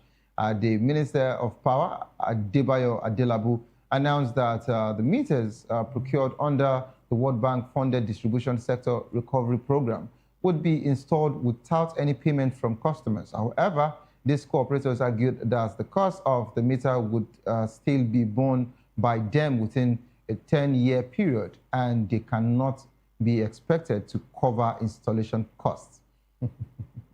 The reason why I'm laughing about this particular one is because we just know that it is, DOA, dead on arrival. they would not allow this particular free of charge situation to work out. We know this before now, no matter what they want to say. Because the same government actually, through, the MPF, Nigerian Police Force, they said bail is free. Where have you ever seen that the bail is really free and people are not paying to, to get, bailed out of, of police station, whatsoever the matter would be. So when you say prepaid meters will be free, I just doubt it. And now they are telling us that they won't cover installation fee and all of that. The government was meant to make provision for that.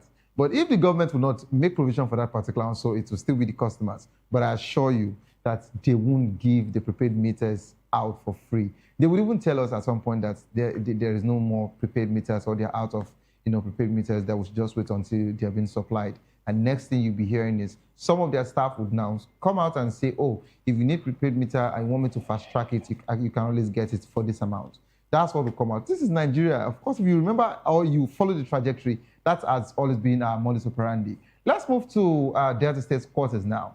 Omoagege urges Obovere to unite Delta APC. Former Deputy President of the Senate, Ovie Omoagege, has called on Delta State Governor to promote inclusive leadership and good governance in the All Progressive Congress to secure victory in the future election. Omoagege made the call at a stakeholders meeting in Asaba, emphasizing the importance of carrying along APC supporters who mobilized for the party in the 2023 general elections. Okay? I think I want to actually, say something as regards to that particular last line. You said it should carry along APC supporters who mobilized for the party in the 2023 general election. What does that tell us? As at the time that Sheriff entered, in 2023, it came in through the PDP, and now it defected to the APC. So it means that he already knew that he was going to move to the APC. He already made an agreement. He already signed all of whatsoever agreement that they needed to sign, peradventure with his godfather, his predecessor, Okowa as well. And that's the reason why Omoagege can actually make this assertion. But this is Nigeria. We're not surprised. Of course, Seyi Makinde also owned up to supporting the president, to the detriment of his own party in 2023. So this shouldn't be, a new conversation here again. All right, let's move to the tax situation here. House Minority Caucus clash over tax law probe. A standoff emerged between the House of Representatives and Minority Caucus over an ad hoc committee investigating alleged alteration to Nigerian tax law. The Minority Caucus chairman, Afam Ogene, warned that dismissing the committee's interim report would embody impunity and undermine the National Assembly. The clash underscores growing tension over legislative oversight and the need to maintain procedural integrity while responding to allegations of malpractice within the tax legislation process. And finally here, Nasarawa government refutes claim of 707 million spent on refreshments. Nasarawa state government has denied allegation that it spent 707 million on refreshments and, of course, a meal while neglecting rural water provision in the state. The government described the claim as misleading, unfounded, saying the expenditure covered statutory and operational activities across several ministries, departments, and agencies. The government also urged the public to disregard the publication describing it as malicious and lacking a factual basis. Lacking a factual basis, really? Okay, so let's say that this never happened, but there is no smoke without fire. That's the popular saying. So did you even spend anything as regards to refreshment? Maybe in the MDAs, in your government, or what exactly did you do? Was there any, events recently, or some of the things that were, gotten as regards to maybe office or project or whatever that you signed? You see, because nobody can just come up with exact amounts. And I would also want Serap to look into this particular. No one will just come up with 707 million, just like that. And this is the same Nasarawa that we know that you can barely see some good roads, either be it through Fredra from Abuja going inward to their community and, even to other communities in that particular place. And just for clarity, I come to fruits market a lot to get things. So that's like our the Lepo in Lagos, where they say Lepo market. So basically, if the government of Nasarawa can have up to this, and you are yet to even provide the little things like, good waters, road, medical facilities, then it should be a shame. So we just hope that, just as you have said, that this did not happen, we just hope that it did not really happen. But in the coming days, we'll actually, get to know who is saying the truth and who is not actually saying the truth. That's all I can say as regards to that one. To join the conversation, kindly call the number 09044732605, 09044732605. Follow us on social media at VOB TV Live, and of course, you can use the hashtag People's Voice on VOB TV. On YouTube with Voice of the People TV, kindly hit the subscribe button, and together we can make our voices heard. It is time for us to go on a quick break. As soon as we return, we'll be taking the first conversation here. Kano governor's defection sparked mixed reaction. Don't go nowhere, stay in place, I'll be right back.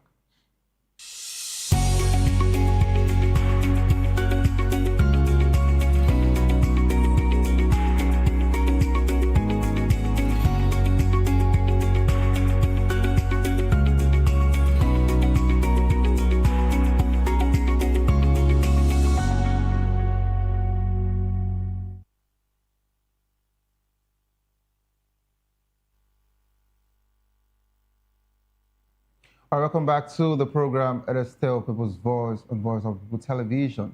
Kano State Governor Abba Yusuf has defected from the new Nigerian People's Party, NNPP, to the All Progressive Congress. The development has sparked mixed reaction from various political parties, while the APC has welcomed Yusuf, describing his defection as a boost to the party, and the NNPP has criticized the move, accusing him of betraying the trust of people. The PDP and ADC have also expressed similar sentiments, stating that the defection will not alter the political landscape ahead of 2027 general elections. NNPP said this is betrayal of the Kano electorate and a blow to Kwankwasia movement. And of course, ADC said governors are defecting to APC are seeking personal protection rather than serving the people.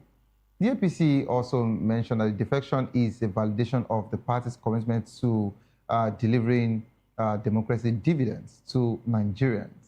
But I've been joined by Dr. Peter Nosike, who's a philosopher and, of course, erudite commentator. Welcome on board, sir. Yeah, thank you for having me. All right, sir. Doctor, before you go straight to the Kano conversation, I'd like you to take any of the news stories that you want to pick from. The story of Nelson Wike, because I saw a video. You saw the video? they were chatting that the minister is running away. Yes. The minister is running away. So for me, it seems that the land is even, that everything is fighting him.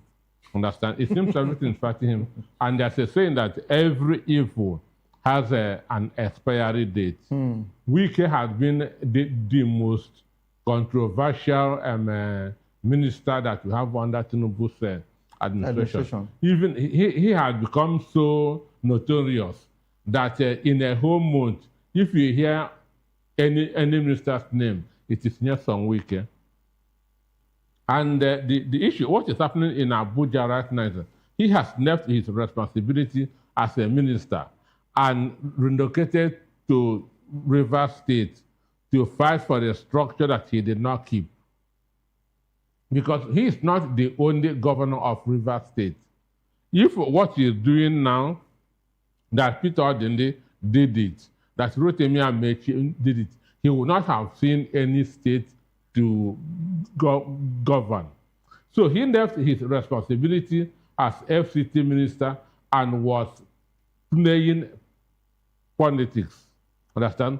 So what he's supposed to be doing as minister of FCT, he is not doing it. That's why the doctors, everybody have been on strike in Abuja.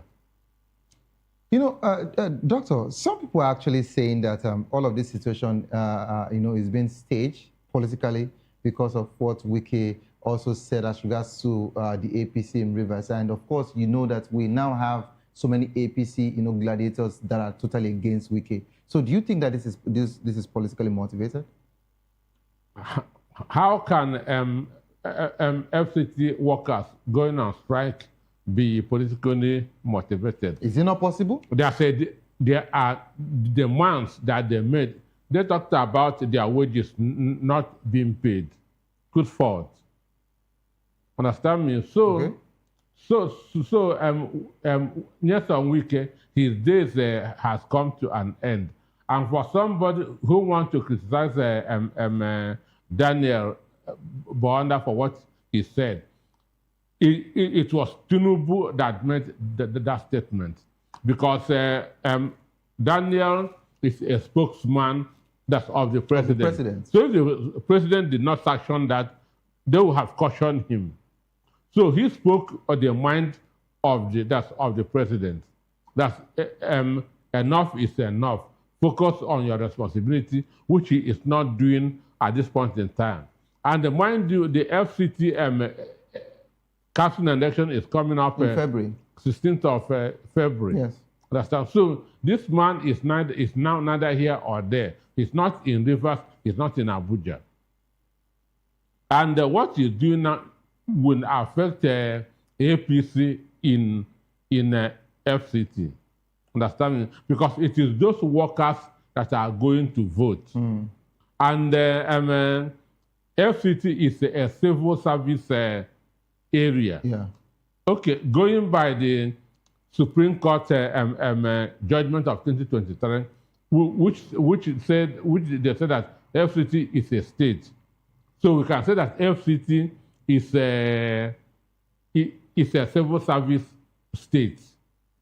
Understand? Yeah. We can say that FCT is a civil service state. So civil servants make up above 70% of the population of FCT. And see what the FCT minister is doing now. And the council election is very near. So I know that all his utterances, arrogance has come to an end. Okay. Let's move up the conversation here. But of course, I would see how I can, bring this conversation, to a point where we can actually knit it together. Now, we just talked about Wike, and here we have the Kano State issue. So are we about to see another river situation in Kano State? Because for Governor Yusufu to leave the NNPP that helped him to get to power, even when Kwankwaso also mentioned, just like what Wike said, that you can't just go to the president without me taking you. Even when Kwankwaso said that I am not approving your movement yet until I give the go-ahead. And I remember that the Kwankwasias also said that they want Ganduje to lead, they want Kwankwaso to lead them. But of course, you know that Ganduje is the problem between these two people, just like we have Odili, between Fubara and Wike, and just like we have Amechi. But of course, Amechi has not really said anything as regards to Rivers politics of late. So I would like to ask you, this defection from NNPP to APC, will it change the political landscape of Kano State? What are we about to see? It will not really change because Kwankwaso inherited the political structure of Madam Aminu Kano. Yeah. In the 80s, Madam Aminu Kano formed the PRP, People's Redemption Party, which is the party for the masses. Understand? Mm-hmm. It is that party for the ordinary people, which they call the Tanda Kawas. Understand? So it is this Tanda Kawa that are now known as the Kwankwasia. Kwankwasia, yes. So the issue, these people are at the grassroots. Understand? And they believe so much in Kwankwaso, and it is based on that Yusuf won the election in 2023. Understand? But now, for reasons best known to him, understand, he has defected even upon the fight that he had with his predecessor, Ganduje. Understand? But we cannot discount what our constitution talked about freedom of association. So you are very free to associate with any group with any organization that you want. So he had decided that to pitch a tent with APC. Understand? That is going to have an impact, understand? But it will not take Kano away from Kwankwaso. Because as we speak, Kwankwaso is the most popular politician in Kano now. You know, Doctor, just like you gave a backstory as regards to Kwankwaso inheriting, the political structure. Yes, structure. And you agree with me that while that was going on, or before that, I believe, we had the NPC as well. And if you look at the political landscape of the North, you understand, they are a loyalist. But once they stay in this party, they stay. And once they want to move, they all move. Now, some people are actually saying that Kwankwaso is not posing any threat to anybody anymore. They said he doesn't have that particular block he used to have as regards to the political, scene. But some people are also still saying that the Kwankwaso that we know now has more or better strategy. With the governor, who is the chief executive of a state, leaving the NNPP, do you think that they even have any chance in the 2027 election? Or Kwankwaso would not have any choice now to either move as well to the APC or to the ADC? Well, Kwankwaso cannot move to APC because what is he looking for in APC? But he said his doors were open. You remember? No, he said that any party that he will go to has to consider the Kwankwasia. No, he said that they will either offer him president or vice presidency. Okay. Understand? Now he cannot get that presidency in APC. He cannot get a vice presidency in APC. Understand? He cannot get both in APC unless he, like Nelson Wike, wants to be a minister in APC.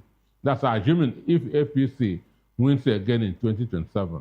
But for president and vice, they cannot get it in APC.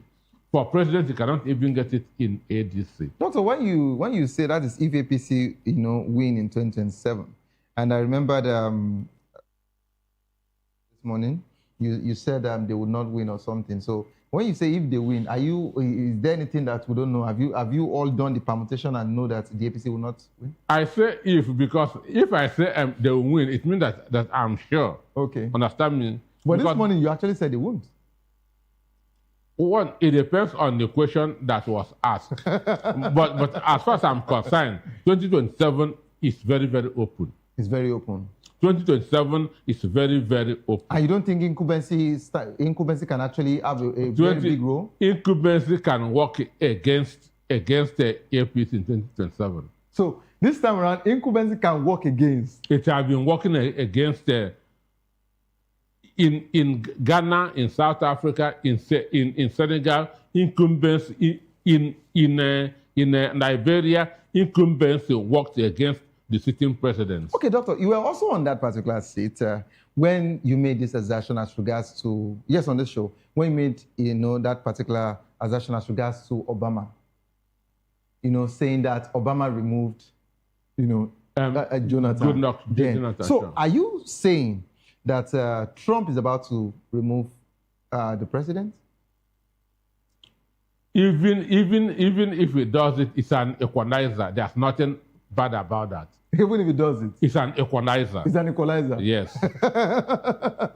Okay, let me go to the situation where you said that you don't think Kwankwaso can actually join, the APC. You would agree with me because there's nothing for him in APC. Okay, but if he has been a minister, okay. He has been a governor. Okay. So what else is he going to look for in APC? Okay. And now you said even to the ADC, there is nothing for him there? No, there are more powerful people in ADC than him.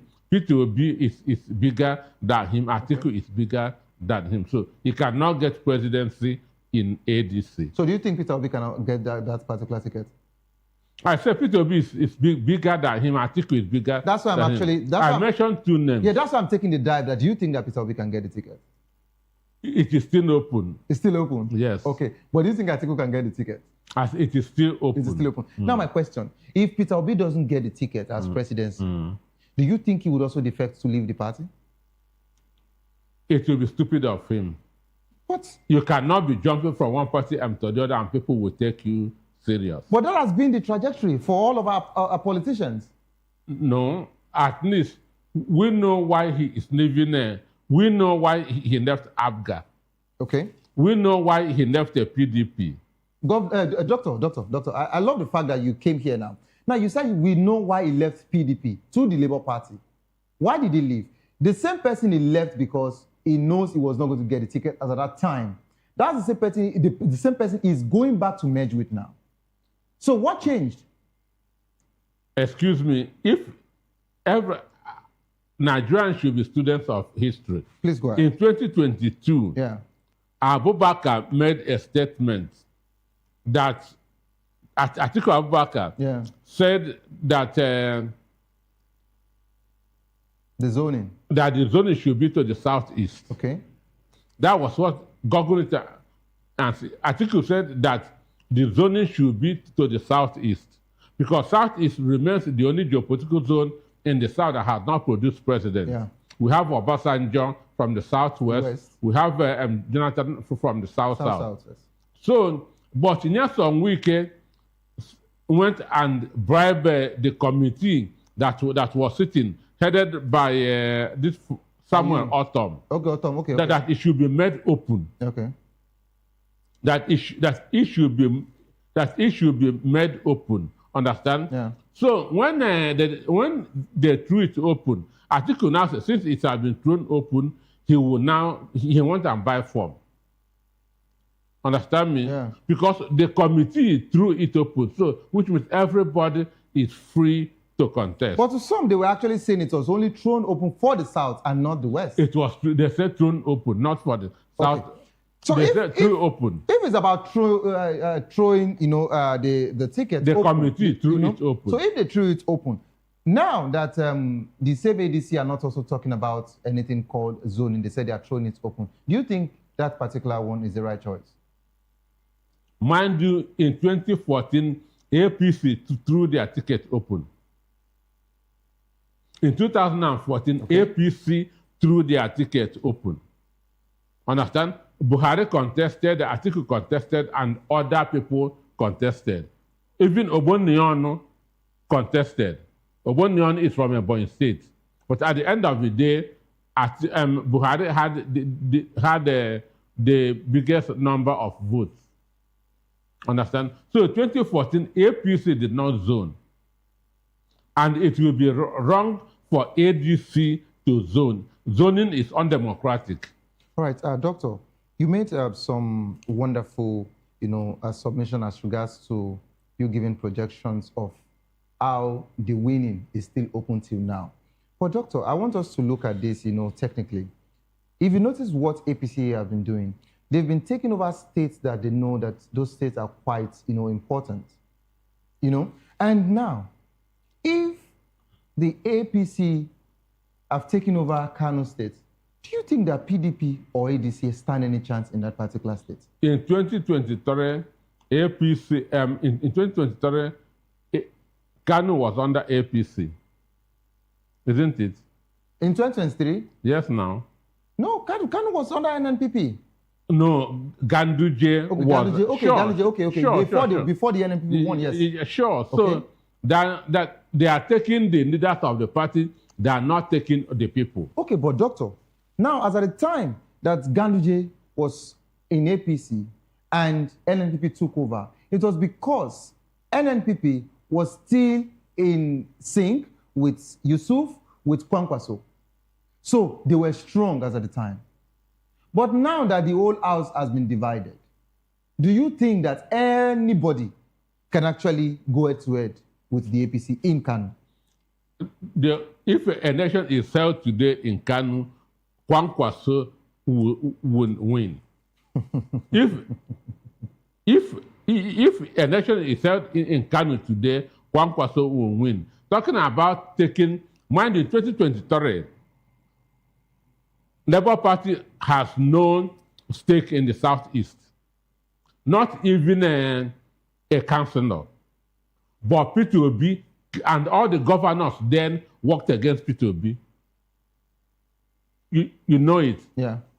In 2023, Hope Uzodinma, what is his name? Dave Umahi. Ombahi. Yeah. These are APC.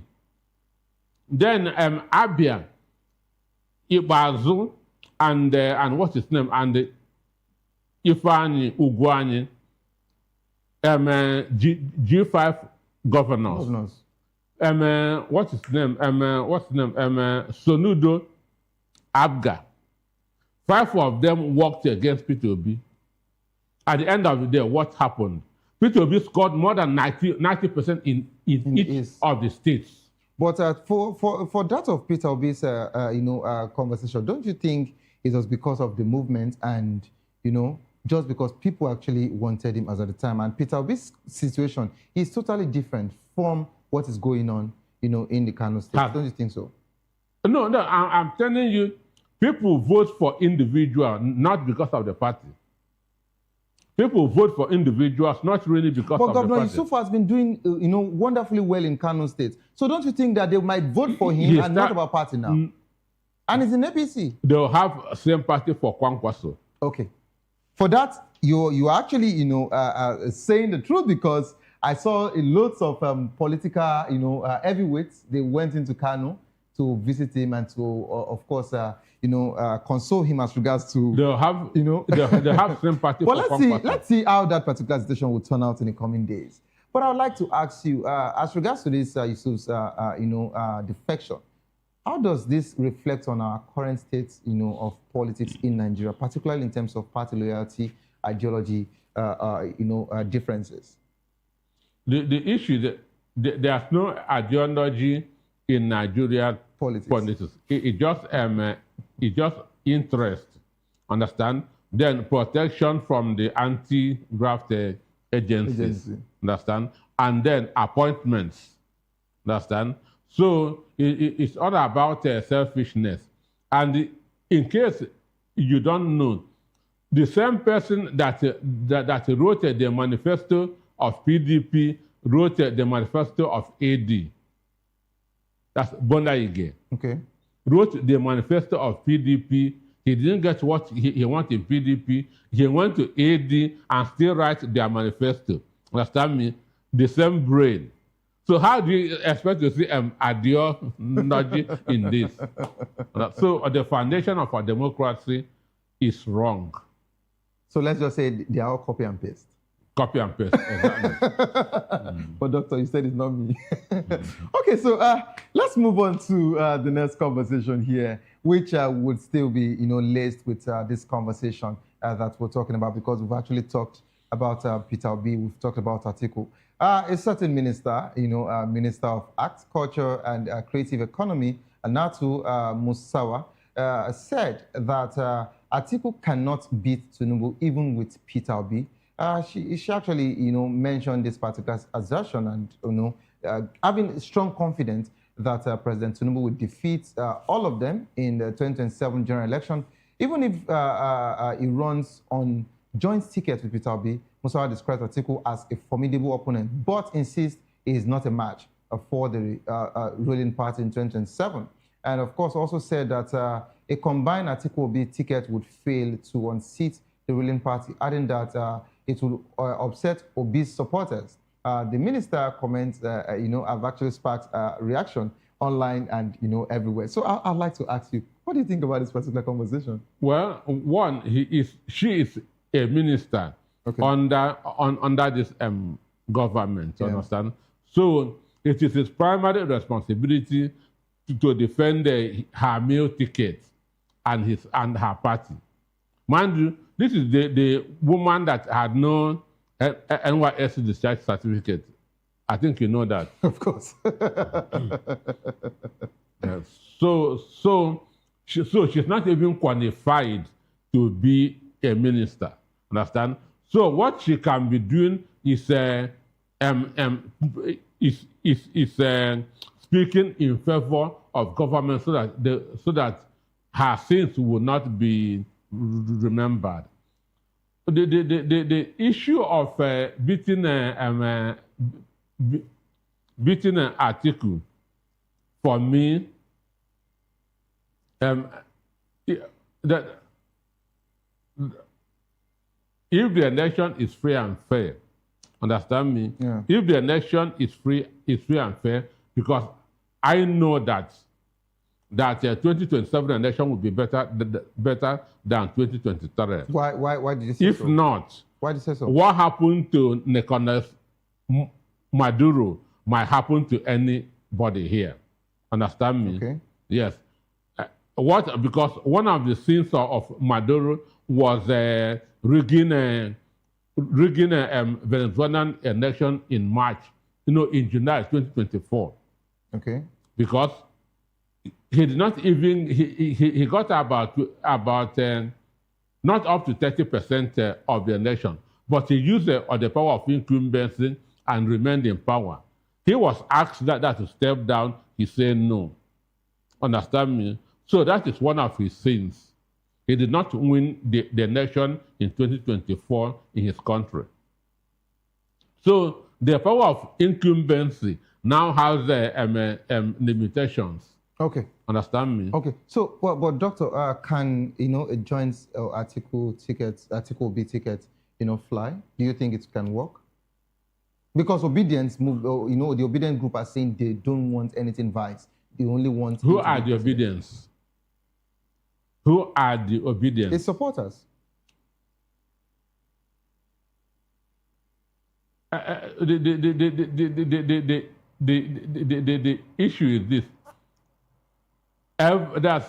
Every Nigerian youth who wants a better Nigeria is an obedience. Okay. Understand me? So the issue is saying that you don't want this. Understand? That you don't want it. What alternative are you bringing to the table? David Mark has said that every of the candidates is going for primary. Whoever wins, understand, others will support him.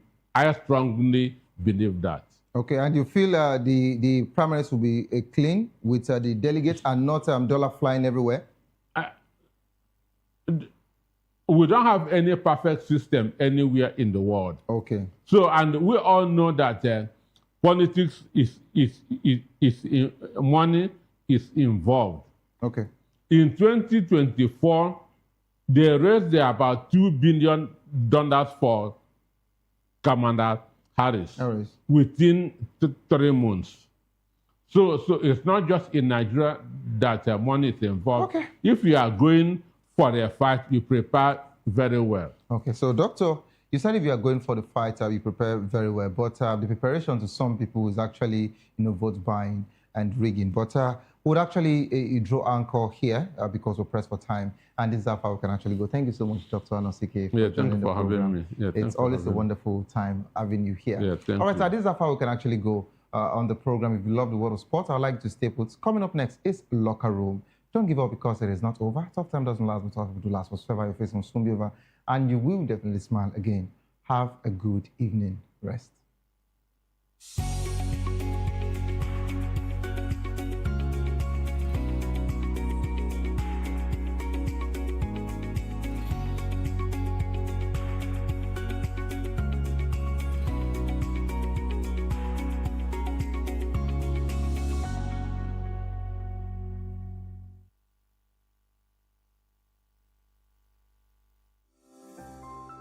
VOP TV. Now, you have more than a voice.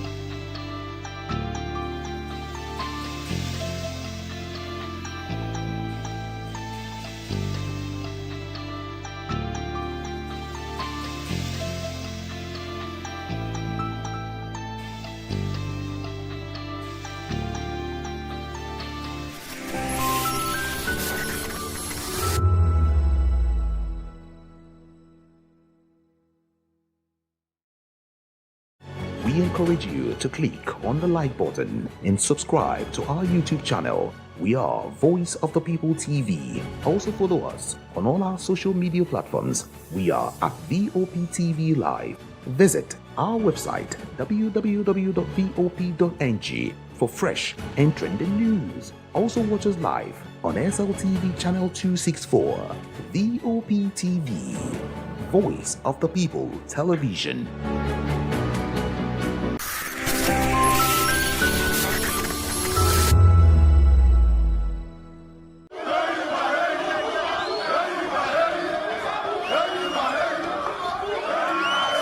Ọ bụrụ na m bụ ezigbo nwa afọ Naịjirịa, ka ihe m ga-eme pụrụ iche. Nwanne m nwoke, Adanne, m ga-akwụ chim n'eziokwu, kwanyere ndị ọzọ ugwu ma lekọta obodo anyị anya. Gbam! Ụmụnne m na ụmụnna m, obodo anyị bụ Naịjirịa ga-aga n'iru ma ọ bụrụ na anyị jikọta aka kwado ndị na-achị anyị ka ha mee nke ha, anyị ga-emekwa nke anyị. N'ezie, ọganihu ga-adị ma ọ bụrụ na anyị na ndị na-achị anyị jikọta aka rụọ ọrụ. Asaa bụ onye ndị na-achị anyị kwekọtara ha ga-eme ka obodo wee dị mma.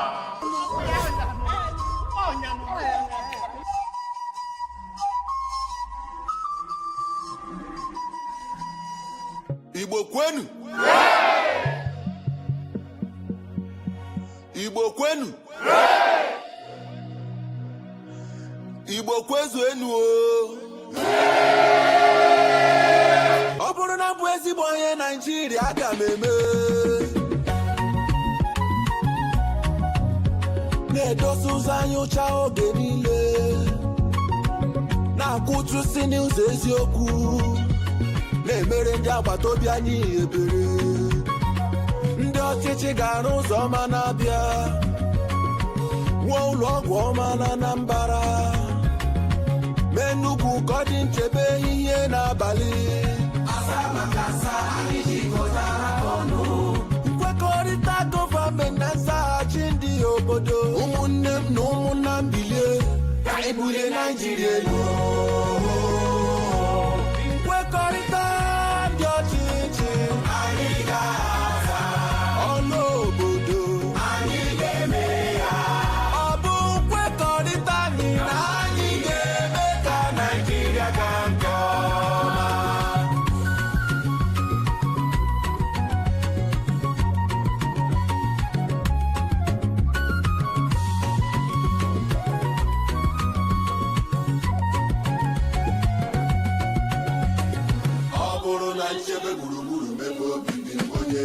Ndị ọchịchị ga-eweta ahụike, ọ bụrụ na nrọ ọrụ ike mụta aka ọrụ. Ndị ọchịchị ga-emepe ụzọ ọrụ n'Ebonyi n'Imo, ọ bụrụ na nkwanye ugwu nye agbụrụ niile n'otu ndọrọ ndọrọ ọchịchị.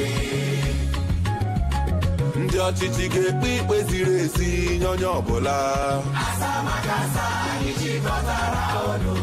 Nkwekọrịta gọọmenti na nzaghachi ndị obodo, ụmụnne m na ụmụnna m bilie ka anyị bulie Naịjirịa elu. Nkwekọrịta dị ọchịchị anyị ga-aza, ọnụ obodo anyị ga-eme ya. Ọ bụ nkwekọrịta anyị na anyị ga-eme ka Naịjirịa gaa nke ọma.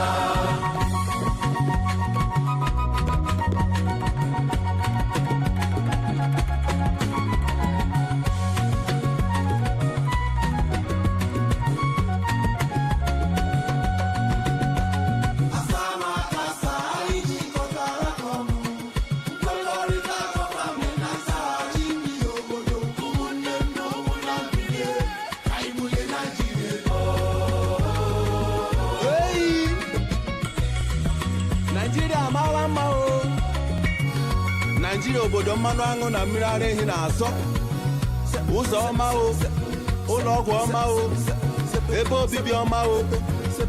Igbo ndị ọma pụtanụ ka anyị ọlịba, onye agbakwara nke nwanne ya gbara.